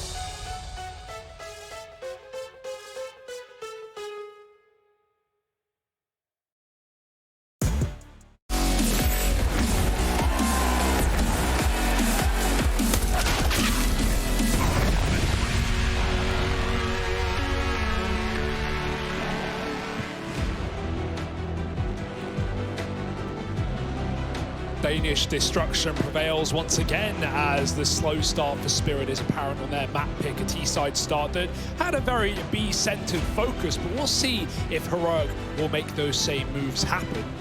Cadian at the helm, looking good in the server refresh, top fragging as well. Chopper on the other side, he's had some great entries. He had a pretty quiet day yesterday up against Astralis. Well, against these Danes, he's up for the job, but are the rest of Spirit? Let's find out. Yeah, it was very, very B-focused, right? It's been a real story of birds and bees, and guys like Refresh, they've been the one smushing the most meat together in that sense, right? He's top of the board right now. Bit of a grim analogy, but hey, it all works. Shush with the opener in this T-side pistol. And look at Heroic, right? They've got long. Shush just saw, Samdai Young just saw a lot of bodies here, including the bomb. And so Team Spirit is scrambling these rotates, thinking they're about to be dealt a fast, long pistol round. This actually might be a bit of a classic. If any of you, were big into Pug and Overpass, really in like 2019, 2020, it was the golden strat of going long to toilet, to con, to B. This could be a look in at that. Right now, Heroic are just waiting. They're holding, waiting to see if Team Spirit reaggress, and they do. Yoink. Heroic have been rewarded handsomely for this patience. This is just a great understanding of, once again, what the usual protocols are when this situation happens. Yeah, I mean, also, how often do you do something like that and just 3 kills come to you? Like, the re-aggro up on toilet is short. So that's what I was about to say, right? This is like the understanding of the protocols. Like, you know that when you see that many players long, you're going to freak out. You're going to probably over-rotate guys up towards A. And then when you're not getting pushed, well, what comes next? You can't just keep that heavy A stack. You need to get something out of it. And so oftentimes, you at least try to get the information, try to build an understanding of where Heroic are. And so it's in that patience, it's in the waiting that Heroic seal the deal. They're holding for that exact response from Team Spirit, and they win the pistol again. Can they get the conversion this time, though, Hugo? That's the big question. Big question indeed. The jump shots from Mir, he gets executed by Refresh, but hell, you'll take it. It's not quite the normal boost, But you can't argue with the results. Jumping MP9 time, baby. 3-on-3. Now some trades have gone through for Heroic, but Spirit has still kept this one under wraps for now. The question is, at this point in the mid-round, where do you gamble? Where do you stack? With Chopper holding water, you lean towards A. But unfortunately, the one play that counters this exact setup is the Monster Walk. And Magix is already considering it. He's going to drop down into the water. No, he's spotting. Oh, God, he hasn't seen them. Timing eludes him. Chopper does kill the Lurker in Shush, in Connector, and they know about water now. They've got to get rid of Magix first. Man in the front line. Refresh hunting it down, and he's going to get it with Tessa's helping out. 2-on-2 now. The flank through Monster and Dexter on the scout. Yeah. Oh, the smoke. It's going to bloom, going to lock him out of heaven. Chopper with this wrap through Monster. And right now, they don't seem to be considering it. Tess says will at the last second. Check that. Oh. Dexter close on the spam. Refresh up close. And Tess says dies, but Refresh trades to a victory. What's so poetic about that round is it's Tessa's tapping the bomb and then killing Chopper on the Monster flank. The exact inverse players who couldn't, or Chopper couldn't win that clutch after he faked the bomb. It was a different situation. It was a one-on-one, but it was essentially the same thing. Except this time Tessa makes the right read. Role reversal, right? Yeah, same players, same position, except Heroic get it done. And hell, Harry, that was a scary anti-force by round, but this time, Heroic lock it in. What does that mean? Yeah, you know, it's always weird when you get rounds that close, because there is like that tiny part of you in the back of your mind that goes like, oh, do we force again? But no, I mean, they play it safe on not Team on Spirit CT side. overpass. Yeah. You just need those orbs, you need those guns. Right? You're relying on Dexter. We speak about like the importance of having those AWPs, the importance of having utility so that you can stop rushes. And those kind of buys, definitely you can do them on the CT side, but they're far more apparent when, you know, T's, because CT money is worse, right? T's, you know, again, kill 4 on a force buy and plant. It's like, well, actually, if we do the maths, we actually have more money than them. Like, it would be silly not to buy here. Whereas here, it's like, yeah, it's tempting, but we don't want to throw this away. This is a fun round. Yeah. Well, have you ever played like the multiplayer version of Snake on like your? You remember that? That's what this is like. Bit of a Agario? Yeah, kind of. Yeah. That's actually a good comparison. And are they going to go down to B? Surely not. Surely they just plant on the site they've got. Nah, mate, go B. Come on, KD. You mad lad. Nah, Refresh is going. Don't want to give them the gun. Oh, dear, nice trade. Gave him the gun, Hugo. Nice trade, though. Like, CZ deletion. And you just saved that AK here. Give them the round. You know you've lost it. You're out of position. Unlucky for Spirit, but 50-50. They either go B or they go A. And Heroic flip the coin and come out on top. Ahead, even, is what I should have said. And for Spirit, tails between their legs as they run away with the rifle. That's the last time these two squads played, back at Cologne, right? And we had Overpass as the opener there as well. How'd it go? It was Heroic picking it up, and once again it was Team Spirit's map pick, and it ended at 16-13, so it was pretty competitive, pretty close. Then it was when we went to Heroic's map pick back then of Nuke, and Spirit were able to turn it around. I almost wonder if that's kind of the idea behind the vetoes being different this time, right? Is to hopefully set you up for that 2-0 victory on the Heroic side if you're able to repeat your success on Team Spirit's Overpass. And right now that looks pretty solid at the moment. We'll see what the gun round is, but just to finish off that point, Harry, Inferno, we've already talked about yesterday how poor Spirit are on that map as of late, the awful win percentage, the fact that they've been getting destroyed by lower tier CIS teams. Yeah, sure, we know that region's competitive, but that's still a bit of an embarrassment for Spirit, and that's a worry. It's a worry. I don't want to see Spirit struggle, but if they can't even get rounds on their map pick, Inferno will be no prettier. Here is their best bet. A full rifle round, Dexter on the AWP, the AK saved over, they've got to make it work. Oh, Chopper is very cognizant of this boost potential. He's holding for it. Sistown might not be in for the best of times when he tries to stand up. Oh, this is the VP molly. This is so smart. He throws it. It's going to force the monster player out of position, letting him get a kill for the boost, but the push up. And they know about the push, surely. Oh my goodness, they fall in. Mir still gets 2 somehow, some way. It's not gone the way Heroic wanted. Caught by surprise, and now they're going to set Cadian up into the B site. Yeah, but look, Cadian's free to be a wild child with this Mac 10. He just runs down Chopper, and Stown trades the Dexter kill. Some die young. now left in this 1v1. This was looking like a team spirit round. They re-aggressed perfectly at short. The individuals of Stown and Cadian are the reason this is as competitive as it is right now. Bomb plant for Stown. He's got 3 to his name already. He's heard the footsteps. He's seen the shadow, but it's him sent to the shadow realm by some Die Young. The saddest part about that is Stown was like holding the flank. He was holding connected there, but within a 1v1, when the bombers lose, like he doesn't know if he's being flanked through Con. He seems to read everything about that round, showing Stown knew what was going on, but he just had to eventually go back for that bomb. If he holds a few more seconds, maybe just kills some Die Young in the connector and it's a done deal, but instead the bomb plant, the flank that gets heard as well. Stown knew he was coming, but could not finish the frag. And hey, it's not safe, it's not easy for Spirit, but it is a round. And it could be the start of something here on the CT side. That being said, it's going to be met with some serious resistance. Spirit lose 4 out of 5 players while this AWP is saved. It's an MP9 and not much utility on Dexter either. No utility.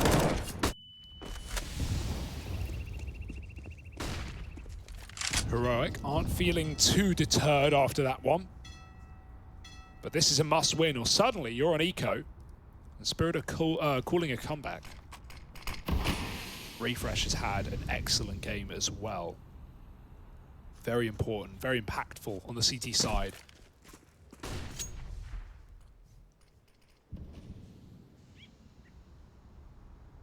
Very slow default for Heroic as well, but one where they will go back and lean B. Question is, what kind of problems can Tesses cause on his own up on A? Similar to the CT side, he sat here many around.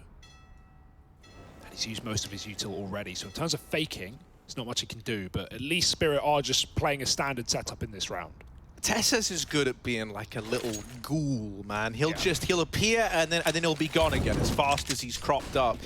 Right now, he's still just holding party, and I'm imagining he's hoping at some point he could catch like a player getting aggressive in the toilets, maybe trying to wrap Con. Oh, you're really hinging on the B play working, though, right, for you to get value out of this position. He is also holding like a potential rotate back up to A, but with so much time left, you don't really have the option to consider that now. Tesses is starting to get activated, but the B play's got to come in. You know, he's not going to draw any rotations out of Team Spirit here.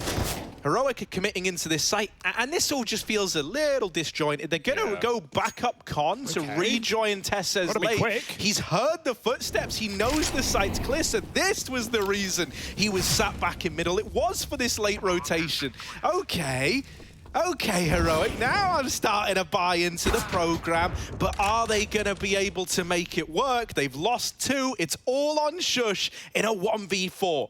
Yeah, no util, so it's all about the gunfights here. Can Shush win a couple? Crabs and kills, no. Magics won't let it happen. Too many targets, not enough time. Spirit going to get that defuse and a nice clean round. After that very sweaty 1v1, they finally went out and it cost them everything they've got to rebuy. It's very nice to see Spirit take a convincing round. They're locking them out of B. The flash reboost as well on water. And even though, yeah, okay, they panic a little bit on that rotate, they think it's a commitment of 10 seconds. Can you blame them? The lurk is nice from Tesses, but all it does is provide a bomb plant for Heroic, nothing more. Just trying to patch up that round, really. Now they're down to pistols, and now Spirit start to pick up steam.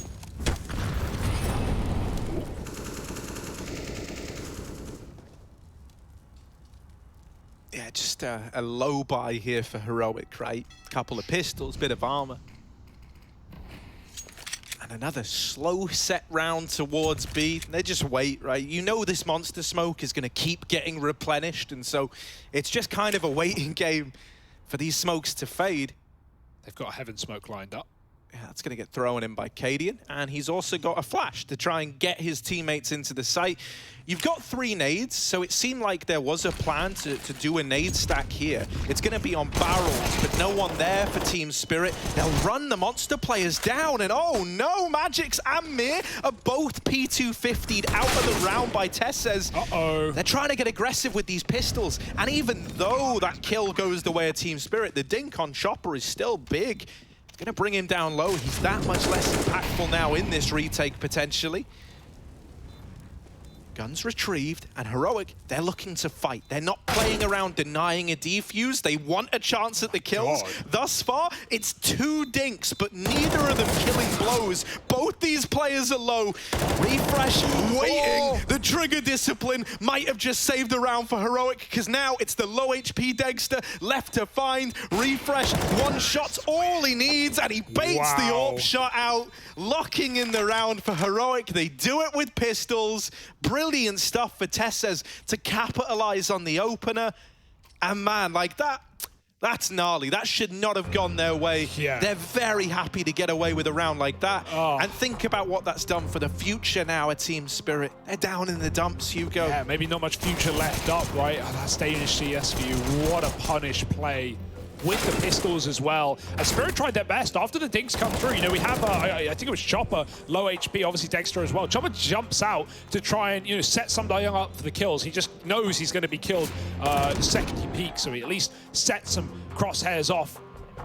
Allows Stan to be traded, but Refresh winning out the 1v2, delayed kill. If he takes it straight away, maybe Dexter just swings Heaven and trades, but Refresh stalled that shot so long that Dexter actually rotated out of Heaven, and then the kill comes in, and so Dexter can't trade. And the time lets him down.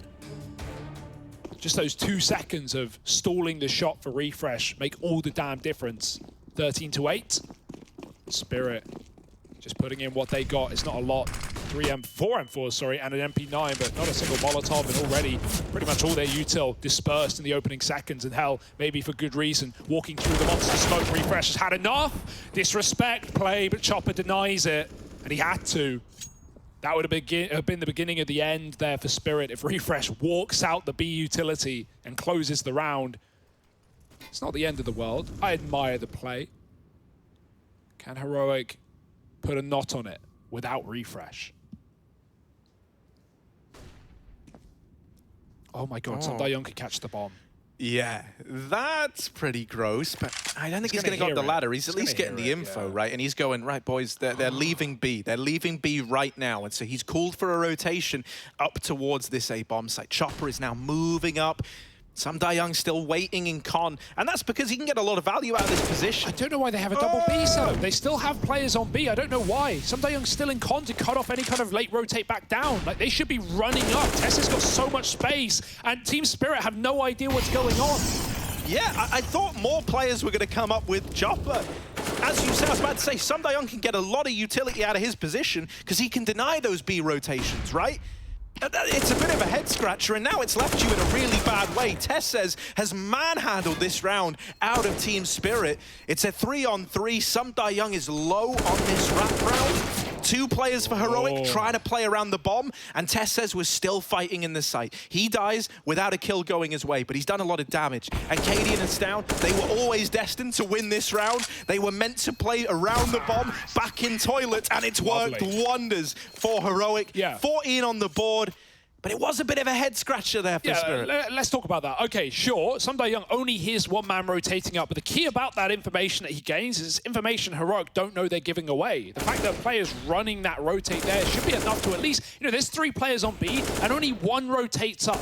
You know, you should at least be moving 2 up there in any kind of position. And yeah, okay, Tessa's certainly deeper than they're ready for, right? He catches that long play. That's, you know, that's unaccountable. There's not much you can do about that. But the rest of Spirit, so late to that call, when Young, it's not like he was flanking and there was an opportunity where they could go down connector. No, he had that position on lock. That needed to be an ace stack for Spirit. They had to gamble, and now without it, the chips are down, and Heroic poker face as they look to close this first map, their opponent's pick of Overpass. I think the nerves are getting to Spirit. And I can't blame them. Very punishing game out of Heroic right now. And a B rush to set them up for the closer. Everyone's here. Yeah, it's a full 5v5 in the B bomb site, but only pistols for Team Spirit, so they're like lambs to the slaughter.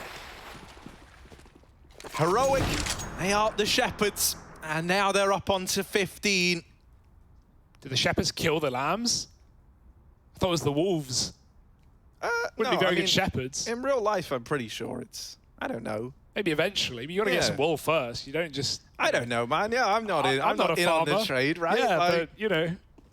Whoever does the killing of the lambs, the silencing of the lambs, wolves, I guess, do it. Foxes, probably. Foxes are pretty nasty to animals. More so like chickens, but how many foxes to bring down a sheep? I don't know. Yeah, what's the fox to sheep ratio? Let us know. Look at Refresh, mate. He is a fox in sheep's clothing here, out into mid. Very, very fast, flashed in for a short fight, and it's just the pace, man. The confidence on Heroic is off the charts. It feels like everything they're doing, they're winning. And so, guys like Refresh, who is sitting top of the board, he's feeling very content in his ability to take these opening duels. Have we not really even seen toilet fights in this game yet, right? Like the 1-round Spirit went A and that T side was that long take. You remember how that went? 4K mow down. Oh, there it is. Refresh gets involved. Cadian steals his first, but he will quickly answer the call. Molly comes down. That's not going to do much to stop Refresh. He can just jump up if he pleases. Double A setup at least, but it's all Spirit have to play with. Smokes are good. Now, trying to find that truck player. They know there could be someone behind it, trapped between a molly and a smoke. Second player swings out wide. Nice kill for Mir. Magix follows up out of nowhere. Chopper's still alive, still undetected. Heroic scared out of A, are going to drop back down lower. Heaven Smoke keeps Spirit contained. They can try and use their util, but Shush is crafting a path. He is going in deep. Oh, yeah, he is. He's deep, all right. Take a look at this. Whomp. There's another. Double up. And the bomb's going A. Oh, well, that's when you write GG in chat and you leave the server. Cadian's such a menace. JK. He's such a rodent-y player, and there's something about it that you just got to love. I believe in Magic Supremacy, though. Magic Supremacy, all right, let's see. Let's see. He's sneaking up. Yeah, there is a player deep in CT already who he doesn't know about. Tessa's going to blindside him, and there it is. Heroic stealing away Team Spirit's map pick, and they do it dominantly as well. Never even much of a chance for the Spirit boys. They are going to be very hard-pressed to come up with answers on the second map of Inferno.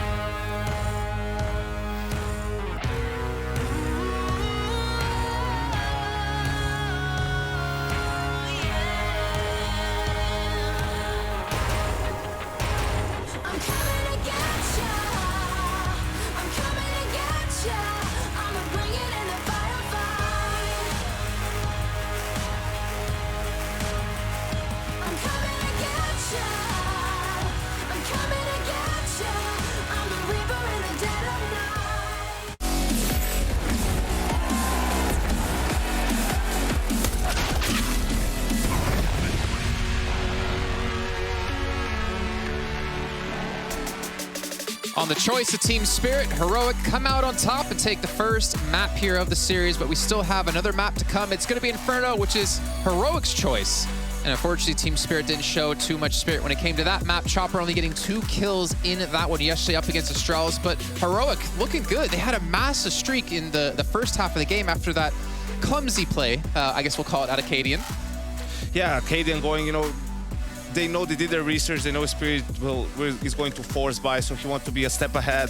Buys the op, no head armor, wants to go for that early picking connector, gets punished by the Galil, right? Just with a headshot. That breaks their economy early on, but as soon as they got their money back, they went on a huge streak on the CT side. And Heroic is known for their CT side for going for those aggressive plays. We saw Tessus towards the A side, towards middle, getting a lot of information early, and they're a team that likes, even if you have a trade, usually we say trades are more favorable for the Ts, right? More ground to cover with less players for the CTs. But Heroic is a team that 1-for-1 trade, it's fine for them. As long as they're the ones making the plays, taking the initiative, then they have the information and they feel more comfortable playing that way. Speaking about making the plays, taking the initiative and the aggression, round 21, you wanted to break this down for us, and it was the T side. I think you could hope, you were hoping if you're a Team Spirit fan, they win 2 rounds in a row, force Heroic on an eco, but this is where it all goes crumbling down for them, right? You could just see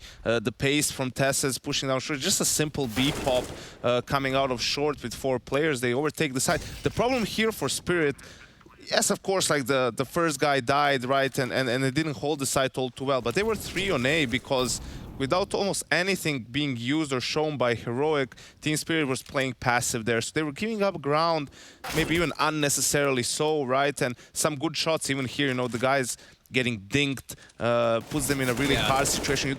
You're probably going to lose this round if you go for the retake, but you feel like you don't want to give it away to a full eco this late in the game, right? You want to try and go for it, and I think this was just the final nail in the coffin for Team Spirit. My butt cheeks clenched so hard right there, I swear. Seeing Refresh peek and see the head of Dexter, and then he just backs away and goes back in once the shot goes off. It was really well played by him, and Refresh, he put up the big numbers when it mattered for them, helping them get that victory on the first map. We're going to take a little bit of a, closer look at him, because this was a very good performance, a standout performance out of him.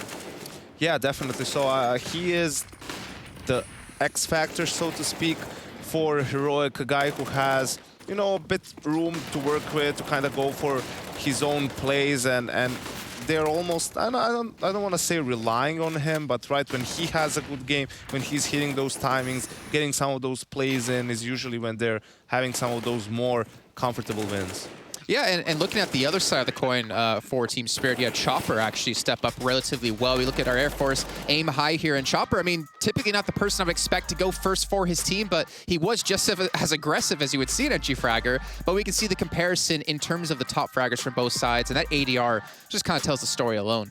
True, and Chopper is the in-game leader of the team, and he was the star player of this lineup a while ago before they, brought in Dexter and had some of the other changes. This is really, a very, very skilled lineup in Team Spirit. So he has been a little bit quiet in the past couple of months, but yeah, has stepped it up in this game, and always there's this was a nice sequence from him. This last shot was really crisp, and that's something that Team Spirit possesses, that ability for one player to always go off, to have good rounds, to have good moments, and turn the tide for their team. And I mentioned at the top of this that Chopper yesterday against Astralis on Inferno, he had only 2 kills, and obviously Astralis did win the match there. But for me, it's nice to see someone who can have like a bad game yesterday. We talked the mental game of a lot of players come into your match the next day and actually be the top fragger for your team. And as you mentioned, he was a star player for the team. He's an in-game leader, and he was able to at least put the work in when they needed it. But again, unfortunately, it just wasn't as much as they needed it. And I'm kind of wondering, going into Inferno next, after seeing them play against Astralis, I do kind of hurt for them here, that it's not looking like it's potential to come back. Well, you're really hoping they, Spirit is one of those teams that goes to work a little bit earlier than other teams, right? Even considering the player breaks and everything. So I'm hoping they put a lot of work into their Inferno, because it has been abysmal for them in the last 3 months. Only 2 wins, and those 2 wins came against Endpoint and MIBR, right? So not really the cream of the crop. And sure, you look at Heroic at the same time span, you say, well, they also only have 3 losses, but it's to, Astralis, Evil Geniuses, and G2, and also they played far less games. than Spirit have. So considering how the first map went as well, Spirit seems a little bit disjointed, right? They have too many gaps in some of their rotations. You maybe feel like communication is off. Maybe the energy is not good. Like people are not updating enough, right? Saying, oh, this is open. Watch out for this. We have a gap here, right? And then the reaction is just a couple of seconds late. And a team like Heroic, they're going to punish you for that. Well, right now, Heroic currently sitting 1-0 so far in the groups. They can win this and go 2-0 to tie up against Vitality and looking to get through into our next stage of the event. But we have to wait until we can see if they can pull it off because we have a short break coming up. And when we come back, we're hopping straight back into Inferno with, of course, Harry and Hugo.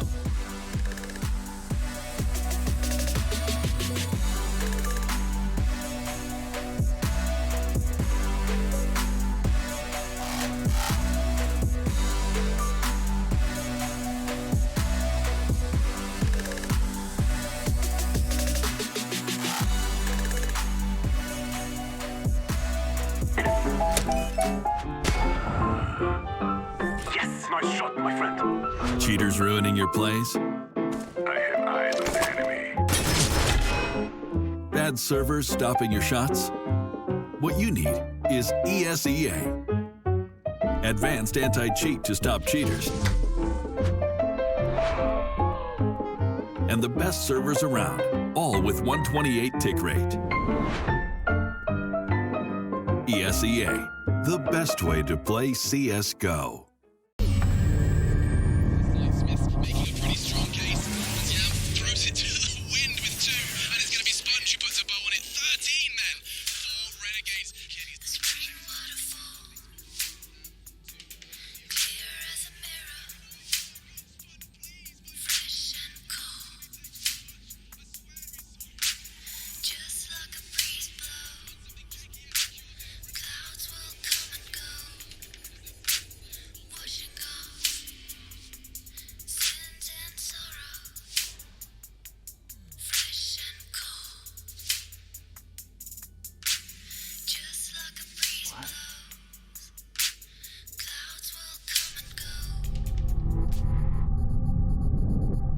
What the hell?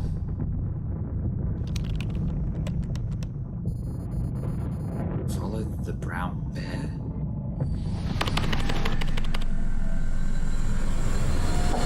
Who is it?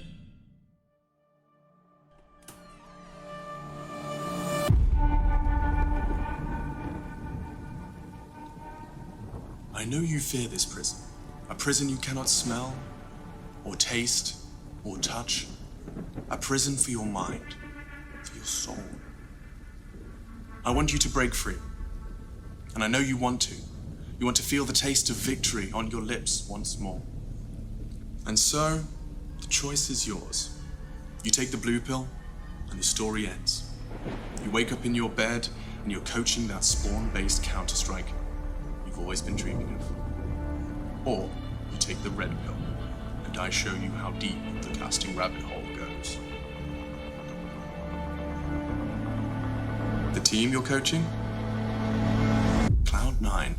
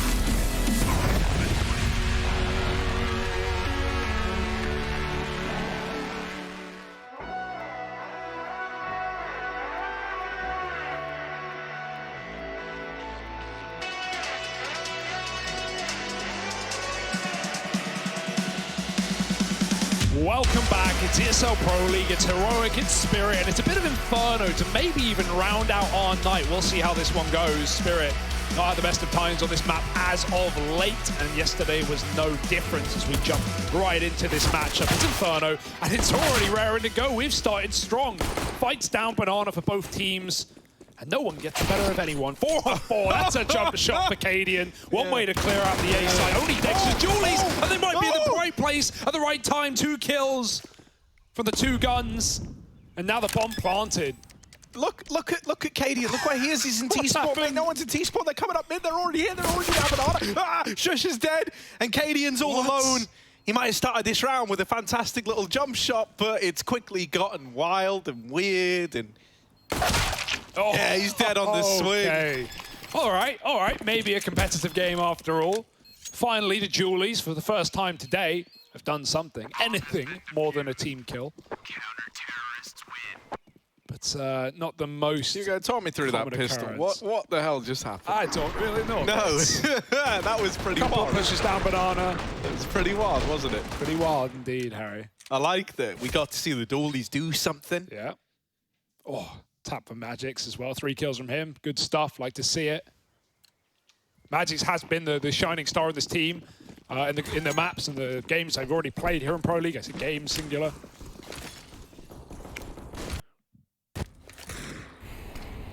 Always a delight to watch him and Dexter. Now the force is in. Heroic in a bomb plant, that's temptation enough. Yeah, the Inferno pick's pretty interesting, right? Let's talk about that. Sure. So, Inferno used to be a good map for Heroic, but in the last few months, we've seen it turn a little more sour, right? They've caught mainly L's on this one. They're actually sitting right now on a 4-loss streak at present. But this is also a pretty lackluster map for Team Spirit. And so I almost get the urge that Heroic have gone away, you know, that they've tried to improve on their Inferno, and this is almost like a test of that now. On top of that, you know, you're kind of picking to your opponent's weakness by leaning into this map. So, the knife out for Cadian. He might have had it as well, even though he was caught by surprise. If his gun was in his hands, maybe. Those are the AKs lost now. One's on short, can be picked back up. Shush will do it. But Dex is still in the bomb side with the A1S. It's not a nice spray. Jumping across, baiting the shots with Stown, and he's going to be able to get the kill off as well. Smoke on the Moto. And with this rifle on Mir, he might not ever get to use it. Not more than the kill he's already found. They're still going to try and retake in the 2v3. Nade in the pit could be nice. Oh, 95 damage. But Stown only needs 1 shot in the right place, and he's holding that cross. As soon as he fires, Shush is ready to activate from Cold Zera. And this is if it even ever happens, it will not. Save for Spirit, and I can't blame them. Such a shame that that grenade only takes down to 5. You can kill with a nade from 100 to 0. It's got to hit you though. To do that extra damage. Yeah. But we've seen that happen before. Not today though. 1-1, Heroic flip it instantly. I don't see the point in buying utility. Just a waste of money. Just shoot him in the head. Exactly. Right, that's what I've been saying since day one. Tessa's knows. Guy like Tessa's, he gets it, you know, he gets it. No, great little force out of Heroic here, though. Right, even in spite of Cadian's rather unfortunate ending. Still got an entry on long, right? That's why he didn't expect the second he wasn't imagining there was about to be a second guy over in the arch side. Yeah. So now we've got the force in response from Team Spirit. They saved those 2 guns. They force buy up on everyone else. You know, it's not the prettiest buy, but you can still accomplish something with this, especially on this map, right? Like, it's, you know, the fact that you've got this little bit of utility as well to slow down any fast plays from Heroic. Thus far, right, it's been a lot of, you know, mid-takes, grabbing this bit of control. If you're able to slow it down with the utility and, you know, rotate some of these SMGs to play the close angles, this could still get out of hand. You've got a good chance of doing some damage here if you're Team Spirit. Heroic no longer going far. It's very measured. Ooh. Yeah, I like that actually. Mir, he gets spotted on long, he does some damage, but then he immediately runs the rotate. He doesn't commit to it. He actually fakes the footsteps, but it's not like Heroic had Banana anyway. But yeah, I think eventually, yeah, he's going to go back to B because they've seen the AK. They know that's the one AK saved, and so they're trying to keep it fresh, trying to keep Heroic guessing as to where it's gone. Heroic, don't fall for it though. Nice check from Chopper. But that might convince him again the wrong way. He's only seen one man out middle. A third man does come back to that A side, but he will get smoked off. Pushing ahead is Magic's. Rifles now, and Magic's makes quick work of the first. This has gone from bad to worse. And soon to be in a hearse for Heroic. Magic's with another. Just decimating with the Deagle as well. Dexter does it all, and it's Spirit to win a flawless forced by their own. MP9s, Deagles, and that one saved AK that didn't even find blood. Wow, that's a way to steal around there for Spirit. Forced by wars are on. Hell yeah, they are. It's always going to get weird, man. Like, whenever... I don't know, dude. Whenever the Force by Wars feel like they're about to go back and forth, it's always scary. And the fact that, like, this is kind of an uncomfortable map for both teams, I think only adds to that kind of layer of uncertainty in those anti-ecos. Or I guess anti-Force buys. Great stuff from Dexter. See, for Heroic, they're going to reinvest. You got a bit of extra money on guys like Tess says. He could get like an AK and armor. What's the call going to be? Because I see Shush has got him with the investment. Force by Wars looking like they're going to continue. Heroic have had a little bit of a think as to what they want to do in this round. Yeah, I actually respect this call, to be honest. It's a rare call. I think a bomb plant would have made them buy, but they decided, screw it. Keep enough for next. Sure, if we get anything, that's nice, but other than Shush, we've got the eco. Don't know if that was just a preemptive buy. You know, usually if you're below 2K, you're going to force almost every time anyway. This is a loss, but oh, it's getting messy. Forget what they're bringing to the table. Spirit will chow down. Yeah, I don't really like the eco call there, if I'm being honest. Like, you don't actually, especially with Shush having already bought up, like, you don't have the money now to buy, even though you took the eco there. Yeah, I actually, when I said that, I did notice the force up the Shush. Yeah, but, I think he bought because he had 1,500. He's like, I can't buy next round anyway. Exactly, right? And then there were others who ecoed. I think it was Cadian and Refresh both. Oh, no, Tessa's not Cadian, sorry. Refresh and Stout both took an eco. So now you've got like these hero AKs with pistol armor around. It's strange. It's strange. It's very odd. It's a weird start, but maybe you can make some magic happen.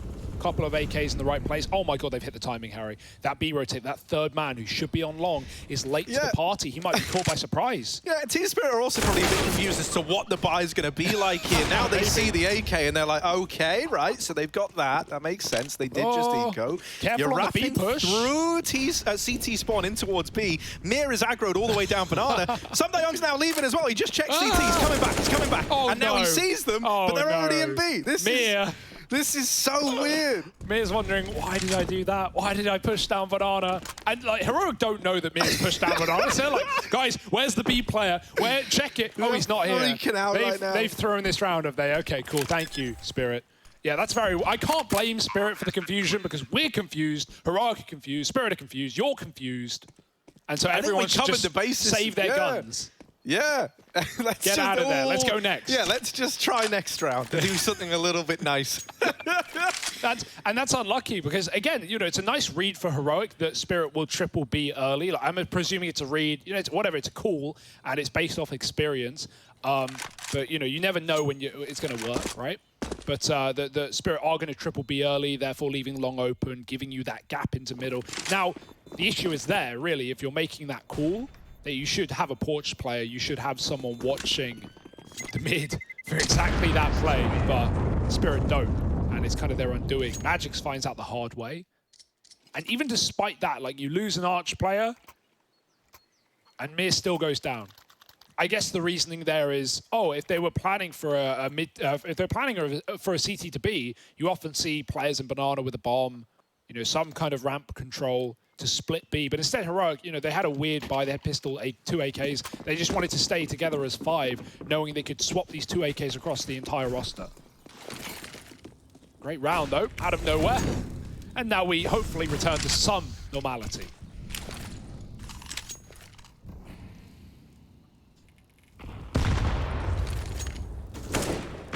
Nades getting exchanged at Banana. Pretty standard start to this round, right? The early triple B lean. They're undeterred by the outcome of that. In the last round, they do it again.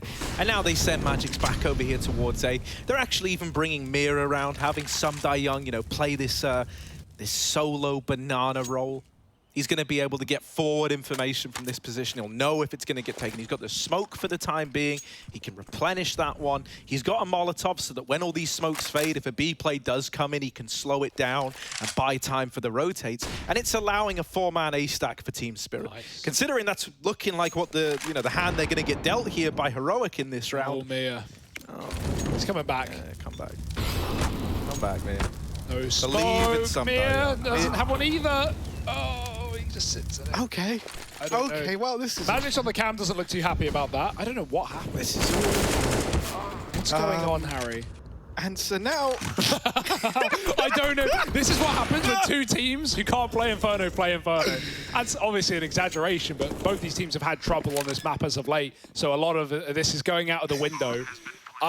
I don't know why. Did Magic tab out, or did he just say, like, oh...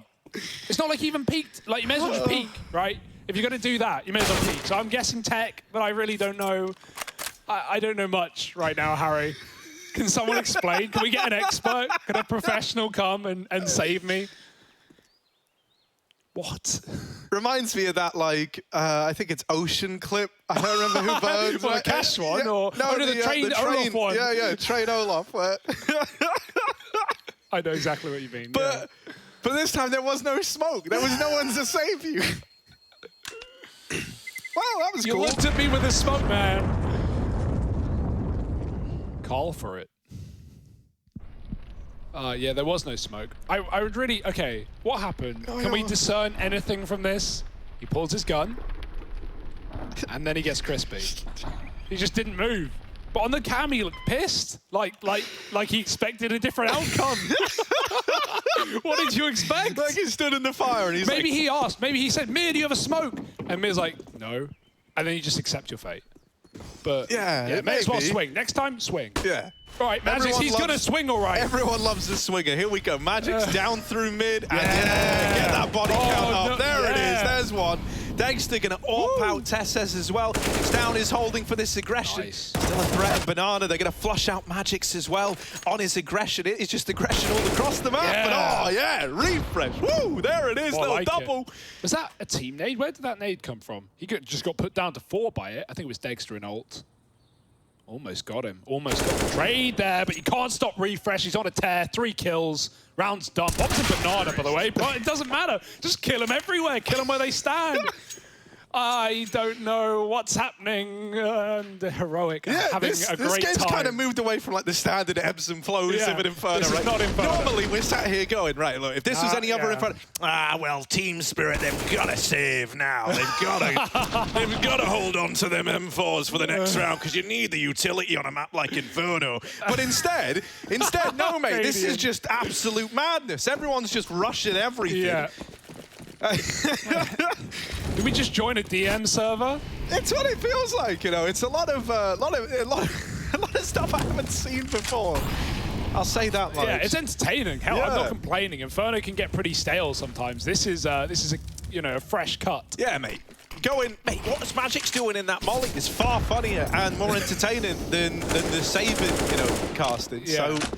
Oh, and now back in the pit. Well, the bomb. Normally, right, when you got the Deeg armor, you might think, oh, they could give it a go, but they're going to hold on to that into the next round. Okay, here's a BX. So we haven't seen much B action this game already. And I don't think we'll see much action here anyway, because no one's playing B, Harry. We've just got Sumdai Young outside of the bomb site, and no kit in this round either. Back to mid. They still are going to end B, but the aim of Cadian and Refresh here is to show some presence, to keep the stack up on the A site. They don't know there are 4 here, but this is good news for once they realize smokes, nades, you name it. They got it. Even the repeat. Mir's a madman running the smoke. I love it. It makes no sense, and that's exactly why it works. Refresh gets caught on the lurk as well, and now they've got to commit. Now they're fully rotating a B. They're going, all right, look, this was a fake. We can tell that much. And so Heroic, they know what's happening. Mir's going up and over on the boost, and no one's looking at it. He's going to get that kill for free before Tesses trades it out.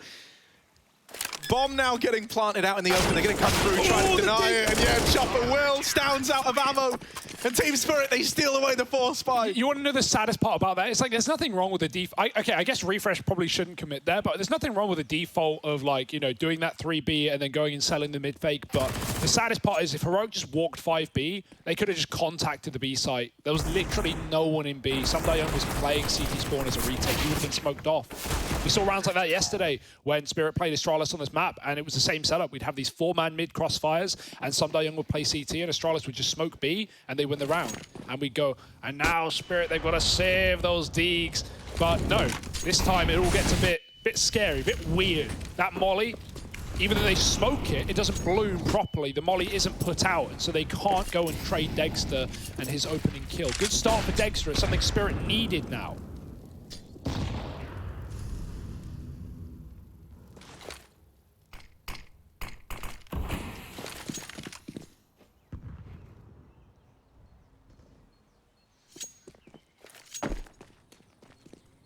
Back to B.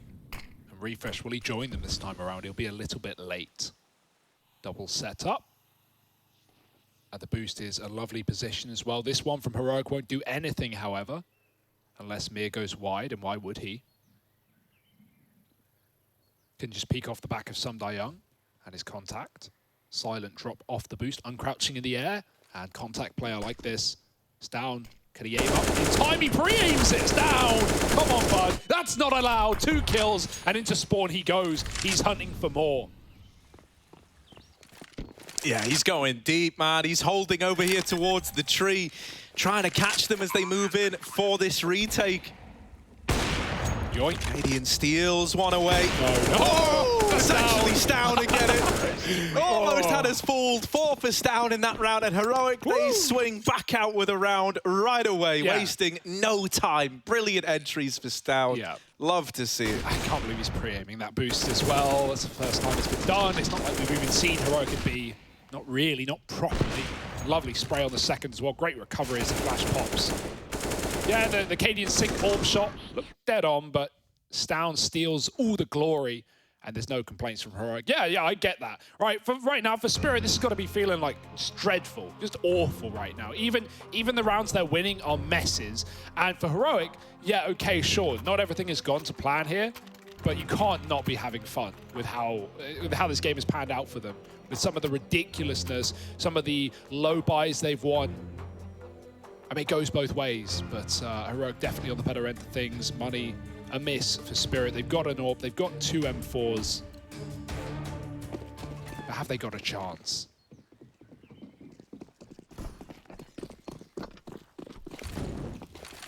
Yeah, let's see. I mean, they've been very, very keen at, you know, throwing Dexter into chances with this AWP early. And this round is no exception, right? Whether it's been peeking mid, whether it's been peeking over towards B, more often than not, he's been on, like, the mid swing. So this is a bit of a reposition out of Dexter. But the fact that this AWP is trying to take early engagements remains the same.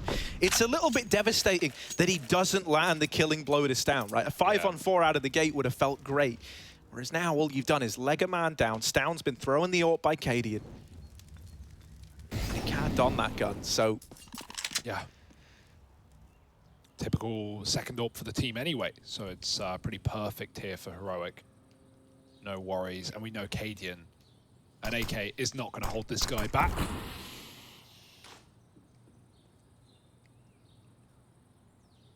This is a CT smoke on B, like an execute smoke, so you know, might be they're just going to retake Banana. Less likely this is a fake. Like I said, they don't even have the Banana control, so Dexter sees this, and he might have to back up, he might have to panic a little bit. Crashes, Dexter with a deep peek, and he grabs Cadian. AWP put to good use, but he can't hit the second shot. The smoke is down, and Heroic look like they want to commit. Jumping this AWP, and oh my goodness, Dexter lives to tell the tale. Mid comes through the smoke with a kill. He's died for Dexter. It's worthwhile to 2v4. Another smoke push, perhaps off the back of the shot. Young goes right through, and the lurk out long. Refresh, doubt he checks this corner. Very sad day for Refresh. Oh, cycle the AKs over. Lovely. Yeah. So I went and rewatched the Magic's clip. Okay. I know exactly what happened. Oh, okay, now. that's good. So Dexter, who was AWPing in the site, had a smoke grenade. Okay. And it looked like Magic's had maybe said, like, if I so get mollied, smoke. get ready to smoke it. And so Dexter is playing towards long, but there's a split second where he started to run towards apartments to throw nades in, and so it put him too far away from the and angle. Magic's waiting for and Magic's is waiting for a smoke that can't arrive in time. So that's why it looks so silly. Yeah. Like, the positioning wasn't actually there for Dexter to do it, and that just feels like a bit of a miscom. I really wanted to clear it up. Yeah. No, So, it makes sense, because it's not like Magic's just... no, he's not just going to go, well, screw it. I didn't think he was throwing, you know, it's just like, what on earth is happening? So look at this. Refresh has opened up this round now, Hugo. That's a kill over towards the apartments. Refresh in apps has been a treat to watch in this game. Thank you for the detective work, by the way. Yeah, no, man, I wanted to get an answer, because like you know, I know Magic's isn't the kind of guy who's just going to log out in the middle of a live game. No. And like you say, you could see he looked angry at like what had happened. So... There we go. Oh my goodness. B play. Sundar Young down in the pit goes unchecked, but it's only good for the first. Rotations are too far away for Team Spirit. And so this round now, it's going to be a save out of the boys. Some of the most exciting gameplay we've ever seen in Inferno. No, but there we go. This is a more standard round. This is how they normally play out. This is the Inferno we're used to seeing. Heroic are going to put themselves up in the lead. 6-5, but because you saved these guns, you're still looking forward to having rifles in the next. There's the sentence. I said it. We can all go home now. Oh, cool. Please. Oh, that sounded horrible. Did it? I won't do it again. I appreciate the commitment to the act, but yeah, don't do that. Sorry. It's fine. It's not me you need to worry about. Luckily. I don't have the power to fire you. It's just me and you in this room, right? There's no one else here. No one's listening. No.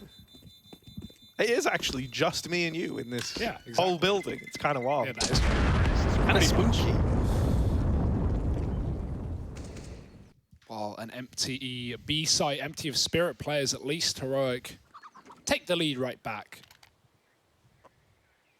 And yeah, as I said, save guns so can maybe drop things over. I mean, it's not like they have much in the coffers, so you might just need to half buy on the others. If there's not money, I can't see there's guns on the ground yet or not. And yeah, MP9, FAMAS, they do put the cash in. No drop guns, fend for yourself, boys. Oh, Dexter flash off as well. He's 11-3, you know, he's really trying to get involved, but Heroic are now trying to get ahead of that and push him off his angles. Now sat back on long. Magix is filling in at the B bomb site using his utility. He's going to start to rotate out already.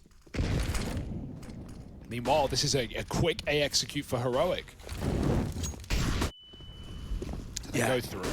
They're picking up the pace, right? Oh, on the arch side, down. There's another guy there. There's more where that came from. Oh, Chopper's pulling the attention away. Mir only good for one on his smoke push.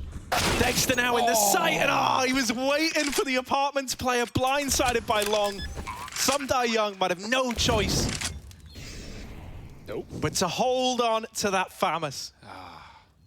It's a sad day, but it's his best bet indeed. Maybe he can hang around, grab an AK, catch a chasing player. The guns that are here in Arch should get blown over when the bomb goes off, so he can actually just hang out in like a bit of a safer angle.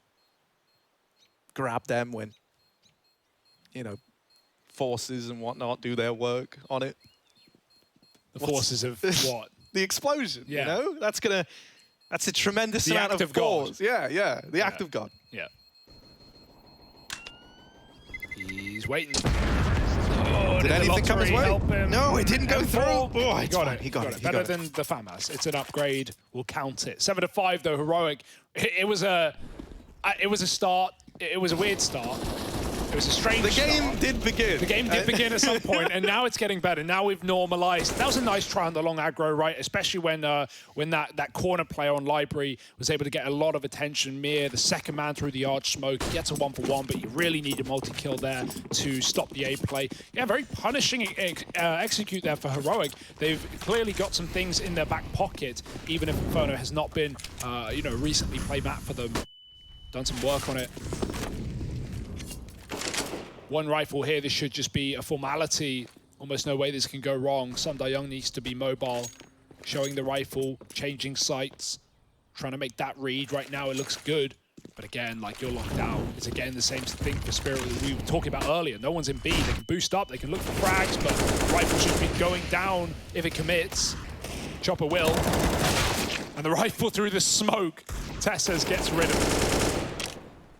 Yeah, and so this should just be, you know, the comfortable, clean little anti-eco that we promised you. Where did it go?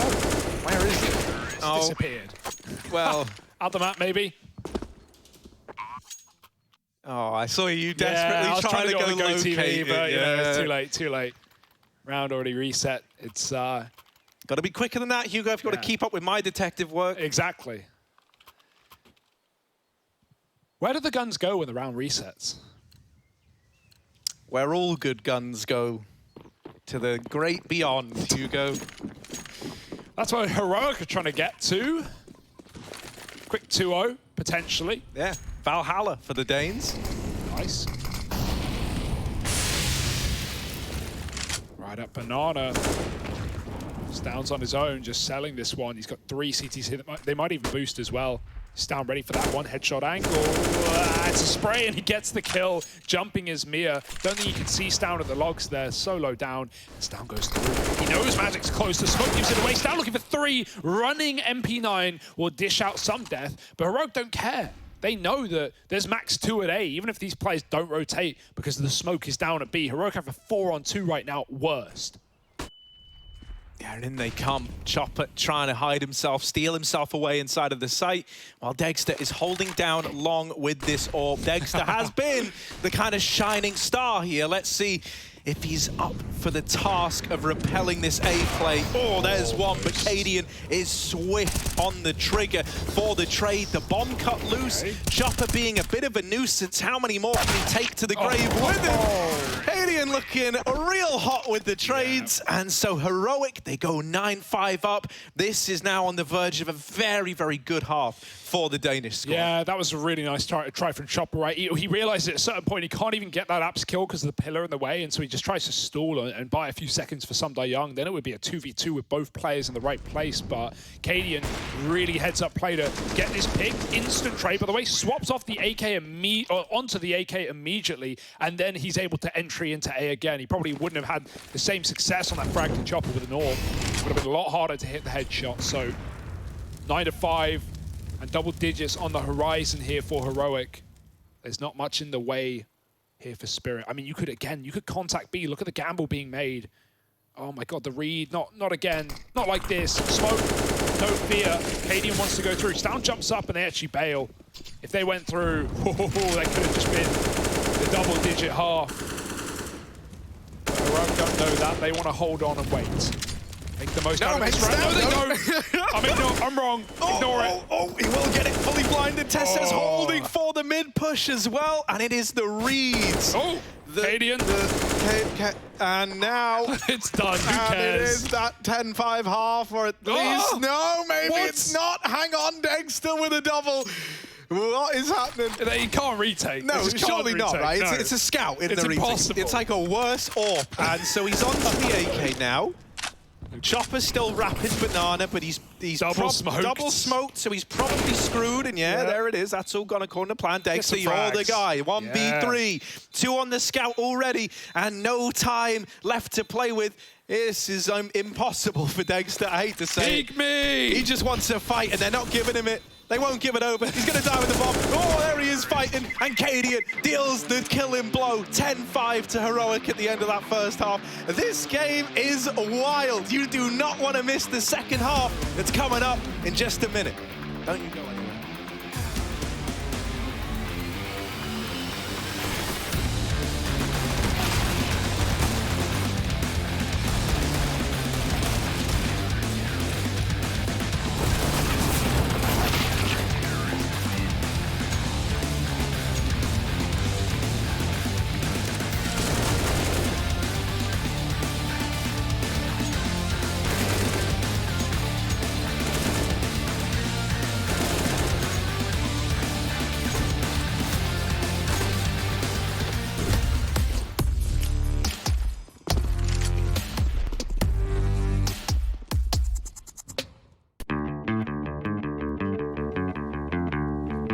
Future Pros, we are back with an advanced execute for your T side on Inferno.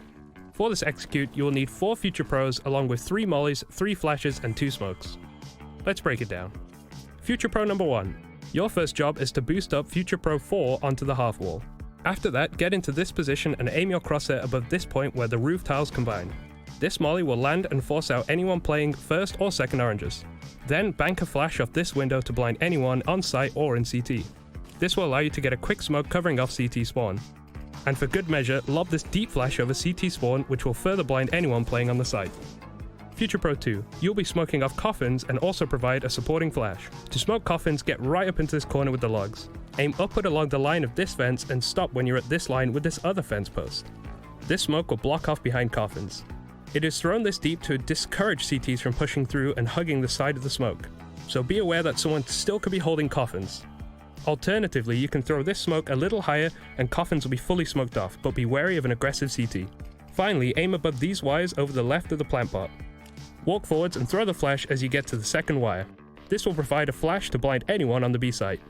Future Pro 3, you only have 1 molly to throw, so don't mess it up. Your molly will be to push out anyone who's playing new box. To do this molly, get up into this part of the wooden barrels, formerly known as car.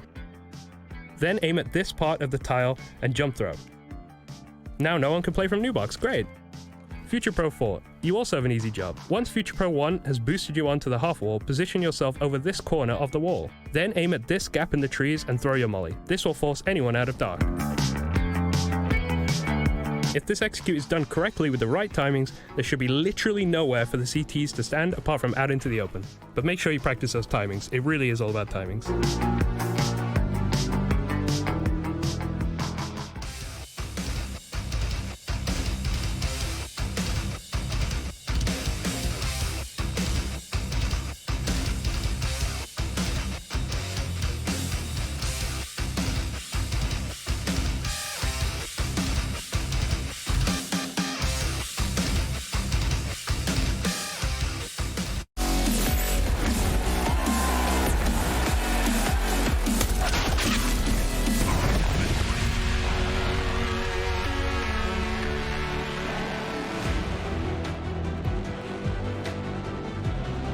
This is a game of Counter-Strike between Heroic and Team Spirit.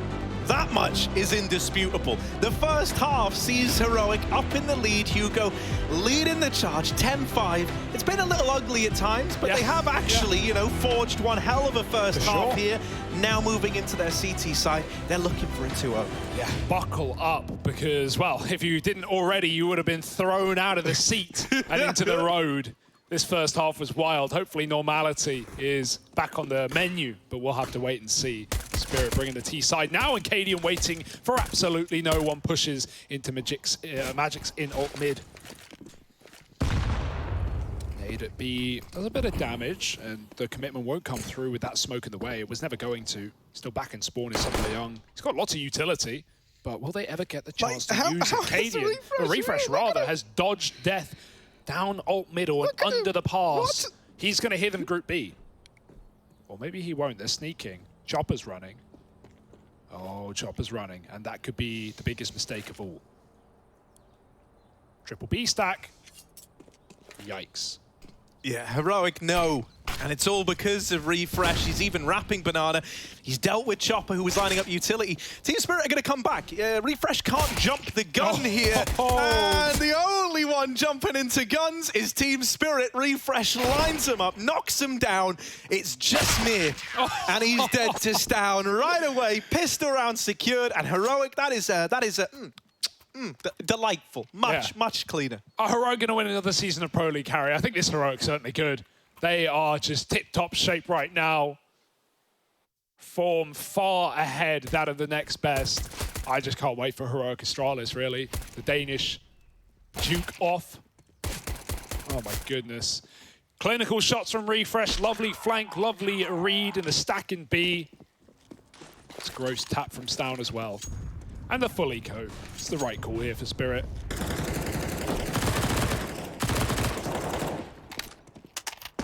We've had plenty of force buys go either which way in this game, in this entire series, but this is one where That is not temptation enough. No bomb plant. Just get your guns in the third. This will mean this round is basically a done deal. I'd love to know the stat on Glock rounds 1, you know? I guess like rounds where under a grand is spent. I've just been thinking about it. Have we even mentioned really that Shush is 0-9? Shush is 0-9? Yeah. Crikey. I literally had no idea. Couldn't tell. Well, that's a mow down. Yeah, lovely. Little full house from Stown and Refresh. Just as 0-9? Just get me out of this game, mate. Just get me out. Can we play a third match? Just for fun. Yeah, just for anything, any reason. I don't care. Just for shush and giggles. For shush, you know, like nice, dude. Shush, yeah. I realise I haven't really said his name this game.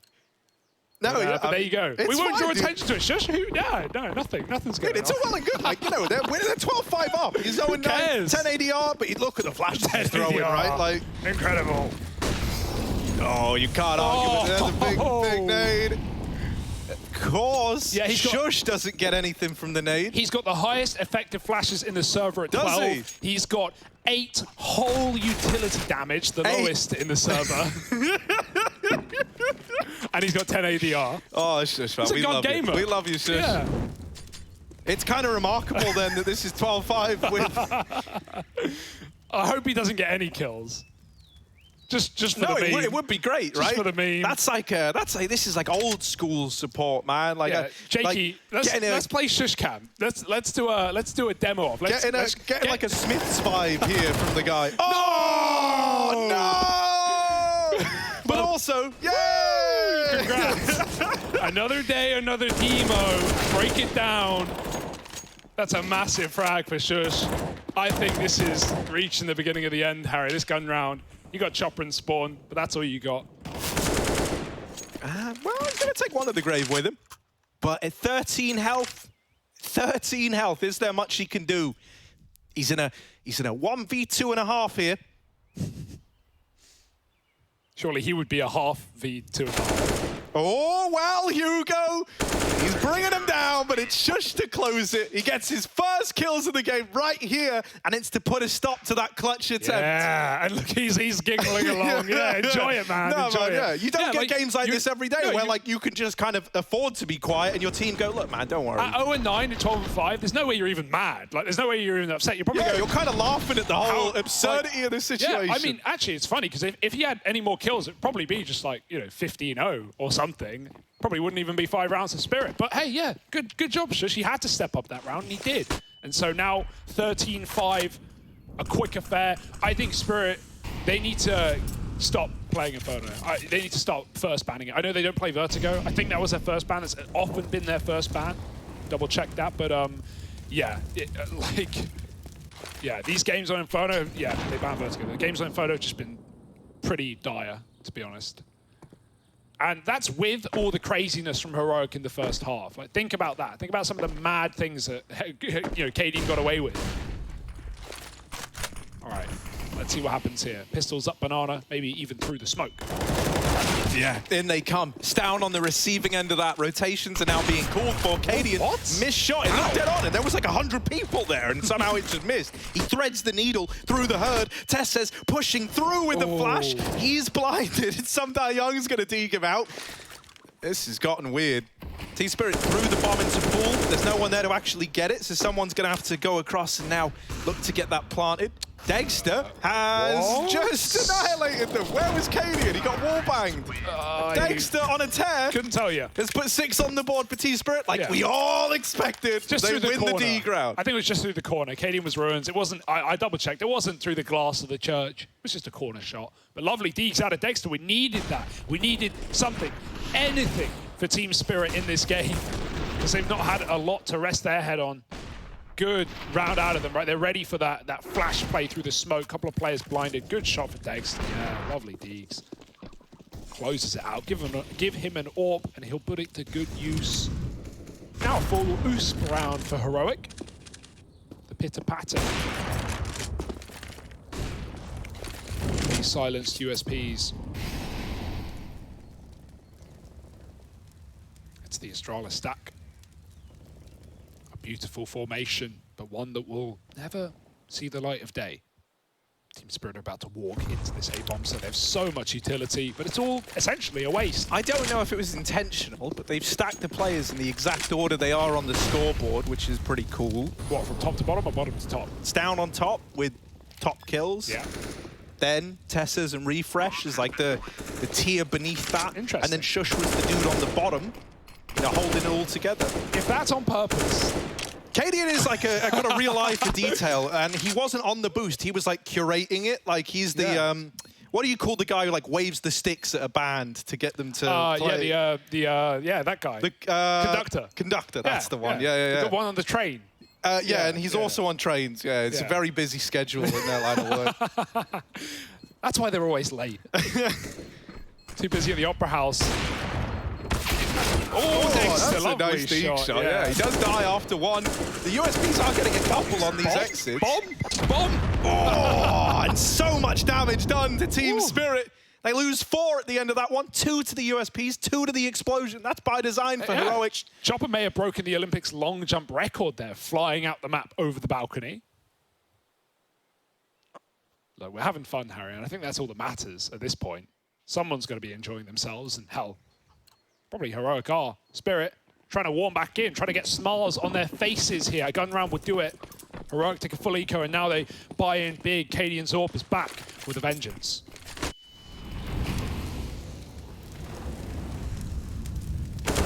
Samdayok was holding for that, and Cadian, in spite of everything, is still the guy to open up. God, he's spamming the wall. Down's gone through. He's ran past Mir. Mir will trade that and save Dexter's life. More important. Oh, never mind.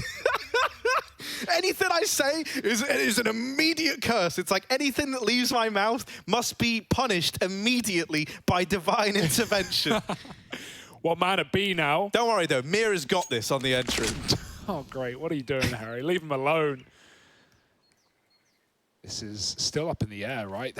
They've not called any kind of rotate, but Cadian might run after Refresh clears middle. Get that reinforcement, but Magic's now throwing a spanner in the works, and the best part about that is it's still going to be a B round. Cadian, will he make that read? Yes, already rotating. Oh, yeah, you just don't know. You're just waiting for the next sound cue, the next bit of info to give it away, and eventually you just have to pick a site. He's picked the right one. It's all up to Tess's at the back of the bomb site to just take down 1 or 2. Oh, he's banning a little. Having to... Oh, yeah, there's the swing. Okay, Cadian gets one with the USP. That's brought it back down to a 2-on-2. He's holding the boost. Now they're interested again, and yeah, he's so ready for this boost position. Oh, Cadian, this kill, this could propel you back in.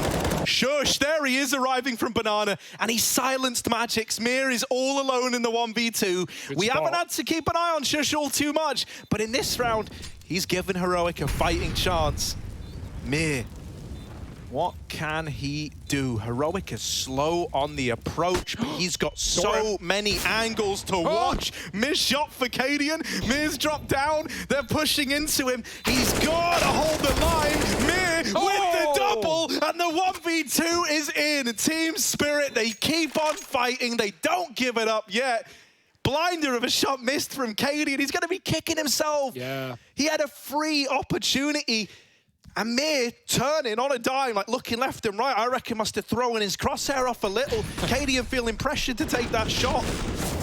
Everything about that round is so weird. You shouldn't be surprised if you watched any of this game already.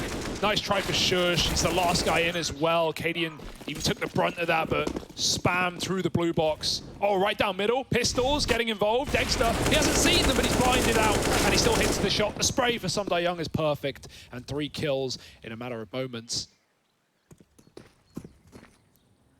You know, you got to give it to Spirit, man, despite everything they've been through in this game. And there's been a lot. Like, they're still, you know, trying their best. They are still putting up rounds, and they are not going down without a fight here. I'm telling Heroic, hell, you may be favorites, but if you want the win, you're going to have to work for it. This is no freelo, my friend.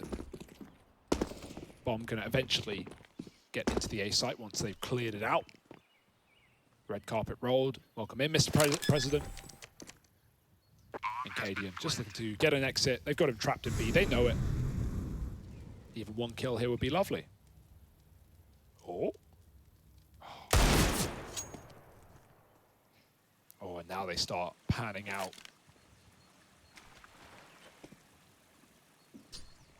They want to find him, and so they will. They flush out Cadia. They don't let him take any players down on the exit. And Team Spirit keeping 5 alive. You know, starting to win a couple of key rounds here and bringing Heroic's money to the edge. It would feel unreal if somehow they pull this back, right? From the 10-5 half, from a bunch of weirdness in that first half. But throughout all of it, as you were just saying, like, you've got to commend the fact that they're still giving everything they've got to take us to that third map of Mirage. Absolutely.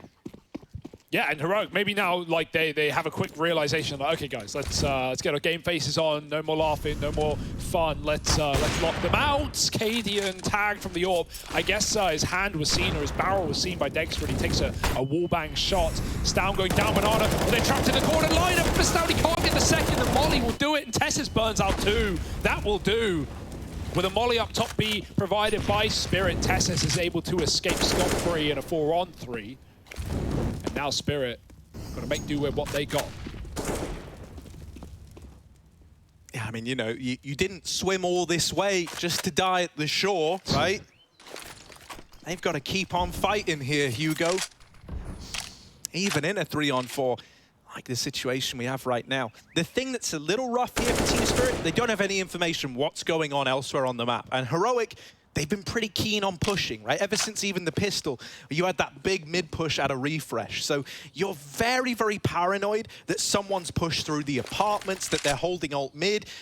Really, this only leaves you with the option to go B. And thankfully for Team Spirit, Heroic have left just one guy here. They've stacked the majority over towards that A bomb site. Truthfully, I think Team Spirit could win this round on the back of that. Like, this should have been a rough spot, and yet somehow it's ended up leaving them in a good position.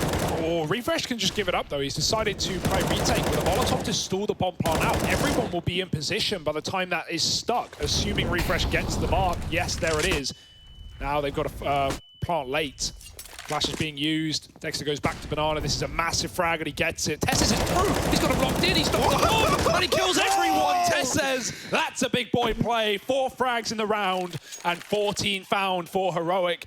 My goodness, great stall for Refresh, though, right? Not dying and just getting that Molotov in buys so much time for Heroic.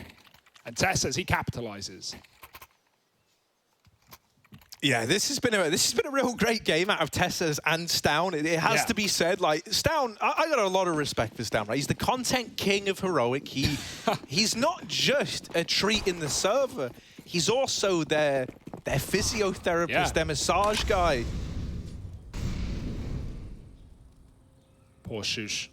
Crossing on mid. Just trying to get to Boiler, man. Shush deserves the best massage after this. If they go Mirage, it won't be in good faith. That just slipped through. Bit of art imitating life. Maybe we're destined to get there now. Or maybe you've cursed it into a 16-9. We'll have to see. Yeah. Thanks. Don't want to cross mid against the same VP. Learned the hard way this round. Don't think we'll see that happen again. Okay, now this is how you really gamble. Inferno style. OG style. And lose the round style. Because Heroic can put 4 together. I say lose the round, and I'm not too sure about that statement. It takes 2 to tango, right? And so, like, they're actually going to start to rotate back towards B now. They get that kill, they get the 4-on-4, and suddenly it's like, oh, boys, the pressure's, like, fine, actually. Yeah. And now Team Spirit are coming back to A. Oh, no. Just as they've dismantled this 4-man stack. Refresh is in Boiler. This position can often get away with a lot more than perhaps it should be allowed to. And there it is. He plays the deep angle. Refresh with the double has caused a boatload of trouble for Team Spirit. This comeback, it could get stripped away. The 2 players left, they're not ready for Tessus. He gets one for free. And Sir Dexter, top of the board for his team, now has a mammoth task ahead of him. He's going going up, he's going over, but Stown peeking over his shoulder has put 15 on the board for Heroic. Yeah, just sat in the fading smoke there, waiting for the window to open, and it does, 15-9. And I want to come back to commending Spirit. I know, like, it's very easy to maybe laugh at them. Wow, that's a great shot. Very easy to laugh at them after how this game has gone, but through thick and thin, through all the madness that Heroic have thrown their way, Spirit have managed to keep their heads in the game. All that being said, true props to Heroic, because they have stood tall in this series in a dominant fashion across both maps. Now they look to close it. There's only one gun to get in the way of that. Miss shot down mid. Cadian nade won't go to plan, but won't cost him a thing. Stown might even get flashed back into B. It's ready.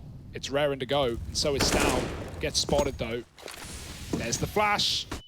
Stown actually deciding not to make moves. Just smokes it off instead. They don't have a lot to play with. That one gun was at the brink of banana. You'd rather fight the Deagles while you can, and Refresh has dropped that rifle in no man's land. Now he's made it, so... Yeah, it's not even retrievable, and this is so wrong. Refresh! What a way to end it!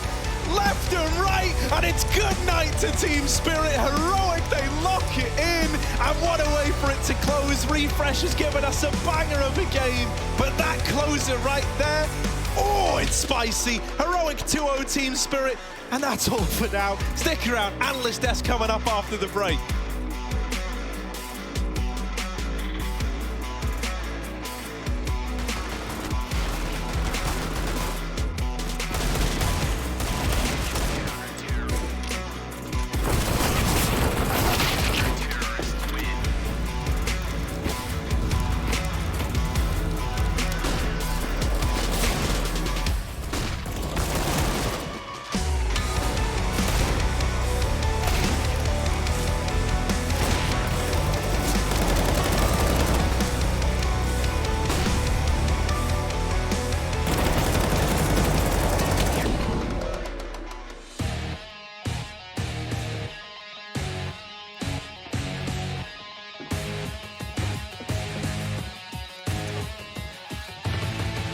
You're the T's, guys. C, the plant. One behind CT spawn. What?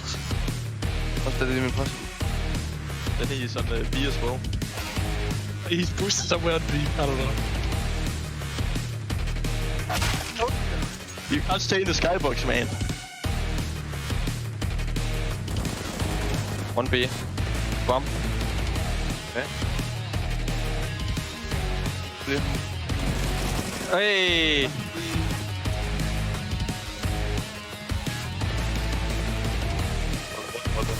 What else?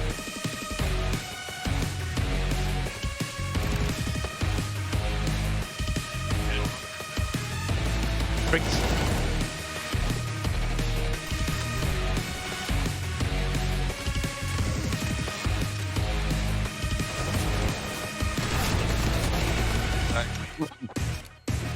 Like 7 HP, man.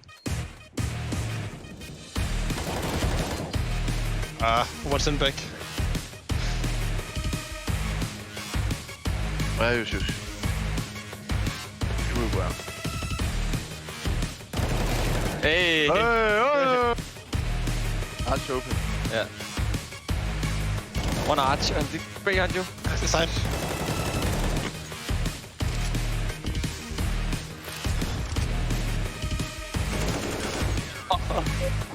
He just followed me, Rasmus. A, what? Standing already, both.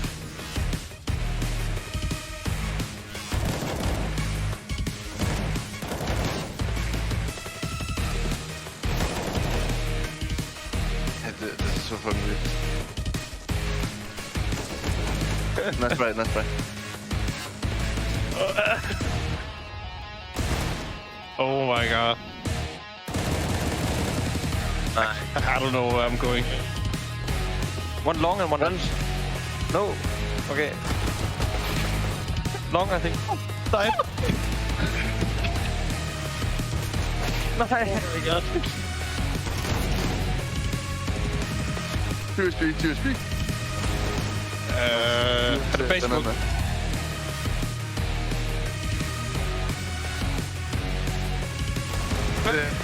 Yes. Oh ja, den Nico.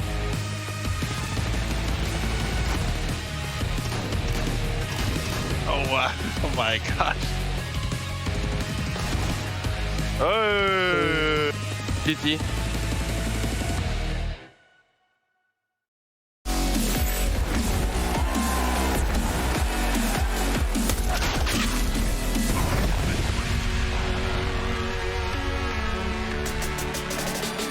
Honestly, what a way to finish off this match here. A final one of the night. With how hectic and how crazy things were, it had to have a crazy finish. Yanko as Refresh closes things out, ends things off 16-9 with a nice 2-0 victory in Heroic's favor. Yeah, absolutely. I think a much-needed win here for Heroic. We see that anything can happen in this group. We saw just ENCE take down Astralis 2-0, so you really don't want to have any slip-ups. And Heroic are the defending champions, right? So they have that going for them. And yeah, I just think this map was pretty bizarre in a lot of ways, really. Like Heroic winning 10 rounds T-side, Shush not getting a single kill in those rounds. Spirit in their 5 rounds, they win the pistol round, they win 2 force buys with basically only pistols, so they really only win 2 full gun rounds. You could tell that at times the communication was still, again, really off. For example, the Magix round, right? There has to be miscommunication. Dexter has a smoke or just bad timing, right? He's pulling a flash to flash for the guy in pit, and Magix is just burning in that time, right? So I think a very frustrating series for Team Spirit, definitely not the start of the group that they would have liked to have. You mentioned this a couple times then. Is this an ongoing problem with Team Spirit of communication, you think? I don't know if it's necessarily communication the whole time. Like here, there were examples where you could maybe, recognize that the communication was the issue, but they just have felt like they're disjointed for a while now. I'm not really sure how they performed in the RMR. I don't think they were lights out, right? Didn't really make the playoffs in the last couple of big tournaments. Absolutely not the team spirit that we saw at the start of the year, right? So usually you want the team to be trending upwards, not downwards. So I think unless they can at least start playing better, they have a couple of question marks above them. Well, speaking about question marks, obviously we had some going into this event with Heroic, with how they performed at IEM Cologne. But one player in particular we're looking at here in this last series and in this last map in particular, Stown, again, having a phenomenal game. Everyone, I guess, besides Shush, obviously we did get to see his first 2 kills of the KO on that CT side. Played fairly well over the course of this map. And of course, everyone played well over the entire series. But Stown, we got to touch on him a little bit. Yeah, he's one of those guys who, depending on the map, depending on some of the roles, can have a lot of impact. Another very skilled player. I mean, this Heroic team is also filled with skilled players, so it just comes down to, sometimes it's about timings. We saw the round where he got 2 entry kills on B, right? That's just, you see the game sense, like he's pre-aiming the top triple. He understands this, he's sneaking in. If he doesn't have contact, like, you're just getting more information, maybe even from scouting a couple of their favorite setups, right? So that helps you with the pre-aim, great spray control on the second kill. So yeah, also he's also super young. I think he's 18, 19, and he's already been playing for 2-3 years now at this level. So definitely going to only get better as he gets more experience. I do wonder where the sky the limit is for him. With him being so young, we got to talk about someone that's not so young and a little bit older. He's been around for a long time. He's actually the guy we're going to be interviewing, one of my favorite players of all time for many different reasons. We're going to bring in Cadian for a little bit of a post-match interview here. And like always, I got to ask him as we bring him in if he can hear me, if he can see me. And I got to ask, where can I get some of those shorts, man? They're looking good on you. Shorts is available in a few different shops, but yeah, I see you and hear you. Hello, Jason. I also hear the production guy, which makes it a little difficult to hear my own words, but that's fine. We're ready to go. I swear, I said this about Apex yesterday, but I don't know how you've been around in CS so long and still look this good and this young. I swear, you're aging backwards. You're pulling off like a Benjamin Button here. I mean, so some people might disagree with that statement, Jason, but I'll take it. I'll take it at this moment. I appreciate it. Thank you. Yeah, well, hopefully you don't have any more voices in your head anymore. but I actually wanna throw back, because it's the first time we're talking to you after the break. I wanna ask you first of all about Cologne, right? A lot of people were voicing, Heroic didn't make the playoffs, didn't do this, didn't do that. I want to hear your assessment of your guys' performance there, because for me, I think you played a really good tournament. I think you lost some very close games against good teams. The road was hard, so I wonder what your thoughts are. Yeah, I mean, it's definitely the most stacked tournament of the year, and top 8 would normally be like a quarterfinal, and then maybe we would have had a different opponent. I think, in all fairness, I don't think we had the best of chances to perform. We being in the 7-day quarantine compared to the 3 that everyone else had because of the false positive test of Tessus with the false positive COVID test. And yeah, we all know about our coach situation, which definitely also created some how to say it, noise in the background, you know, which is things you don't want when you want to be able to perform. So I mean, obviously, I think there's many things we could have done better in game as well, but I just don't think the surroundings helped us in having a good chance of performing. I also think maybe the most difficult teams we as a team could play would be FaZe and Astralis due to them being the most experienced teams in the circuit. I think we would have faced off better against some of the other ones, just like we did with the Spirit and Furia. But I mean, yeah, I think it was okay, Yanko, like you say. You know, I mean, some people are maybe also making it too much of a big deal. I don't think it was awful, but I also don't think it was great. Okay, you know, well, speaking of that noise, Caden, I got to ask you. I know you're seriously, for me, one of the most positive players I've ever seen in the existence of CS. You always have that positive attitude, that PMA. How do you and how does the team, I guess, deal with that noise to try to keep that, you know, positive mental attitude going forward into events then? I think Reefer is shaking his gym boy ready. I mean, I think some of the new guys probably needed to get used to my energy a little bit in the beginning, but I mean, from the feedback I'm getting, they really like when I'm on and when I'm hyping the boys and just being very communicative and making a lot of decision. And I mean, I am a bit of a prankster as well. I'm sure some stories will be told in a few years of what I've done with these small young guys who I believed would know that I'm a troller, but they apparently don't. So the mood is insanely high in the team. I mean, today I had to redo a famous Danish football coach's motivational speech, and that was quite hilarious. So yeah, I mean, we're just getting off really well, and the team chemistry probably haven't ever been better.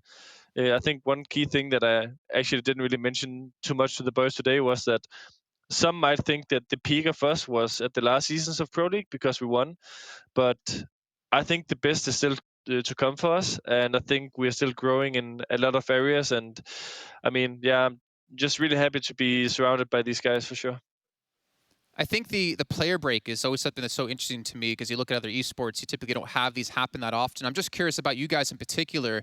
How do you guys feel coming off the back of the player break now? Do you guys feel refreshed and like ready to go to hit the ground running?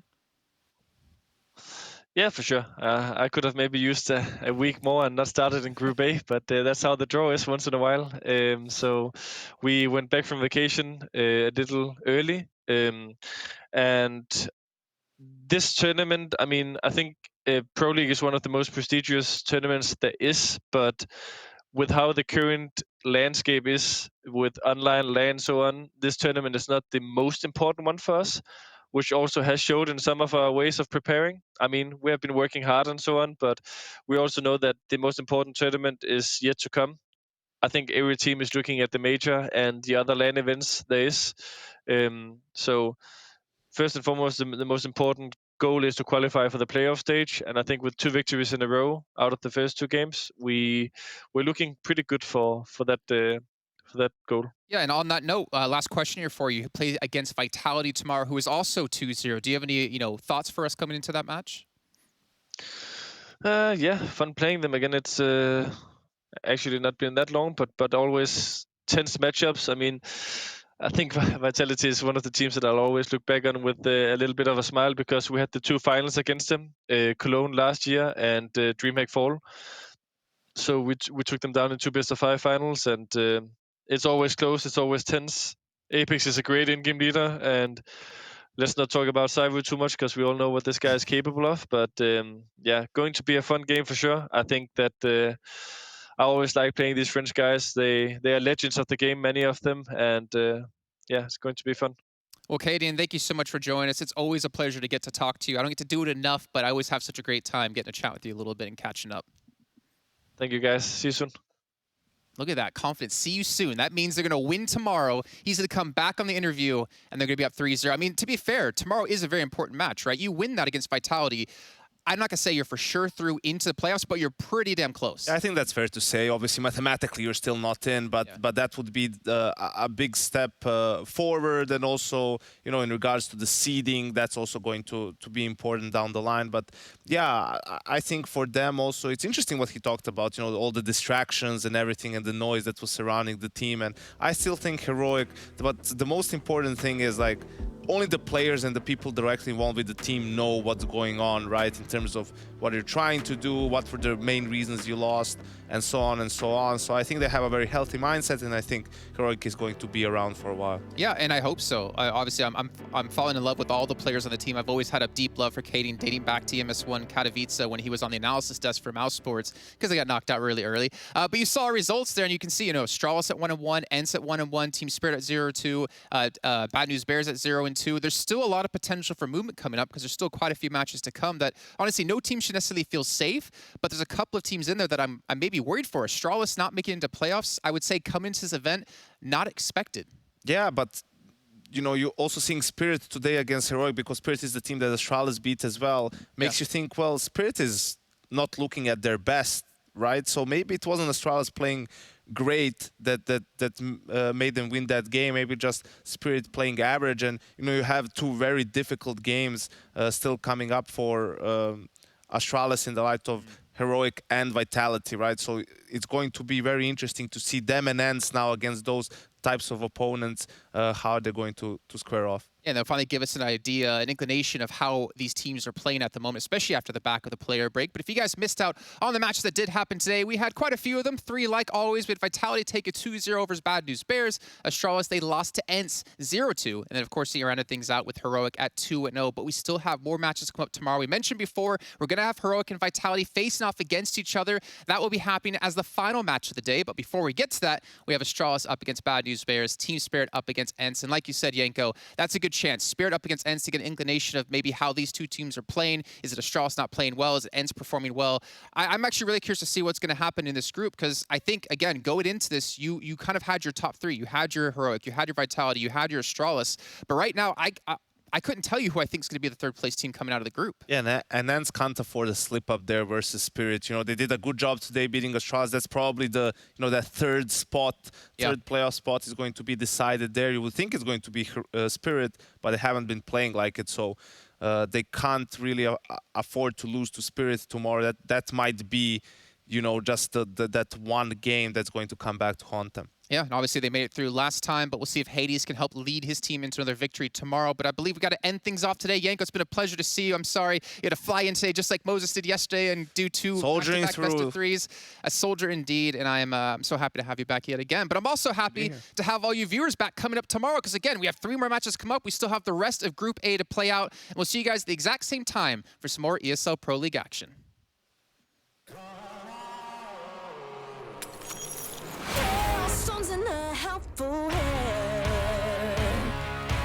Broken bones and a bloodstained flag. Open road and nomadic plans.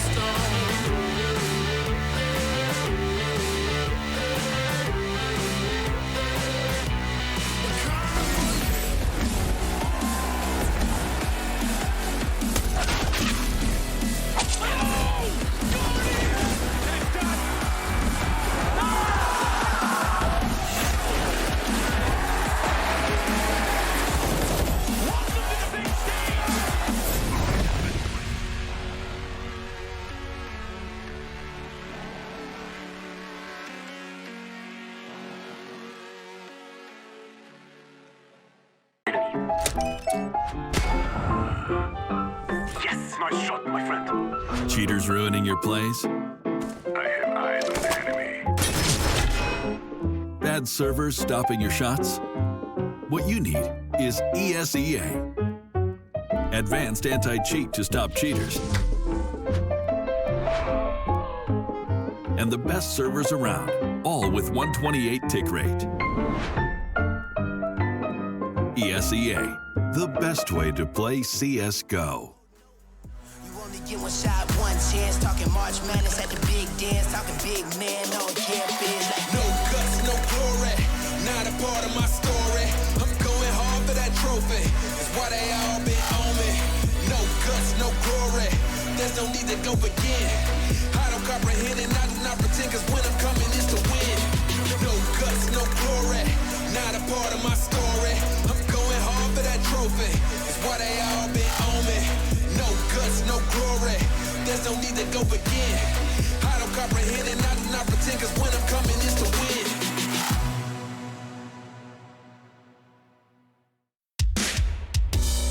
From the back roads to back streets, I see you foes trying to trap me, but I don't run like a track meet, even though I'm #1 like an athlete. And the way I maneuver around you and through you, I'm coming and I'm bound to pursue you. I'm everything that you knew of, plus more. What's in store is I'm about to get to you. Sleepless nights, better think this twice before you step to me and come and speak with strife. There's a lesson when you reach my life. It'll be chin-checking and I'll teach you right. Plenty tried, plenty failed. Too many times I've seen plenty bail. And there will be no surprise what I'm about to do when you are looking through my eyes.